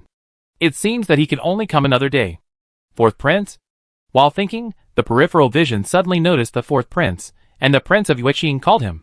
What is the fourth prince doing here? Did he follow him? Uncle? The fourth prince turned around in surprise. Why is the uncle here? The Prince of Yueqing first glanced at his hand, and then smiled and said, I heard that Lord Zhu got a rare flower, so I thought of coming to see it, but Lord Zhu seemed to be sick. Everyone knew that he liked flowers and plants, so his words would not arouse suspicion, not to mention that this person was the fourth prince. So that's how it is. The fourth prince looked like he believed it, and was about to leave first, but he heard the king of Yueqing say, Since we have met, why don't I invite the fourth prince to the restaurant for dinner? The fourth prince was delighted, as he hadn't been to the restaurant for a long time, so he could have a good meal with the king of Yueqing. The two went to the restaurant with their own thoughts. The fourth prince didn't need to look at the menu, and he opened his mouth to name a bunch of dishes. Uncle, I didn't order much, did I? The fourth prince asked after ordering. The corner of Prince Yueqing's mouth twitched. Not much. If not enough, you can order more. He was just being polite. After all, the fourth prince had ordered a lot, but the fourth prince's eyes lit up and said, Really? Then I order some more to take back, uncle, don't you mind? It's been a long time since he had a meal in a restaurant, and he finally had the chance without having to pay for it himself, so he must have a good meal. I don't mind. The king of Yueqing almost gritted his teeth and uttered these words.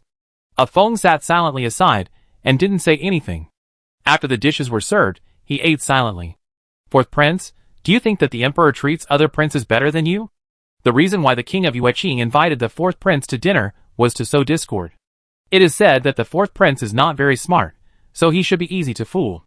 It is not impossible for him to do some stupid things to give the emperor a headache. The fourth prince held a chicken leg in his mouth and said while chewing, I don't think so. They are all the same. Seeing that he didn't understand, the Prince of Yueqing continued, Look at how much the emperor brother cares about his royal highness the crown prince, and the second prince as well. He even let the second prince go to the Dali temple for trial. The third prince is also loved by the emperor brother, and even the little princess is favored by the emperor brother. Look at you. The fourth prince stopped chewing the chicken leg, thought carefully and nodded. It seems to be true. Hearing this, the Prince of Yueqing poured him a cup of tea. Yes, you see that the crown prince and the third prince both have the word Jing in the middle of their names, while you and the second prince have the word Hung. Isn't the emperor brother partial to me? The fourth prince took a sip of tea and put down his teacup. Father is indeed attended to the crown prince, but I think it's normal because the crown prince is the crown prince and the other brothers are also excellent. It's reasonable for father to want to train them to help the crown prince. He paused and pointed at himself. Father is also attentive to me, but I don't like it. And you said that father held Luer in his arms? We like Luer too. Prince Yueqing wanted to hold his forehead. Did the fourth prince really not understand, or was he pretending to be confused? I have never seen such a rude person. By the way, there is nothing to say about the name. My second brother and I were given our names by our own mothers. There is no such thing as partiality. He knew how capable he was. It would be better if his father did not let anyone control him. He had a headache watching what the crown prince and his brothers had learned. The fourth prince had almost finished eating. He wiped his mouth and ordered some signature dishes to take back later. He had talked for a long time, but got nothing. This feeling of hitting a cotton ball made the king of Yueqing feel depressed. In addition, the fourth prince spent so much money without hesitation that he almost vomited blood. The fourth prince did not notice the change in Prince Yueqing's expression. He waited until the dishes were packed and stood up. I had a great meal today. I will have a chance to eat with my uncle next time. I'm leaving first. Is this fourth prince really stupid or just pretending to be stupid? Prince Yueqing's subordinates looked at the fourth prince, who was going away. It's too rude. Prince Yueqing paid the bill with a gloomy face and returned to the palace and ordered his subordinates to check what happened to the fourth prince's hand. The fourth prince and Qin Qianqian had known each other for a long time, and the subordinates quickly told the king of Yueqing the whole story. In that case, you can keep an eye on Qin Qianqian's movements. The subordinates bowed and said, have you thought about how to deal with Xinyu? The king of Yueqing rubbed his temples. Leave it for now. He originally planned to deal with Xinyu, but Madame Yao didn't know what she was thinking, and actually invited Xinyu to enjoy the flowers together. By the way, how is the progress of the sixth princess? The subordinate shook his head. The sixth princess has not left the house yet. The palace examination will be held in 2 days. Your Majesty, please be patient and wait. If that person really becomes a consort, he will definitely be a great help to the prince. The Prince of Yueqing was silent for a while. After the palace examination, the sixth princess and that person must meet no matter what. My patience is limited. Let him seize this opportunity. Chapter 164. Yuilua was looking forward to the palace examination, but on that day, she had a fever and couldn't go. When her fever subsided, the palace examination was over. The emperor came to Zuihua Palace as soon as the palace examination was over. He waived the courtesy of concubine Xian when he entered the room, and went directly to the bedside and asked, how is Luer? Yuilua opened her eyes, and muttered in her heart, I will never kick the quilt again next time. Fever is really unbearable. It's too uncomfortable. No, isn't it the palace examination today? Why is the tyrant here? Am I confused by the fever? The imperial physician said that everything will be fine once the fever subsides. Your Majesty, don't worry. The emperor was still worried, so he raised his hand to touch Yuilua's forehead, and then tried his own, and felt that the temperature was about the same before he breathed a sigh of relief. I came here after the palace examination. I hope Luer is fine. The palace examination is over? Yuilua's heart trembled. Who is the champion? It must not be Mengyu. The emperor raised his eyebrows slightly. Luer meant that Mengyu is not good enough? This person answered the questions he asked very well, and there was nothing wrong with it. Kaizei was also good, but he liked Mengyu's personality more. The emperor wanted to know the reason, and said casually, the top scholar I chose is Mengyu. He looks good.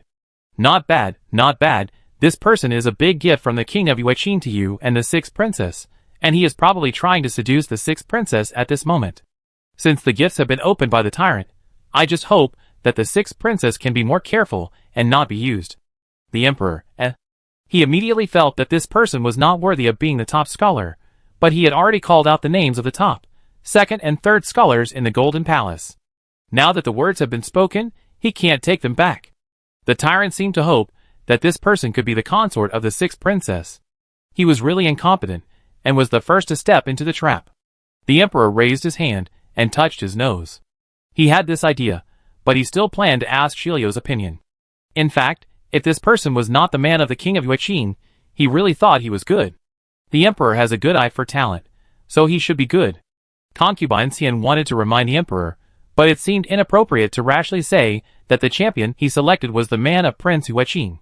Besides, she was still a concubine in the harem, and it was wrong to interfere in this matter. Anyway, if the champion really did something, the emperor was not stupid and would definitely see it. Emma, mother, please don't praise him anymore, otherwise he will be so confident that he will lose his mind. He has a good eye for talent. That's true, Mengyu has a wife at home, and the tyrant is probably worried that the sixth sister will be bored alone, so he deliberately chose such a family. Emperor, Why does he feel that Luer is playing tricks on him? This Mengyu is also dishonest, and actually deceives the emperor. Concubine Xian glanced at the emperor and suppressed her smile. She was worried about her daughter's health before, but now she heard that the emperor was quite excited about her daughter's lies, so she must be fine. The emperor sat in Concubine Xian's palace for a while, and then returned to the imperial study, and asked Eunuch Chao to secretly send someone to Mingyu's hometown to pick him up. Didn't the Prince of Yueqing want to give him a big gift? He also gave him one in return. At the same time, Mingyu's parade had ended, and he dismounted and looked around. Didn't the prince say that the sixth princess would appear today? Why didn't I see the sixth princess? Brother Ming, what are you looking at? Yang Jin, who was standing next to Kaizei, asked. Nothing. Mingyu retracted his gaze and smiled. I just thought the capital was very big, so I looked around. Yang Jin looked mischievous when he heard this. The emperor has an unmarried sixth princess, and the emperor has praised Brother Ming very much. What do you think? He didn't finish his words, but his meaning was self-evident. Mingyu disagreed and said, the princess is of noble status, Brother Yang, please don't talk nonsense. Kaizei was eager to go back to Sili Qian, and had no intention of listening to the two people chatting. He greeted them, and turned away. After the two left, Mingyu suddenly saw a familiar figure. Who else could it be but the sixth princess? The sixth princess heard that there was a parade of top scholars today, so she brought the fifth princess out to join in the fun, but they didn't see the parade team after walking all the way. Why can't I see anyone? The sixth princess muttered as she walked, looking around. At this time, a horse came out of nowhere and galloped towards the sixth princess. The people around her screamed and scattered. The fifth princess was also frightened, but when she saw the sixth princess, who didn't feel the danger at all, she shouted, Sixth sister, be careful.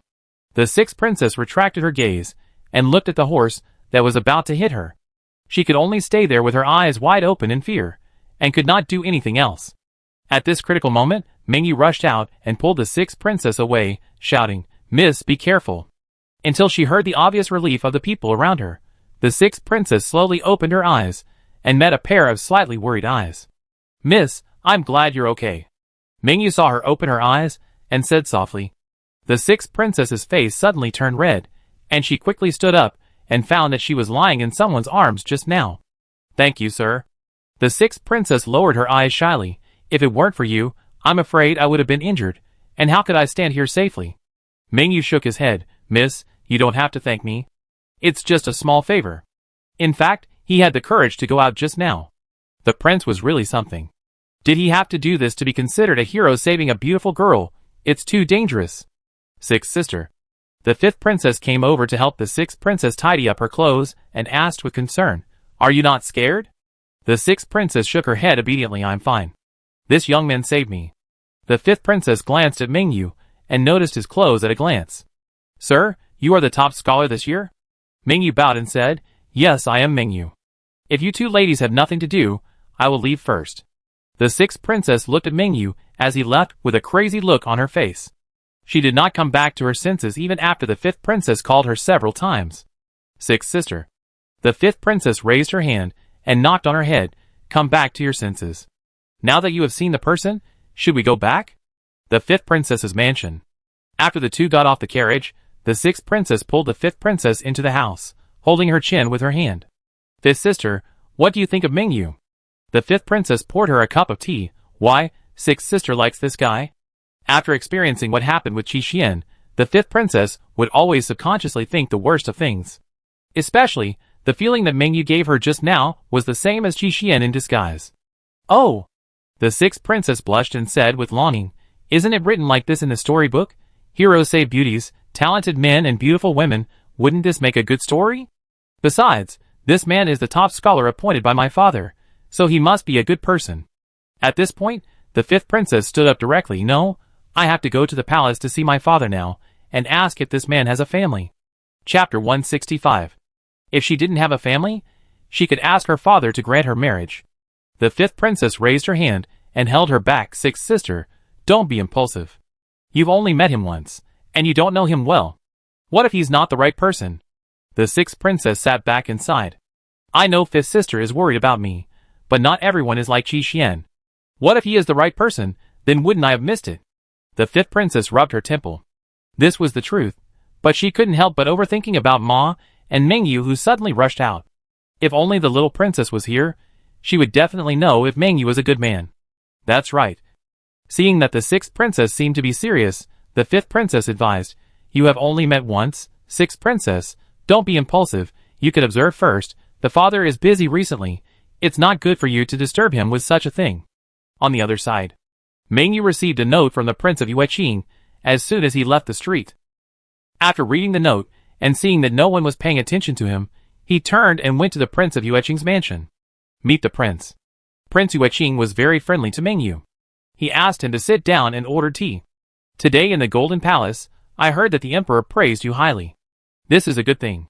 Meng Yu held the tea, hesitated for a while, put it down and said, "Prince, the emperor does praise me highly, but I already have a wife.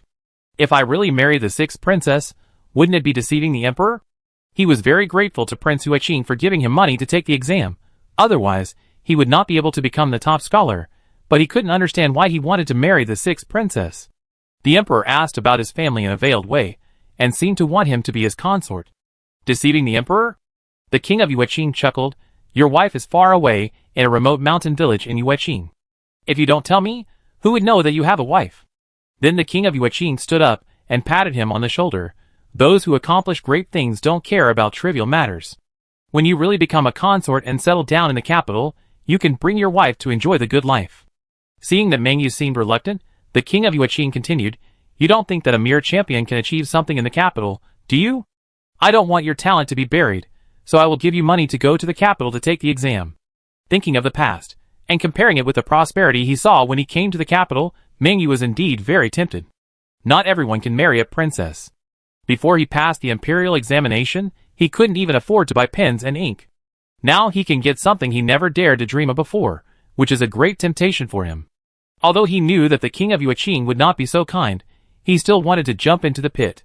With just this jump, he and the king of Yueqing really became grasshoppers on a rope.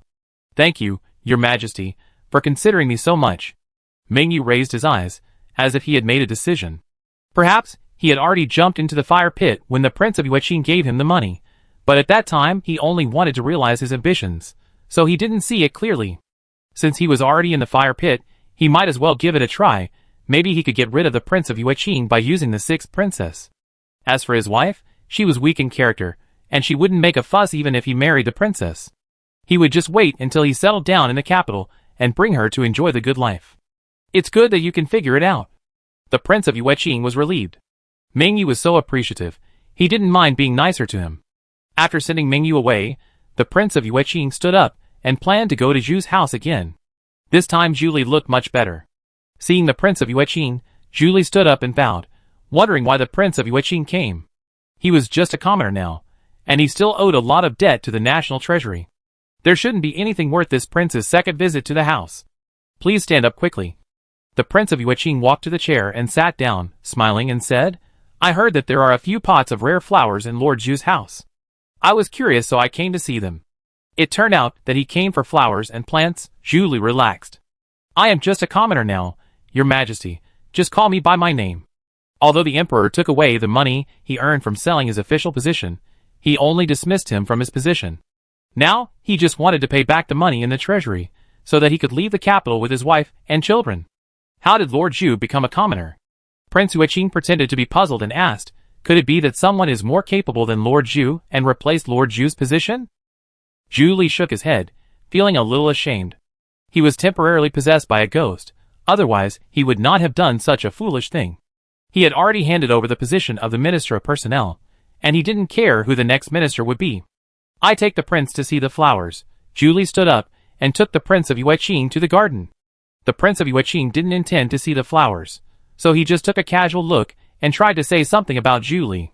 Master Zhu was dismissed for no reason. "How about I go to the emperor and ask for mercy?" Zhu didn't want the Prince of Yueqing to misunderstand the emperor, so he told him the whole story.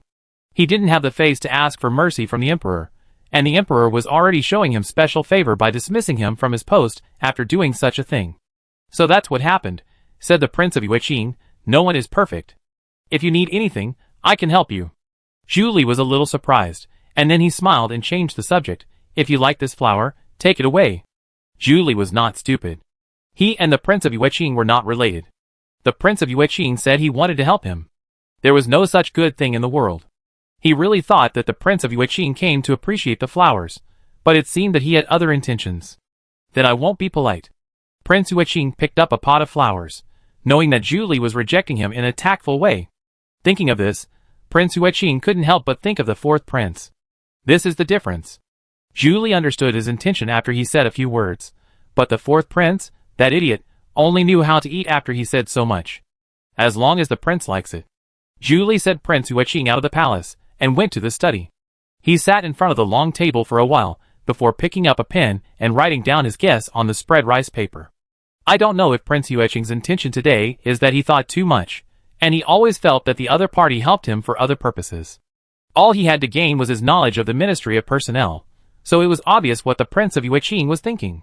In the palace, the emperor was discussing debt collection with several ministers in the imperial study. Eunuch Chao came in and whispered a few words, handed him a piece of paper, and then stepped aside. You will go to collect the debt tomorrow, please leave. Several people left with sad faces, resisting in their hearts, but not daring to refuse. Why you don't want to?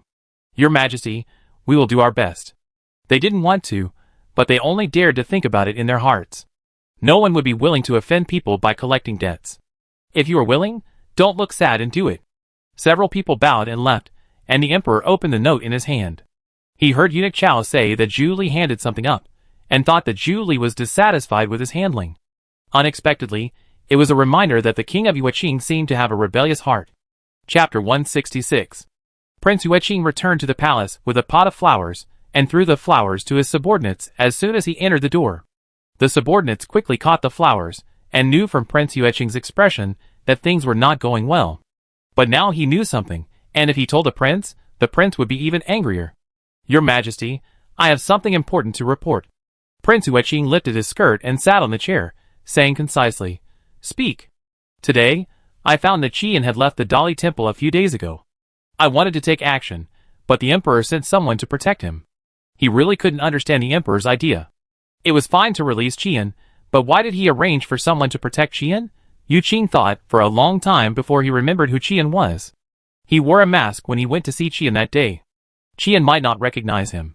He didn't need to take the risk to kill Qian, which would easily arouse his brother's suspicion. Don't worry about this person.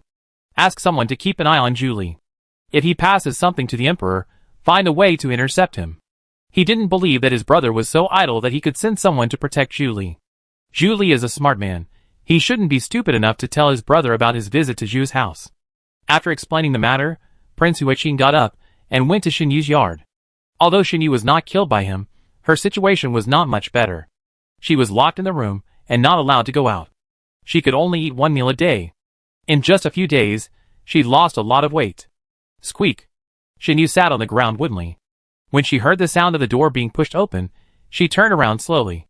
Seeing that it was Prince Yueqing, she retracted her gaze and did not speak. Get up. Prince Yueqing said in an imperative tone. Tomorrow we will attend the flower viewing banquet hosted by Madame Yao. Do you want to lose face for the palace?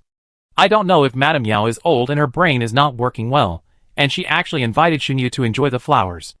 Are you threatening me, Your Majesty? Shen Yu spoke slowly like a puppet, without any emotion in her tone. She clearly understood that the king of Yueqing had temporarily spared her life because of Madame Yao, but now for her, what difference does it make to live one more day or one less day? Threatening you, are you qualified? The king of Yueqing leaned over and pinched her chin, but he didn't use much force. After all, leaving traces will definitely arouse suspicion. Shen Yu slapped his hand away and said indifferently, You can just kill me now. Before, she had thought about taking Du Xian's mother's dowry and leaving the capital. Now she thinks that her idea is too naive. How can she get out when the king of Yueqing is locking her up like this? I don't want you to die now, you better live well. After saying this, the king of Yueqing asked someone to bring in the food. Shen Yu stood up and looked at the food and her stomach couldn't help but growl. She sat down at the table, grabbed the chopsticks, and began to eat voraciously. Your Majesty, Miss Du is here. Shen Yu paused. Is it Du Xuan? The Prince of Yueqing raised his eyebrows slightly, and asked someone to bring Du Xuan in. Du Xuan came with Yangwen. Your Majesty, Miss Du has something to ask Shen Yu, and I brought her here specially. Your Excellency Yang, you don't have to be polite. The Prince of Yueqing smiled, and made a gesture of invitation, and left Shen Yu's room with Yangwen. Du Xuan closed the door, and sat opposite Shen Yu. It seems that you are not doing well in the palace. Where is your arrogance in the Shen mansion? Shen Yu put down her chopsticks, raised her eyelids, and looked at Du Xuan, who was bright and smiling at her. Are you here to see the joke? She used to make trouble for Du Xuan, so she was not surprised that Du Xuan came to see her and laugh at her. No. Du Xuan looked around the room and stood up. I am more interested in the king of Yueqing than in seeing you laugh at me. Afraid that Shen Yu would misunderstand the meaning, Du Xuan continued, you could also say that you are interested in what King Yueqing did. You are a person with a strong desire for revenge. King Yueqing treated you like this, don't you want to fight back? In fact, seeing Shen Yu's lifeless look, Du Xuan was a little disappointed. In her impression, Shen Yu was a person who would bite back twice if someone bit her, but now Shen Yu was obviously waiting to die. So you are here to lobby me to help you get rid of King Yueqing? Shen Yu's eyelashes trembled. I won't agree. Besides, wouldn't you be happier if I died? In fact, she had thought about dealing with King Yueqing, but now she couldn't move an inch and couldn't protect herself, let alone deal with King Yueqing. No, you will agree. Du Xuan said firmly, I hope you die, but sometimes death is a relief, otherwise why didn't your mother kill me directly? Since Shen Yu is now in the palace, she must make good use of Shen Yu to collect evidence of King Yueqing's rebelliousness and eliminate the hidden danger of King Yueqing. Why do you think I would agree? Shen Yu's emotions finally fluctuated. Don't forget our relationship. The two of them hated each other, and she couldn't understand why Du Xuan thought she could help her. It seems that you don't just want to die. Du Xuan chuckled, our mutual dislike does not affect your ability to deal with King Yueqing. I know you want to kill King Yueqing, but you don't have the ability, so you choose to accept your fate. Shen Yu remained silent. She really wanted to kill King Yueqing.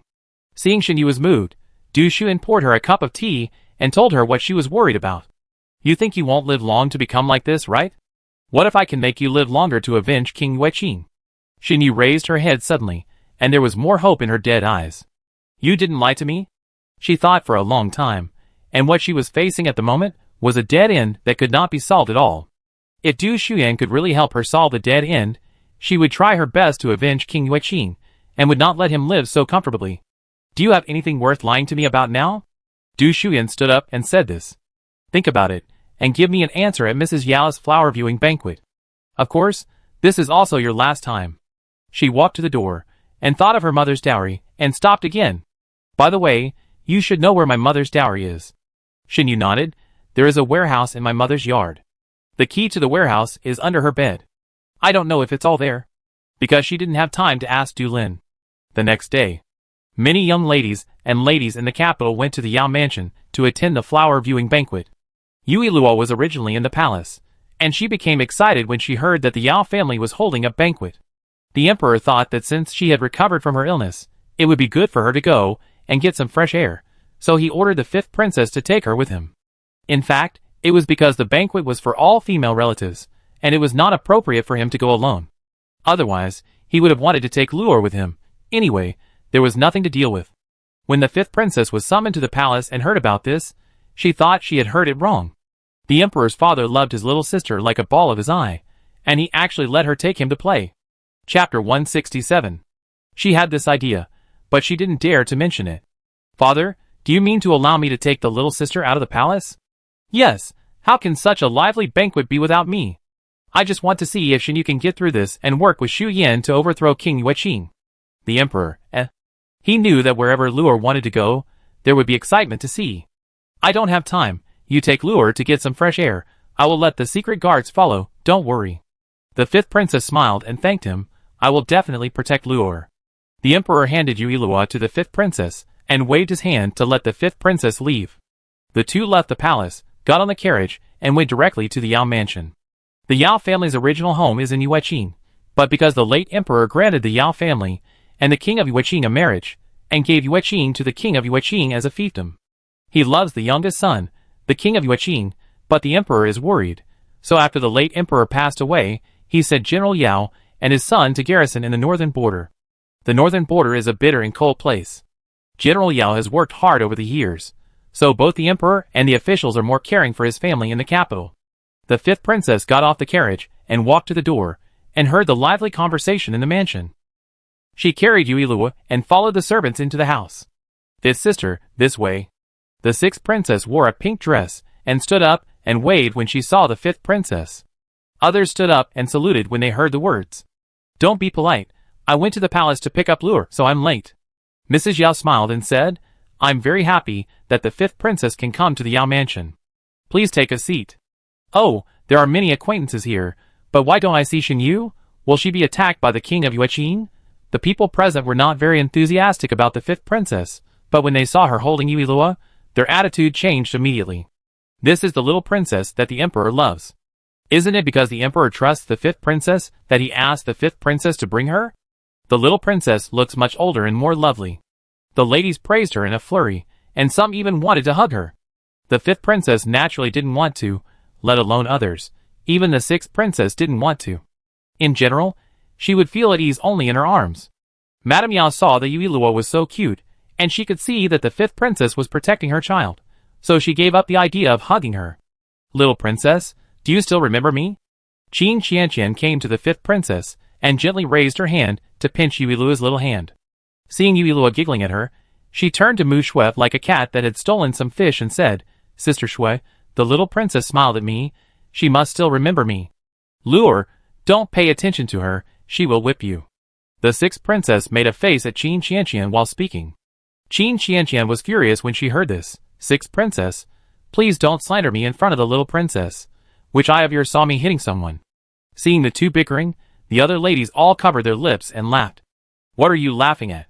Qin Qianqian looked at everyone angrily. She did chase a thief half a street with a whip before, but who let that person steal her silver? The 6th princess is laughing happily now, and I don't know if she will be able to laugh again in the future.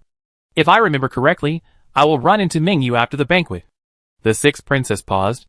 Lure must have said something bad, but what does it have to do with Mr. Ming? Oh, by the way, I heard that this year's champion is not married. Some lady mentioned this, and everyone's attention was instantly transferred to this matter. In this case, unmarried ladies can take a good look. Madame Yao smiled and said, I have seen this champion, he looks handsome. If I had a daughter, I would also consider it. At this point, Madame Yao couldn't help but feel sad. The ladies who were originally smiling also put away their smiles, and comforted Madame Yao. Madame Yao, don't be too sad. Everyone can see the prince's affection for Miss Yao.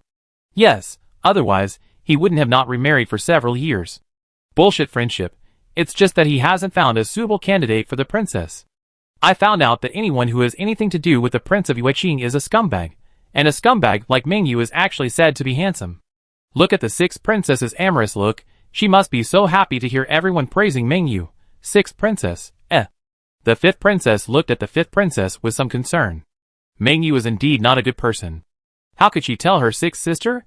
At this time, Shen Yu came late. Madame Yao saw her and stood up with a smile. Miss Shen is here. I've been waiting for you.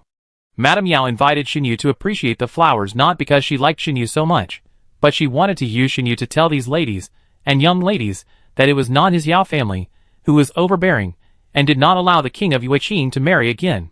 These people flattered the Yao family on the surface, but behind their backs, they all felt that the Yao family relied on the emperor's favor to prevent the king of Yueqing from marrying concubines. Shen Yu walked forward, exchanged glances with Du Shuyan in the crowd, and then apologized. Sorry, the carriage broke down, so I came late. After she finished speaking, everyone else shut up except Madame Yao, who took over the conversation. They had heard about what Shen Huai had done to his first wife and eldest daughter, so they naturally didn't like Shen Yu when they saw her now. Why is Miss Shen here too? Did she go the wrong way? A lady who didn't like Shen Yu laughed and ridiculed her. She didn't have this opportunity before. Miss Du, did your sister go the wrong way? Another one pretended to be puzzled and asked Du Shuyan. Before Du Shuyan could speak, Madame Yao said, everyone has misunderstood. Miss Shen is now the concubine of King Yueqing. I specially invited her here. The concubine of King Yueqing? The ladies looked at Shen Yu standing aside with contempt, and even whispered to each other. If it was before, Shen Yu would definitely want to rush up and tear these people's mouths apart, but now, she just wants to know if Du Shuyan has any way to help her save her life, and she doesn't care about other things. Since Miss Shen is here, let's go to the garden to enjoy the flowers. Mrs. Yao stood up and walked in front, leading everyone to the garden. Du Shuyan deliberately walked behind, side by side with Shen Yu. I've thought about it, what should I do? Shen Yu lowered her head and asked in a low voice. Du Shuyan was not surprised at all. She also lowered her voice and told Shen Yu her method. Are you sure? Shin Yu didn't know whether Du Shuyan wanted to retaliate against her, and thought of such a method. Then do you have a better way? Du Shuyan asked Shin Yu in return. Shin Yu said nothing, just said that he knew and walked forward. The two of them talked. What did they say? The sixth princess looked back at the two people walking behind her, and continued to walk neither fast nor slow. Soon Shin Yu passed her and walked forward. Chapter 168. Just as they were about to reach the garden, everyone suddenly heard a cry. Someone fell into the water. Someone shouted, and everyone gathered around and found that the person who fell into the water was none other than Shin Yu. Mrs. Yao didn't figure out what was going on, so she quickly ordered someone to rescue Shin Yu. The water in the lotus pond was not deep, but Shin Yu didn't seem to know how to swim. If something happened, others might say that the Yao family did it on purpose. As the main film started, Shin Yu can obviously swim, and it seems that she has made some moves. The fifth and sixth princesses were confused. They understood every word of Luo's words separately, but why didn't they understand them together? Soon, Shin Yu was pulled out of the water. She choked on a lot of water, and seemed to have fainted. Go and get a doctor. Madame Yao frowned anxiously. Why did Shin Yu fall into this lotus pond? Madame Yao, let me take a look. Mu Shui walked forward, glanced at Shin Yu and said. Just now, she saw that Shin Yu didn't look like someone who couldn't swim. She suddenly screamed when she fell into the water, but there was not much panic on her face. Thank you, princess. Du Shuyan walked to Mu Shui's side, raised her hand, and pulled her sleeve implicitly, winked at her, and then said to Madame Yao. Madame Yao, don't worry, with the princess here, Shin Yu will definitely be fine. She had experienced the princess's medical skills, and Shin Yu would definitely not be able to hide it. She hoped that the princess could help her cover up. Mu Shui raised her eyebrows slightly. Could it be that Shin Yu fell into the water on purpose? She lowered her eyes, and squatted down, raising her hand to wake up Shin Yu, who had choked on a lot of water, and pretended to faint. Shin Yu's hair and clothes were all wet. Although there was sunshine today, the wind was still a little cold on her body. Miss Shin, are you okay? Mu Shui raised her hand to feel Shin Yu's pulse, but Shin Yu stepped back with a frightened face. Go away, don't touch me, who are you? Seeing that Shin Yu seemed to be a little bit wrong, Madame Yao stepped forward and said, Miss Shin, this is the princess. You accidentally fell into the water, and the princess wants to feel your pulse. Shin Yu stared at Madame Yao blankly, then burst into laughter. Princess? She raised her hand and pulled Madame Yao's sleeve, and said foolishly, What is a princess? Can it be eaten? Everyone looked at each other. Is Shin Yu crazy? He doesn't know what a princess is? I understand. It turns out that Shin Yu fell into the water to pretend to be crazy, and the secret of the king of Yueqing is still waiting for Shin Yu, a madman, to discover. The secret of the king of Yueqing. The fifth princess and the sixth princess were wondering what the secret was. Luo seemed to have a lot of opinions about the king of Yueqing. I think Shin Yu is probably crazy. Don't stay here and get in the way. The sixth princess stepped forward and glanced at Shin Yu. Since Luo said Shin Yu could discover the secret of the king of Yueqing, she should help Shin Yu. Crazy? Mrs. Yao looked surprised. How could it be? Do you know what's going on? Someone glanced at Du Shuyan, and then silently retracted their gaze. Just now, many people saw Du Shuyan and Shin Yu walking behind, and subconsciously felt that Shin Yu's fall into the water was related to her, but they didn't dare to speak. If they offended Du Shuyan, they would offend Lord Du. It was not worth it for Shin Yu. Seeing that no one was talking, the fifth princess said, I just saw that Miss Shin fell down by accident. She must have slipped. Hearing what the fifth princess said, some people began to agree. Princess, please help me see what happened to Miss Shin. Although the fifth princess said that Shin Yu fell down by accident, she was in the Yao mansion, and Mrs. Yao was still worried. Mu Shui nodded and walked to Shin Yu, pulling her hand. Shin Yu froze when Mu Shui held her hand, secretly cursing whether Du Shuyan was reliable. She was not good at acting, and she was asked to pretend to be crazy. She didn't know if the princess would find out that she was pretending. Don't move if you don't want to be discovered. The two were surrounded in the middle, and Mu Shui warned in words that only the two of them could hear. Shin Yu was surprised, and let Mu Shui feel her pulse. Miss Shin was probably stimulated by something, and she fell into the water, so she became crazy. Mu Shui took back her hand, and said expressionlessly, Crazy, how could this happen? Mrs. Yao didn't know what to do. Shin Yu was relieved when she heard this, but her face was still stupid, laughing and crying. After this happened, everyone naturally couldn't appreciate the flowers anymore, and left with a look. Mrs. Yao rubbed her temples, and asked someone to send Shin Yu back to the palace first. Since Mrs. Yao has something to deal with, I won't bother you. After saying this, the fifth princess took the sixth princess away. Looking at the fifth princess's back as she left, Madame Meow sighed. Madam, don't worry too much. Fortunately, it was Miss Shen who fell down, not the fifth princess. The maid comforted her softly. Yes, the fifth princess was of noble status, and she was holding a golden nugget in her arms. If it was really her who fell down, the Yao mansion would be really to blame. Madame Yao felt much better thinking about this. As expected, the fifth princess met Ming Yu when she left the Yao mansion. Mr. Ming, why are you here? The sixth princess saw Ming Yu and smiled as she stepped forward and asked. Why are you here, squatting here, or else you would think it was fate? Why is the girl here? This is my first time in the capital. I looked around, and I never thought I would meet the girl. Yuilua couldn't help rolling her eyes after hearing what Ming Yu said. Didn't you know that the sixth princess was here? So you came here to create an encounter? I never thought about it. The sixth princess ignored Yuilua's thoughts and smiled and said, Since we have met, to thank you for helping me last time, I will invite you to the restaurant for dinner. There's no hope. He saved you because the horse was deliberately released by the king of Yueqing, just to let you two know each other. You read too many stories, and you really think you are the protagonist of the story. What you think is a hero saving a beautiful woman is just a deliberate conspiracy by others. How dare you lie to me? The sixth princess glanced at Ming Yu. Since he dared to lie to her, he had to eat this meal. She wanted to see if what Luor said was true. Ming Yu showed a smile that he thought was very handsome. Okay, but it's not good for the girl to pay for it. I paid for it. Pretending to be a gentleman even though he has no money, the Prince of Yueqing is really considerate. He not only taught Ming Yu how to cheat the sixth princess, but also provided money for the date. He is really willing to do anything to deal with the tyrant. Yes, as the saying goes, you can't catch a wolf without sacrificing a child. Once the sixth princess, the victim, is caught, the money should be paid back. Fifth sister, let's go. The sixth princess called the fifth princess, and they went to the restaurant together. The fifth princess didn't want to go, but she was worried that the sixth princess would be cheated, so she had to follow. There were many people in the restaurant, and she was worried that Yuilua would be disturbed, so the fifth princess specially asked for a private room. After entering the private room, she smiled and said, It's too noisy outside. I chose a private room, so you shouldn't mind, right? Chapter 169. You can't have a meal and suffer outside. Everyone has already sat down. Ming Yu was too embarrassed to say that he minded, so he could only bite the bullet and said, No, it's my first time to invite you to dinner, so I'm not thoughtful. It's just right that you asked for a private room. The sixth princess raised her eyebrows slightly and said with a smile, Mr. Ming is a handsome man. I believe there are many girls who like you. Do you have a family? His wife is probably taking care of his sick mother now, and he is still thinking about being a phoenix man.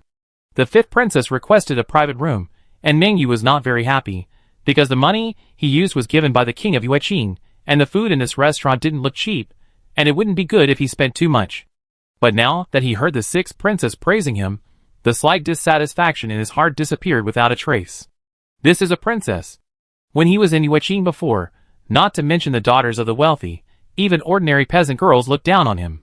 Although he looked good, his family was poor, and he couldn't carry anything, so those aunts and girls disliked him very much. No, what does the sixth princess mean by asking this? Are you really in love? No, I'm really impressed that you can fall in love with me even at Ming Yu's level. It's okay, just love me if you like. After all, it's not me who will be used and beheaded after marriage.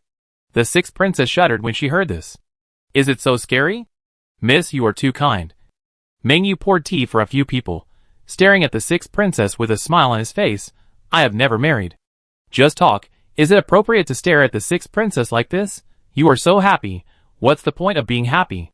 You don't have a family yet, so who will take care of your mother? Oh, that's right. Then the only ones who can work like a slave are the nannies and the old maids. The sixth princess, who thought Ming Yu looked pretty when he laughed before, suddenly laughed after listening to Yuilua's thoughts. Luor is so interesting, and Ming Yu is really dishonest. Screw the body and head separation. She doesn't want to be used to separate her body and head. Since Ming Yu wants to use her, she will play along, which surprises Luor. What are you laughing at, sixth princess? Ming Yu is laughing, but you are infected? I don't know if Ming Yu's smile is always sour. What's wrong? Is he trying to tell others that he doesn't have cavities? The fifth princess almost collapsed after taking a sip of tea, while the sixth princess laughed as she pleased. Seeing her smiling face, Ming Yu was more confident that the sixth princess fell in love with him at first sight. Otherwise she wouldn't be so happy to hear that he didn't have a family. The fifth princess also thought so. She was worried that the sixth princess would get deeper into the conversation, so she quickly reminded her to order the dishes first. Girl, please order. Mengyu pushed the menu to the sixth princess. The sixth princess took the menu and said without hesitation, then I start ordering. After the sixth princess finished reading a list of dishes, Mengyu couldn't stop laughing. Why didn't Mengyu laugh? Is he not a good person by nature? Ha ha, you must be worried about the money. I guess I have to play the victim next. The sixth princess seemed not to see Mengyu's painful expression. She blinked and asked, Sir, did I order too much? Mengyu shook his head and said sadly, It's just that seeing so many dishes, I can't help but think of my elderly mother at home. I'm not afraid of being laughed at by the girl. When I was at home with my mother, I was satisfied with 2 dishes for a meal. I told you, you're really playing the victim. The sixth princess sat opposite Mengyu, and was surprised when she heard this. Since Mr. Ming's family is so poor, it must cost a lot of money to come to the capital. How did you get here? Mengyu, He said this to play the victim, and make the sixth princess feel sorry for him, so that she would take the initiative to pay the bill or ask for less food. But the sixth princess didn't pay attention to this at all. The money for going to the capital to take the exam was the money my mother saved from collecting herbs. It's not easy for my mother. Mengyu collected his thoughts and replied. The money was given by the king of Yueqing, so how can it be your mother's savings from collecting herbs?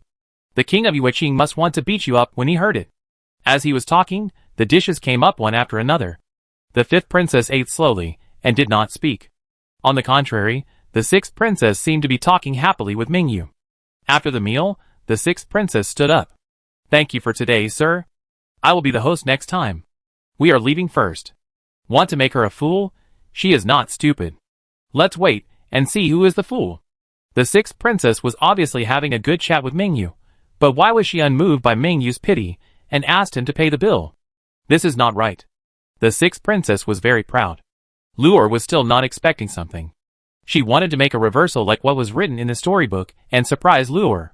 When that happens, Luor will have to praise herself for being smart. Just thinking about it makes her happy.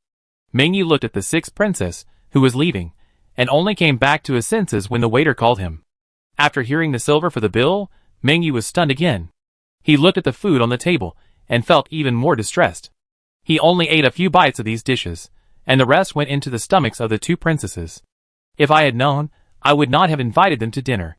The sixth princess went to the fifth princess's mansion with the fifth princess. After entering the house, the fifth princess said directly, Sixth sister, Mengyu is not worthy of you, and his family is not well off, so don't think about the things in the storybook. It is said that every failure makes a wise man, and the fifth princess has really grown a lot, which is gratifying. The fifth princess, How come Luor has become so mature? Don't worry, fifth sister, I'm not a fool, I won't be bullied. Princess Wu pinched Yuilua's little face while saying, Isn't it, Luor? Yuilua rolled her eyes. I hope you're really not a fool, otherwise you cry. On the other side, Xinyu had been sent back to the palace.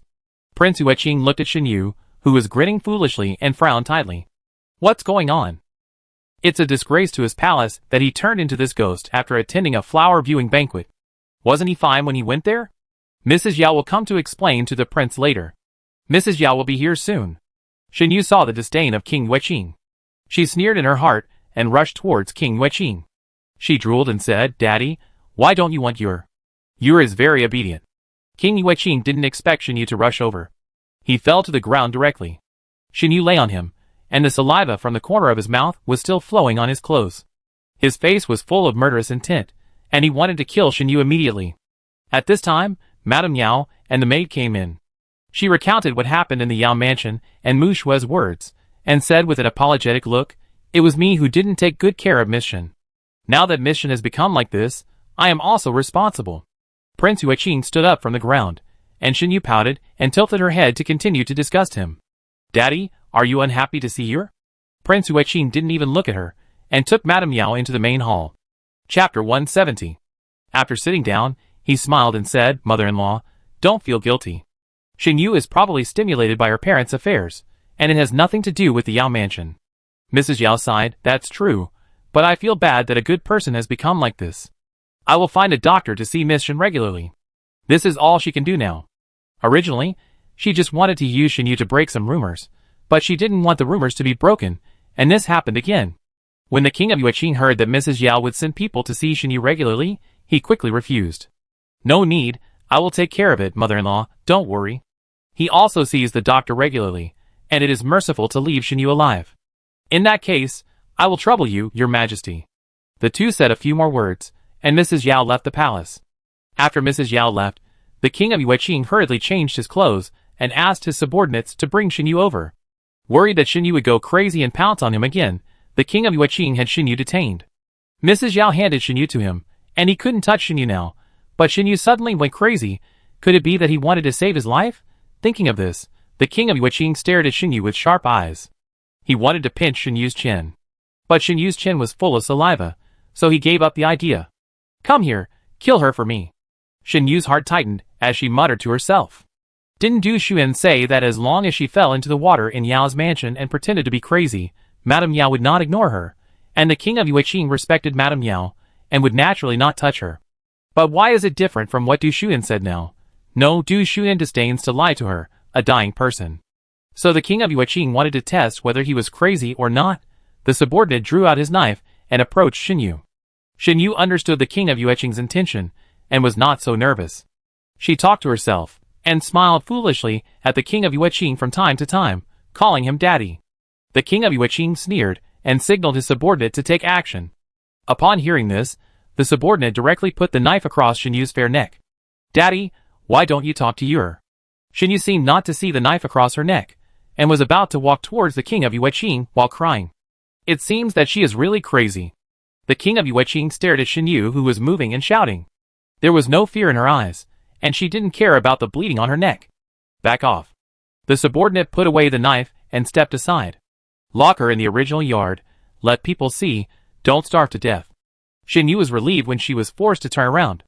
The bet was right. The king of Yueqing was really testing her. Your Majesty, Shinyu wants to stay? The king of Yueqing glanced at his subordinates, just a lunatic, like raising a dog. The subordinate wanted to get rid of it just in case, but the king of Yueqing decided to stay, so no matter how much he said, it was useless. Your Majesty, Meng Yu is here. The king of Yueqing asked him to bring him over. Soon, Meng Yu was brought over. He bowed respectfully, and the king of Yueqing asked him to sit on the chair next to him. Did you gain anything from coming to the palace? Meng Yu nodded. The sixth princess asked me if I had a family, and said she would treat me to a meal next time. Besides, they had a good chat, and the sixth princess must have had some feelings for him. The king of Yueqing was also happy to hear this. His brother's princesses were all fools, and they fell for such a simple trick. You are a smart person, and I am happy for you. The king of Yueqing raised his tea. Meng Yu thanked him, but he was hesitant to speak. The silver that the king of Yueqing gave him was almost gone after the meal, and he wanted to speak but felt it was difficult to speak. Seeing that he was hesitant to speak, the king of Yueqing smiled and asked, just say what you want to say, and I will see if I can help you. Your Majesty, I want to borrow some more silver. Meng Yu stood up and spoke in a low voice. Perhaps he felt embarrassed, so he lowered his head slightly. Didn't I just give you a lot? How come it's gone? Now when he heard about silver, he would think of the time when he invited the fourth prince to dinner and was ripped off. I invited the sixth princess and the fifth princess to the restaurant, so it's gone.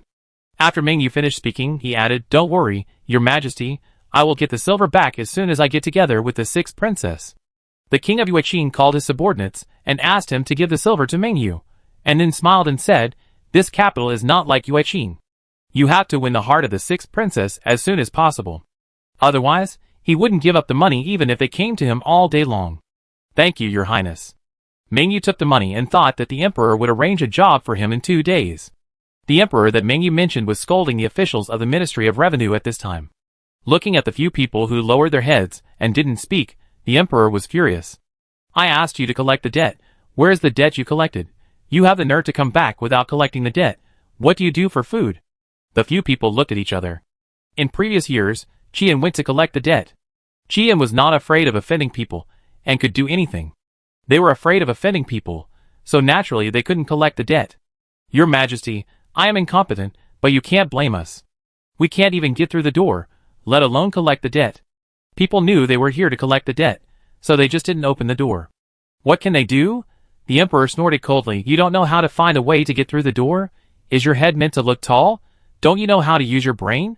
Several people bowed their heads even lower when they heard this. It's not your fault. The emperor took a sip of tea and stuffed the tea into Eunuch Chao's hand. If it's not you, then do you blame me? Do I give out salaries to support idle people? If they are useless, they might as well go home and farm, so as not to be an eyesore. In the imperial study, besides the emperor's scolding, there were only the breathing sounds of a few adults. They listened to the emperor's scolding and were curious about where the little princess had gone. With the little princess around, the emperor seemed to be in a less bad mood and would have some scruples. For example, if he held the little princess, the emperor would be worried about hurting the little princess, so he would definitely not be so angry that he would walk up to them and kick them. But now that the emperor didn't hold the little princess, he might come down and kick them later. As if hearing the prayers of several people, someone came in to report that the fifth princess had sent the little princess back. Several adults breathed a sigh of relief at the same time, feeling that the savior had come. When Yuilua was carried in, she felt that there was something wrong in the imperial study. Why are several adults like quails? Look at their heads almost hanging to the ground. It seems that they must have been scolded by the tyrant for not being able to collect the debt. At the critical moment, they still have to let Qian, who is not afraid of offending people, take action. So this is the use of Qian that Luor said is still useful. No, if he just asks Qian to come back, where is his authority? Father, I have sent Luo'er back. The emperor went down to take Yuilua and asked the fifth princess to leave. Then he coughed lightly. I don't care what you think of. If you can't collect the debt within 3 days, you could all go home and farm. Your Majesty, in previous years, Qian was the one who collected the debt. Why don't we? Chapter 171. The Ministry of Revenue now has no Shangshu, and Qian, the honest and stubborn assistant minister, and the rest are all good for nothings. The emperor was indeed thinking about this question, and he stared at the person who was talking for a long time. Why not? Go and call Qian back. When several people thought that the emperor was going to be angry, they heard the emperor say, That's fine, you can find a way yourself, and let Qian make up for his crime. Yes. Several people bowed and left the imperial study, raising their sleeves to wipe the sweat from their foreheads. In the future, if anyone says that the emperor brings the little princess with him, they will be the first to disagree. If the little princess hadn't come, the emperor's teacup would have been smashed on their heads. Fortunately, the little princess is here. I watched a big drama today, and I'm waiting for Shinyu to discover the secret of King Yueqing. Now I'm sleepy, so I take a nap first. The emperor, he still wants to know what the secret is. Why is Luor sleepy? Tell me more. The people from the Ministry of Households went to find Qian immediately after leaving the palace. Qian was playing with his son in the mansion, and was a little surprised to hear someone looking for him. He raised his hand and touched his son's head. Go find mother, daddy has something to do. Seeing his son running away, Qian smiled and retracted his gaze, and went out to see who was looking for him. He walked to the door, saw several people frowning, and raised his hand to close the door. Master Qi. One of them quickly crossed a leg on the threshold, and stopped Qian from closing the door. Do you have something to do with me? Qian held the door, and asked indifferently. He is just a commoner now. Could these people want to cause trouble for him? Remembering that he had indeed found a lot of faults with these people before, Qian was more certain that his guess was correct. We are here today to ask for a favor from Lord Qi. Why don't we go into the mansion and tell him? Seeing that Qian was still unwelcoming, another lord said, Lord Qi, we know that you were beaten by your ex-wife, so you are embarrassed to see people. Don't worry, as long as you return to the Ministry of Revenue, we won't make fun of you. They still hope that Qian will rescue them. Being beaten by the ex-wife and embarrassed to see people? Qian's mind kept circling these words. Who on earth spread it? If he remembered correctly, only Lord Yang and the Emperor knew about it. How come the people in the Ministry of Revenue also knew about it now? Could it be the Emperor?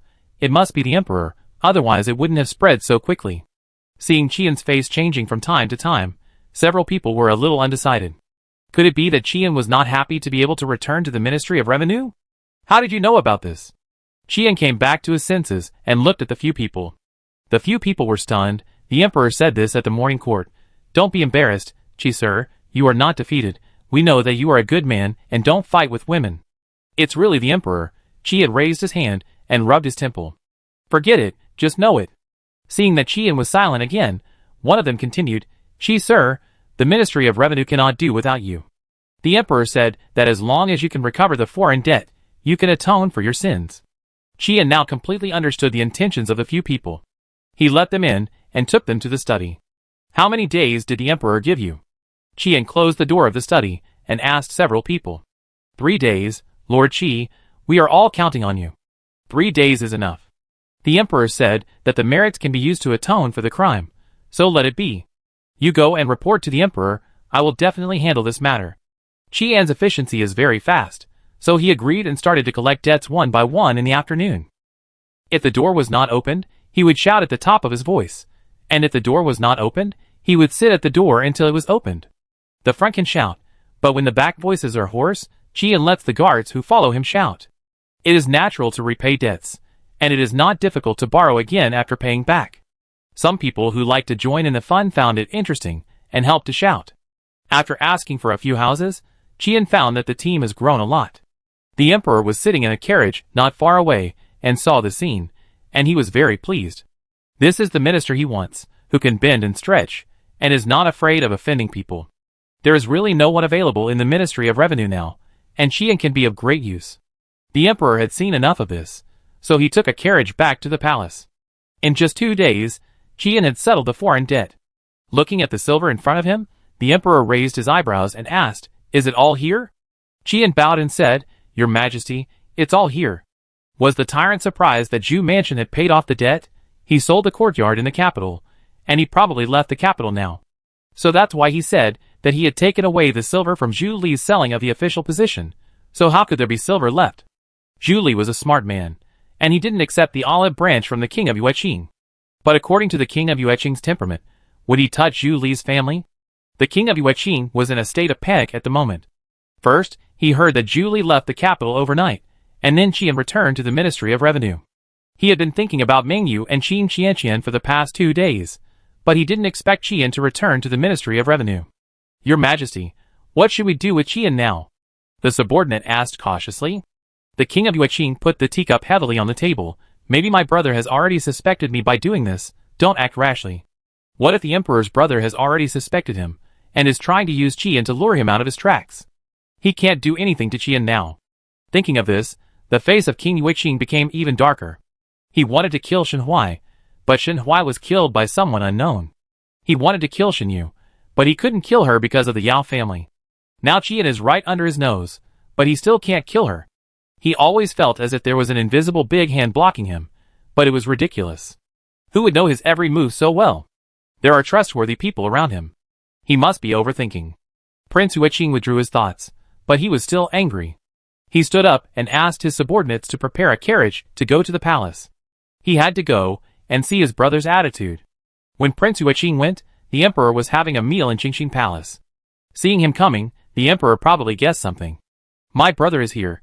Come and have a meal together. The emperor asked Chao Dongdong to add a pair of chopsticks. Prince Yueqing couldn't sit still. It must be very frustrating that he couldn't kill anyone he wanted to kill. Ha ha ha. Prince Yueqing refused for a while, but finally sat down to have a meal with the emperor. Why did my brother want to see me today? I came to test you, or I came to drink with you. Prince Yueqing poured a glass of wine for the emperor and said with a smile, I heard that Qian returned to the Ministry of Revenue. I heard some unfavorable remarks from my brother, so I came to the palace to report. The emperor chuckled, my brother is worried about me, and I am very relieved. It's not the first time that he has made unfavorable remarks to me. The previous incident of the 5th princess was also the same. I thought someone was fanning the flames. Chapter 172. Prince Yueqing paused holding the wine. He always felt that the emperor said it on purpose. Ha ha, the tyrant did it on purpose, to mess with Prince Yueqing's mentality and make him hesitate between suspecting him and not suspecting him. The emperor naturally did not miss Prince Yueqing's little trick. The prince was not allowed to enter the palace without an imperial edict, but Prince Yueqing had a special jade pendant given by the previous emperor. He should consider taking it back now. Prince Yueqing didn't care about anything in Yueqing before, but now he is back in the capital. What does it look like to enter the palace at any time? Isn't this convenient for him to do something weird? Now the country is peaceful, and the people are safe. Who would add fuel to the fire? The king of Yueqing asked in surprise. In the past, the emperor liked to lose his temper at any time, and it was easier to see through him. Now the king of Yueqing found that although the emperor still liked to lose his temper, he often did things unconventionally, especially to him. Because his father was more partial to him when he was still alive, the emperor was not at all close to him, but just treated him well on the surface. But this time when he came back from Yueqing, he found that the emperor was much warmer to him, which made him unable to see through him at all. It's true that the country is peaceful, and the people are safe. The emperor stared at the king of Yueqing and said meaningfully, I'm afraid some people don't like the current situation, my brother, don't you think so?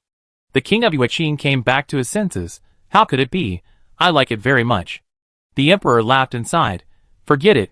Let's not talk about this. Today you accompany me to have a drink.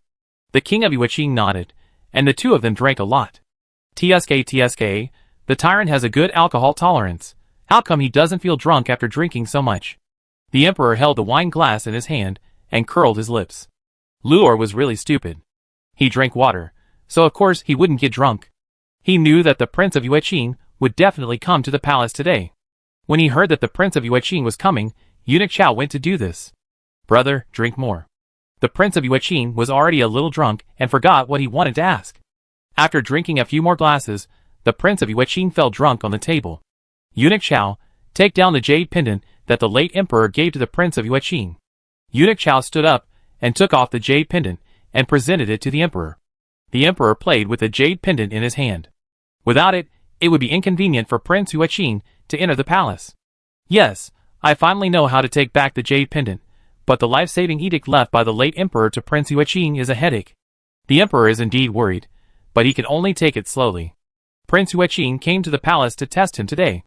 I think he will not take action against Qian, and he should be restrained in the near future. Eunuch Chao, have someone send Prince Yueqing out of the palace. When Prince Yueqing woke up, it was already dark outside. He raised his hand and rubbed his temple and sat up. Your Highness, you are awake.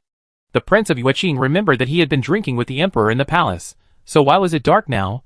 Is he drunk? Remembering what he forgot to ask, the Prince of Yueqing patted his head, thinking that drinking would cause trouble, so he should drink less next time. Your Highness, have some tea.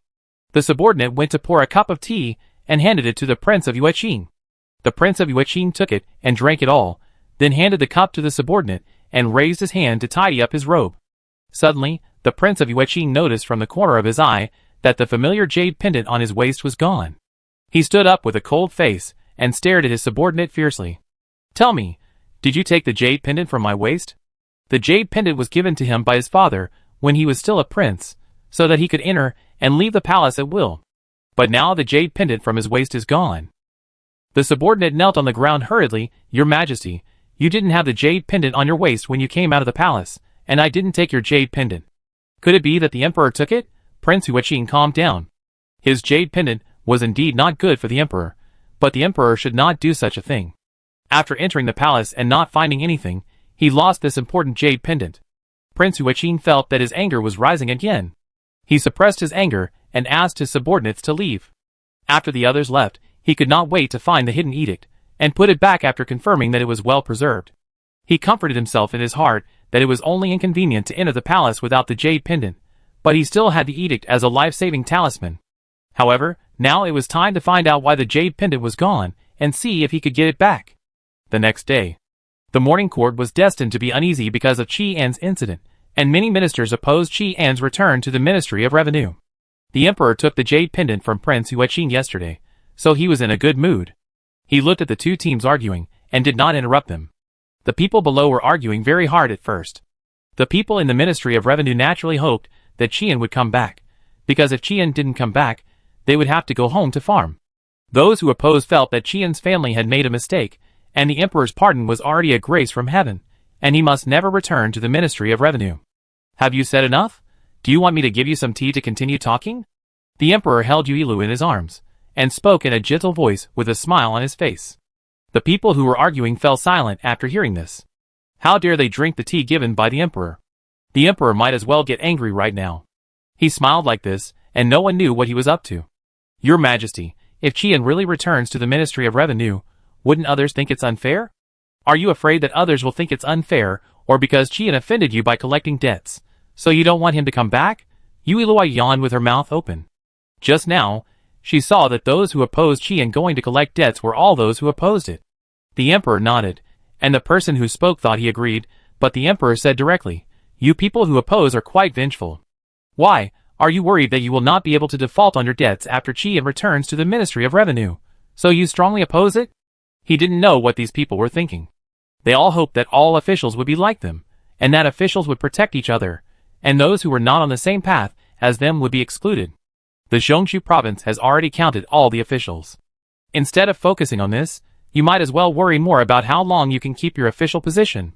Prime Minister Li stepped forward and bowed, saying, "Your Majesty, the Ministry of Revenue is short of people now.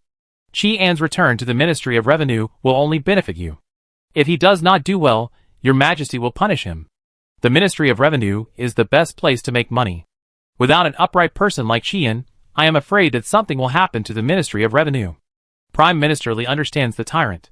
He knows that the tyrant is too proud to let Qi An come back directly, so he quickly handed the tyrant a ladder. "Just do as the Prime Minister said." The Emperor waved his hand, and the matter was finalized. "Your Majesty, what about this year's top 3? Prime Minister Li was worried that the Emperor had forgotten. It had been several days, and the Emperor didn't seem to want to talk about it. "We discussed this later." The Emperor stood up and asked the 4 assistant ministers of the Secretariat and Prime Minister Li to stay in the imperial study to discuss matters, and the others withdrew from the court. Several people thought that the Emperor asked them to go to the imperial study to ask about the assessment, but the Emperor sat down and said nothing. Chapter 173. The Emperor did not speak, and the others did not dare to speak either. They all hoped that Prime Minister Li would speak. The tyrant asked them to stay because he wanted to put on a show in front of the King of Yueqing. If I am not mistaken, the tyrant is waiting for the King of Yueqing. I am really a genius. The King of Yueqing had his jade pendant taken away. I am afraid he did not sleep well last night. The Emperor, Why are you bragging? He is indeed waiting for the King of Yueqing. The King of Yueqing likes to put on a show, and he can do it too. The imperial study was quiet for a moment, and someone came to report that the King of Yueqing had arrived. Soon, Prince Yueqing was brought in. He bowed and looked at the people in the imperial study and said, "My brother has something to discuss. I will step aside for now." The Emperor asked Prince Yueqing to stand up, gave him a seat and said, "I am not an outsider, so I will sit here. I summoned you today to ask about the jade pendant." Prince Yueqing did not expect the Emperor to mention the jade pendant in front of these people. He had not yet figured out how to get it back. "My brother, please ask." The Emperor took out the jade pendant. "You drank with me last night, and insisted on giving me this jade pendant to show your loyalty. I thought it was left by my father, and did not intend to accept it, but you kept persuading me, so I had to accept it, otherwise I would be sorry for your loyalty." The tyrant has also learned to talk nonsense seriously. The Prince of Yueqing is not stupid. Haha, he must be sick now. Give him the jade pendant to show his loyalty? The Prince of Yueqing's face changed. He was not mentally ill. How could he give the jade pendant to the Emperor? The Emperor seemed not to see that the Prince of Yueqing was unhappy. He continued, "I am worried that my brother will wake up without the jade pendant, so I specially summoned you to the palace. You are quite considerate, haha. My brother, this jade pendant." The Prince of Yueqing was interrupted by the Emperor before he finished speaking. "Last night, my brother, you said that only people with bad intentions need this jade pendant. I understand your loyalty, but you drank some wine at that time. If you don't want to give it now, take the jade pendant back." Seeing the jade pendant in front of him, Prince Yueqing subconsciously wanted to reach out to take it, but the Emperor added another sentence. "I believe in your loyalty, my brother, and you have no ill intentions. If you regret it, take the jade pendant back." Yui Luo laughed out loud in her heart after hearing this. No, where did the tyrant learn to talk nonsense? You are following Prince Yueqing's path, and leaving him with nowhere to go. Prime Minister Li was a little surprised to hear what the Emperor said. He had previously asked the Emperor to take back Prince Yueqing's jade pendant, but the Emperor directly refused. Now the Emperor has figured it out? It doesn't look like the Prince of Yueqing is the one who took the initiative to give the jade pendant to the Emperor. After hearing the Emperor's words, the Prince of Yueqing silently retracted his raised hand and pretended to tidy up his clothes. If the Emperor didn't say so much, it would be more credible to say that he gave him the jade pendant. If he really took the jade pendant back, it means that he took it back with ulterior motives. Before, some people said that it was inappropriate for the prince to enter the palace casually with the jade pendant. Now that the prince has given the jade pendant to the Emperor, these people will definitely not talk nonsense anymore. Prime Minister Li was worried that Prince Yueqing would really take the jade pendant back, so he spoke up quickly. Seeing that he had spoken, the others also praised Prince Yueqing. "Thank you, my brother. I keep my word. I should have given this jade pendant to you when I left for my fiefdom, but I left in a hurry, so I delayed it until this time when I came back." Prime Minister Yueqing said this with a rage, and his heart ached with anger. Could it be that the emperor had some expert to guide him? He used to say whatever he wanted, but now he has learned the tricks of the women in the harem. Okay, the emperor put away the jade pendant, and did not forget to give the king of Yueqing a finishing blow. In that case, I will call you to drink with me another day. Now we have to discuss other things. You are not the one who hurts my heart. I am afraid that the king of Yueqing will not dare to drink in the future. Look at his angry face. I guess his back teeth are broken. The king of Yueqing stood up and watched the emperor put away the jade pendant. He felt so sad that he felt like his flesh and blood were being torn apart. He did not look away until he could no longer see the jade pendant. I take my leave. The king of Yueqing returned to the palace in a rage, and his subordinates knew from his expression that things must not be going well. So after serving tea, they didn't dare to ask more questions, and just walked to the side silently. Damn it. The king of Yueqing raised his hand, and punched the table hard to vent his anger. But it was useless. He gave him the jade pendant. What nonsense. It must be that the emperor took it away from him when he was drunk, and he said it so high-soundingly. He had promised his father that he would take good care of him, but he treated him like this. Your Majesty, calm down. The king of Yueqing glared at his subordinates, and stood up to go to Xinyu's yard. When Xinyu was thinking about how to get out, she heard footsteps, and quickly returned to her stupid look. The king of Yueqing actually wanted to vent his anger on Xinyu, but he stopped at the door. Madame Miao would inevitably send someone to see Xinyu, and he would probably be in trouble if he beat Xinyu. Thinking of this, the king of Yueqing turned back to the study. Why is Mengyu's progress so slow? Let him come to see me. It has been so many days without any good news, but he was so angry that he really wanted to chop off the emperor's head right now. In fact, it was not only the prince of Yueqing who was anxious, but Mengyu was also anxious. Based on the sixth princess's attitude towards him, he thought that he would soon be able to wait for the sixth princess to make an appointment with him, but there was no movement from the sixth princess. When he was hesitating whether to go to the sixth princess, Yang Jin walked in with a smile. Brother Meng, there is a girl outside looking for you. Now the two of them have no positions, and can only live in the inn. Mengyu thanked him and raised his hand to tidy up his clothes before walking out. Mr. Meng, my lady is waiting for you in the restaurant. Let me call you over. The maidservant beside the sixth princess walked up to Mengyu and said. Mengyu was a little disappointed that he didn't see the sixth princess. He thought that the person who came to him was the sixth princess, but he didn't expect that she only sent a maidservant. At this time, the sixth princess took the fourth prince to the restaurant. She wanted to call the fifth princess, but she met the fourth prince halfway and dragged him over. Are you up to something? The fourth prince stared at the sixth princess and suddenly said to take him to the restaurant for dinner. He must be holding back. The sixth princess rolled her eyes and said disdainfully, What can I do with you? You have no money and no friends. I just want to take you to dinner. With the fourth prince, a foodie, here, let's see how she can trick Mengyu and the king of Yueqing. If she still wants to plot against her, she can just dream on. The two of them went upstairs and asked for a private room. The fourth prince's hand had healed, so he poured a cup of tea and asked uncertainly. Sixth sister, is your brain okay today? I eat a lot, and I like to pack it up. The grandfather liked the dishes he brought back last time very much, and with a little wine, he could sneak out to play when his grandfather drank too much. So he planned to continue this time. Chapter 174. If he could still bring it back today, wouldn't he be able to go out and play again? It's okay, just pack it up if you like. The sixth princess thought to herself that she wasn't the one to pay the bill. She had read so many stories. Could she not be better than Mengyu? The fourth prince felt that something was wrong with the sixth princess today. It was unusual for the sixth sister to invite him to dinner, and it was even more unbelievable that she was so generous. Miss, I've brought the person. Miss? The fourth prince glanced at the sixth princess, then looked at her maid, and then noticed that there was a simple-dressed young man next to him. Mr. Meng is here, please sit down.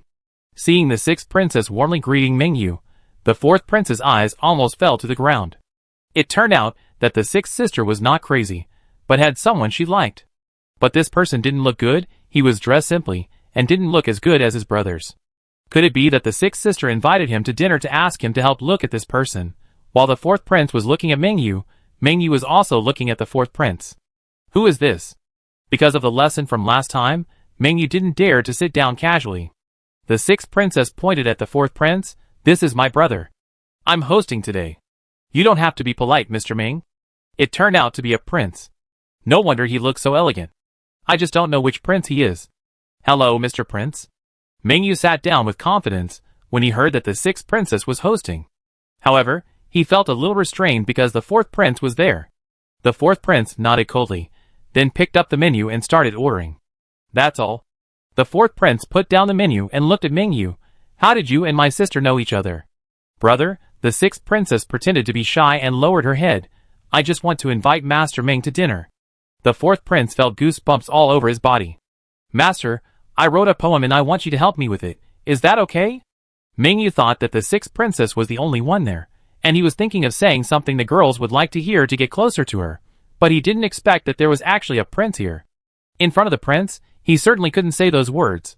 Not only would it seem frivolous, but it might also damage his image in the prince's heart. Poem? The fourth prince's mouth twitched. What he disliked most was these poems and lyrics. The sixth princess suppressed her laughter. Mr. Ming has found the right person. My brother is quite knowledgeable about poetry. The fourth prince, forget it. The sixth sister might want to test this man's talent. Read it to me. Mingyu hurriedly read the poem he wrote. The fourth prince glanced at the sixth princess, and after a moment of silence, he pretended to be deep and said, It's okay. Mr. Ming is the top scholar this year. Brother, are you sure it's okay? The fourth prince didn't care about these things, so naturally he didn't know who Mingyu was. Now he was a little surprised to hear that Mingyu was the top scholar.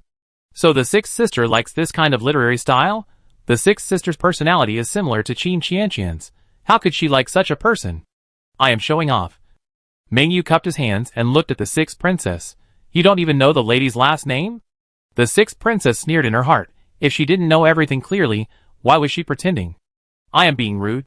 Seeing that the sixth princess didn't say anything, Mingyu thought he had said something wrong. The fourth prince was still paying attention to the two of them, but when he saw the waiter coming to serve the dishes, he completely ignored them. When the dishes were served, he picked up his chopsticks and started eating. When the meal was over, he didn't hear a word of what the two said, but he knew that the sixth princess looked very happy. Go and ask the waiter to make some more dishes that are easy to take away. The fourth prince put down his chopsticks and instructed the sixth princess's maid. Sir, eat first. The sixth princess stood up. I go and pay the bill. Mingyu felt pained when he heard that the fourth prince wanted to take the food away. When he heard the sixth princess say that she would pay the bill, he realized that it was not him who would pay the bill this time. He pinched the silver in his purse, thinking that the silver was safe. The fourth prince glanced at Mingyu, who was motionless. How could this man be so tactless as to let the girl pay the bill? He couldn't do such a thing, unless he really couldn't take out a penny. Oh! The sixth princess walked to the door, paused, and said anxiously, How could this happen? Mingyu naturally wouldn't miss this opportunity. He stood up and asked with concern, What's wrong?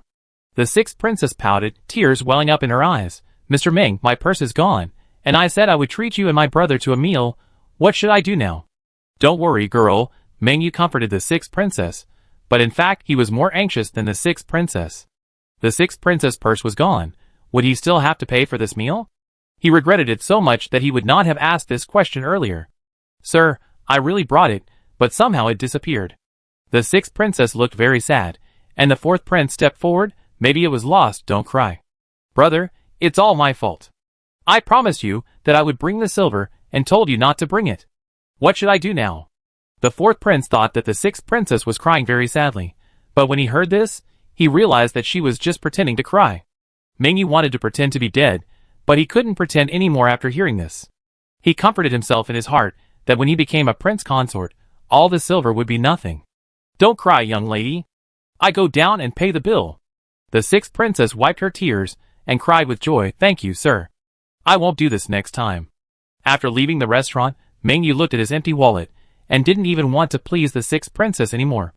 Thank you today, sir. We meet again another day. Mingyu had already had a shadow on coming to the restaurant. He interrupted the sixth princess and said, I have something else to do. I go first. He didn't want to make an appointment for a next time. Even if there was a next time, he would never come to the restaurant. Watching Mingyu's departing back, the fourth prince asked the sixth princess, When did you tell me not to bring money? The sixth princess glanced at his waist. You don't have any money even if I ask you to, you poor bastard. I was trying to remind you that you can't keep this man, but you actually said that to me. The fourth prince snorted coldly, Good intentions are not rewarded, I'm leaving. The sixth princess made a face at the fourth prince's back and returned to the princess mansion in a happy mood. Mingyu was not so comfortable.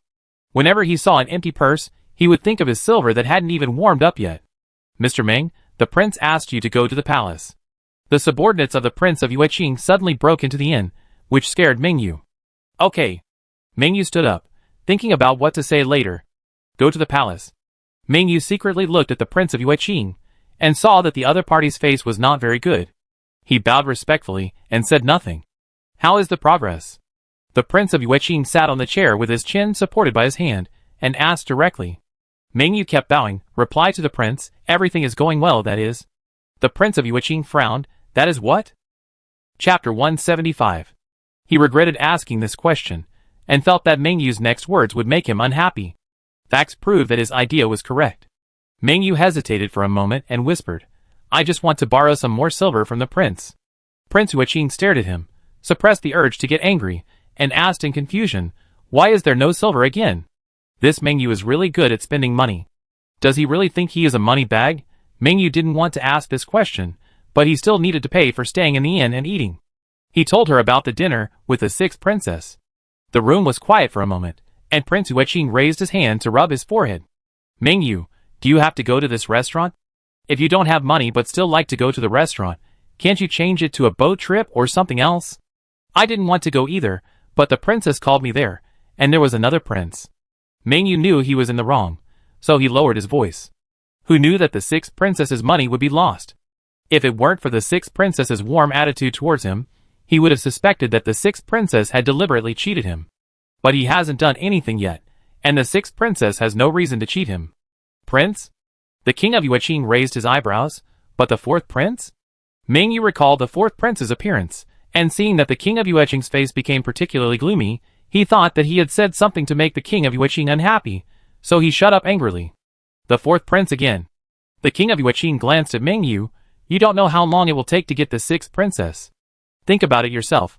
What method can you use to get the sixth princess as soon as possible? Otherwise it will be difficult to change your position after you step down. Mingyu also understood this truth. Although he was the top scholar, he probably wouldn't have any good job at the beginning, but if he married the princess, it would be different. Thank you for your advice, Your Majesty. Mingyu said and added, Your Majesty, for the last time, please lend me some more silver. Mingyu took the silver and left the palace, thinking about how to get the sixth princess quickly. After thinking for a while, he suddenly remembered that in Yueqing, if a girl in the village was defiled by someone, she had to marry the person who defiled her. Why not do this? Having made up his mind, Mingyu began to plan where to carry out this matter. In the palace, the people said by the emperor to keep an eye on the sixth princess, and Mingyu told the emperor everything they saw without missing a word. Keep watching. After sending them away, the emperor asked Eunuch Chao, where is the person who went to Yueqing to pick up Mingyu's wife? Eunuch Chao said respectfully, Your Majesty, they will arrive in the capital tomorrow. So Mingyu was killed by the sixth princess, and the fourth brother? The king of Yueqing must have been so angry that he vomited blood. Next, he should put pressure on Mingyu so that Mingyu can get the sixth princess as soon as possible. Well, it will be tomorrow. Tomorrow, Mingyu will invite the sixth princess to go mountain climbing. Then we can take the opportunity to attack the sixth princess. But the tyrant has set people to watch over her, so the sixth princess will definitely not get into trouble. Emperor, Mingyu is so bold that he actually wants to defile the princess. I remember in the book that it was because of this that the sixth princess asked the tyrant to grant her marriage. Grant her marriage? The emperor is furious just thinking about it now, and he still granted her marriage. Let the sixth princess come to the palace to see me. The sixth princess came to the Qingxing palace, bowed respectfully, and then asked, I wonder why the emperor asked me to enter the palace. She was still thinking about how to deal with Mingyu. Could it be that the emperor suddenly asked her to enter the palace because the fourth brother, the big mouth, told her about Mingyu? It's over, it's over. The emperor won't give her a marriage because of this. Do you have someone you like? The sixth princess shook her head like a rattle. No, father, please don't give me a marriage. Aren't the brothers still married? This shouldn't happen. Shouldn't the sixth princess have feelings for Mingyu now? Why is she so resistant? I know, she must be pretending to be reserved. The sixth princess silently rolled her eyes. Luor was making up stories again. If she didn't know that Mingyu saved her on purpose, she would have some feelings for him. Now that she knows, she is not mentally ill, how could she still like him? She doesn't want to be hurt like the fifth sister. The emperor raised his eyebrows.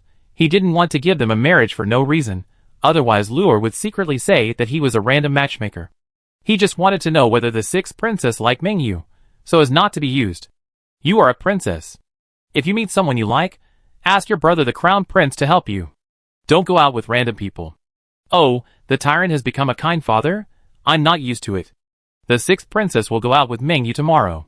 I was worried about the sixth princess, but now I should worry about Mingyu. Yes. The sixth princess didn't know why the emperor said this, but if Mingyu asked her out, she would definitely go. She hasn't had enough fun yet. Okay, you can leave now. The sixth princess wanted to leave, but looking at Yuilua being held by the emperor, she asked, Father, can I take Luor out of the palace to play? She said with a serious look, Don't worry, if Luor loses a hair, Father can punish me in any way. The fifth sister can hold Luor, she also wants to hold her. When the time comes, she can show off to Qin Qianqian, and make Qin Qianqian envious. Take her. Although the emperor gave Yuilua to the sixth princess, he was still worried, so he specifically asked Eunuch Chao to follow. The sixth princess was so happy holding Yuilua that she didn't care whether Eunuch Chao followed her. Sixth princess, where are you going? After leaving the palace, Eunuch Chao asked quietly. The sixth princess thought for a moment. Go to the Qingyuan Marquis mansion. She had to ask Sister Shui for some medicine to protect herself, so that Mingyu wouldn't do anything bad to her when he asked her out. Although Mingyu looked like a weakling, what if he did something wrong? You couldn't joke with your life. The carriage stopped at the gate of the Qingyuan Marquis mansion, and the sixth princess got off the carriage carefully. The guard at the gate saw that it was the sixth princess, saluted with a fist, and took her to Mu Shui's yard.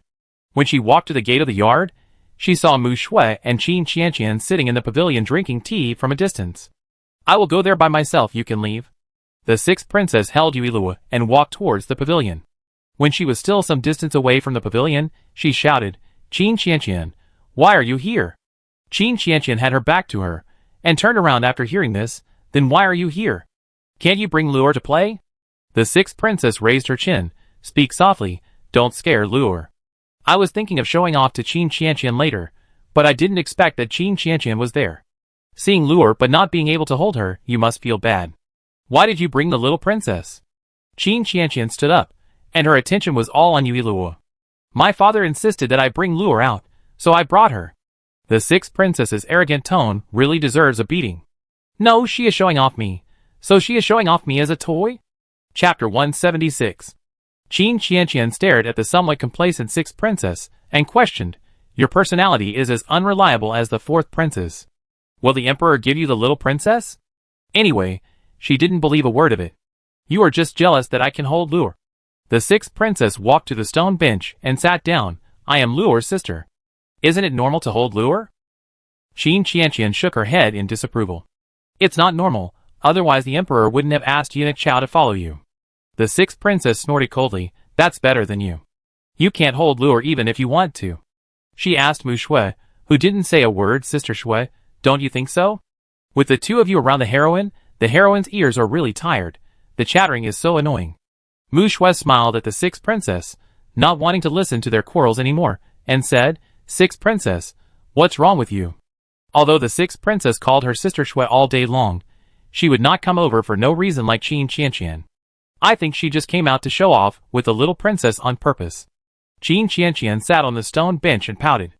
I am showing off, the sixth princess said proudly. Who told you that you don't have a sister as cute as Luor?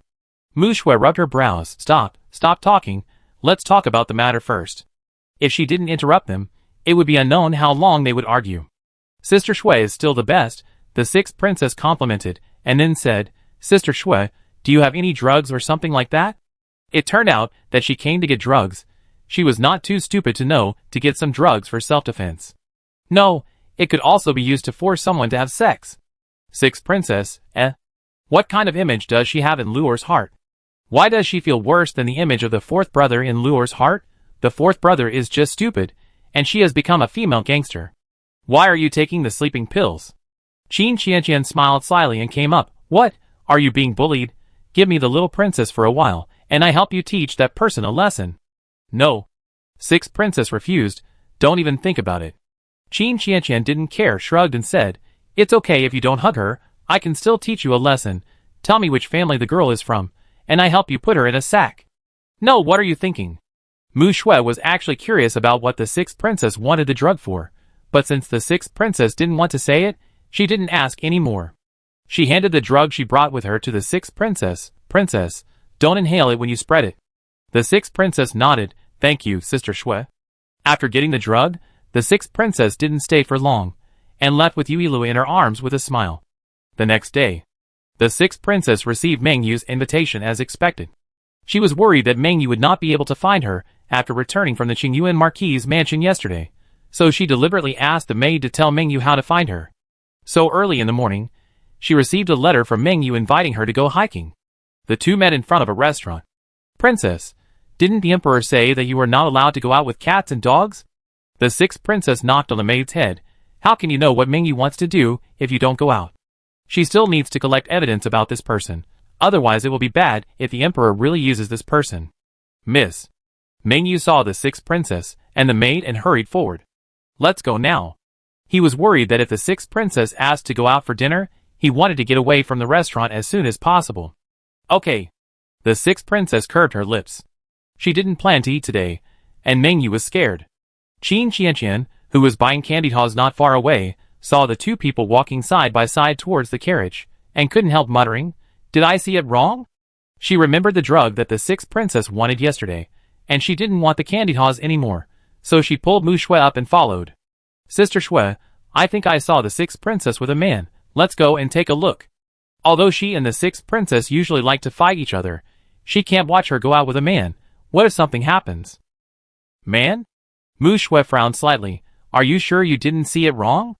The two talked as they walked, worried about being discovered by the sixth princess, so they kept a distance. I wasn't sure just now. Qin Qianqian pointed at the maid of the sixth princess. Now that it's confirmed, let's find a carriage to follow. In the palace. After the morning court, the emperor also learned about this matter, and was worried, so he immediately sent someone to let the third prince follow.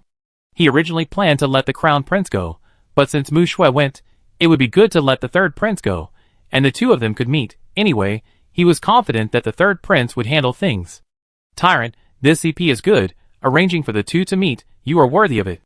Woohoo, I also want to join in the fun. This time the third prince will go and know why the heroine likes him. How can I miss such a scene?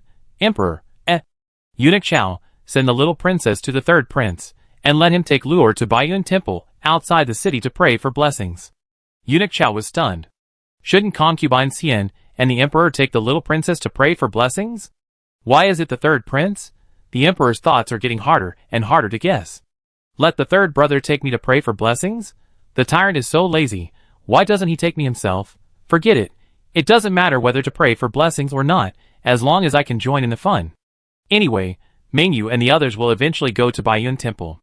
When Eunuch Chao sent Yuilua to the third prince's residence, the third prince was practicing swordplay. When he saw Eunuch Chao coming in, he made a sword flower and put away his sword. What's the matter, Eunuch Chao? Eunuch Chao repeated the emperor's words and handed Yuilua to the third prince. Your Highness, please. No problem. The third prince took Yuilua and asked someone to prepare the carriage. Why did the emperor suddenly want him to take Luor to pray for blessings? Could it be that Empress Xian was not free? Or did the emperor feel that Luor was closer to him, so he asked him to take Luor? I seriously suspect that the tyrant asked the third prince to take me to pray for blessings just as an excuse, in order to let the third prince deal with Meng Yu's affairs, and to let the third prince meet the heroine. Sure enough, the old ones are still the best, killing two birds with one stone. Meng Yu, princess? Before the third prince could figure it out, Ziyang walked in with a smile. Your Highness, everything is ready, and the incense money is also ready. The third prince nodded, carried Yuilua out of the third prince's house, and got on the carriage prepared by Ziyang. The carriage slowly drove out of the city, and Yuilua fell asleep in the swaying. When she woke up, she found that the carriage had stopped. Your Highness, the carriage of the princess and Miss Qin in front is broken. Qin Qianqian looked at the carriage in front of her and stamped her feet. What kind of broken carriage is this? It's so expensive. Mu Shui was also a little confused, and she didn't know if she could catch up with the sixth princess and the others. While she was confused, Qin Qianqian pointed at Ziyang with a look of surprise. Sister Shui, look, isn't that the guard beside the third prince? Chapter 177. Mu Shui looked in the direction she pointed, and Ziyang was walking towards the two of them. Princess, Miss Qin, my prince invites you. Qin Qianqian smiled ambiguously. Sister Shui, let's go. Before Mu Shui could say anything, she was pulled over by Qin Qianqian. Your Highness, the princess and Miss Qin are here. The third prince lifted the curtain and said to Mu Shui, Princess and Miss Qin, wherever you want to go, I will take you there. His carriage was big enough to accommodate 2 more people. Mu Shui looked up at the third prince. He was wearing a purple brocade robe with a smile on his face. His hands were slender and white, with distinct finger bones. The sun shone diagonally on his hands, and the veins on his hands could be seen faintly. Thank you, Your Highness. Mu Shui moved her eyes away from the third prince's hand, thanked him, and took Qin Qianqian to the carriage. Stop thanking me. The good show with Mengyu and the sixth sister will start soon. Sixth sister Mengyu? The third prince suddenly had a guess. Could the princess and the others have come with the sixth sister? The little princess is here too. Qin Qianqian stared at Yuilua with sparkling eyes and asked curiously, Where are you going, third prince? The third prince adjusted the position of holding Yuilua and whispered, We are going to Baiyun Temple to pray for Luor. Where are you going? Where can we go? We came here to chase the sixth princess, but the carriage broke down. Qin Qianqian saw that Mu Shui seemed to be distracted, and pulled her sleeve. Sister Shui, tell the third prince where we are going. This assist is okay. Mu Shui came back to her senses, and told them what they saw the sixth princess. So we don't know where to go now. On the other side, the sixth princess's carriage had stopped at the entrance of Baiyun Temple. Mengyu wiped the sweat from his forehead, and looked at the temple where people were coming and going. Miss, didn't you say you were going to climb the mountain? There were so many people here, how could you start? Just now, he thought that the sixth princess had prepared a carriage, and he could ride with the sixth princess, but the sixth princess said that the carriage was too small, and asked him to follow behind the carriage. He was almost exhausted after following all the way. Mr. Meng, it's not appropriate for a man and a woman to go hiking alone. I heard that this place is very spiritual. Let's go in and burn some incense. She didn't have the hobby of going hiking with Mengyu. But there are too many people here. Mengyu caught up with the sixth princess. I have something to say to you. Why don't we find a place with fewer people? The sixth princess seemed not to understand and smiled. It's better to have more people. More people prove that this place is really spiritual. Then she walked in on her own. Don't you understand my intentions? Mengyu went all out, hoping that this would change the sixth princess's mind. What do you mean? The sixth princess widened her eyes, looking frightened. But in Mengyu's opinion, she was so happy that she was silly. He lowered his voice and said, Miss, let's go down to a place with fewer people and talk. The sixth princess nodded. Okay, there is a bamboo forest behind Baiyun Temple. Let's talk there. Walk inside, keep up, don't lose them later. As soon as the third prince and his men got off the carriage, they saw the sixth princess and Mengyu leaving. The sixth princess and that person are here, let's catch up. Several people followed the sixth princess and her friends to a bamboo forest behind Baiyun Temple, where they saw the sixth princess and Mengyu stop, and the third prince also stopped. Go ahead. The sixth princess crossed her arms and stared at Mengyu. There's not many people here. Mengyu glanced at the sixth princess's maid, and the meaning was self-evident. You should also leave. The maid hesitated, and she could see that the sixth princess winked at her, and she responded by retreating to a distance. The sixth princess had a drug in her sleeves. If Mengyu did anything wrong, she would just sprinkle the drug powder on him. You can tell me now, the sixth princess said as she took out a veil and wrapped it around her face. She didn't want to get herself drunk later. I like you. Mengyu stared at the sixth princess' eyes with affection. From the first time I saw you, I wanted to be with you for the rest of my life. Why, I'm going to vomit. What's life after life? It's obviously life after life. Why is Luor here? The sixth princess glanced around with her peripheral vision, but did not see Yuilua. She retracted her gaze, but before she could speak, she heard Mengyu say again, I know that the young lady is also attracted to me, otherwise she would not have come out with me. It is said that the first sword you strike on the shore is to kill the one you love. Mengyu really did it, and completely forgot that he had a wife. But he is too confident, and I don't know where this confidence comes from. The sixth princess was also disgusted by Mengyu, and she looked at Mengyu with a smile. Mr. Meng, do you know who I am? Mengyu shook his head. No matter who the girl is, I like her. Really? The sixth princess raised her hand to block the sunlight above her head. I am a princess. Why do you think I like you? After saying this, the smile on Mengyu's face froze for a moment. What does the sixth princess mean by this? If you don't like him, Why did you come out with him and deliberately play tricks on him? Are you a princess? Mengyu pulled back his thoughts, as if he had just learned about the sixth princess's identity. The sixth princess laughed. Don't you know? Why bother pretending? I thought Mr. Meng only liked to write poems, but I didn't expect he also liked to read storybooks. Do you think that if you use the tricks in the storybooks on me, I can get what I want?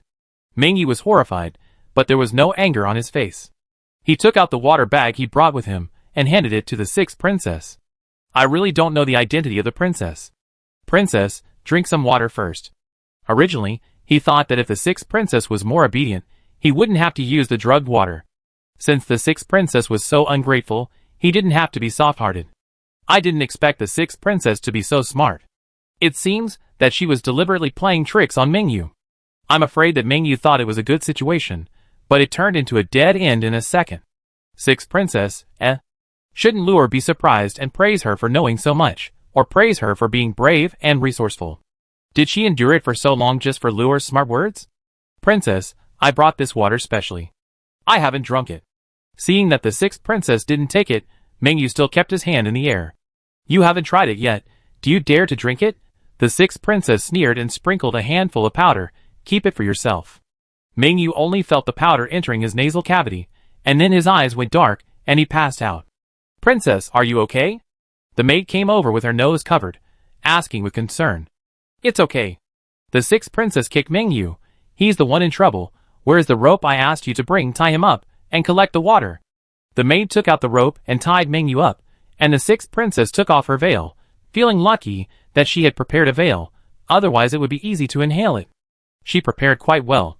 Even with a rope, the sixth princess is really a tiger. Chapter 178. Mu Shui and Qin Qianqian, who were originally worried that the sixth princess would suffer, widened their eyes when they saw this. It seemed that their worries were unnecessary. Sixth sister. The third prince came out holding Yuilua. Are you okay? What happened? The sixth princess was a little surprised to see the third prince. She thought it was her father who brought Luor here, but she didn't expect it was her third prince. It's okay. The sixth princess clapped her hands and said proudly, Mengyu wanted to do something bad to me, but I found out. Since you are here, send this man to my father to deal with him, and don't let him come out to harm others. No wonder you wanted the drug. It turns out you wanted to use it to deal with this guy. Qin Qianqian glanced at Mengyu, who was tied to the ground. This guy was so small that she probably couldn't even beat him. Otherwise, what do you think I'm going to use it for? The sixth princess stared at Qin Qianqian with her eyes wide open. You don't think I'm going to use it to do something bad, do you? Mu Shui pulled the sixth princess and came out to smooth things over. Sixth princess, Qianqian was worried about you just now, so he followed you. The sixth princess pointed at Qin Qianqian with some suspicion. She's worried about me?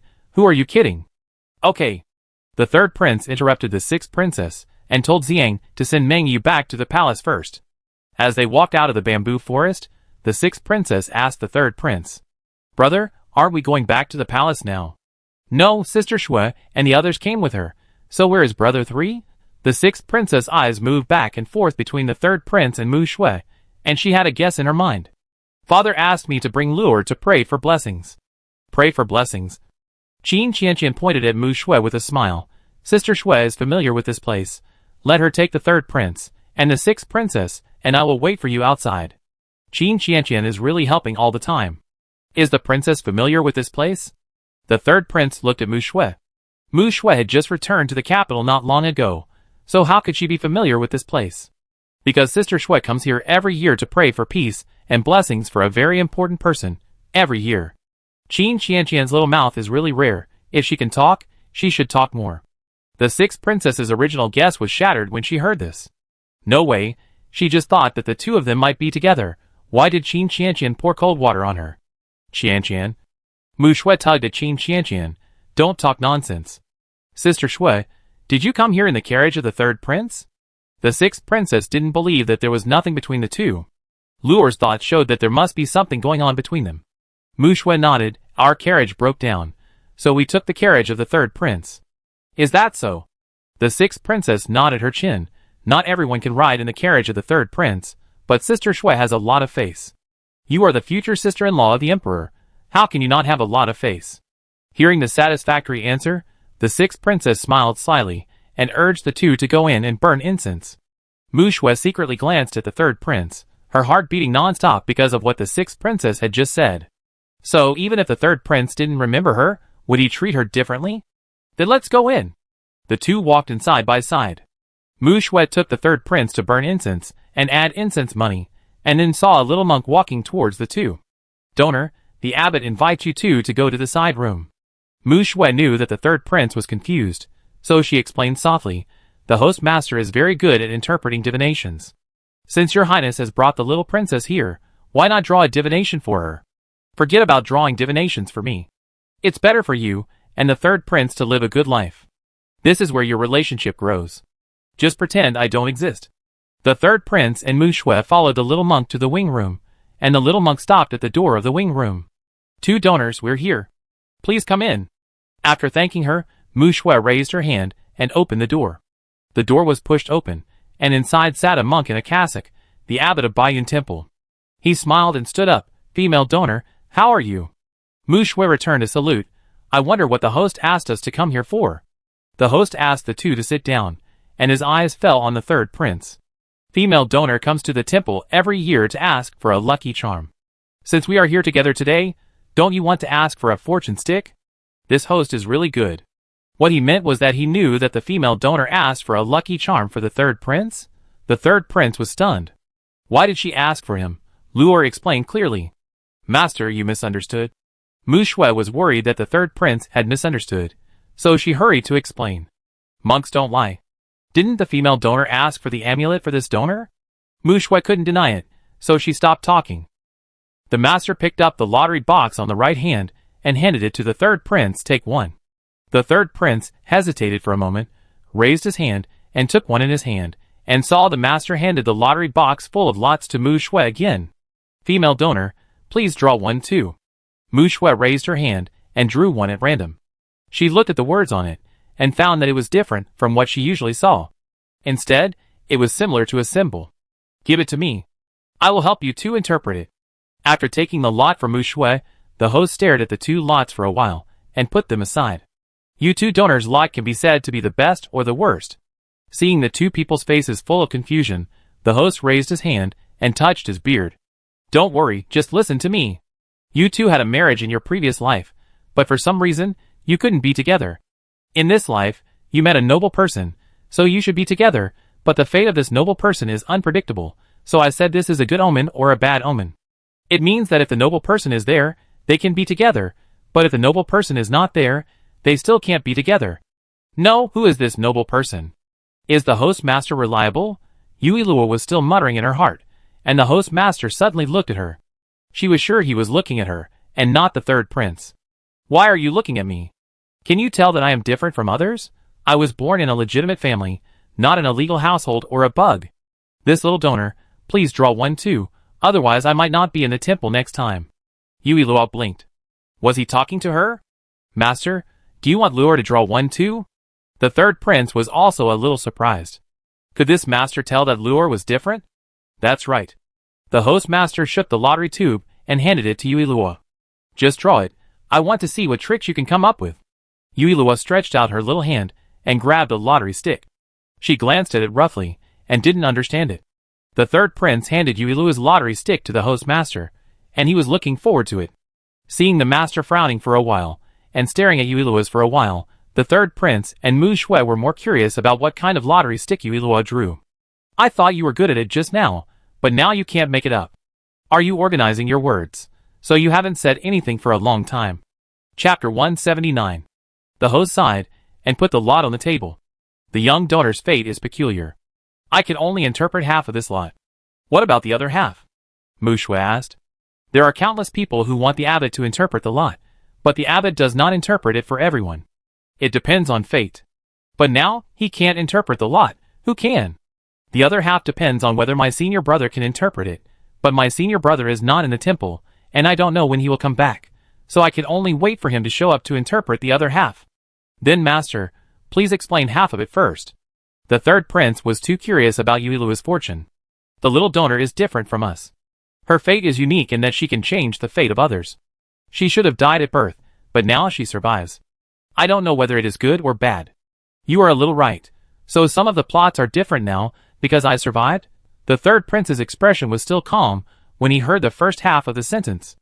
Lure did change his fate, but he actually said that he didn't know whether it was good or bad for Lure to survive. This was particularly harsh to him. If he is bad, will he treat Lure as a monster and get rid of her? Yui Lua still didn't understand what was going on, but she felt that the temperature of the third prince dropped by a few degrees.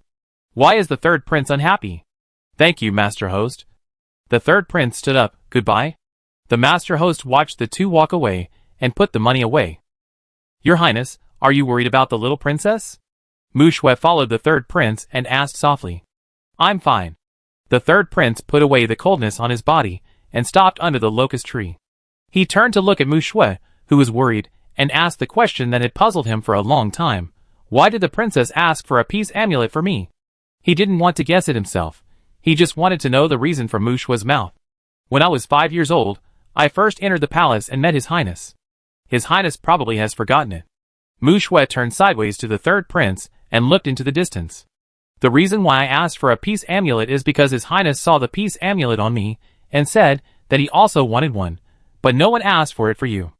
A childhood memory suddenly flooded into the mind of the third prince. That day, he was beaten by his mother, and he ran to the imperial garden and saw a delicate little girl falling into the lotus pond. He heard the noise and quickly found a stick to rescue the little girl. The little girl did not cry when she came up, but smiled and thanked him, saying that she was saved by him because of the blessing of the amulet. He did not know what the amulet was, but he saw the little girl took out the wet amulet hanging around her neck and told him that it was specially asked for by her mother. Probably because she saw that he wanted the amulet, the little girl hung it around his neck and said to him in a baby voice, Has no one asked for an amulet for you? If you want one, I will ask for one every year, so that someone will ask for one for you. Worried that he would not believe her, the little girl even made a promise with him. Looking at the look on the third brother's face, he remembered that the heroine had been asking for amulets for more than 10 years because of a promise, and because of the amulet, the heroine did not even see her mother for the last time. Later, she went to the Divine Doctor Valley. It was so far from here, but because it was more effective, she insisted on coming here every year. The third prince didn't know what he was feeling at the moment. The two of them only met once. He didn't even have time to ask Mu Shui's name at that time. He didn't expect Mu Shui to really do what she said. You are the little girl back then. The third prince withdrew his thoughts. I'm sorry, I didn't recognize you. Mu Shui shook her head. I didn't tell His Highness the first time, and His Highness didn't know my name back then. I planned to tell you the first time I came back, but I saw you bringing the time-traveling girl back, so I could only pretend not to know her. Oh, the heroine must have felt very uncomfortable at that time. The third prince pursed his lips. At first, he didn't care when Lure said that he and Mu Shui were a pair. Now he remembered that Mu Shui said he was a big liar when they were drinking. It turned out that he forgot the agreement. Although they met once in childhood, he still remembered the way Mu Shui mentioned his mother at that time. How sad she must have been when she couldn't go back to see her mother for the last time. Or maybe it was because of this incident that her personality became like this. Seeing that the third prince didn't speak, Mu Shui thought he was angry that she had kept it a secret from him. So she took out a jade pendant from her bosom and handed it to the third prince. I was sent out for treatment that year, and my master wouldn't let me out. Every year when I prayed for a peace amulet, I sneaked out, so I couldn't deliver it to His Highness. I originally planned to tell His Highness when I came back this time, but I saw His Highness with a girl. By the way, this is the jade pendant that His Highness dropped at that time. The third prince took the jade pendant, but he didn't expect that Mu Shui had picked it up. He went back to look for it for a long time, but couldn't find it. It turned out that it was dropped when he met the time-traveling girl. I wanted to return the jade pendant to His Highness, but I was worried that the girl would misunderstand, so I didn't tell her. I have nothing to do with her. After saying this, the third prince was stunned for a moment. Is this a deliberate explanation to the heroine? His mouth is faster than his brain. I know now. Mu Shui looked at the third prince seriously. I believe what His Highness said. The atmosphere is so good, why don't you two kiss? Just put me on the ground, I promise not to cry or make a fuss, just peek. The third prince, Hey, don't push me.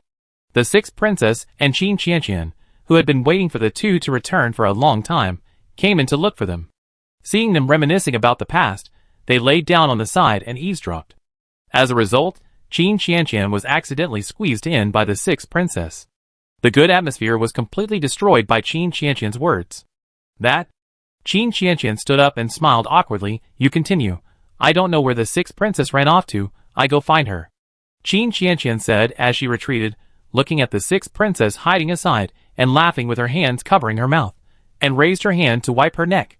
If the sixth princess hadn't pushed her, maybe the two of them could have talked for a while longer. Being interrupted by Qin Qianqian, the two naturally stopped talking. After several people left Baiyun Temple and got on the carriage, Qin Qianqian stole a glance at the two of them and pulled the sixth princess. The sixth princess shrugged, saying that she didn't know why the two of them didn't talk. Third brother, why did you take so long?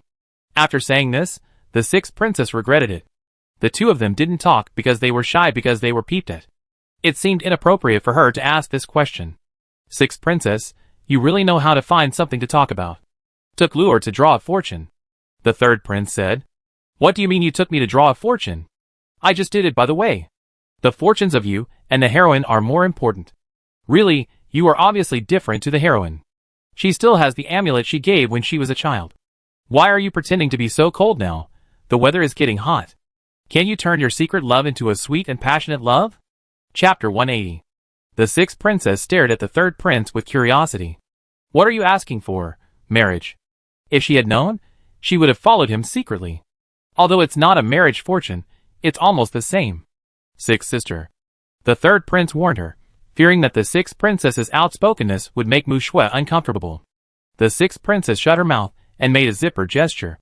How could she forget that the third prince was not someone she could joke with casually? Your Highness, I give you the amulet when we get back. The carriage was moving slowly. Mu Shui saw that the sixth princess and Qin Qianqian seemed to be sleeping. The carriage was too quiet, so she said softly. Qin Qianqian was about to stand up when she heard this, but the sixth princess quickly grabbed her. Sister Shui must have thought that they were talking because they were asleep. Now that Qin Qianqian stood up, the two of them would definitely stop talking. Sixth sister Qin Qianqian, are you two really not eavesdropping openly? Her eyes were closed tightly, and her ears were almost as erect as a rabbit. The third prince glanced at the two of them, and said softly to Mu Shui, Okay. The carriage returned to the capital, first sending Mu Shui and Qin Qianqian back to the mansion, and then the third prince ordered the driver to go to the palace. When they arrived at the gate of the palace, the third prince got off the carriage and took the sixth princess straight to the imperial study. The emperor was waiting for the third prince to come back when Meng Yu was sent back, and when he heard someone coming in to report, he hurriedly asked the third prince and the sixth princess to come in. Your son pays respect to your father. The emperor went down to take Yuilua, sat back in front of the long table, and then asked the two to stand up. What's the matter with Meng Yu? The tyrant is really good at pretending. He clearly knows everything but still asks. He doesn't know if Meng Yu's wife has arrived. Father, Meng Yu wanted to do something bad to my sixth sister.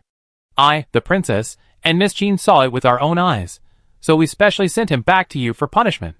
The sixth princess quickly echoed, Yes, fortunately I am smart, otherwise this man would have succeeded. This kind of person is really not worthy of being the top scholar. Father, you must make the decision for me. The emperor glanced at eunuch Chao. Go and convey my oral order, and ask all the adults to come to the Golden Palace to discuss important matters. This incident was quite a big deal, and the Prince of Yueqing got the news very quickly. Your Highness. The subordinate came in hurriedly. I heard that the sixth princess and the third prince had entered the palace, and now the emperor has sent a message to let the ministers enter the palace. Could it be that Meng Yu succeeded? The Prince of Yueqing curved his lips, obviously thinking the same thing as his subordinate. Could it be that the sixth princess entered the palace to ask the emperor to grant her a marriage? If Meng Yu still can't succeed with the medicine he gave, then he is really a waste. He asked in a good mood, Who did the emperor send into the palace? Your Highness, everyone who attended the court is gone, including the runner-up and third-place winners. After hearing this, Prince Yueqing was more certain that the emperor had something important to say. Could it be that he was assigning positions to the three people while granting the marriage? Keep watching, and tell me when there is good news. In the palace. The ministers, dressed neatly, stood in the Golden Throne Hall, wondering what the emperor meant by this. Could it be that the secretariat had already finalized the assessment, and the emperor summoned them now to announce it to catch them off guard? The emperor disliked many of them, so it was not impossible for him to do so. It was probably because everyone had the same idea, and the atmosphere in the Golden Palace became very quiet and dull. Today, I asked all the ministers to come here to discuss the top 3 in the imperial examination. The ministers were stunned for a moment, and then they breathed a sigh of relief. Fortunately, it was not about the examination, and the emperor did not catch them off guard, so they could still prepare well. Anyway, they could not resist, so they could only try their best to keep their official hats. Your Majesty, has this matter changed? Prime Minister Li stepped forward to ask everyone's doubts. Hasn't it been finalized? This matter is not a trivial matter. If the emperor changes the result casually, it would be too frivolous. Come here, bring the person up. As soon as the emperor said this, the ministers all turned their eyes to the door of the Golden Palace. They saw Mingyu, who was tied up, walk in with 2 guards. The ministers looked at each other, and their doubts in their hearts became even greater. The emperor praised the champion. Why did he tie him up? Did the champion offend the emperor? Yang Jin and Kai Zhe stood aside, listening to the minister's discussion. Splash him to wake him up. Mingyu was splashed with water, and woke up from his coma. He felt a little dizzy. He looked around after hearing the discussion around him. He was so scared that he almost fainted again. Why are there so many people? The emperor is also here. He remembered that he was still in Baiyun Temple, so how did he get to Jinwan Palace again? Mingyu, do you admit your guilt? Mingyu came to his senses. He wanted to stand up but couldn't, and then he found that he was tied up. The 2 guards beside him helped him up, and knelt on the ground. Your Majesty, I don't know what crime I have committed. What an ignorant person. The emperor sneered. You intended to do something improper to the princess. How can I blame you wrongly? The ministers were worried about Mingyu when they heard this. The last prince consort, who did something improper to the princess, must have been reincarnated. How dare Mingyu do that? He actually did something improper to the princess, and didn't cherish his bright future. Your Majesty is wronged, I didn't. He wanted to do something improper to the princess, but didn't succeed, but he remembered that only the 6th princess and he were there at the time. Could it be that it was the 6th princess who filed a complaint? Wasn't she afraid that her reputation would be damaged and she wouldn't be able to get married? Unjust? The 6th princess and the 3rd prince came in. She looked down at the embarrassed Mingyu. How did I wrong you? Didn't you want to do something bad to me? Princess. Mingyu looked like he had suffered a great injustice. I saved you. I don't ask for your gratitude, I just ask you to let me go. Well, Pu Shinan is starting to confuse right and wrong. After Mingyu finished speaking, he looked at the emperor and said aggrievedly, Your Majesty, the 6th princess loves me, and even invited me to a restaurant for dinner. I didn't know the princess's identity before, and later I knew I was not worthy of her. I didn't expect the princess to retaliate against me like this just because I rejected her. Haha, is this the power of language? The 6th princess went from being a victim to a domineering princess who failed to get love. How did Mingyu say this without laughing? If he looked in the mirror now, he would know how embarrassed he was. Does the 6th princess like you? The 6th princess seemed to have heard a big joke. What do I like about you? Do I like that you are as thin as a monkey? Or do I like that you deliberately designed a horse to scare me in order to curry favor with the rich and powerful? As expected of the daughter of a tyrant, the 6th princess is also very good at talking. The 6th princess was a little angry at first, but she felt much better after hearing Yuilu's words. She walked to Mingyu and said contemptuously, If you look in the mirror now, you can't say this. I am not blind. Chapter 181. Mingyu pursed his lips, his face full of shame and anger, as if he had suffered a great injustice. The 6th princess' words were too harsh. Before, he thought that the 6th princess looked lively and cute, and was much better than his wife at home.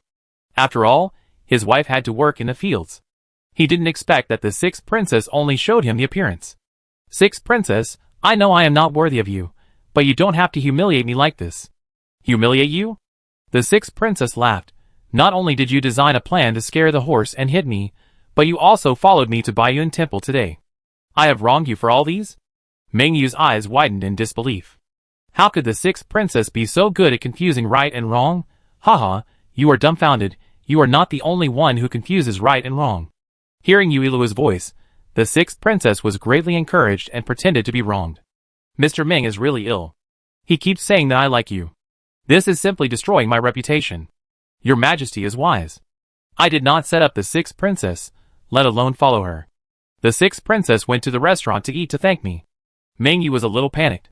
He finally understood why the 6th princess didn't let him ride in the carriage. At that time, the 6th princess said that the carriage couldn't accommodate everyone and asked him to follow behind. He didn't think much about it. Now it seems that the 6th princess had already thought about dealing with him at that time. But he couldn't figure out what he had done wrong that made the 6th princess suspect him. When we went to the restaurant to eat, the fifth sister was also there. It was Master Ming who hosted. The sixth princess didn't deny it either. But it was a coincidence that the Japanese princess and the fifth sister went to attend the flower viewing banquet at the Yao mansion and ran into Master Ming when they went out. This capital is really small. After this, everyone looked at Ming Yu with a subtle look. The capital is so big, if he ran into her when he went out, he must have known the sixth princess's movements. It was really scary to think about it. I just happened to meet her. It's not what you think. Ming Yu wanted to explain, but under the pressure of the emperor and the scrutiny of everyone, he couldn't say a better excuse for himself. You said it was a coincidence. Then what about this? The sixth princess took out Ming Yu's water bag. Mr. Ming, you won't say that I stole it for you because I love you, right? You said what others were thinking. What can they say? Ming Yu glanced at the water bag in the sixth princess's hand, feeling a little flustered. Why don't you say anything?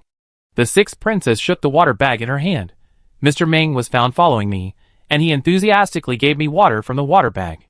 I don't know what he was thinking. You are talking nonsense. Ming Yu became a little excited. I didn't follow you, and this is not my water bag. If he really admitted that this was his water bag, and that it was drugged, he would really have no way to defend himself. It's no use to quibble. Anyway, so many people in Baiyun Temple saw you follow me inside, and threatened me to drink this water. The sixth princess didn't worry about Ming Yu's quibbling at all. It was true that Ming Yu followed her carriage all the way. Your Majesty, Kai Zhe stepped forward. This water bag is indeed Brother Ming's. He and Yang Jin had both seen Ming Yu use it. But he never thought that Ming Yu would dare to do this to the sixth princess. Fortunately, he had nothing to do with this person. Seeing that Kai Zhe had spoken, Yang Jin also said that he had seen Ming Yu use this water bag. Ming Yu, what else do you have to say? The emperor said in a deep voice. I appointed you as the top scholar, and this is how you repay me? Your Majesty, I am wronged. Ming Yu subconsciously wanted to kowtow, but he was tied up, so he couldn't kowtow, so he could only lower his head slightly. The water bag is indeed mine, but I just felt that the weather was too hot, so I gave the sixth princess water out of kindness, but I didn't expect to be misunderstood like this. The sixth princess threw the water bag to one of the guards standing aside. Feed him the water. The guard was stunned for a moment, and seeing that the emperor didn't say anything, he took the water bag and went forward to do as he was told. Ming Yu must have been shouting in his heart at this moment, don't come over here. It was okay that the two-man show that he had originally thought of turned into a one-man show. Ming Yu looked at the guard approaching him, his eyes full of resistance. But now, he was like a fish on a chopping board. He couldn't run away even if he wanted to, and could only be slaughtered. The guard was not polite to Ming Yu at all, and directly pinched his chin and poured the water down. Everyone was curious whether there was something in the water, and they all stared at Ming Yu. Ming Yu was very ruthless when he gave him the medicine. After drinking it for a while, he felt the changes in his body. Your Majesty, I am really wronged. He endured the abnormality in his body and warned himself in his heart that he must not show it, otherwise it would be obvious to everyone that there was something in the water. Unfortunately, Ming Yu underestimated the medicinal properties of the medicine. At first, he could still bear it rationally, but later, he lost all his rationality and could not bear it anymore. The ministers were all experienced people. They knew what was added to the water by looking at his expression. Beast, the emperor cursed angrily and had Ming Yu splashed with water to wake him up. Ming Yu was so hot that he had to be splashed with water several times before he regained his senses. At this time, a guard came in from outside the Jinwan palace. Your Majesty, Ming Yu's wife has arrived. Ming Yu froze when he heard this. Shouldn't his wife be in Yueqing? How could she come to the capital? Before he could react, a woman in linen clothes came in from the door. She had sallow skin and a thin figure. She looked very cramped when she saw everyone in the Jinwan palace. I, a humble woman, pay my respects to His Majesty. Long live His Majesty. Zhou Fang knelt on the ground anxiously, with so much suffering in her heart that she wanted to tell Ming Yu. The emperor looked at her. Do you know the person tied up next to you? Before Zhou Fang spoke, Ming Yu took the lead and said, Your Majesty, this person is my cousin. He had stated before that he had no family, and he could not admit that this was his wife no matter what, otherwise it would be deceiving the emperor. Zhou Fang had originally lowered her head, and looked at Ming Yu in disbelief after hearing this. How could a husband lie to the emperor? She was not good looking, but her husband had never disliked her when they were in Yueqing. Now he wanted to sever ties with her not long after coming to the capital. Could it be true, as I heard on the street, that her husband wanted to abandon her, his wife, after he passed the imperial examination? What about cousin? He lied so easily that his wife was stunned. Your Majesty, I am Mingyu's wife, not his cousin. In front of the emperor, Zhou Fang did not dare to lie. She knew what the emperor represented, and she could not deceive him at will. You? Mingyu's face turned red with anger. He cursed his wife inwardly for not being flexible. Isn't this pushing him to death?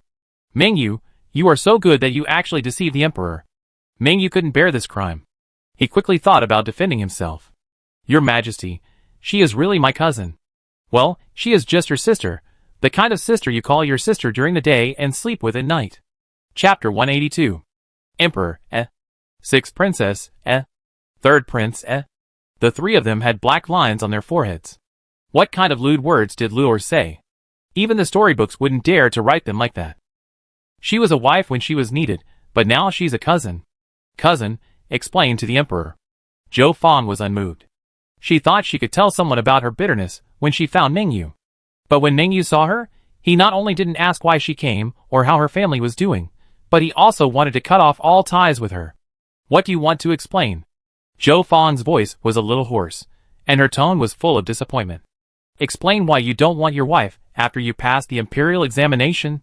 Mingyu felt that his head hurt even more. Although his wife had not received much education, she was always very perceptive. Now that she saw him tied up, didn't she think there was something wrong? Why did she make things difficult for him? Before, he thought that marrying the sixth princess would be unfair to his wife. After all, she was his wife after his hardships and helped him take care of his mother. Now it seems that she is only suitable for taking care of his mother and doing some rough work, and can't help with other things at all. Cousin, what nonsense are you talking about? Mingyu said sharply, we have a verbal engagement, but I haven't married you yet. How can you call yourself my wife? TSK, if I were Zhou Fang, I would definitely give him a slap in the face without saying anything, to see if he can still say such nonsense. Mingyu. Zhou Fang didn't care if there were other people present.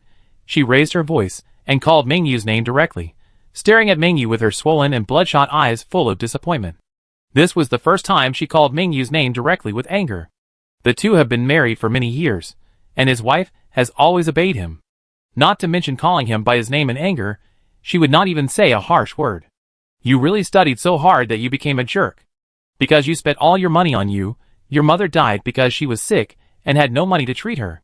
You don't ask me if I'm okay, but what about your mother? Zhou Fang's voice was a little choked. Mingyu was responsible for studying at home. He couldn't say he was good to his wife, but he wasn't bad either. But Ming's mother was very good to her, and treated her like her own daughter.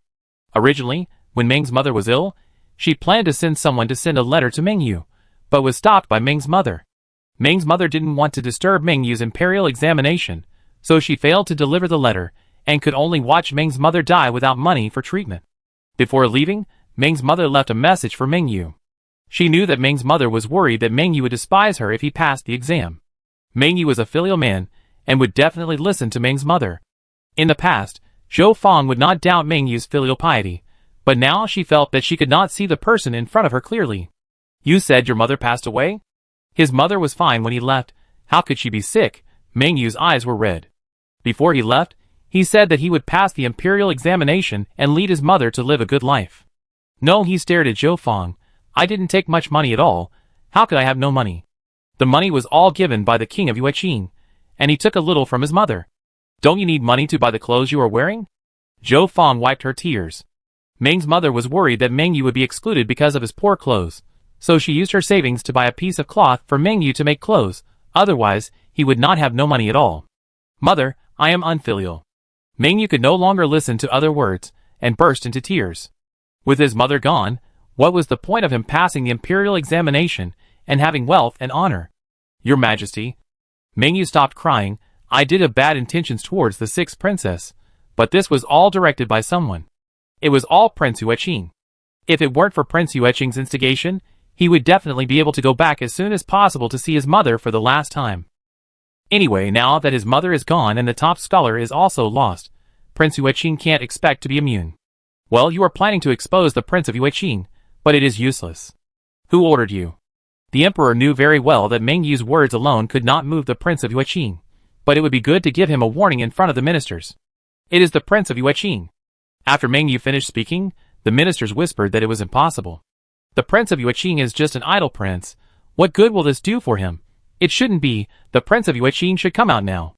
Sure enough, when there was a lot of discussion in the Golden Palace, someone came to report that the Prince of Yueqing wanted to see him.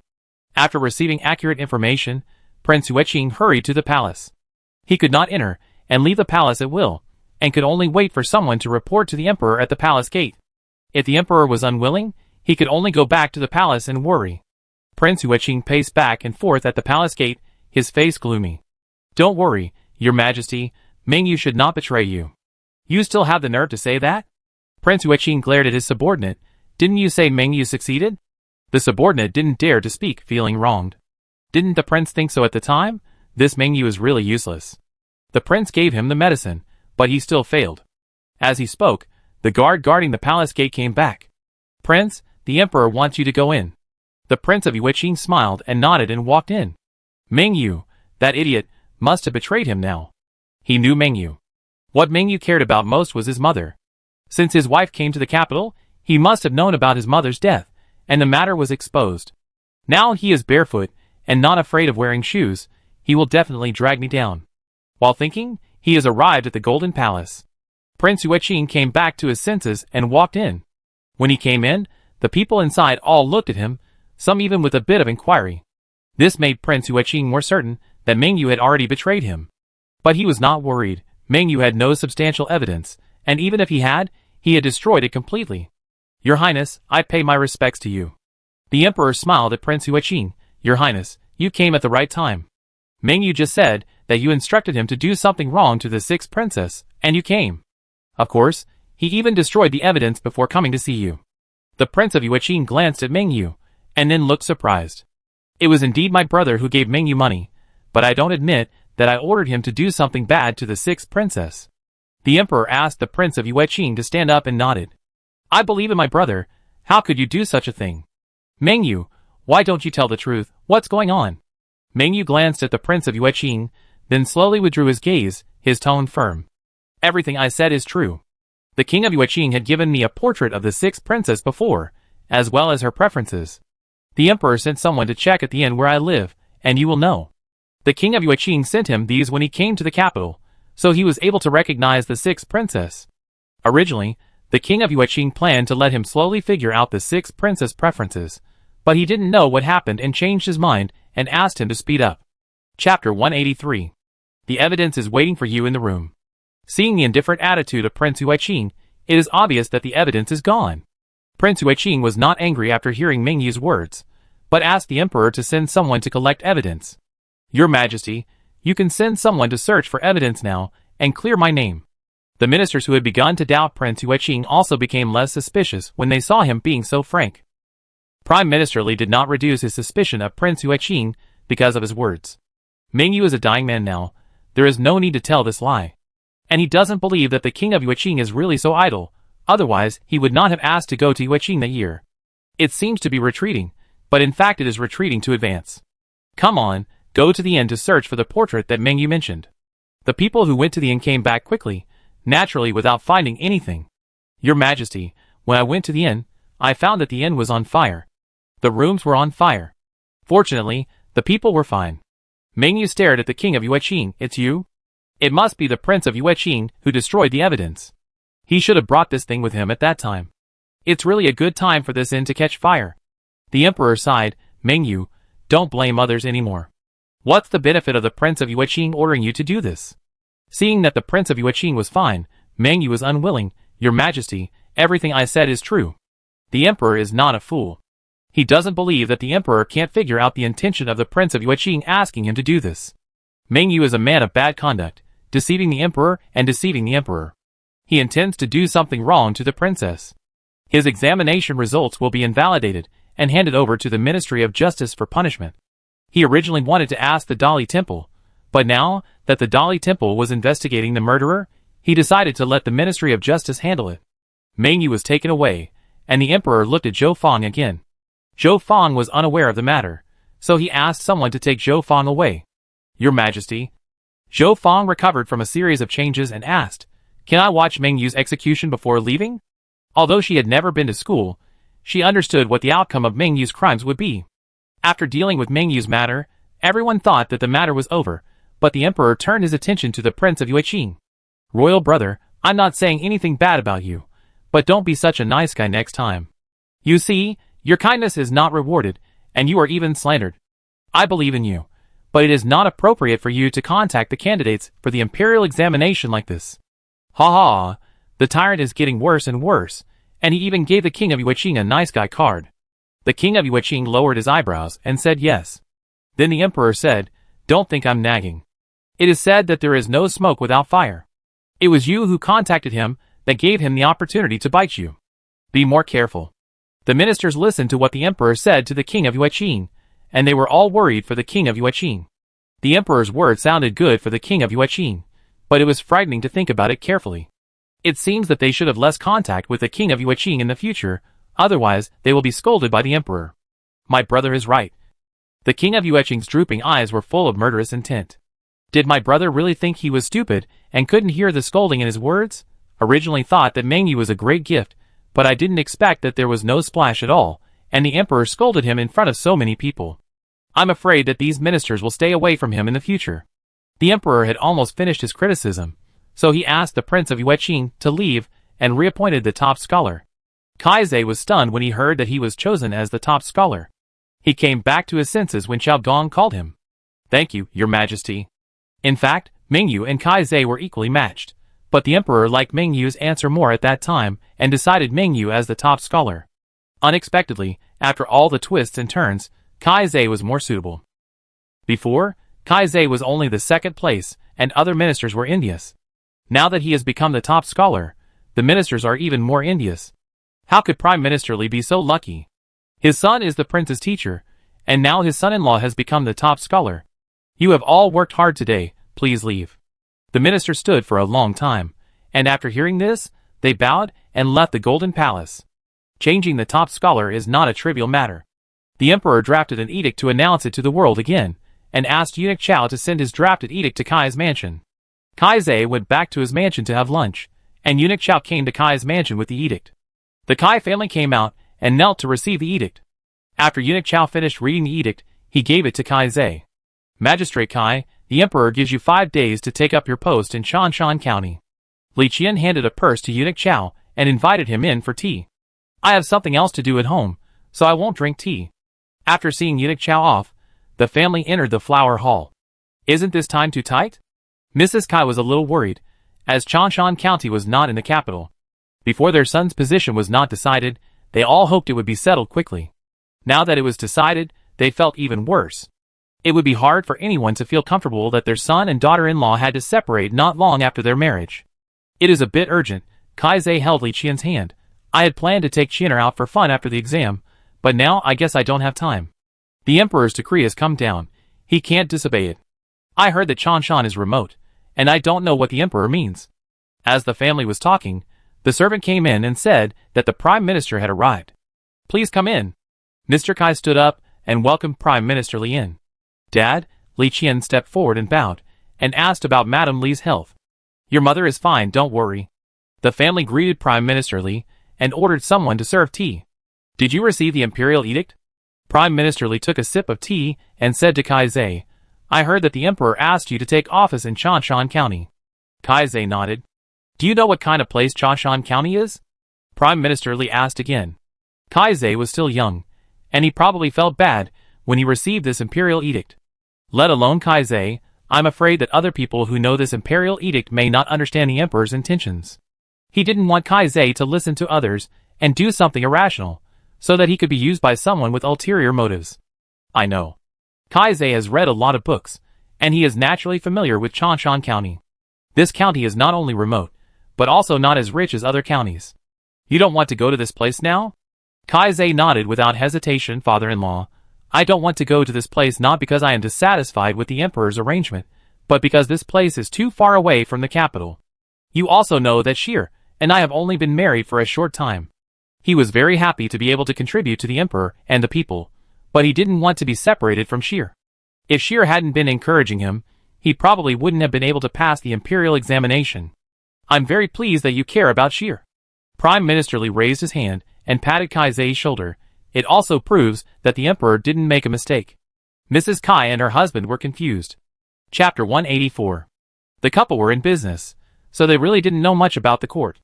However, the meaning of the in-laws' words seemed to be that it was a good thing for their son to take up the post in Shashan County.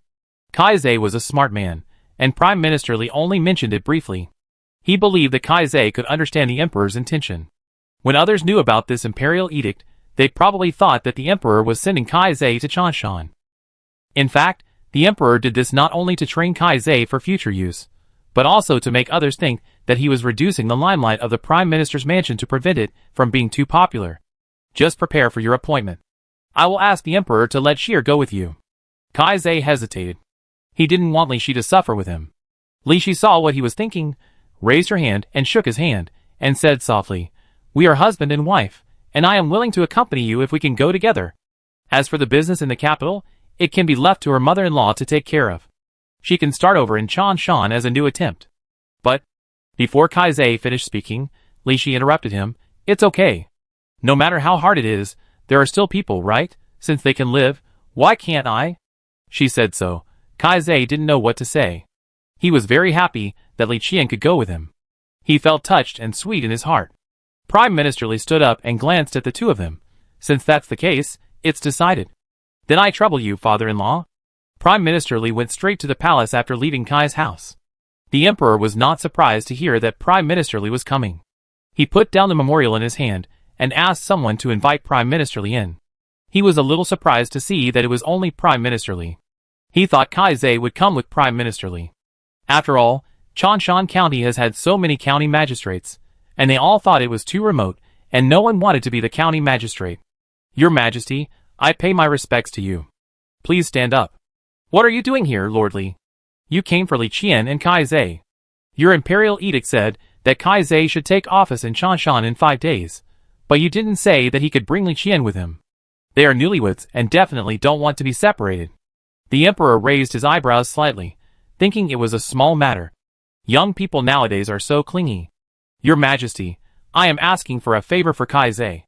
I wonder if he can be allowed to bring his family with him." "He must bring them. Chanshan County will have to wait for the two of them to change." Li Qian's business empire started from Chanshan. Aloud, after the emperor finished speaking, he asked Kai if he was dissatisfied with the matter. If he was dissatisfied, he felt that this person did not have to be trained to be used by the prince. Prime Minister Li told Kai's concerns truthfully, and the emperor nodded with satisfaction. Everyone was happy here, but Prince Huiqing smashed a lot of things after returning to the palace, and he was still angry. Thinking of the emperor's criticism of him, and the money he gave Mingyu that was wasted, he wanted to kill both of them. Everything that was originally planned was ruined before it was implemented. Is Mingyu too stupid, or does he have the emperor's spies around him? It's always like this. Once is enough. "Your Majesty, calm down." The subordinate stepped forward cautiously. "It's because Mingyu is too useless. The emperor has warned you, but he didn't do anything to you. How about contacting General Yao?" The king of Yueqing shook his head. "No. General Yao is a subordinate of General Jin. Contacting him is equivalent to sending evidence to the emperor. Besides, General Yao's temper is like a stone in the toilet, smelly and hard. But when necessary, he can indeed take measures to borrow the Yao family's troops. Just not now. How is Xinyu?" The king of Yueqing calmed down, picked up a pen and wrote a letter, put it in his pocket, and handed it to his subordinate, asking him to deliver it to Yao Kong. The subordinate took the letter. Xinyu seems to be even crazier. She picked up the things that the servants threw on the ground and ate them directly.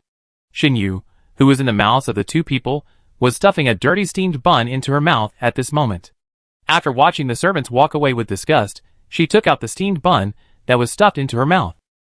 She was more noisy these days, and the people who were watching her were much more relaxed than before. She pulled off the dirty parts on the steamed bun and cheered herself up in her heart while eating. Be patient. She will have a chance to find evidence to retaliate against the king of Yueqing when he leaves the palace. Xinyu thought she would have to wait for a long time, but she didn't expect the opportunity to come soon. Before dinner, the two maids who brought her food. "Eat." The two threw the food on the ground, their eyes full of disgust. At first they would tease Xinyu, but now Xinyu was so dirty and smelly that they really had no intention of teasing her.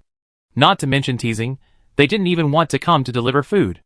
I don't know what the prince is thinking. He actually keeps such a person in the mansion. What's the point of living like this? It's better to die in peace. Another maid covered her nose. The prince is kind-hearted. There's nothing we can do. Let's go quickly. But the prince said he wanted to see her finish eating, otherwise what if she starved to death? It's okay. You won't die if you don't eat. The prince is not in the mansion. Let's go quickly. The two turned and left. Xinyu glanced at the food that was scattered on the ground and slowly stood up. After confirming that the two had left, she closed the door, turned around and climbed out of the side window. It was not difficult for her to climb through the window. She had climbed through it many times before when she was in Shin's house. There was a lawn after jumping out of the window. Xinyu pricked up her ears and listened carefully to the movements around her. After confirming that there were no people in the yard, she crouched and walked towards the house of King Yueqing. King Yueqing's yard was not too far from where she lived. She saw Yueqing's yard after crossing the corridor. The sun was setting, and the sky was hung with beautiful sunset glow.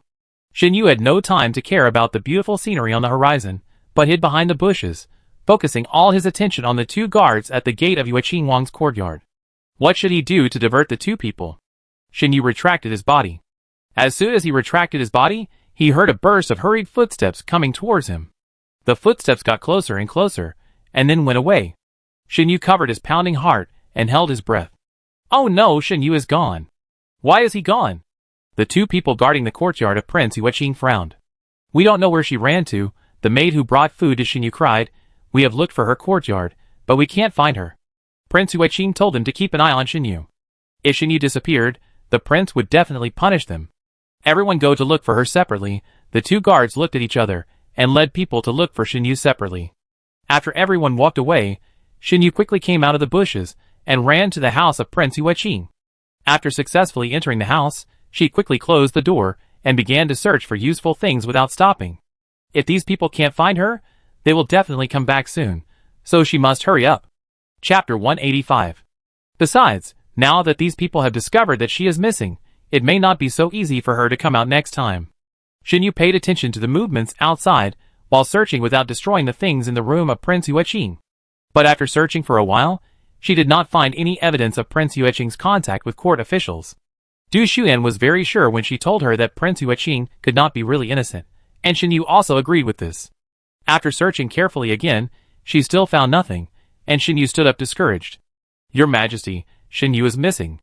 The voices and footsteps were getting closer and closer, and Xinyu felt her heart was in her throat. It was Prince Yueqing who came back. She looked around the furnishings in the room, trying to find a suitable hiding place. But the furnishings in Prince Yueqing's room were simple, and she looked around and fixed her sight on the wardrobe. Before she could think about it, Prince Yueqing's angry voice sounded at the door. A bunch of trash, can't even keep an eye on a madman. Xinyu didn't care about anything else, and quickly hid in the wardrobe before Prince Yueqing opened the door. The moment she closed the closet, the door was pushed open. The Prince of Yueqing walked to the armchair and sat down. When he picked up the tea, his eyes fell on the long table, and then slowly retracted. Was he wrong? Why did he feel that someone had come into this room? But the things seemed to be arranged very neatly, without any signs of being turned over. Your Majesty, calm down. They have already gone to look for it. The Prince of Yueqing snorted coldly. What else can you do besides calm down? The subordinate shut his mouth and stood aside, silent. King Yueqing didn't want to say anything more. He picked up the tea and brought it to his mouth again. The smell floating in the air made him stop and frowned. The subordinate thought that the tea temperature was not right and was about to ask, but King Yueqing's eyes drifted towards him. Do you smell anything? The subordinate twitched his nose slightly and shook his head.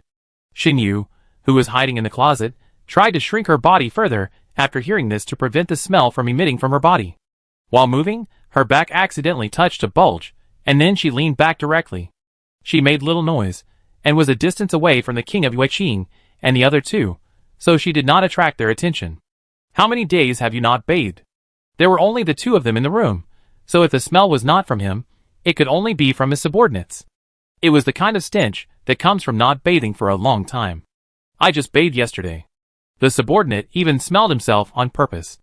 Xinyu was so scared that she closed her eyes and waited to be discovered when she leaned back. But she waited for a long time and did not hear the voice of the King of Yueqing.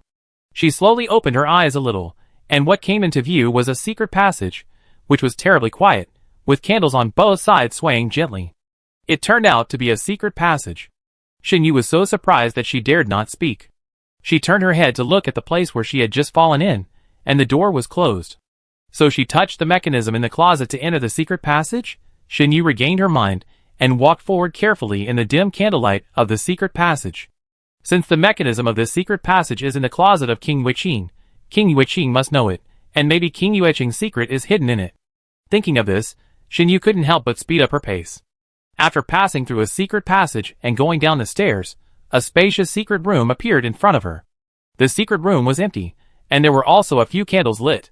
There were several bronze mirrors placed around the candles, making the secret room look particularly strange. Xinyu moved her feet gently, and the sound of her shoes rubbing against the floor was infinitely amplified in the silent secret room. Suddenly, she noticed that there seemed to be something on the ground in the center of the bronze mirror.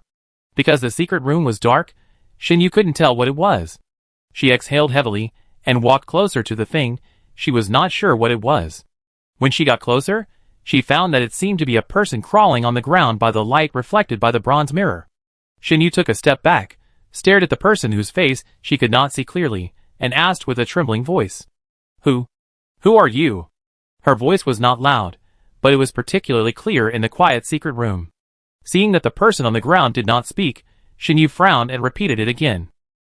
She was sure that the person on the ground was still alive, because the other person's back was still faintly rising and falling, and he was obviously breathing. Xinyu hesitated for a moment, then turned around and planned to get a candle to see what the man looked like.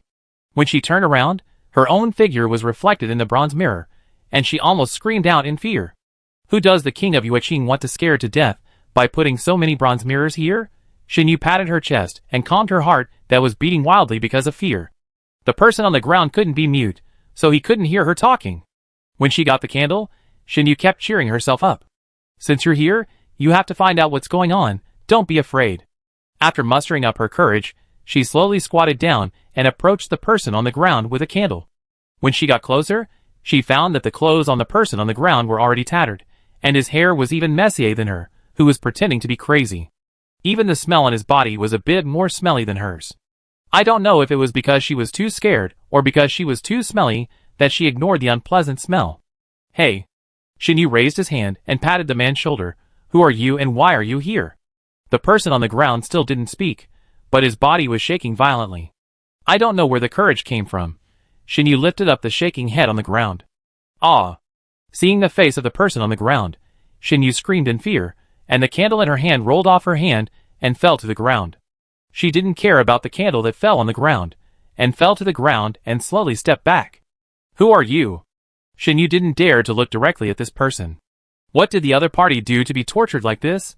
The face of the person on the ground was covered with dense scratches, without a single piece of good skin, but this was not the most terrifying thing. The most terrifying thing was that her nose was also cut off, leaving only 2 holes, and her horrible face frightened Xinyu.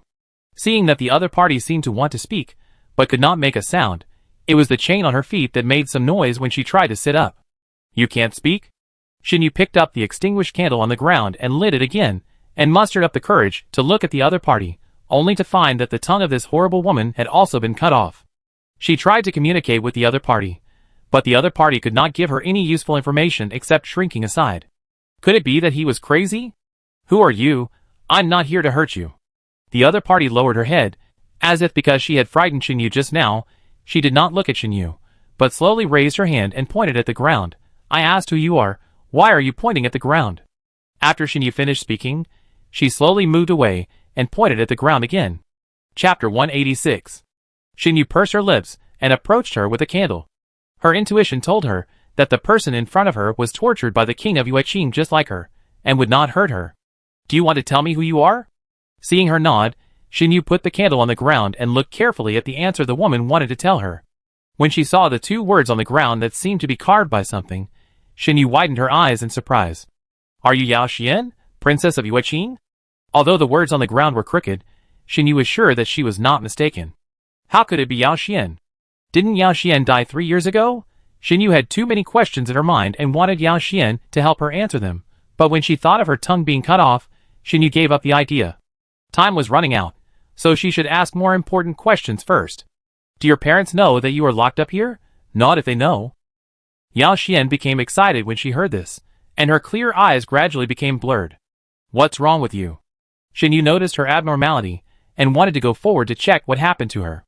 But Yao Xian's whole body was shaking uncontrollably, and she couldn't hear anything. Could it be that Yao Xian had a mental problem? She had been locked up here for several years, and her appearance had been tortured to this extent. There were also bronze mirrors placed around her.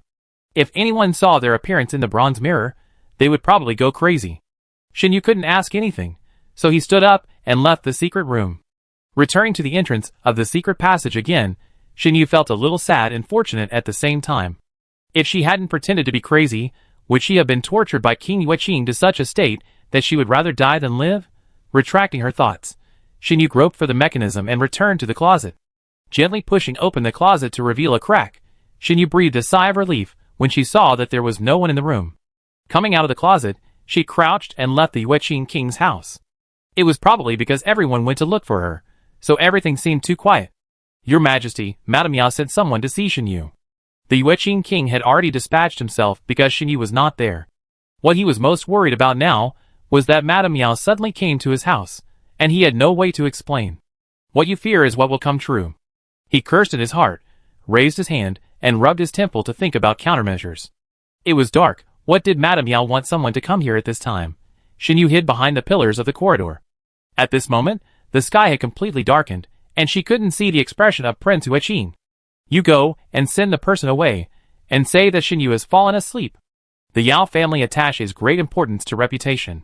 Madame Yao really knew that Shin Yu was missing, even if she pretended to care about it. He could evade it, but it would be difficult to fool the Emperor if the noise was disturbed. The Emperor must be waiting to catch him now. Yes, I go now. Wait. The King of Yueqing stopped his subordinates. You should go with me. After the two walked away, Shin Yu sneaked away from several waves of servants and returned to her yard. The next day, the King of Yueqing had just finished breakfast when he heard that Shin Yu had found it. He put down his bowl and chopsticks. Where did you find it? Hearing that it was found under the bed, the King of Yueqing was furious. You can't even search the yard, and you say you've searched everywhere. Are you fooling me? But it's good to have someone back. He ordered his servants to keep Shin Yu under guard and not let this happen again. Shin Yu was not surprised at all. Although she was locked up, Madame Yao would come to see her. As long as she did so, she would have the opportunity to tell Madame Yao what she knew. Prince Yueqing confirmed that Shin Yu was really back before turning around and leaving. After walking 2 steps, he stopped and stared at Shin Yu with sharp eyes. The smell on Shin Yu seemed to be the same as what he smelled yesterday. Could it be that Shin Yu had been to his room? Feeling that the King of Yueqing was looking at him, Shin Yu raised his hand to grab the rice on the ground and stuffed it into his mouth. The King of Yueqing was so disgusted that he almost vomited his breakfast. I guess he was overthinking it. He retracted his gaze and turned back to his room. Instructing his subordinates to guard the door, the King of Yueqing closed the door, took some food and walked to the closet. After skillfully opening the mechanism, he bowed and walked into the secret passage to the secret room. Seeing that Yao Xian was still there, the King of Yueqing observed the layout of the secret room again, and it didn't look like someone had broken in. It must be because he has been too suspicious recently that he thinks Shin Yu is pretending to be crazy. Not to mention that he has tested Shin Yu. Even if Shin Yu is a normal person, he may not know that his closet leads to the secret room. Hey! Li Qingwang put the food on the ground and kicked Yao Xian, who was curled up beside him. It's time to eat. Seeing that Yao Xian didn't say anything, Li Qingwang laughed loudly. His weird laughter echoed in the secret room. After the laughter ended, his face changed to a sinister expression, and he leaned over to pinch Yao Xian's chin. I forgot that you can't speak now. He stared at Yao Xian's horrified face, with a bit of madness and admiration in his expression. TSK, look at the wound on your face. Such a good face is ruined like this. He took his hand back and continued to talk to himself. I have treated you well. You are like this because of yourself. The funny thing is that your mother still thinks I am affectionate. The King of Yueqing talked for a while, and found that Yao Xian still had no reaction, so he stood up. You should be unconscious now. It's boring for me to talk alone. Come again next time. He liked to see Yao Xian's reaction when she was awake: hatred, fear, resentment, and helplessness. Unfortunately, Yao Xian's conscious time seemed to be getting shorter and shorter recently. Yes, after being tortured by him for several years, Yao Xian's mind was still firm. If it were someone else, it would probably be gone after a year of torture. As expected of the daughter of old man Yao, her temper is as unpleasant as his. After leaving the secret room, Prince Huiqing wiped his hands and called his subordinates in. How is Qin Qianqian? He was still upset about being deceived by the fourth prince. Qin Qianqian and the fourth prince were childhood sweethearts, so he would first get back from Qin Qianqian. Qin Qianqian didn't know she was being plotted against. She was teasing Mu Shui about the matter between Mu Shui and the third prince in front of Mu Shui. Don't just tease me.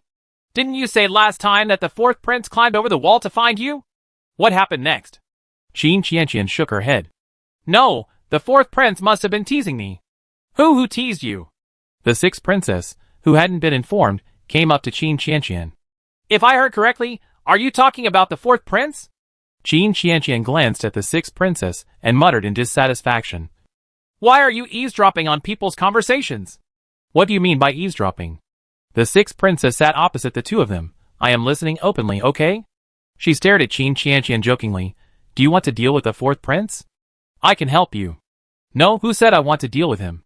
Qin Qianqian realized that her reaction was a bit intense after she finished speaking, and she drank the tea on the side to hide her little thoughts. Chapter 187. If the sixth princess knew that she liked the fourth prince, she would definitely laugh at her for the rest of her life. She must not let the sixth princess know. You are not right.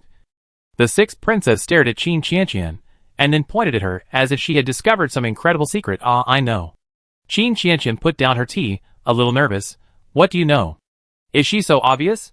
Then why can't the fourth prince, such a fool, see it? Do you like the fourth prince? The sixth princess raised her hand and patted Qin Qianqian's shoulder. I just said I would help you deal with him, but you are so anxious. Are you two the happy enemies in the storybooks? In the storybooks, there are often happy enemies who seem to be at odds with each other, but actually like each other. What nonsense are you talking about? Qin Qianqian was anxious. Sister Shui, you see she is blushing and still saying that I am talking nonsense. The sixth princess pouted and continued before Qin Qianqian lost her temper. Oh, if you like him, then you like him. With my experience of reading so many stories, I can definitely help you win the fourth prince back. The fourth prince must be too idle to quarrel with her, so she will try her best to match them up. It should be more interesting to see them together than in the storybook. Qin Qianqian looked up at the sixth princess in surprise. Why are you so kind all of a sudden? The sixth princess didn't laugh at her, but wanted to match her up with the fourth prince. Is she crazy, or is the sixth princess crazy? There is a little bad intention in it. The sixth princess took Qin Qianqian's arm and walked out of the pavilion. In fact, I just want to see you and the fourth prince together. When he quarrels with me, you just help me. Qin Qianqian let her drag her out, and even forgot to say hello to Mu Shui. Is it that simple? Of course. The sixth princess stopped, looked at Qin Qianqian's obviously unbelieving expression, patted her chest and promised, really, I won't lie to you. She whispered her plan in Qin Qianqian's ear. This? Qin Qianqian hesitated. This is not good. It doesn't seem reliable. What do you mean by unreliable? Do you not believe me? She has read so many storybooks, and they all say this. Seeing that Qin Qianqian was still hesitating, the sixth princess continued. You and the fourth brother have known each other since childhood. Since you are embarrassed to tell him that you like him, why not force him to express his feelings to you? Feeling that what the sixth princess said made sense, Qin Qianqian looked at her and said, Then do it this way, don't worry. As long as I become your fourth sister-in-law, I will definitely not let your fourth brother bully you. Looking at the backs of the two leaving, Mu Shui smiled helplessly. Just now, I thought the two were going to quarrel again, but the next moment, they walked away arm in arm. Mu Shui had planned to give the amulet to the third prince today, but she ran into Qin Qianqian, who was looking for her just as she left the house, so she turned back. Now the two had left, and she stood up and planned to go out, but before she left the house, she heard the maid say that Miss Du and the second prince were here. The second prince always came directly to the Marquis's mansion, but Du Xuan thought this was unreasonable, so she asked someone to come in and tell him. Second prince, please come in, Miss Du. The two were taken to the pavilion, and the second prince took the initiative to pour a cup of tea and handed it to Du Xuan. Princess, thank you for Shen Yu's last time. Du Xuan handed the tea to Mu Shui, and the second prince poured another cup and placed it in front of her. Ian, you don't have to be polite to your cousin, but what about Shen Yu? He felt like he had missed something. Miss Du, you don't have to be polite. We will be a family in the future. Du Xuan and the second prince didn't expect Mu Shui to say this. They were stunned for a moment, and the second prince smiled and stared at Du Xuan. Cousin is right. It seems that the cousin has learned bad things from the third brother, and now knows how to tease people. In fact, Mu Shui was just telling the truth, but she was usually very serious, and she suddenly said this, which surprised the two. Du Shuyan did not blush because of what they said. She smiled and nodded to Mu Shui, and then told the second prince about Xinyu word for word. She has always been like this.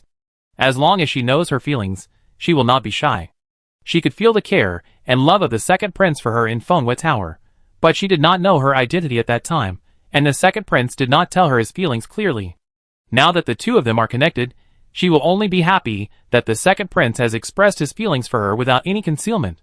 Is there any progress on Xinyu's side? The second prince looked serious. Prince Huiqing has been dormant for so long, he will definitely not leave any handle easily. Besides, Xinyu doesn't look very smart. Can he succeed? Du Shuyan shook her head. I don't know, I haven't contacted Xinyu. She was worried that if she contacted Xinyu, Prince Huiqing would notice it. Prince Huiqing? Mu Shui was a little surprised. It seems that the sixth princess's matter was indeed his work. Yes, Shenhua and Prince Huiqing are also connected, but father has no solid evidence. The third prince had originally arranged to meet Mu Shui today, but after lunch, Mu Shui still hadn't come. He put down his chopsticks and asked someone to take the food away, then stood up and went to the study. He took out a small box from the bookshelf nearby, opened it, and found a peace amulet inside. It was the one Mu Shui gave him when he was a child. When Ziyang knocked on the door and came in, he happened to see the third prince holding the amulet, as if he was thinking about something. He had seen this amulet before, and His Highness treasured it like a treasure, and even Yang Xian didn't let him touch it when she lived here before. At first, he thought it was given by His Highness's mother, but later he found out that it was given by a little girl. Your Highness, the princess is here. Ziyang retracted his gaze and said, Okay, I go over right away. The third prince put the amulet back and glanced at Ziyang as he walked out of the study. You came in and knocked on the door just now? The question stunned Ziyang. I knocked, but your highness was preoccupied so he didn't hear it. He looked like he was in a trance. It would be strange if he could hear it. The two of them went to the main hall. Mu Shui was standing at the door in a white corset dress, the light spots under the eaves sprinkled on her, making her look warmer and less cold. Princess. Hearing the voice of the third prince, Mu Shui turned her head slightly to look at the third prince, who was coming towards her. The third prince was still wearing a purple brocade robe, with a smile on his face, and his hands behind his back in front of her. I'm sorry to have kept the princess waiting.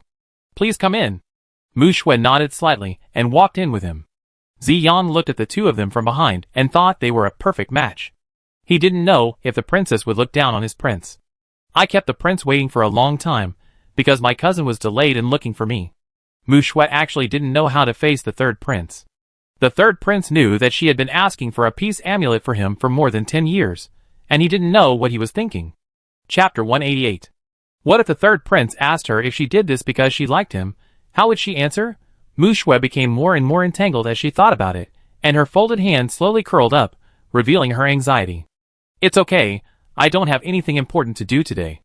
Now they don't have to go to class with the crown prince, and they can practice calligraphy and swordsmanship at home every day. The third prince ordered tea to be served, and seeing that Mu Shui seemed a little uncomfortable, he waved his hand and asked them to leave. There were only 2 people left in the room, and it became quiet instantly.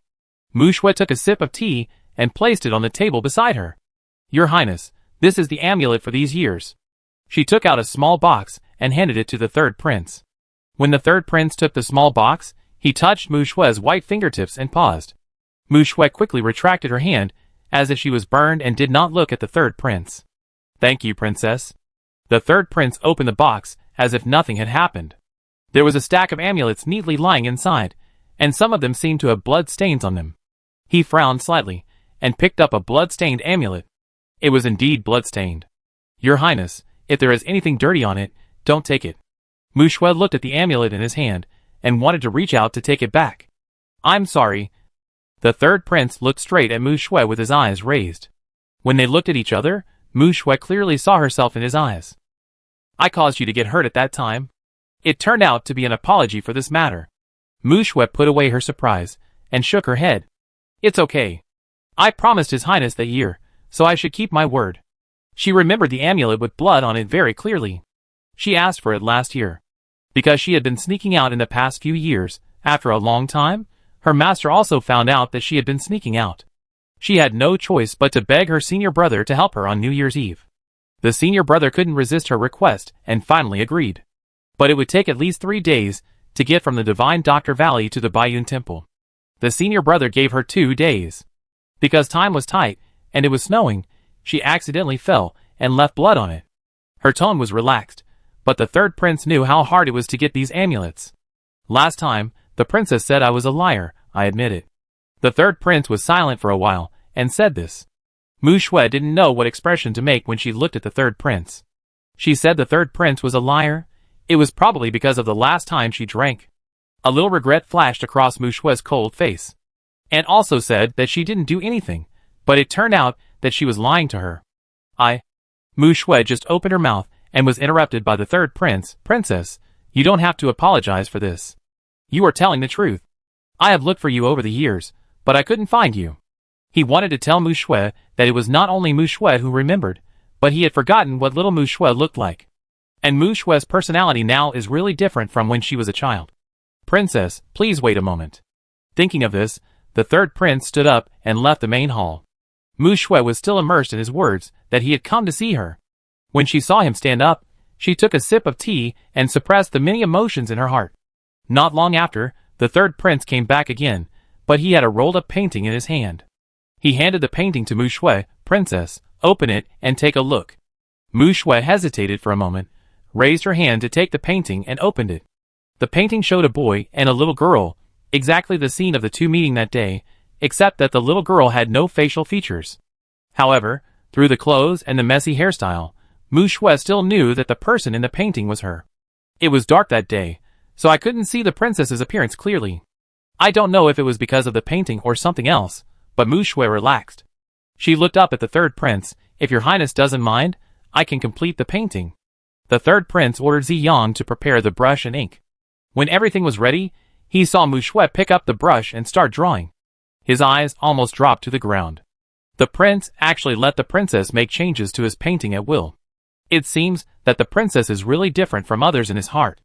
The third prince did not pay attention to Zi Yang's expression, but focused his eyes on Mu Shui, watching Mu Shui pick up the brush and carefully add the facial features of the girl in the painting. When she put down the brush, a smart and cunning little girl appeared on the paper. Okay, your highness, take a look. The third prince naturally had no problem with Mu Shui's painting skills. He handed the painting to Zi Yang, wanting to ask the doubts in his heart today. Your highness, now that the things have been delivered, I should go back. The third prince nodded and sent Mu Shui to the door. After all, he asked the question that Mu Shui was most afraid of facing. Is the princess asking for a peace amulet for me simply to avoid breaking the agreement, or is she happy with me? Mu Shui's body froze in place, and she didn't speak for a long time. Princess, just nod or shake your head to give me the answer. Your highness, do you really want to know the answer? Mu Shui didn't know where she got the courage from. She turned her head and stared at the charming face of the third prince and asked this question. Does she like the third prince? The answer is yes. At first, she just didn't want to break the agreement, but after she knew the identity and everything about the third prince, she began to go against her original intention to learn more about the third prince. She even collected his portrait every time she came out to ask for amulets, watching him change from a pretty little boy when they first met to a gentleman with a graceful demeanor that made people blush when they saw him. Yes. The third prince looked back at Mu Shui. He was not liked by his mother since he was a child, and his mother would not care about what he said. This was the first time someone remembered his words, and even brought what he needed to him. He was a human being with 7 emotions and 6 desires. He could not be indifferent to everything Mu Shui did. Then I will answer your highness now, yes? Mu Shui said this and turned around and left quickly. I know. Before stepping out of the door, the third prince's words floated into Mu Shui's ears. She paused and left quickly. What does the word third prince mean? Mu Shui went back and pondered for a long time, but still couldn't figure out the meaning. In the palace, Yui Luo yawned as she watched the emperor review the memorials. Such a good time was trapped by the tyrant to watch how he scolded the ministers. Now Xinyu should have discovered the secret of King Weiqing. The third brother knew what the heroine did for him, and he should start to take the initiative with the heroine. Oh, it's really painful that there is no way to watch so many interesting things. Emperor, He has been listening to Luo complaining for a long time, from the morning court until now. What is the secret of Prince Weiqing? Luo didn't explain it clearly. The emperor threw down his pen, and was no longer in the mood to read these memorials. Eunuch Chow was almost asleep standing aside. Seeing the emperor put down his pen, he hurried to bring water to clean his hands. Your Majesty, please have some tea first. After bringing the water, Eunuch Chow served tea and then stepped aside. Should the Ministry of Justice deal with Meng Yu today? Why didn't the tyrant eavesdrop this time? Chapter 189. Emperor, He wants to hear it, but Luor wants to hear it more than him. The emperor flexed his wrist, and was about to say he was going to the Ministry of Justice, when he saw a little eunuch come in to report. Your Majesty, the sixth princess wants to see you. After the sixth princess came in, she bowed respectfully and said, Father, I want to go to the Ministry of Justice. I beg for your permission. How could the emperor not know the sixth princess's little thoughts? He glanced at her lightly and nodded. Yuilua looked at her with envy. When can I come and go freely like the sixth princess? Then I can go wherever there is fun, and I can bring my third brother with me and let him protect me. No, when I grow up, my third brother will probably go to protect the heroine and won't have time to protect me. Hee, it would be nice to trick the tyrant into giving me Qingrong or Qifeng. Emperor, Sixth princess, Luor is really thinking long-term. She's already thinking about running around before she can even walk. Father, can I take Luor with me? The sixth princess said cautiously. Last time, my father gave Luor to her. I don't know if she will do it this time. No matter what, I can't scold her after asking. Ah, sixth sister, you are my real sister. I love you so much. Tyrant, what are you doing? Hurry up and give me the sixth sister. It would be even better if you can take me out of the palace. The emperor raised his hand and rubbed his ears, signaling the sixth princess to take Yuilua. If he didn't give it to her, I'm afraid Luor would keep complaining in her heart. The sixth princess ran faster than anyone else. After picking up Yuilua, she promised and turned away. She must bring Luor with her when she goes to see Meng Yu. She will take this opportunity to let Luor praise her. She feels happy just thinking about it. She is still blessed to hear Luor's voice. Her father and brother probably don't know what they think of her in Luor's mind. Sixth princess, walk slower and don't mess with the little princess. Eunuch Chow followed behind the sixth princess and kept reminding her to be careful out of worry. If the little princess falls, he will also be responsible. Several people went to the Ministry of Justice and happened to see Zhou Fan coming out. Her eyes were red, as if she had just cried. She wiped her eyes and bowed to the sixth princess. Zhou Fan was not crying because of Meng Yu, but because she felt sorry for Meng's mother. Meng's mother raised Meng Yu alone, but she didn't expect that he would end up like this. Get up. The sixth princess glanced at Zhou Fan and went straight past her into the heavenly prison. Lord Qin was a little surprised to see the sixth princess.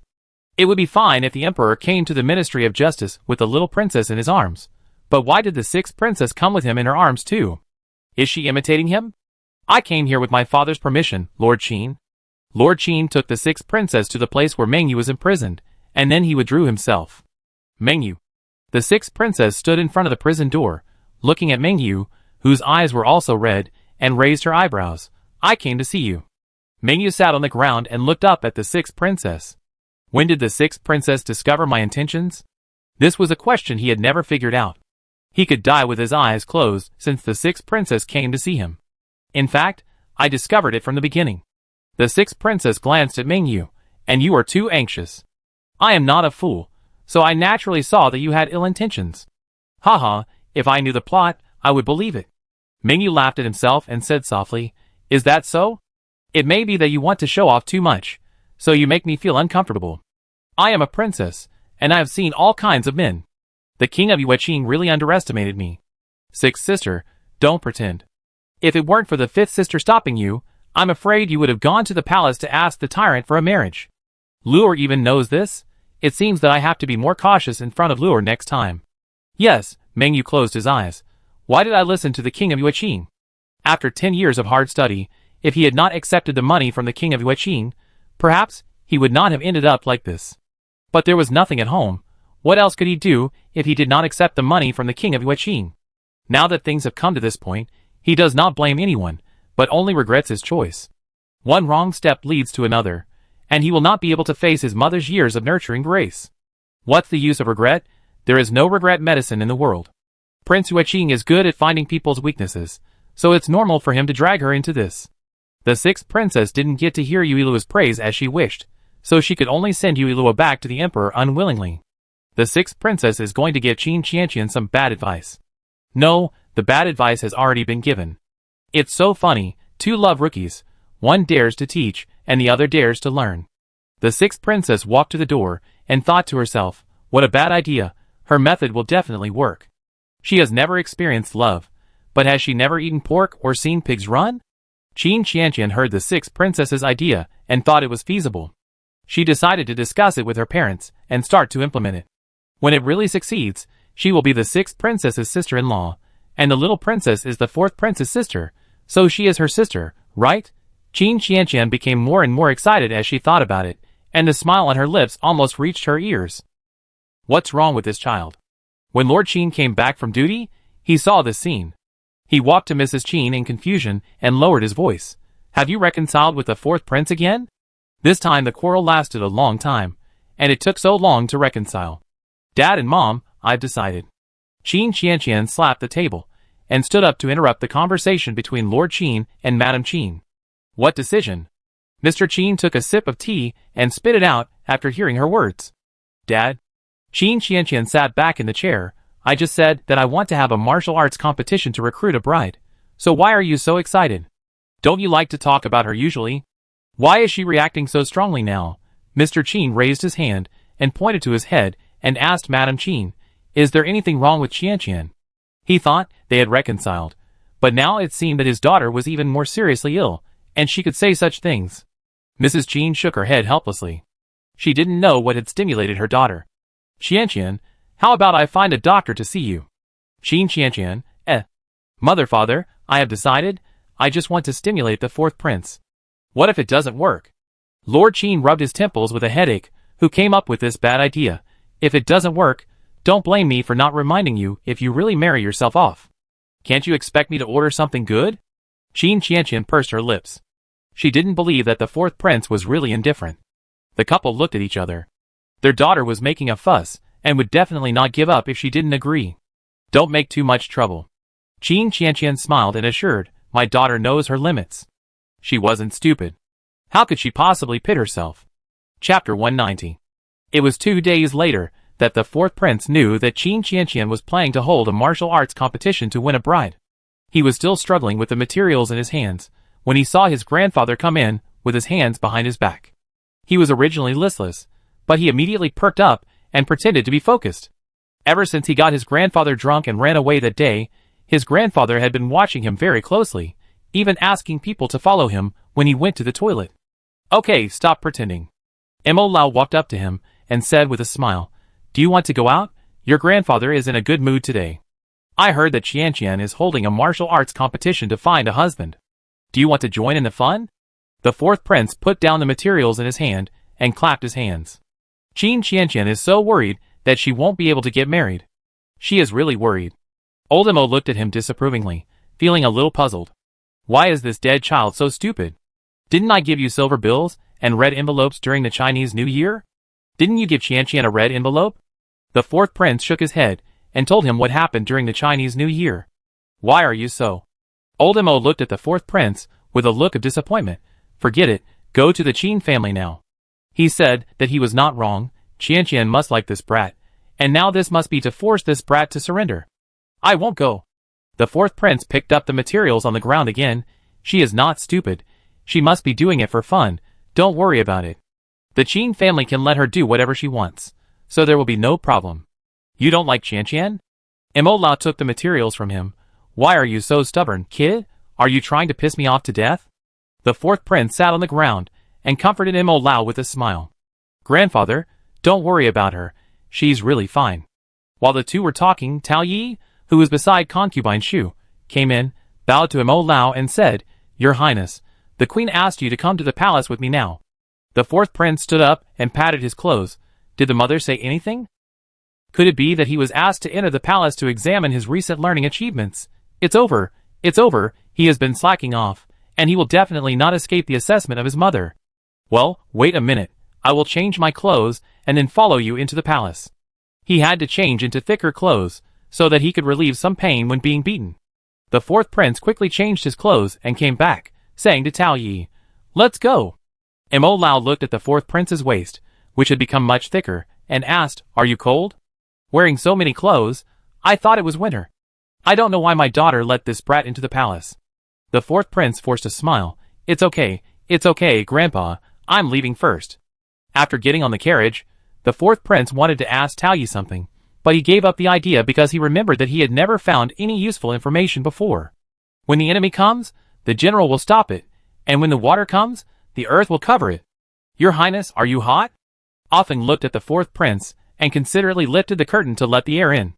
"Put down your curtain, I'm not hot," the fourth prince said insincerely, raised his hand, and wiped the sweat on his forehead.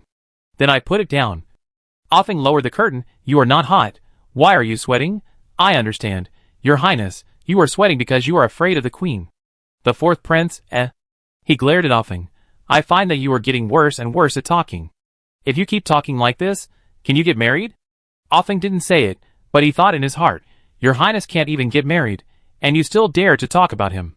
The carriage slowly drove to the palace gate, and the fourth prince and Offing got off the carriage, and went to the Shufei's bedroom with Taoyu.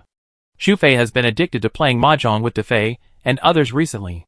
Today, she heard that the Qin family was going to hold a martial arts competition to recruit a husband, and she wanted to see the reaction of her ignorant son. "Your son greets your mother." The fourth prince walked to Shufei carefully and saluted, but his eyes could not help but secretly look around the bedroom to see if there was any material. Shufei was leaning on the chaise longue. When she heard the voice, she looked up at the fourth prince and saw that he was dressed as if for winter, and her eyebrows were slightly frowned. "Is it so cold outside? Wear so many clothes. If I didn't know, I would have thought you had no clothes." The fourth prince lowered his eyes and looked at the clothes on his body. He felt fine, but he just wore a few more clothes inside. "I don't know why, but I feel a little cold today." He lied. "Go take off the extra clothes." Shufei rubbed her temples. "It's annoying to see you, you are shameless, and I still want face." Sweating on his forehead, he told her that he felt cold, and his ability to lie with open eyes has improved a lot. The fourth prince took his time to take off the extra clothes, and felt his whole body stretched a lot. "Mother, what is the matter with you calling me into the palace?" Returning to concubine Shu, the fourth prince asked softly. In his heart, he was silently praying that it must not be a test for him, otherwise he would really be finished. Seeing that he looked like he was facing a great enemy, concubine Shu raised her eyebrows. "You and the girl from the Qin family are childhood sweethearts. What do you think of her martial arts competition to recruit a husband?" The fourth prince first breathed a sigh of relief, then widened his eyes. How can mother be the same as grandfather? How could he not know what kind of personality Qin Qianqian has? There is no way this thing can be accomplished. "Mother, Qin Qianqian's thing will definitely not be accomplished, and I have no idea. Does my son really not like that girl? It doesn't look like he is lying." "Okay, I have nothing else to do. You can go, and see if you want to. Your other brothers should also go to see the fun." The fourth prince, who originally didn't want to go, was delighted. "Is Luor here too?" He hasn't learned anything recently, but he did prepare a gift for Luor. He still owed Luor a gift when she was 1 month old, so it shouldn't be too late to give it to Luor now. The crown prince has taken her there, so if you want to see Luor, go ahead. Concubine Shu was very happy to hear about this. If her son could please Luor, she would be more likely to let Luor learn mechanical skills in the future. The commotion Qin Qianqian and the sixth princess made was really big, and the preliminary selection had already begun today. Because of Lord Qin's title as the Minister of Justice, quite a few people came to participate. Many people knew that Qin Qianqian was not the kind of person who could manage the backyard well, but she couldn't stand Lord Qin's official position. Looking at the crowd below, Qin Qianqian retreated back into the house. "There are too many people." The sixth princess gestured to her to calm down and poured her a cup of tea. "That's what we want, to put some pressure on the fourth brother, so that he won't know how good you are." Qin Qianqian pursed her lips. "That's good, but I think I saw the crown prince." The sixth princess, who had kept her calm, became uneasy after hearing this. Why did the crown prince come too? Where is the crown prince? She pretended to find a place to hide, and saw the crown prince had already come to the door. Chapter 191. The sixth princess raised her hand to cover her face, thinking that the crown prince would not see her. "Why are you so cowardly, sixth princess? The crown prince is so gentle. Why are you hiding?" "The crown prince is gentle, but he has to follow the rules. If he tells my father that I made trouble in the Qin mansion, I guess it would be a small matter to be punished by my father, but it would be a big matter to be confined." Greetings to the Crown Prince. Qin Qianqian's attention was on Yuilua, who was held by the Crown Prince, and she did not notice the cowardly look of the sixth princess. Miss Qin, please stand up. The prince walked in, speaking softly, and looked at the sixth princess, who wanted to hide with a smile on his face. Sixth sister is here too? The sixth princess had nowhere to hide, so she slowly put down her hands and forced a smile at the prince. What a coincidence! How come the prince is here too? He came to keep an eye on you and Qin Qianqian. The king of Yueqing and the tyrant are now undercurrents, and you are afraid that the king of Yueqing will not have a chance to make trouble, so you are here to create opportunities for him. Fortunately, the tyrant now understands the nature of the king of Yueqing, and has specially asked the crown prince to keep an eye on him. I don't know if the king of Yueqing has taken advantage of the opportunity. This martial arts competition is very lively. The sixth princess is getting more and more panicked, but now the preliminary election has already begun, there is definitely no way to pause it. But since the crown prince is here, nothing should happen. She wants to see Qin Qianqian and the fourth prince fall in love and hate each other, but she doesn't want to pit Qin Qianqian. What if the fourth prince really likes Qin Qianqian, and then Qin Qianqian marries someone else because of the martial arts competition? Then she will feel guilty for the rest of her life. I was invited by Lord Qin to come to the mansion, but it was the sixth sister. That? I came to appraise Qianqian, the sixth princess said, and asked Qin Qianqian, right, Qianqian? Qin Qianqian was stunned for a moment and nodded. As if she was afraid that the prince would not believe it, Qin Qianqian added, I not only invited the sixth princess, but also the princess will come. The sixth princess was very moved when she heard this, and silently remembered Qin Qianqian's cover in her heart. In fact, Qin Qianqian also had her own plans. In order to become the little princess's sister-in-law, it was nothing to help the sixth princess. Since you are here to help Miss Qin, why don't you go out? The sixth princess stood up. Go out now. She stole a glance at the crown prince, who seemed to have no intention of sitting down. He was wearing a moon-white golden python robe and a jade crown on his head. The sun shone in from the window on his arm. He seemed to be worried that the light would dazzle Yuilua's eyes. He raised his hand slightly to block the sun, with a smile like spring breeze on the corner of his mouth, making people feel that he was a very easygoing person. The sixth princess retracted her gaze and sighed in her heart. The crown prince's appearance was too deceptive. They seemed to get along well, but in fact, this is also a kind of alienation. The prince did not intend to ask the sixth princess again. He turned around and was about to go out when he saw Mu Shui coming here with a maid. Mu Shui walked to the door and saw the prince was a little surprised. She bowed and paused when she remembered something. His Royal Highness the Crown Prince is here. Will the third prince be here too? Princess, there is no need to be polite. Coming back to her senses, Mu Shui secretly glanced around the room. She did not see the familiar purple, and she relaxed. The heroine must have not rested well. The third prince is really like that. If he likes it, he likes it. If he doesn't like it, he doesn't like it. Why torture people by saying ambiguous words? Forget it. Good food is worth waiting for. Let the third prince discover the good of the heroine before confessing. It would be a shame to be together so casually. It is still interesting to watch others fall in love. I am happy when others fall in love, and I curse when others fail. The prince, Fortunately, the third brother can't hear it. But Luo'er's words are quite rhyming. Luo'er, guess what the fourth prince brought you? Mu Shui just sat down, and the fourth prince walked in with a smile. Qin Qianqian, who was originally sitting on the chair, subconsciously wanted to stand up when she heard the familiar voice. Thinking of what the sixth princess said, she stopped again. The fourth prince actually came, and this time he came quite quickly. Could this bad idea work? The fourth prince, What bad idea? He came here specifically to give Luo'er a gift. Dang dang dang. The fourth prince took out the gift hidden in his sleeve and held it in front of Yuilua. Luo'er, look, why is there a little Luo'er here? Yuilua saw the wooden doll in the fourth prince's hand. Her eyes sparkled, and she wanted to raise her hand to grab it. The wooden doll is obviously her, carved to lifelike, and painted. You can see the carver's heart. Wow, this doll is so beautiful. The sixth princess stood up and leaned forward to look at the wooden doll, sighing, I didn't expect that you, the fourth prince, can do this. Help me carve one. The fourth prince raised his chin. I don't have time to carve for you. I like to learn it myself. Carving this is so wasteful. He carved 2 hands and got a lot of cuts. Wow, I will be the first to disagree with anyone who says that the fourth prince is useless. This is completely a smaller version of me. I love it so much. But I remember that the fourth brother carved 2 and 1 for Qin Qianqian. It must have taken a lot of planning. Oh, I felt a little touched. The fourth prince heard the voice, and instantly felt that he could carve a few more. It seemed that Luor really liked this gift. Luor is your sister, and I am your sister too. The sixth princess looked envious. Luor is still young, are you still young too? The sixth princess was speechless. Compared with Luor, she was not worthy. Why is the fourth prince here? Qin Qianqian looked at the fourth prince with a cold tone, but her heart was extremely excited. The idea of a martial arts competition to recruit a bride was really effective. The fourth prince must have come for her.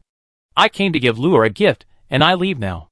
Seeing the fourth prince really turn around and leave, Qin Qianqian looked at the sixth princess. The sixth princess shook her head at her. Since the fourth prince carved a doll for Qin Qianqian, it is impossible for him to remain indifferent. Now he is probably just being stubborn. The primary election was going on here, and the king of Yueqing had someone monitoring the Qin mansion, so he got the news at the first time. He tapped his hands on the table, thinking about how to kill two birds with one stone. It's easy to send someone to participate in the election, but Qin Qianqian can only marry this person, which is not what he wants. Does Duke Rong have a son with great strength? The king of Yueqing looked at his subordinates. Your Highness, do you mean to let Duke Rong's son participate? The youngest son of Duke Rong is quite strong, but his intelligence and appearance are hard to describe. Will the Qin mansion agree to let this person participate? The king of Yueqing had an idea in his mind. He ordered people to take good care of Xinyu before taking his subordinates directly to the Duke Rong's mansion. Duke Rong was a great contributor when his father ascended the throne. After his father ascended the throne, he specially conferred this title on him. Although Duke Rong is now old, he is still highly respected in the court. Chapter 192. Duke Rong was a little surprised when he heard from his servants that Prince Yueqing was visiting. Prince Yueqing had no connection with his Duke Rong's mansion, so why did he suddenly visit? He had heard that the emperor had just criticized Prince Yueqing a few days ago. Did Prince Yueqing come to him so openly to make the emperor pay attention to his Duke Rong's mansion? Go and invite the prince in. Prince Yueqing, who was waiting at the door, happened to see Yuan Ming, the youngest son of Duke Rong, when he was led to the flower hall. When Yuan Ming saw Prince Yueqing, he was practicing martial arts and stabbed the weapon in his hand at Prince Yueqing. The Prince of Yueqing moved aside to avoid his attack. The servants were worried that Yuan Ming would hurt the Prince of Yueqing, so they hurried forward to stop him. Second young master, this is the prince, the guest of the master, you cannot hurt him. Yuan Ming put away his weapon, glanced fiercely at the Prince of Yueqing, and turned away. I am sorry to have frightened the prince, but the second young master has a mental problem and only thinks about fighting all day long. I hope the prince will forgive me. The Prince of Yueqing looked at Yuan Ming's departing back, and slowly withdrew his gaze to show his understanding. Yuan Ming did not have the intention to kill him when he attacked him just now, probably because he wanted to learn from him. Yuan Ming was ugly, as others said, but he didn't think so. Yuan Ming had a rough appearance and a sturdy body. His face was mostly covered by a thick and unkempt beard, and he looked a bit ferocious. My lord, the prince is here. The Prince of Yueqing withdrew his thoughts, and explained his purpose with a smile. I heard that there was a painting in the mansion of Duke Rong, which was inscribed by my father. I came here specially to see it. If I disturbed you, I hope you will forgive me. Duke Rong smiled, and welcomed the Prince of Yueqing in. Don't bother me, your highness, please take a seat. After the Prince of Yueqing sat down, Duke Rong immediately ordered someone to serve tea, and when the tea was almost finished, he ordered someone to bring the calligraphy and paintings. It's very lively outside today, and I was surprised to see the second son Yuan still in the mansion. Duke Rong, who was originally drinking tea, became interested and raised his eyebrows and said, Why would my son be in the mansion to surprise the prince? If his son is not in the mansion, where is he? The Prince of Yueqing's words are really strange. The Qin mansion is holding a martial arts competition to recruit a bride today. Any man of the right age and decent family background can participate. I thought the second son Yuan also went to participate. As soon as the Prince of Yueqing finished speaking, the servants came back from fetching the calligraphy and paintings. Master, the calligraphy and paintings are here. Duke Rong was still immersed in the words of the Prince of Yueqing. Hearing this, he took the calligraphy and paintings and handed them to the Prince of Yueqing. The Prince of Yueqing did not really come for the calligraphy and paintings. After opening them and looking at them, he exchanged a few words and stood up to say goodbye. Duke Rong was a smart man. He would stop at the right time, and the other party would definitely seize this opportunity. As soon as the Prince of Yueqing left, Duke Rong asked someone to call Yuan Ming. The youngest son had been an adult for several years, but because of his intellectual problems and his appearance, no one was willing to marry their daughters to him. Since the Qin family's martial arts competition only requires family background, why not let the youngest son try? Although Qin Qianqian's reputation is not very good, his son is already like this, and he is satisfied to find such a good family background, and he does not require anything else. Anyway, the youngest son is strong, and Qin Qianqian can't hurt him if he really gets married. Dad. Yuan Ming was interrupted from practicing martial arts, and came in with a sullen face. Minger, there are fun things in the Qin family. Daddy will ask someone to take you to play, okay? Yuan Ming shook his head. No, I'm going to a martial arts competition. There are martial arts competitions everywhere. Don't you like martial arts competitions? Duke Rong coaxed softly. As long as Minger wins the martial arts competition, he can get a wife. The youngest son has two hobbies. One is martial arts competition, and the other is wanting a wife.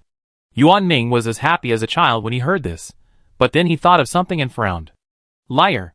Dad had said before that he would find a wife for him, but he still hasn't seen his wife. So Daddy must have been lying to him and fooling him. Daddy didn't lie to you. When you go there, you know what Daddy said is true. When Yuan Ming's servant took him to Qin's house, many people had gathered at the door of Qin's house. The two walked past these people and entered the house, where the preliminary selection had already begun. The young masters in the capital all knew Yuan Ming, and they were all surprised when they saw him. What else could they compete with Yuan Ming? Just looking at Yuan Ming's physique, they were no match for him.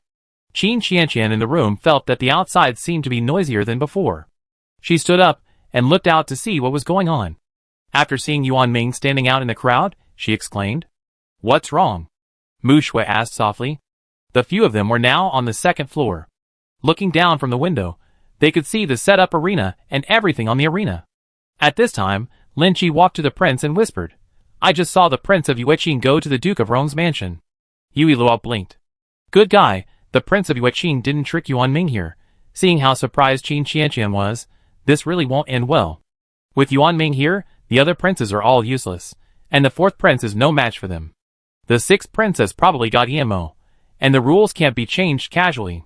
The sixth princess put down the tea in her hand and looked out. Yuan Ming is here. She sat on the chair like an eggplant hit by frost, thinking it was over. Luo was right. The rules can't be changed casually. Sister Shui, what should we do? Qin Qianqian also looked at Mu Shui expectantly, hoping that she could come up with the best of both worlds solution. Everyone is here, so we can only follow the rules. The prince looked at the sixth princess and Qin Qianqian. Everyone knows that the Qin mansion is holding a martial arts competition to recruit a bride, and Master Yuan can indeed participate. If you force him not to participate, it's like slapping the face of the Rongwa mansion. Prince Yueqing probably thought of this before going to the Duke of Rong's mansion. Your Highness is right. Mu Shui patted Qin Qianqian on the shoulder. This time it is indeed too much nonsense. Let's wait and see, there will be a way. In fact, it seems to be a good thing that Yuan Ming is here. If Yuan Ming wins in the end, it will be easier for Yuan Ming to give up than others. Prince Yueqing is really idle, and he only knows how to stir up trouble everywhere. According to the time calculation, Xin Yu should have discovered the secret of Prince Yueqing now. Why hasn't he revealed it yet? The secret of the King of Yueqing? The sixth princess and the crown prince pricked up their ears and heard Yu Luo sigh again. There seemed to be something else in the middle, so it seemed that they could only wait. The crown prince came here to find out whether the King of Yueqing would be involved. Now that he knew, he stood up and told a few people that he had something to do and left. Qianqian, I'm sorry. The sixth princess realized the seriousness of the matter and apologized. It's okay. Qin Qianqian naturally didn't want to marry Yuan Ming, but she didn't blame the sixth princess. The sixth princess's idea was good, but it was also her own consent that led to the current situation. Chapter 193. The first thing the prince did when he returned to the palace was to go to the imperial study and tell the emperor what he had learned. He did this just to make the Qin family and the Duke of Rong's mansion become in-laws. As long as Yuan Ming wins, Qin Qianqian will have to marry him. According to the Qin family's love for their daughter, they will definitely not marry Qin Qianqian to Yuan Ming. The Duke of Rong will definitely not give in, and then they will have to ask him, the emperor, to make the decision. This fire has spread to the palace, and no matter which side he supports, it will definitely cause dissatisfaction on one side. The important thing is that we still don't know whether the fourth brother really doesn't care, or is just being stubborn. That's right, the prince said softly, I will go back and think of a way to deal with it. Just work on Yuan Ming directly. He will be the first to win. I believe those young masters, who could only do fancy moves, will retreat when they see him. You should think of a way to make Yuan Ming give up voluntarily, so that no one will be offended. Otherwise, you will fall into the trap set by the king of Yueqing. The king of Yueqing did this to avenge the fourth brother for trapping him. In fact, it seems that Qin Qianqian is also somewhat innocent. The emperor didn't care. Even if the fourth brother didn't cheat the king of Yueqing, the king of Yueqing would not be obedient. However, Luer's method is also a method. At present, in addition to the Qin family being busy with the martial arts competition to recruit a bride, the Kai family is also busy. Today, the Kai family invited many people to dinner, including business partners and court officials. Everyone toasted and exchanged cups, and it seemed harmonious on the surface, but in fact, they had other plans in their hearts. Before, they thought that Kai Zhe would be valued by the emperor, but they didn't expect that the emperor only gave him a county magistrate, and he went to Chanshan County. If it weren't for Prime Minister Li, many people probably wouldn't come today. After all, in their eyes, Kai Zhe is no longer valuable. Master Kai, congratulations. An official came forward with a wine glass. A toast to you. I wish you all the best in Chanshan. Kai Zhe thanked him and toasted him back. The other party was congratulating him, but in fact, he must have been gloating in his heart. At this time, two people came in at the door. The officials who were drinking stood up. Meet His Royal Highness the Crown Prince. The prince smiled gently and asked everyone to stand up. He walked towards Kai Zhe and handed him a box. My father asked me to give you a gift. I wish you a smooth trip. Kai Zhe took the gift and thanked him with a sincere smile. Among these people, the only ones who really came to congratulate him were the prince and Li Yunhe. I wish you a smooth trip. Li Yunhe stood beside the prince and handed him a gift. Mr. Kai.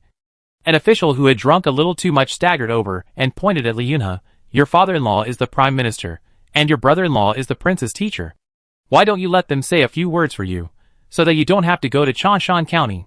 As soon as this was said, everyone was worried about this man. Some even worried that they were drunk and talking nonsense like him, and couldn't help but put the wine glass on the table. Is it wrong? Seeing that everyone was looking at him, the drunk man burped, obviously not realizing that he had said the wrong thing.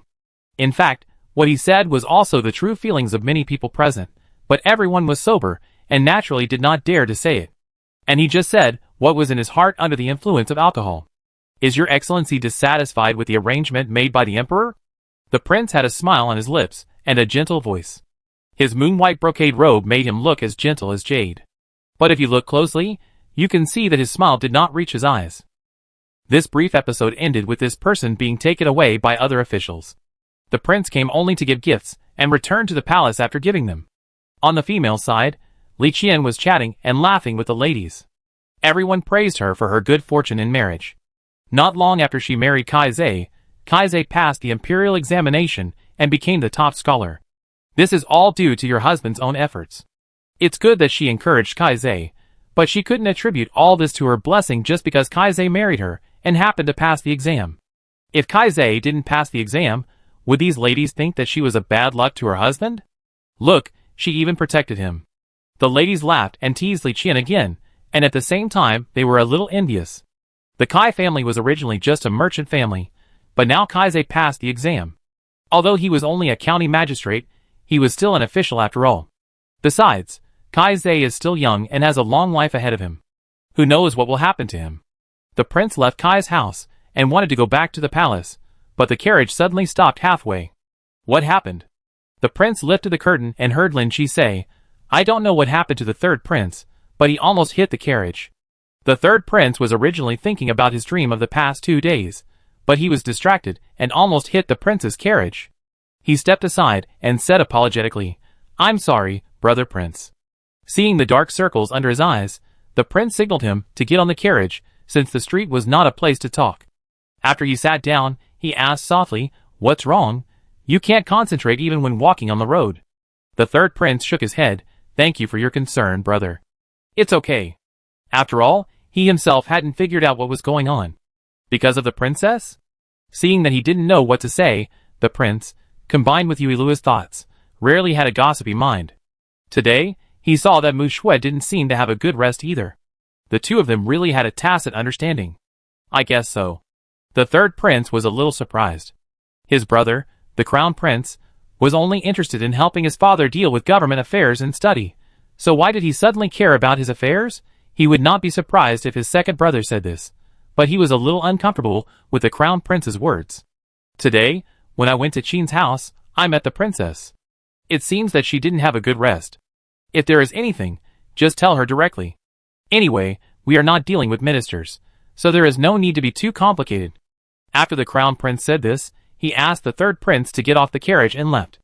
Looking at the carriage disappearing gradually, the third brother couldn't help but laugh. Is the crown prince trying to comfort him? Your Highness, what are you laughing at? Ziyang walked out and saw his own prince laughing by himself. He stretched his neck to look where the third prince was looking. The road was empty, nothing there. Could it be that the princess sent the prince back? No wonder he came back so quickly and didn't let him follow. It turned out that he went to meet the princess by chance. Nothing. The third prince put away his smile and realized that the prince had left him at the door of the third prince's mansion. He thought he was just thrown on the street. Turning around and entering the third prince's mansion, remembering that the prince said he went to Qin's mansion, the third prince asked Ziyang, "Is there anything going on at Qin's mansion?" Ziyang looked surprised. Your Highness, didn't you go out?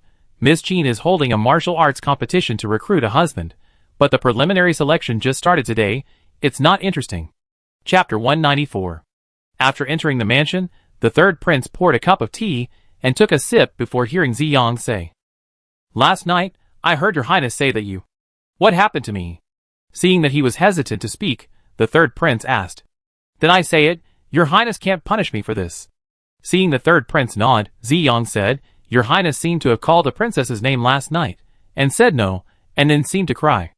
Ziyang spoke more and more quietly, and he could already feel the third prince's eyes like eyes flying towards him. But what he said was the truth. His hearing was so sharp that he was sure he couldn't have heard it wrong. I don't know what kind of dream His Highness had, but he actually cried. Could it be that he cried because he failed to express his feelings to the princess? It seems possible. The door is there. The third prince rubbed his eyebrows and raised his hand to point in the direction of the door. Ziyang nodded tactfully. "I get out now." He walked out and considerately closed the door. He was the only one left in the room. The third prince stood up and walked to the window, thinking about the dream he had in the past 2 days. He did dream about Mu Shui and the time-traveling girl that Luo Er mentioned. Unlike now, he was the emperor in the dream instead of the prince, and the time-traveling girl was his concubine, and so was Mu Shui. In the dream, he was like a bystander, watching everything Mu Shui did for him, from the first time they met when they were little. Then, there was the scene where she prayed for a talisman for herself every year, and there was also the scene where Luo Er said that she prayed for a talisman for herself, and therefore did not even see her mother for the last time. He stood beside the little Mu Shui, watching her faint from crying because she was too sad. Then the scene changed to the time when Xiao Mushui was sent to the Divine Doctor Valley after losing her eyesight. He still stayed by her side, watching her crying every day and causing her eyesight to become worse. When the third prince thought of this, he felt a pain in his heart, as if a pair of invisible hands were pulling at his heart, making him almost unable to breathe. He squatted on the ground, covering his chest, and continued to recall everything in his dream in a self-abuse manner. Xiao Mushua's eyes gradually recovered under the treatment of the Valley Master of the Divine Doctor Valley. Although her eyes were healed, she'd lost the right to be sad. Before, she didn't understand why Mu Shui's personality was so different from when she was a child. Through these 2 nights of dreams, he realized that it was because her crying would affect her eyes that had recovered. "Your Highness." Ziyang knocked on the door and came in. He saw the third prince squatting on the ground, looking heartbroken, and he hurried forward in fear. "What's wrong with you?" The third prince collected his thoughts and stood up. "I'm fine, what's wrong? I just wanted to ask if you want to join the Qin family. The princess and Miss Qin have such a good relationship, she will definitely go, so that the prince can see the princess when he goes. Let's talk about it later." The third prince's voice was a little hoarse. After sending Ziyang away, he decided to go back to the room to take a nap. He lay on the couch, and soon he felt sleepy and fell into a dream again. "My queen, it's windy outside, you should go back and rest." The third prince stood aside, and the scene in front of him was the familiar palace. He walked towards the sound and saw Mu Shui sitting outside. The night wind blew her hair and skirt, and there was a Guqin in front of her. The person who spoke was her personal maid, who took a cloak and put it on her shoulders, with a look of heartache and complaint in her words. Why should your majesty worry about his majesty? He has concubine Mei to accompany him. Are you still worried that he can't sleep? Mu Shui gently raised her eyelids and said in a light tone, I heard that his majesty has been suffering from insomnia recently. I hope this piano music can help him sleep well. But what's the point of your majesty doing this? The maid pursed her lips. His majesty doesn't know anything. You have done so much for his majesty, but his majesty doesn't even know who you are. You don't feel sorry for your own servant, but you do. The third prince wanted to tell Mu Shui that he knew everything, the amulet she had prayed for him for more than a decade, her companionship in the palace after he grew up, her care when he was unconscious, and her music when he couldn't sleep. He knew all this, but he couldn't speak. For the last time, Mu Shui finished playing the last note, and slowly stood up. Her voice was low and soon drifted away in the night wind, but the third prince still heard her words clearly. Your majesty, you should have figured it out long ago. The maid smiled and put away the music and followed Mu Shui into the bedroom. I go make some hot soup for you now. Don't catch a cold and hurt your body. The third prince followed the two into the bedroom. He slowly walked to Mu Shui's side, looked at her red fingertips, and stretched out his hand uncontrollably, but he couldn't touch the fingertips that were injured by the person playing the piano. At this time, a group of people came in at the door, led by the time-traveling girl, Mei Fei. She looked down at Mu Shui with a smile on her face. I came here to tell you that I'm pregnant, and I tell the emperor about your playing the piano to help him sleep, and ask him to come to your palace to sit down. Mu Shui seemed to have not heard her words, and said in a flat tone, No need, I appreciate the kindness of concubine Mei. I also have good intentions, so it's fine if you don't appreciate it. Watching concubine Mei leave, Mu Shui seemed to be talking to herself. What's the point? She thought that as long as she could see the emperor from a distance, or quietly accompany him, it would be enough, but now she suddenly found that she couldn't stand it anymore. She was tired after so many years, and it was time to let herself go. And she had written down everything Yang Xian did, and someone would hand it over to the emperor after she left. The third prince looked at the expression on Mu Shui's face, and had a bad feeling in his heart. My queen, the soup is here, drink it quickly to warm yourself up. Mu Shui took the soup and drank it all, then raised her hand to wipe the corner of her mouth. Go and bring the box where my portrait is. The maid brought the box over, put it on the ground, squatted down and opened it. The third prince approached the box, which was filled with his portrait. My queen, are you going to see this portrait again? Mu Shui shook her head, picked up the candle next to her, and threw it into the box without hesitation. The scene changed, and the third prince came to the emperor's bedroom.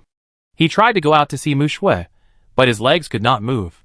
Mu Shui could even burn precious paintings, and the words he heard clearly meant that she wanted to say goodbye to him or the palace.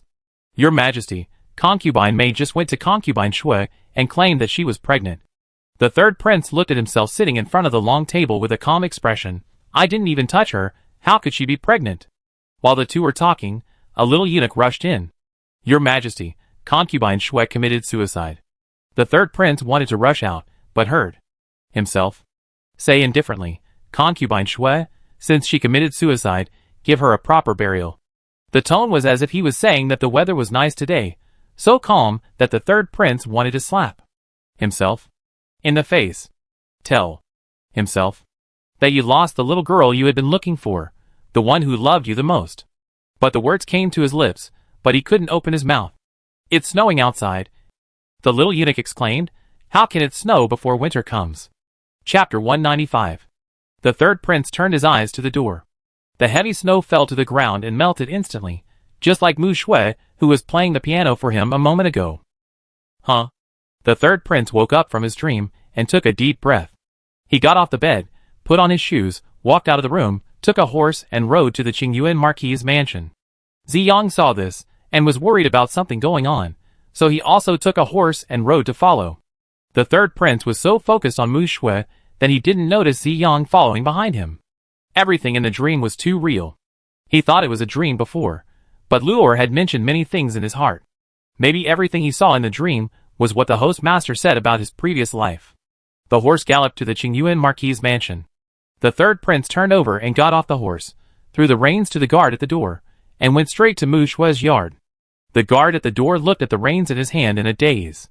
Before they could figure out the situation, they saw Ziyang, who was chasing the third prince, also threw the reins to them, and went inside. The third prince was not familiar with the Qingyuan Marquis' mansion, but he had been following Mu Shui in his dreams for the past 2 days. He followed the path he saw in his dreams and actually found it. Mu Shui. He stood outside the pavilion, looking at Mu Shui, who was standing in the pavilion in a white dress. Their eyes met in the air, and the third prince smiled. He then took 2 steps at a time and walked to Mu Shui, raised his hand, and took Mu Shui into his arms. Smelling the fragrance of Mu Shui's hair, the third prince whispered, "It's great that you're okay, Your Highness." Mu Shui came back to her senses at the sound of the third prince's strong heartbeat, raised her hand, and tugged at his sleeve. "Let me go first." If she had heard correctly just now, His Highness seemed to be worried about her getting into trouble. What could possibly happen to her in the mansion? Ziyang chased the third prince in, and saw this scene, and almost dropped his jaw. What had happened to his prince? It was fine if he broke into someone else's house, but he also hugged the princess. Wasn't he afraid that the princess would think he was a pervert and give him a slap in the face? Did the third brother get upset? Seeing how anxious he was just now, I thought something had happened, but he ended up hugging the heroine? Is this the exclusive romance of straight men? No, this change is really too fast. I have to slow down. No way, no way, Could it be that the third brother knew what happened in his previous life? It must be like this. I can't be wrong about his worried and affectionate eyes just now. However, in the book, the third brother only knew that the heroine was the little girl he was looking for after the heroine died, and everything the heroine had done for him. Unfortunately, death is like a light going out. What's the use of knowing it? The third prince let go of Mu Shui, and raised his eyes to meet the second prince's teasing smile. How about I avoid it for a while? The second prince hugged Yuilua and teased the third prince. That's right, we can avoid it. The atmosphere has come to this point, and it doesn't matter if we hug for a while. No, I had a dream, and I was worried about the princess, so I came to see. Is the princess not scared? Mu Shui shook her head. It's okay. Seeing the third prince let go of Mu Shui, Ziyang tactfully left Mu Shui's yard. Princess, I didn't make it clear what I said that day. The third prince didn't care whether the second prince was there or not, and said seriously, if the princess is willing, I want to draw her eyebrows for the rest of her life and accompany her to do whatever she wants. Mu Shui was surprised by this, and she stood there speechless. Oh my god, he confessed his feelings. Fortunately, he was taken out of the palace by the second prince today, otherwise he would have missed it. The princess doesn't have to give me an answer now. The third prince stared at Mu Shui. I didn't say these words on impulse. The princess can see my performance, and if she is not satisfied, she can reject me. He owed Mu Shui too much in his previous life, and being rejected by Mu Shui once was nothing to him. Compared with his indifference and invisible harm to Mu Shui in his previous life, he couldn't blame Mu Shui for anything she did to him. Maybe God let him know about his previous life to make up for Mu Shui, or maybe to punish him. Cousin, since he gave you this opportunity, I will help you to investigate him. The second prince was happy to watch the fun. He couldn't marry a yin easily, and the third brother couldn't think of getting married before him. As for the foolish fourth brother, he can't even see his own heart clearly now, so he will definitely not get married before him. The second prince's abacus beads are about to fall on my face. He can't marry Xuan now, but he is stirring up trouble in front of the heroine. Until the few people left, Mu Shui still felt it was unreal. The person she had been thinking about really expressed his feelings to her. This was not a dream. It was something she dared not even think about in her dreams. The performance that the third prince said was not just talk. He began to send things to Mu Shui's yard in the next few days. When Mu Shui went to Qin's house during the day, he would send her off at night. Worried about disturbing Mu Shui's rest, he put the sent things in the pavilion and turned away. Mu Shui's maid didn't know, and told Mu Shui in amazement that something strange had happened. Princess, if I stay up all night and watch there, will this thing still appear? Mu Shui shook her head and laughed. Try it tonight. She looked at the chrysanthemum in her hand, looked at it for a while, and handed it to the maid. Take good care of it, don't let it die. The maid took the flower and muttered, it's really strange. The ones that appeared a few days ago were the ones you liked, but today the ones you hate the most appeared. This thing appeared strangely, and the princess was also surprised that she clearly didn't like it but still asked her to keep it well. Mu Shui was also confused, but she didn't plan to ask the reason. At night, Mu Shui opened the window, and sat in front of the window to play the piano, and wait for the third prince to appear.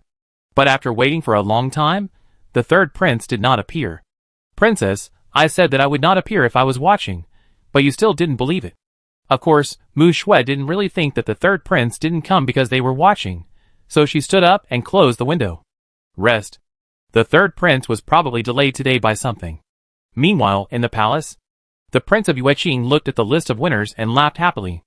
Yuan Ming really didn't disappoint us. The show will start tomorrow. The subordinates agreed with a smile. I've asked about the man who played against Yuan Ming. He is definitely not Yuan Ming's opponent. Having learned from the previous incidents, the Prince of Yueqing did not get carried away. What is the attitude of Qin Qianqian and the fourth prince? What else can the Qin family do except worry?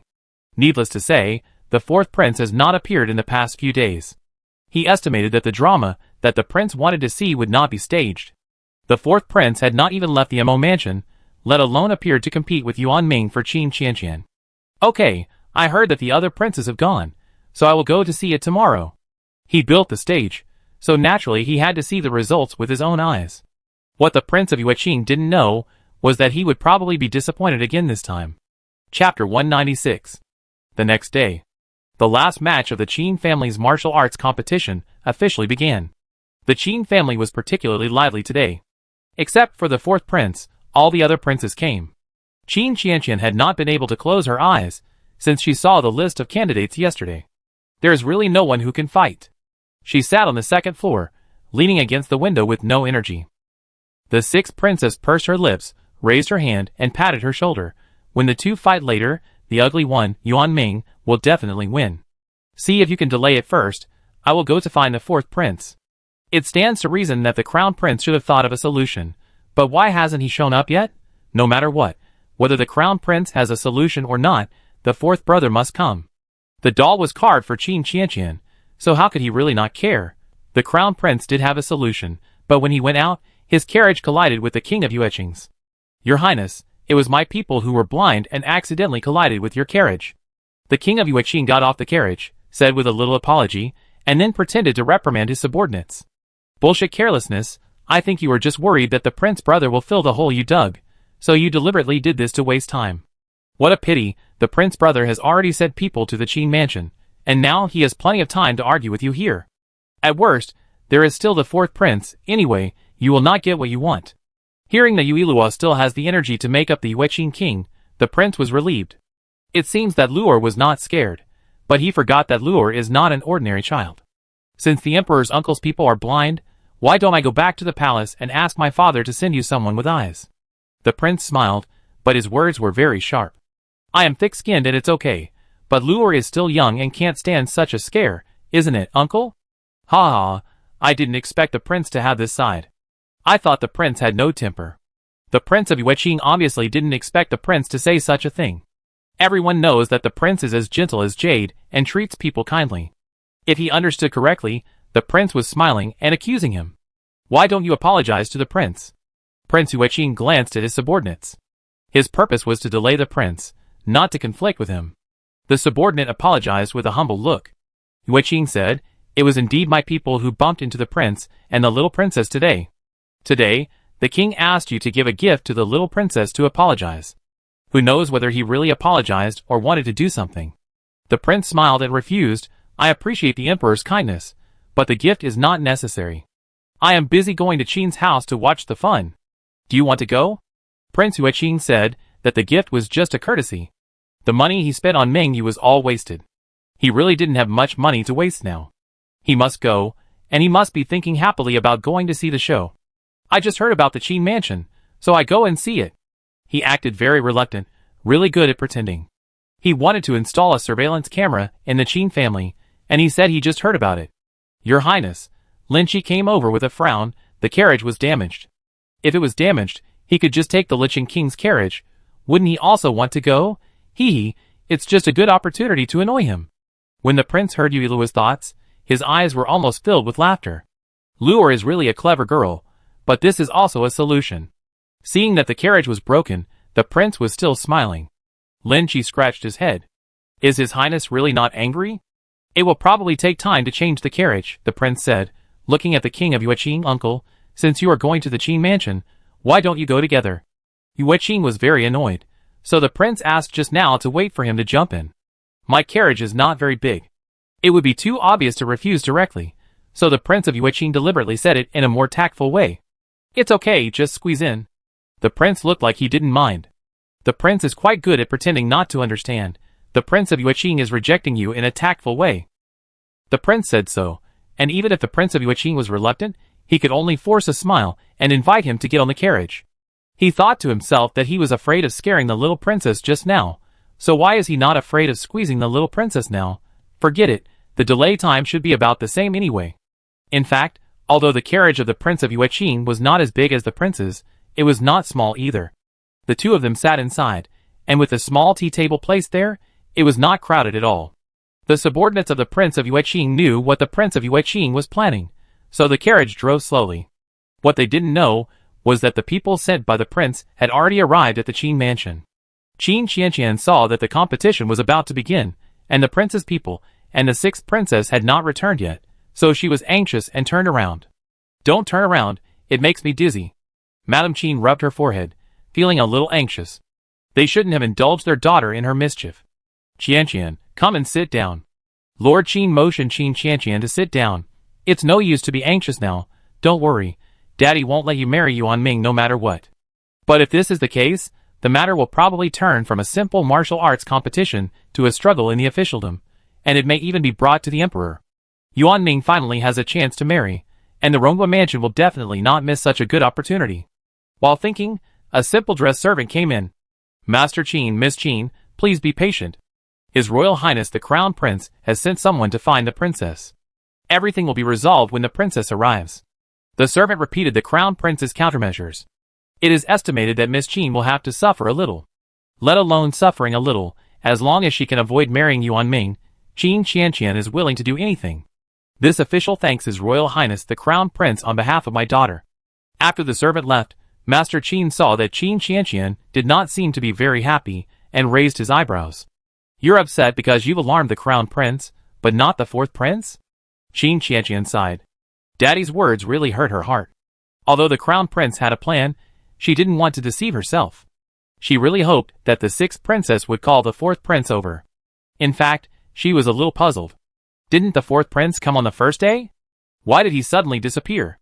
At the same time, the sixth princess had already arrived at the Mo mansion. When the fourth prince heard that the sixth princess had come, he had a bad feeling. Hurry up and let someone in. Could it be that something happened to Qin Qianqian? That day, his grandfather asked him to go to the Qin mansion, but he didn't go, so he was not allowed to go out these days. So he didn't know the progress of Qin Qianqian's martial arts competition.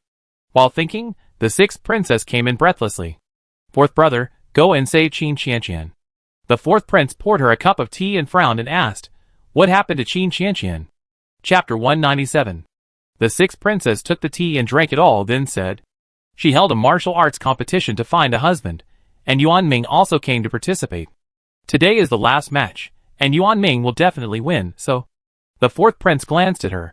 So Qin Qianqian will marry him, right? I know you can go back. She actually pitted herself. Qin Qianqian is not so stupid normally. Then why don't you go with me? The sixth princess was stunned for a moment. Don't I have to find a way? The fourth prince rolled his eyes at her. I don't see you so anxious usually. This thing must be caused by you too. Knowing that she was in the wrong, the sixth princess kept silent. Don't stand there. Go back and accompany Qin Qianqian first. I'm afraid Qin Qianqian is so anxious that she can't sit still, and she needs someone to accompany her. After the fourth prince finished speaking, he stood up and walked out without caring about the sixth princess's reaction. Where are you going? Old Mo blocked the fourth prince's way. Have you completed the task I gave you? Brat, you are anxious now. Weren't you calm before? How patient he thought he was. I talk to you when I get back. The fourth prince looked a little anxious. Grandfather, I really have something to do. Go to the Qin family? Mo Lao sighed and made way. I asked you not to go before, go quickly. The fourth prince thought to himself, Qin Qianqian has been making trouble for a lot of things. How could he know that she would make herself involved? The sixth princess came out and followed the fourth prince, and saw the fourth prince going to the garden, feeling puzzled. The fourth prince is so anxious, but he still wants to send flowers. Does he know the seriousness of the matter? The fourth prince picked a bunch of flowers randomly, turned around and looked at the sixth princess. Let's go. The sixth princess nodded blankly, and went out with him. The two went to the Qin mansion, and the fourth prince deliberately found an unnoticed way to the attic.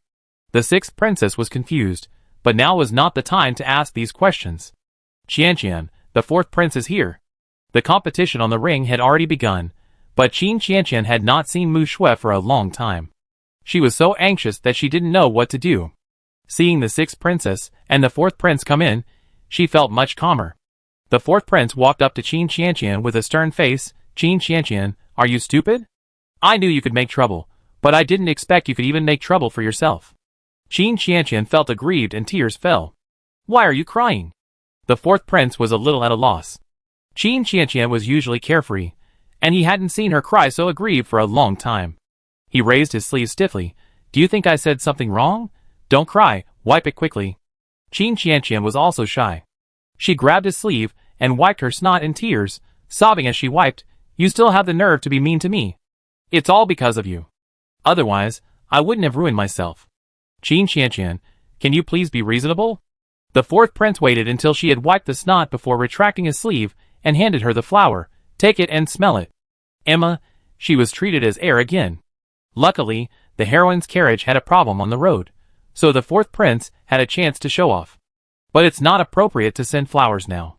Yuilua rolled her dark eyes and pondered the plot. I understand, Qianqian is allergic to pollen, haha, the fourth prince has become smarter. You are playing a double game, and you didn't even use your sleeve to wipe your snot and tears when the time-traveling girl cried before. The fourth prince, Why did Luo bring up this again? Isn't it all in the past? Did you do it on purpose? Qianqian looked at the flowers in front of her. You knew I smelled this. She suddenly thought of something, took the flower and sniffed it. The competition on the ring was still going on. Because the Prince of Yueqing was following, the prince did not go to the second floor, but sat with the Prince of Yueqing not far from the ring. Originally, the prince was holding Yuilua, but he was worried that Yuilua would be exposed to the sun, so he handed Yuilua to the second prince. Who do you think will win, Your Highness? The Prince of Yueqing looked at the ring, but he was talking to the prince. It's obvious. The prince raised his hand and picked up the tea next to him. Young Master Yuan is obviously playing. If Yuan Ming had tried his best, the other young master would have been knocked off the stage long ago.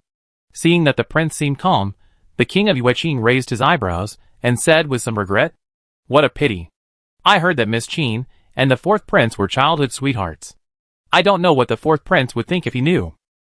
The prince smiled but didn't say anything, as if he didn't understand what the king of Yueqing said. Your Highness, Your Highness. Lin Chi came hurriedly, greeted him, and walked to the prince's ear and whispered. The princess's carriage had an accident on the way here, but the fourth prince has already found a way. Your Highness, don't worry. The prince frowned at first, but when he heard that the fourth prince had a solution, his brows relaxed and a smile appeared on his lips again. Go tell this to the third brother, and ask him to go and see if the princess is okay. The prince whispered to Lin Chi and continued to look at the arena. The Prince of Yueqing did not miss the change in the prince's expression, and seeing this, he was more certain that the show could continue. He believed that the prince's change just now must have been caused by something, and because he was worried that he would find out, he returned to normal. If Yuilua was here, he would have to give him a thumbs up for his imagination. The other young man on the ring was almost crying after being tortured by Yuan Ming. Although Yuan Ming's attack was not heavy, he kept wearing him down, and was reluctant to knock him off the ring. You are not fun. Yuan Ming saw that the other party had no strength to fight back, so he kicked him off the ring. Good.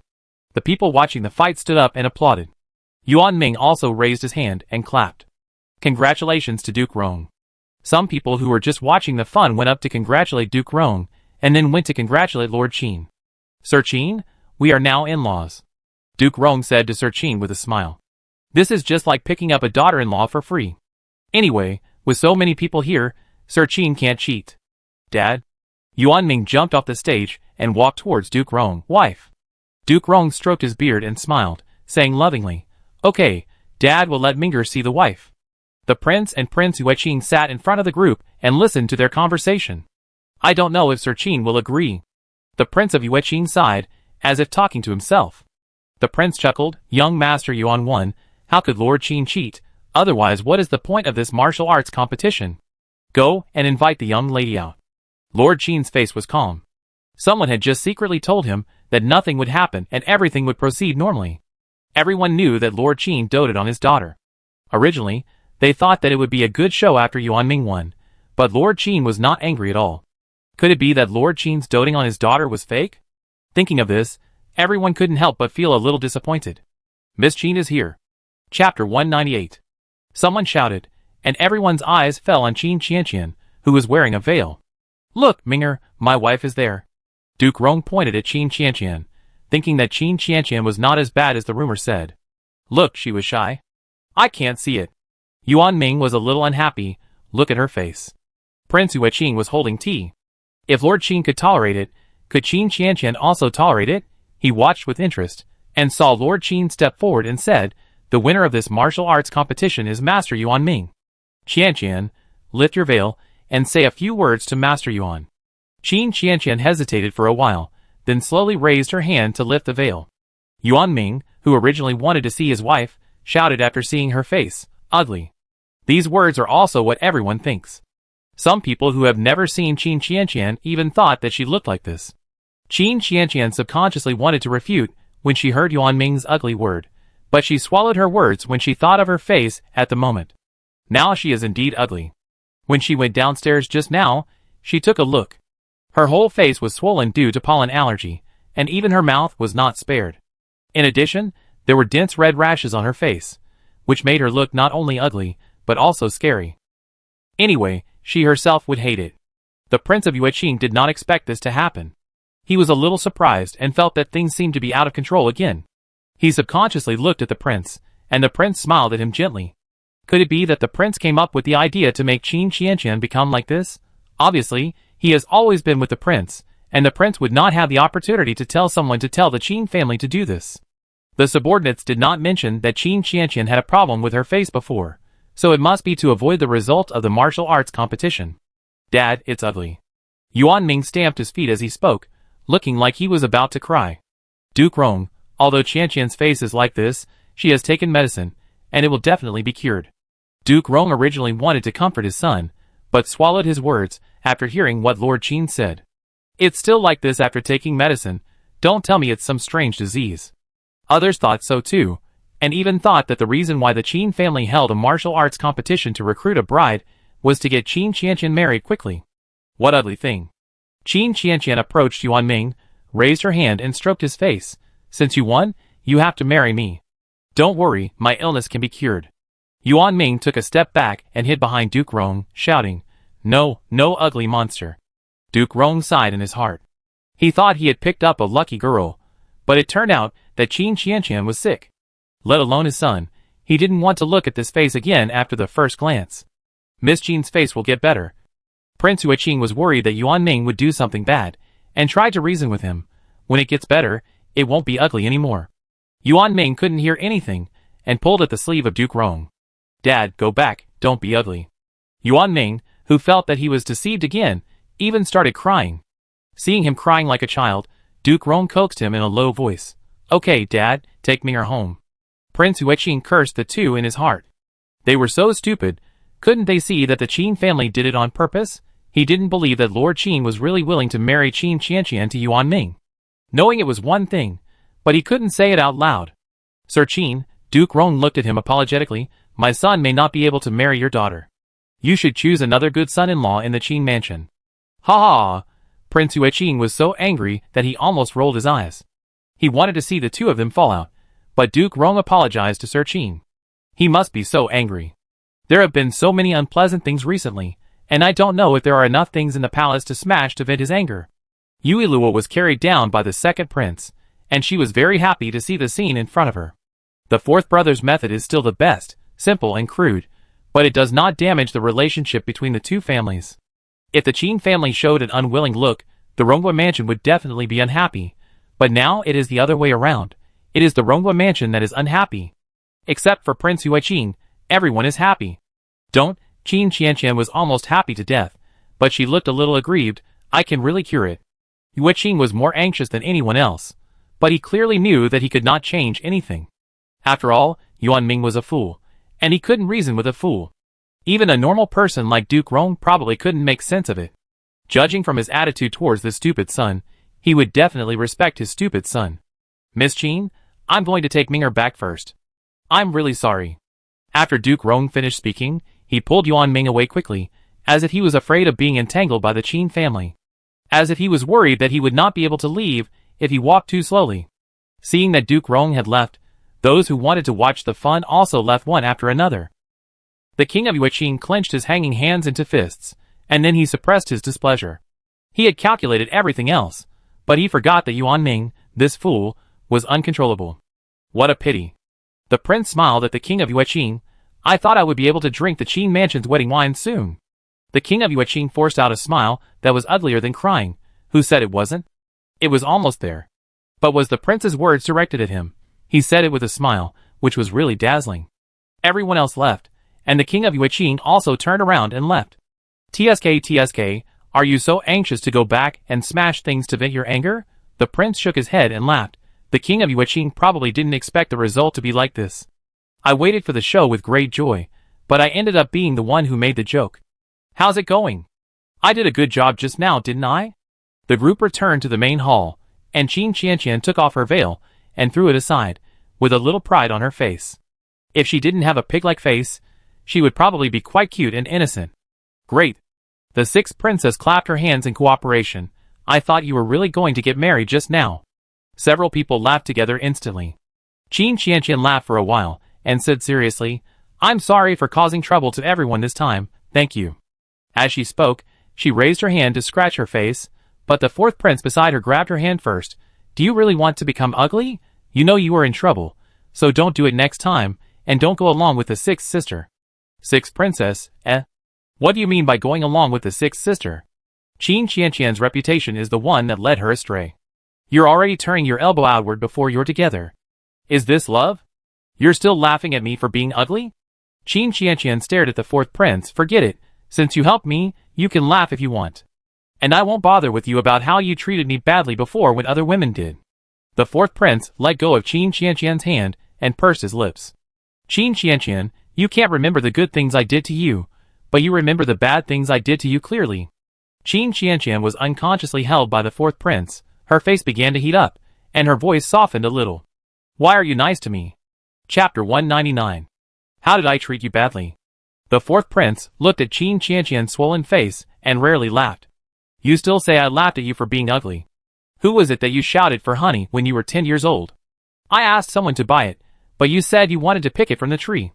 Because of this, I was stung by a wasp. Didn't you laugh like this at that time? He remembered that when Qin Qianqian saw him being stung by a wasp, she was so happy that she didn't even want the honey. And when you were 6 years old, you broke the vase that Lord Qin loved the most. You were worried about being scolded by him. Who took the blame for you? And when you were punished by the teacher to copy the female precepts in school, I copied them for you. Although his handwriting was ugly, he could not resist Qin Qianqian's pleading. When you were 11 years old, you came. Qin Qianqian was still immersed in the events described by the fourth prince. Suddenly, she heard the words you came when you were 11 years old and raised her hand to cover the fourth prince's mouth faster than her brain. Don't say it. Her ears turned red, and she thought to herself, is this person stupid? He said everything. This was an embarrassing thing that she didn't want to recall in her life. When she was 11 years old, she had her period, but she didn't know what was going on. She was convinced that she had some disease. The fourth prince saw her crying, asked about the situation, and then carried her to find a doctor. She still remembered the doctor's expression at that time, and the fourth prince's blushing face when he went to find her a menstrual belt. The fourth prince usually liked to quarrel with her, but he had never used this incident to laugh at himself.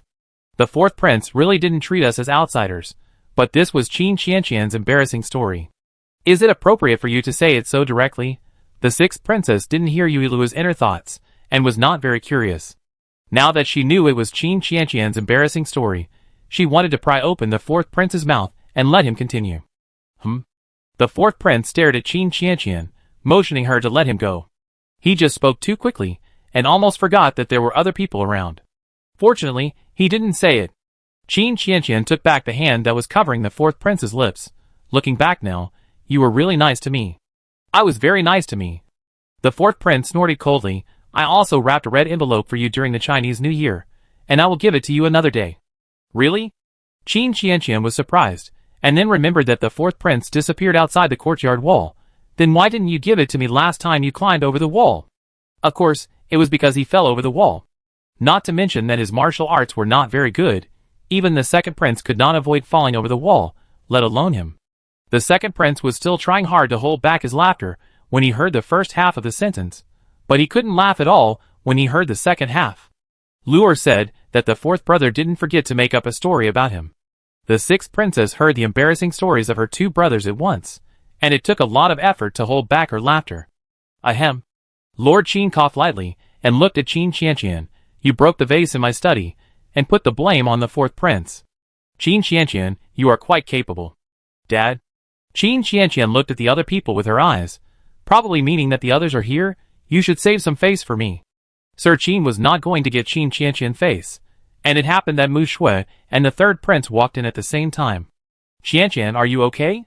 Mu Shui looked at Qin Qianqian with some concern, took out a small porcelain bottle, and handed it to her. When I came here, the carriage had a problem on the road, and then I heard that you have the fourth prince here, so I went back to the mansion to prepare medicine for you. Qianqian understood the friendship she had for the fourth prince, so it was only natural that the fourth prince would step in and let him see his heart clearly. Thank you, Sister Shui. Qin Qianqian took the medicine cheerfully and asked Mu Shui with concern. Sister Shui's carriage had a problem. Is everyone okay? Mu Shui shook her head and subconsciously looked at the third prince. I was wondering why the third prince disappeared halfway, so it turned out that he went to save the beauty. TSK, the carriage had a problem, and the two returned to the mansion together. Did the third prince carry the heroine on his back or carried her back in his arms? Since he has the memory of his past life, he will definitely not miss this opportunity to show off. Third prince, eh? How did Luor know this? I thought Luor had clairvoyance and super hearing. The princess just sprained her ankle. Thanks to the third prince for bringing her back to the mansion and resetting her ankle. Mu Shui's maid knew the relationship between Qin Qianqian and Mu Shui, and knew that she was worried about her princess, so she explained it in detail. This maid is okay, she knows how to talk, I like to listen. Lord Qin saw that the others were talking enthusiastically, and he and Madame Qin quietly withdrew. Judging from the fourth prince's appearance, his daughter should have gotten what she wanted. I have something else to do, so I leave first. The crown prince stood up and reached out to hug Luor. Crown prince, my father asked me to go back to the palace later, and I take Luor back then. The crown prince smiled and nodded and left, and the sixth princess happily chatted with Mu Shui and Qin Qianqian. My lady, I forgot to move the chrysanthemums out today. Mu Shui's maid suddenly spoke up. Because the princess didn't like chrysanthemums, she forgot about it when she went out. Chrysanthemums? Qin Qianqian was surprised. Sister Shui, don't you hate chrysanthemums the most? Why do you still grow chrysanthemums? She remembered that Sister Shui said that when her mother passed away, the entire morning hall was covered with chrysanthemums. Since then, Sister Shui didn't want to see chrysanthemums anymore. Could it be that Sister Shui has overcome the hurdle in her heart and no longer blames herself for her mother's death? The third prince was originally not interested in the content of the conversation between the few people, but he frowned when he heard it. But Mu Shui's bedroom in her previous life had a lot of chrysanthemums, so she didn't like having so many? Could it be that she doesn't like them now, but will like them in the future? Could it be that the chrysanthemums were sent by the clever third prince? Hasn't he been courting her recently? Even with the memories of the previous life, he could still send the wrong flowers. Could it be that the third prince knew that there were a lot of chrysanthemums in the heroine's palace, so he thought that she liked them? How could she like them? There were so many chrysanthemums in her palace because the time-traveling girl deliberately put them there to annoy the heroine, so that she would think of her mother's death when she saw the chrysanthemums. When reading the book, many people speculated that the heroine committed suicide because of depression. This time, third brother, please don't make her depressed again. The second prince felt a little sympathetic to the third prince. He didn't have the memories of his past life, that Luor said, but he was better at pleasing people than the third brother. The third brother has a long way to go to catch up with his wife. Princess, The princess interrupted the third prince and smiled. It's okay. People always have to learn to grow up. There was nothing wrong with Chrysanthemum itself. It was just that she couldn't accept her mother's departure. Yes, people always have to learn to let go. Maybe it's not bad that the third brother can help the heroine get out of this past that she doesn't want to recall. After leaving the Qin mansion, everyone went back to their own homes. The third prince first sent Mu Shui back to the mansion, sincerely apologized on the way, and then took Yui Lua back to the palace. Chapter 200. Imperial Study. The prince had already told the emperor everything that happened in the Qin family. The more the emperor thought about it, the happier he felt. Prince Yueqing must be very angry now. The fourth prince did a good job this time. The emperor praised the fourth prince for a rare time, thinking that the fourth prince had been poor for a long time, and now that he was with Qin Qianqian, it should be considered clear. He looked at Eunuch Chao, pick something for the fourth prince. Otherwise, it would not be appropriate to let the girl spend money when going out with Qin Qianqian. The fourth prince also gave the little princess a hand-carved wooden doll. The emperor's first reaction was that he was not doing his job properly, but then he thought that it was carved for lure, so he let it go this time. Then add 1,000 taels of silver. Eunuch Chao smiled and took the order to do it. Your Majesty, the third prince is here. The third prince arrived right after Eunuch Chao left. Seeing the third prince come in, the emperor exempted him from the ceremony and motioned him to bring Yue Lu up. Why did the tyrant call the third prince here? To interrogate the progress of the heroine and the third prince? It is probably because the ministers have been busy studying recently and have no time to bother the tyrant, so the tyrant has time to ship CP. The emperor raised his eyebrows, and he is indeed much freer than before. The secretariat will be able to draft the rules for this matter in a few days, and it will probably be even freer by then. What do you want your son to do? The third prince would not think that the emperor was asking him about his love affairs. Tomorrow Kaizai will go to Chanshan County. You and General Jean will escort him together. Kaizai was powerless, and he was worried that he would be killed by criminals before he arrived in Chanshan County. Yes, I will go back and pack up in a while. The road to Chanshan is not safe, but the third prince is more than enough to escort alone. Why let his uncle go with him? Yue Luo's doubts are also the doubts of the third prince. Seeing the doubts of the third prince, the emperor continued, in the past few years, I have allocated a lot of money to Chanshan County, but Chanshan County has not changed. I suspect that someone has pocketed the money. There is no doubt that it was obviously embezzled by someone, and it was done by an acquaintance. So what father meant was that he not only wanted to escort Kaizai, but also silver. The emperor nodded. At the same time, when Prince Yueqing returned to the palace, he went to Yao Xian to vent his anger. When he went to Yao Xian, she was still unconscious. He felt it was boring and left after staying for a while. Then he went to Shen Yu's yard and kicked Shen Yu a few times before returning to the study. This old man, Duke Rong, is really useless. Prince Yueqing slammed the table heavily. His son is a fool. Is he too?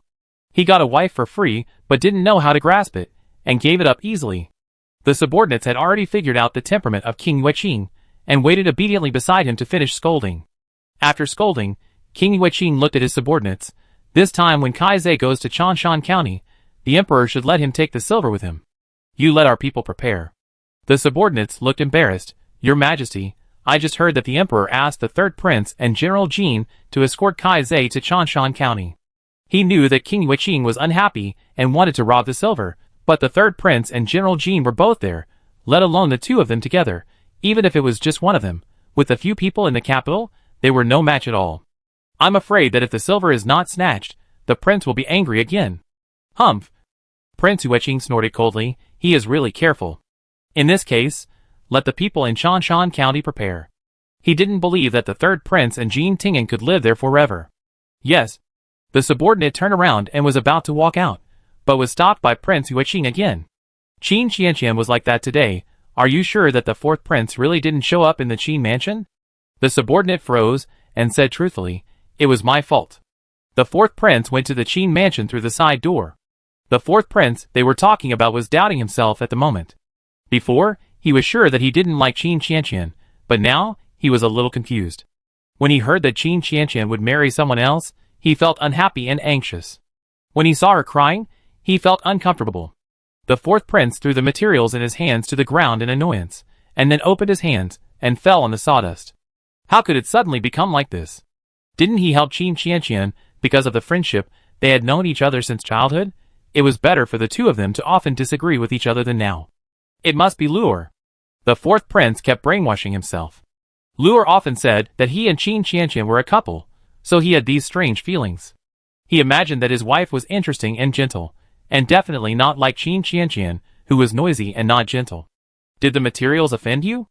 Mo Lao leaned over to pick up the materials on the ground, and then raised his hand to wipe them. Mo Lao's voice suddenly sounded in his ears, and the fourth prince sat up hurriedly. Grandfather, Mo Lao pulled a chair and sat next to him, interrupting him. Why, you have lost your soul after going out. The fourth prince pursed his lips and said nothing. You found that you felt different towards the girl from the Chin family, and you couldn't accept it? Old Emo sighed. Your grandmother and I were childhood sweethearts. At first, I didn't think I liked her, and I foolishly introduced her to my friend. He smiled at this. When I saw their relationship getting better and better, I started to panic, just like you are now. This was the first time the fourth prince heard about his grandfather and grandmother.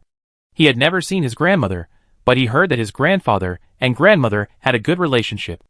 After his grandmother passed away, his grandfather did not remarry, so his grandfather had only one daughter, his mother.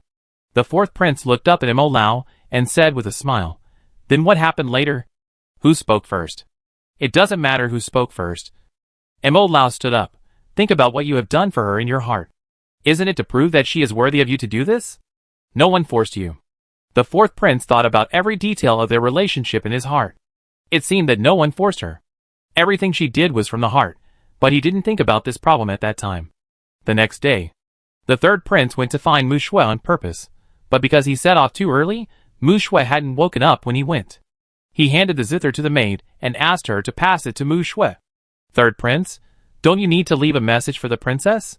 The third prince smiled and shook his head. No need, the princess will understand when she sees the zither. The maid looked at the third prince's receiving back and muttered softly, What can a zither tell? The princess was a little happy these days, but the third prince left again.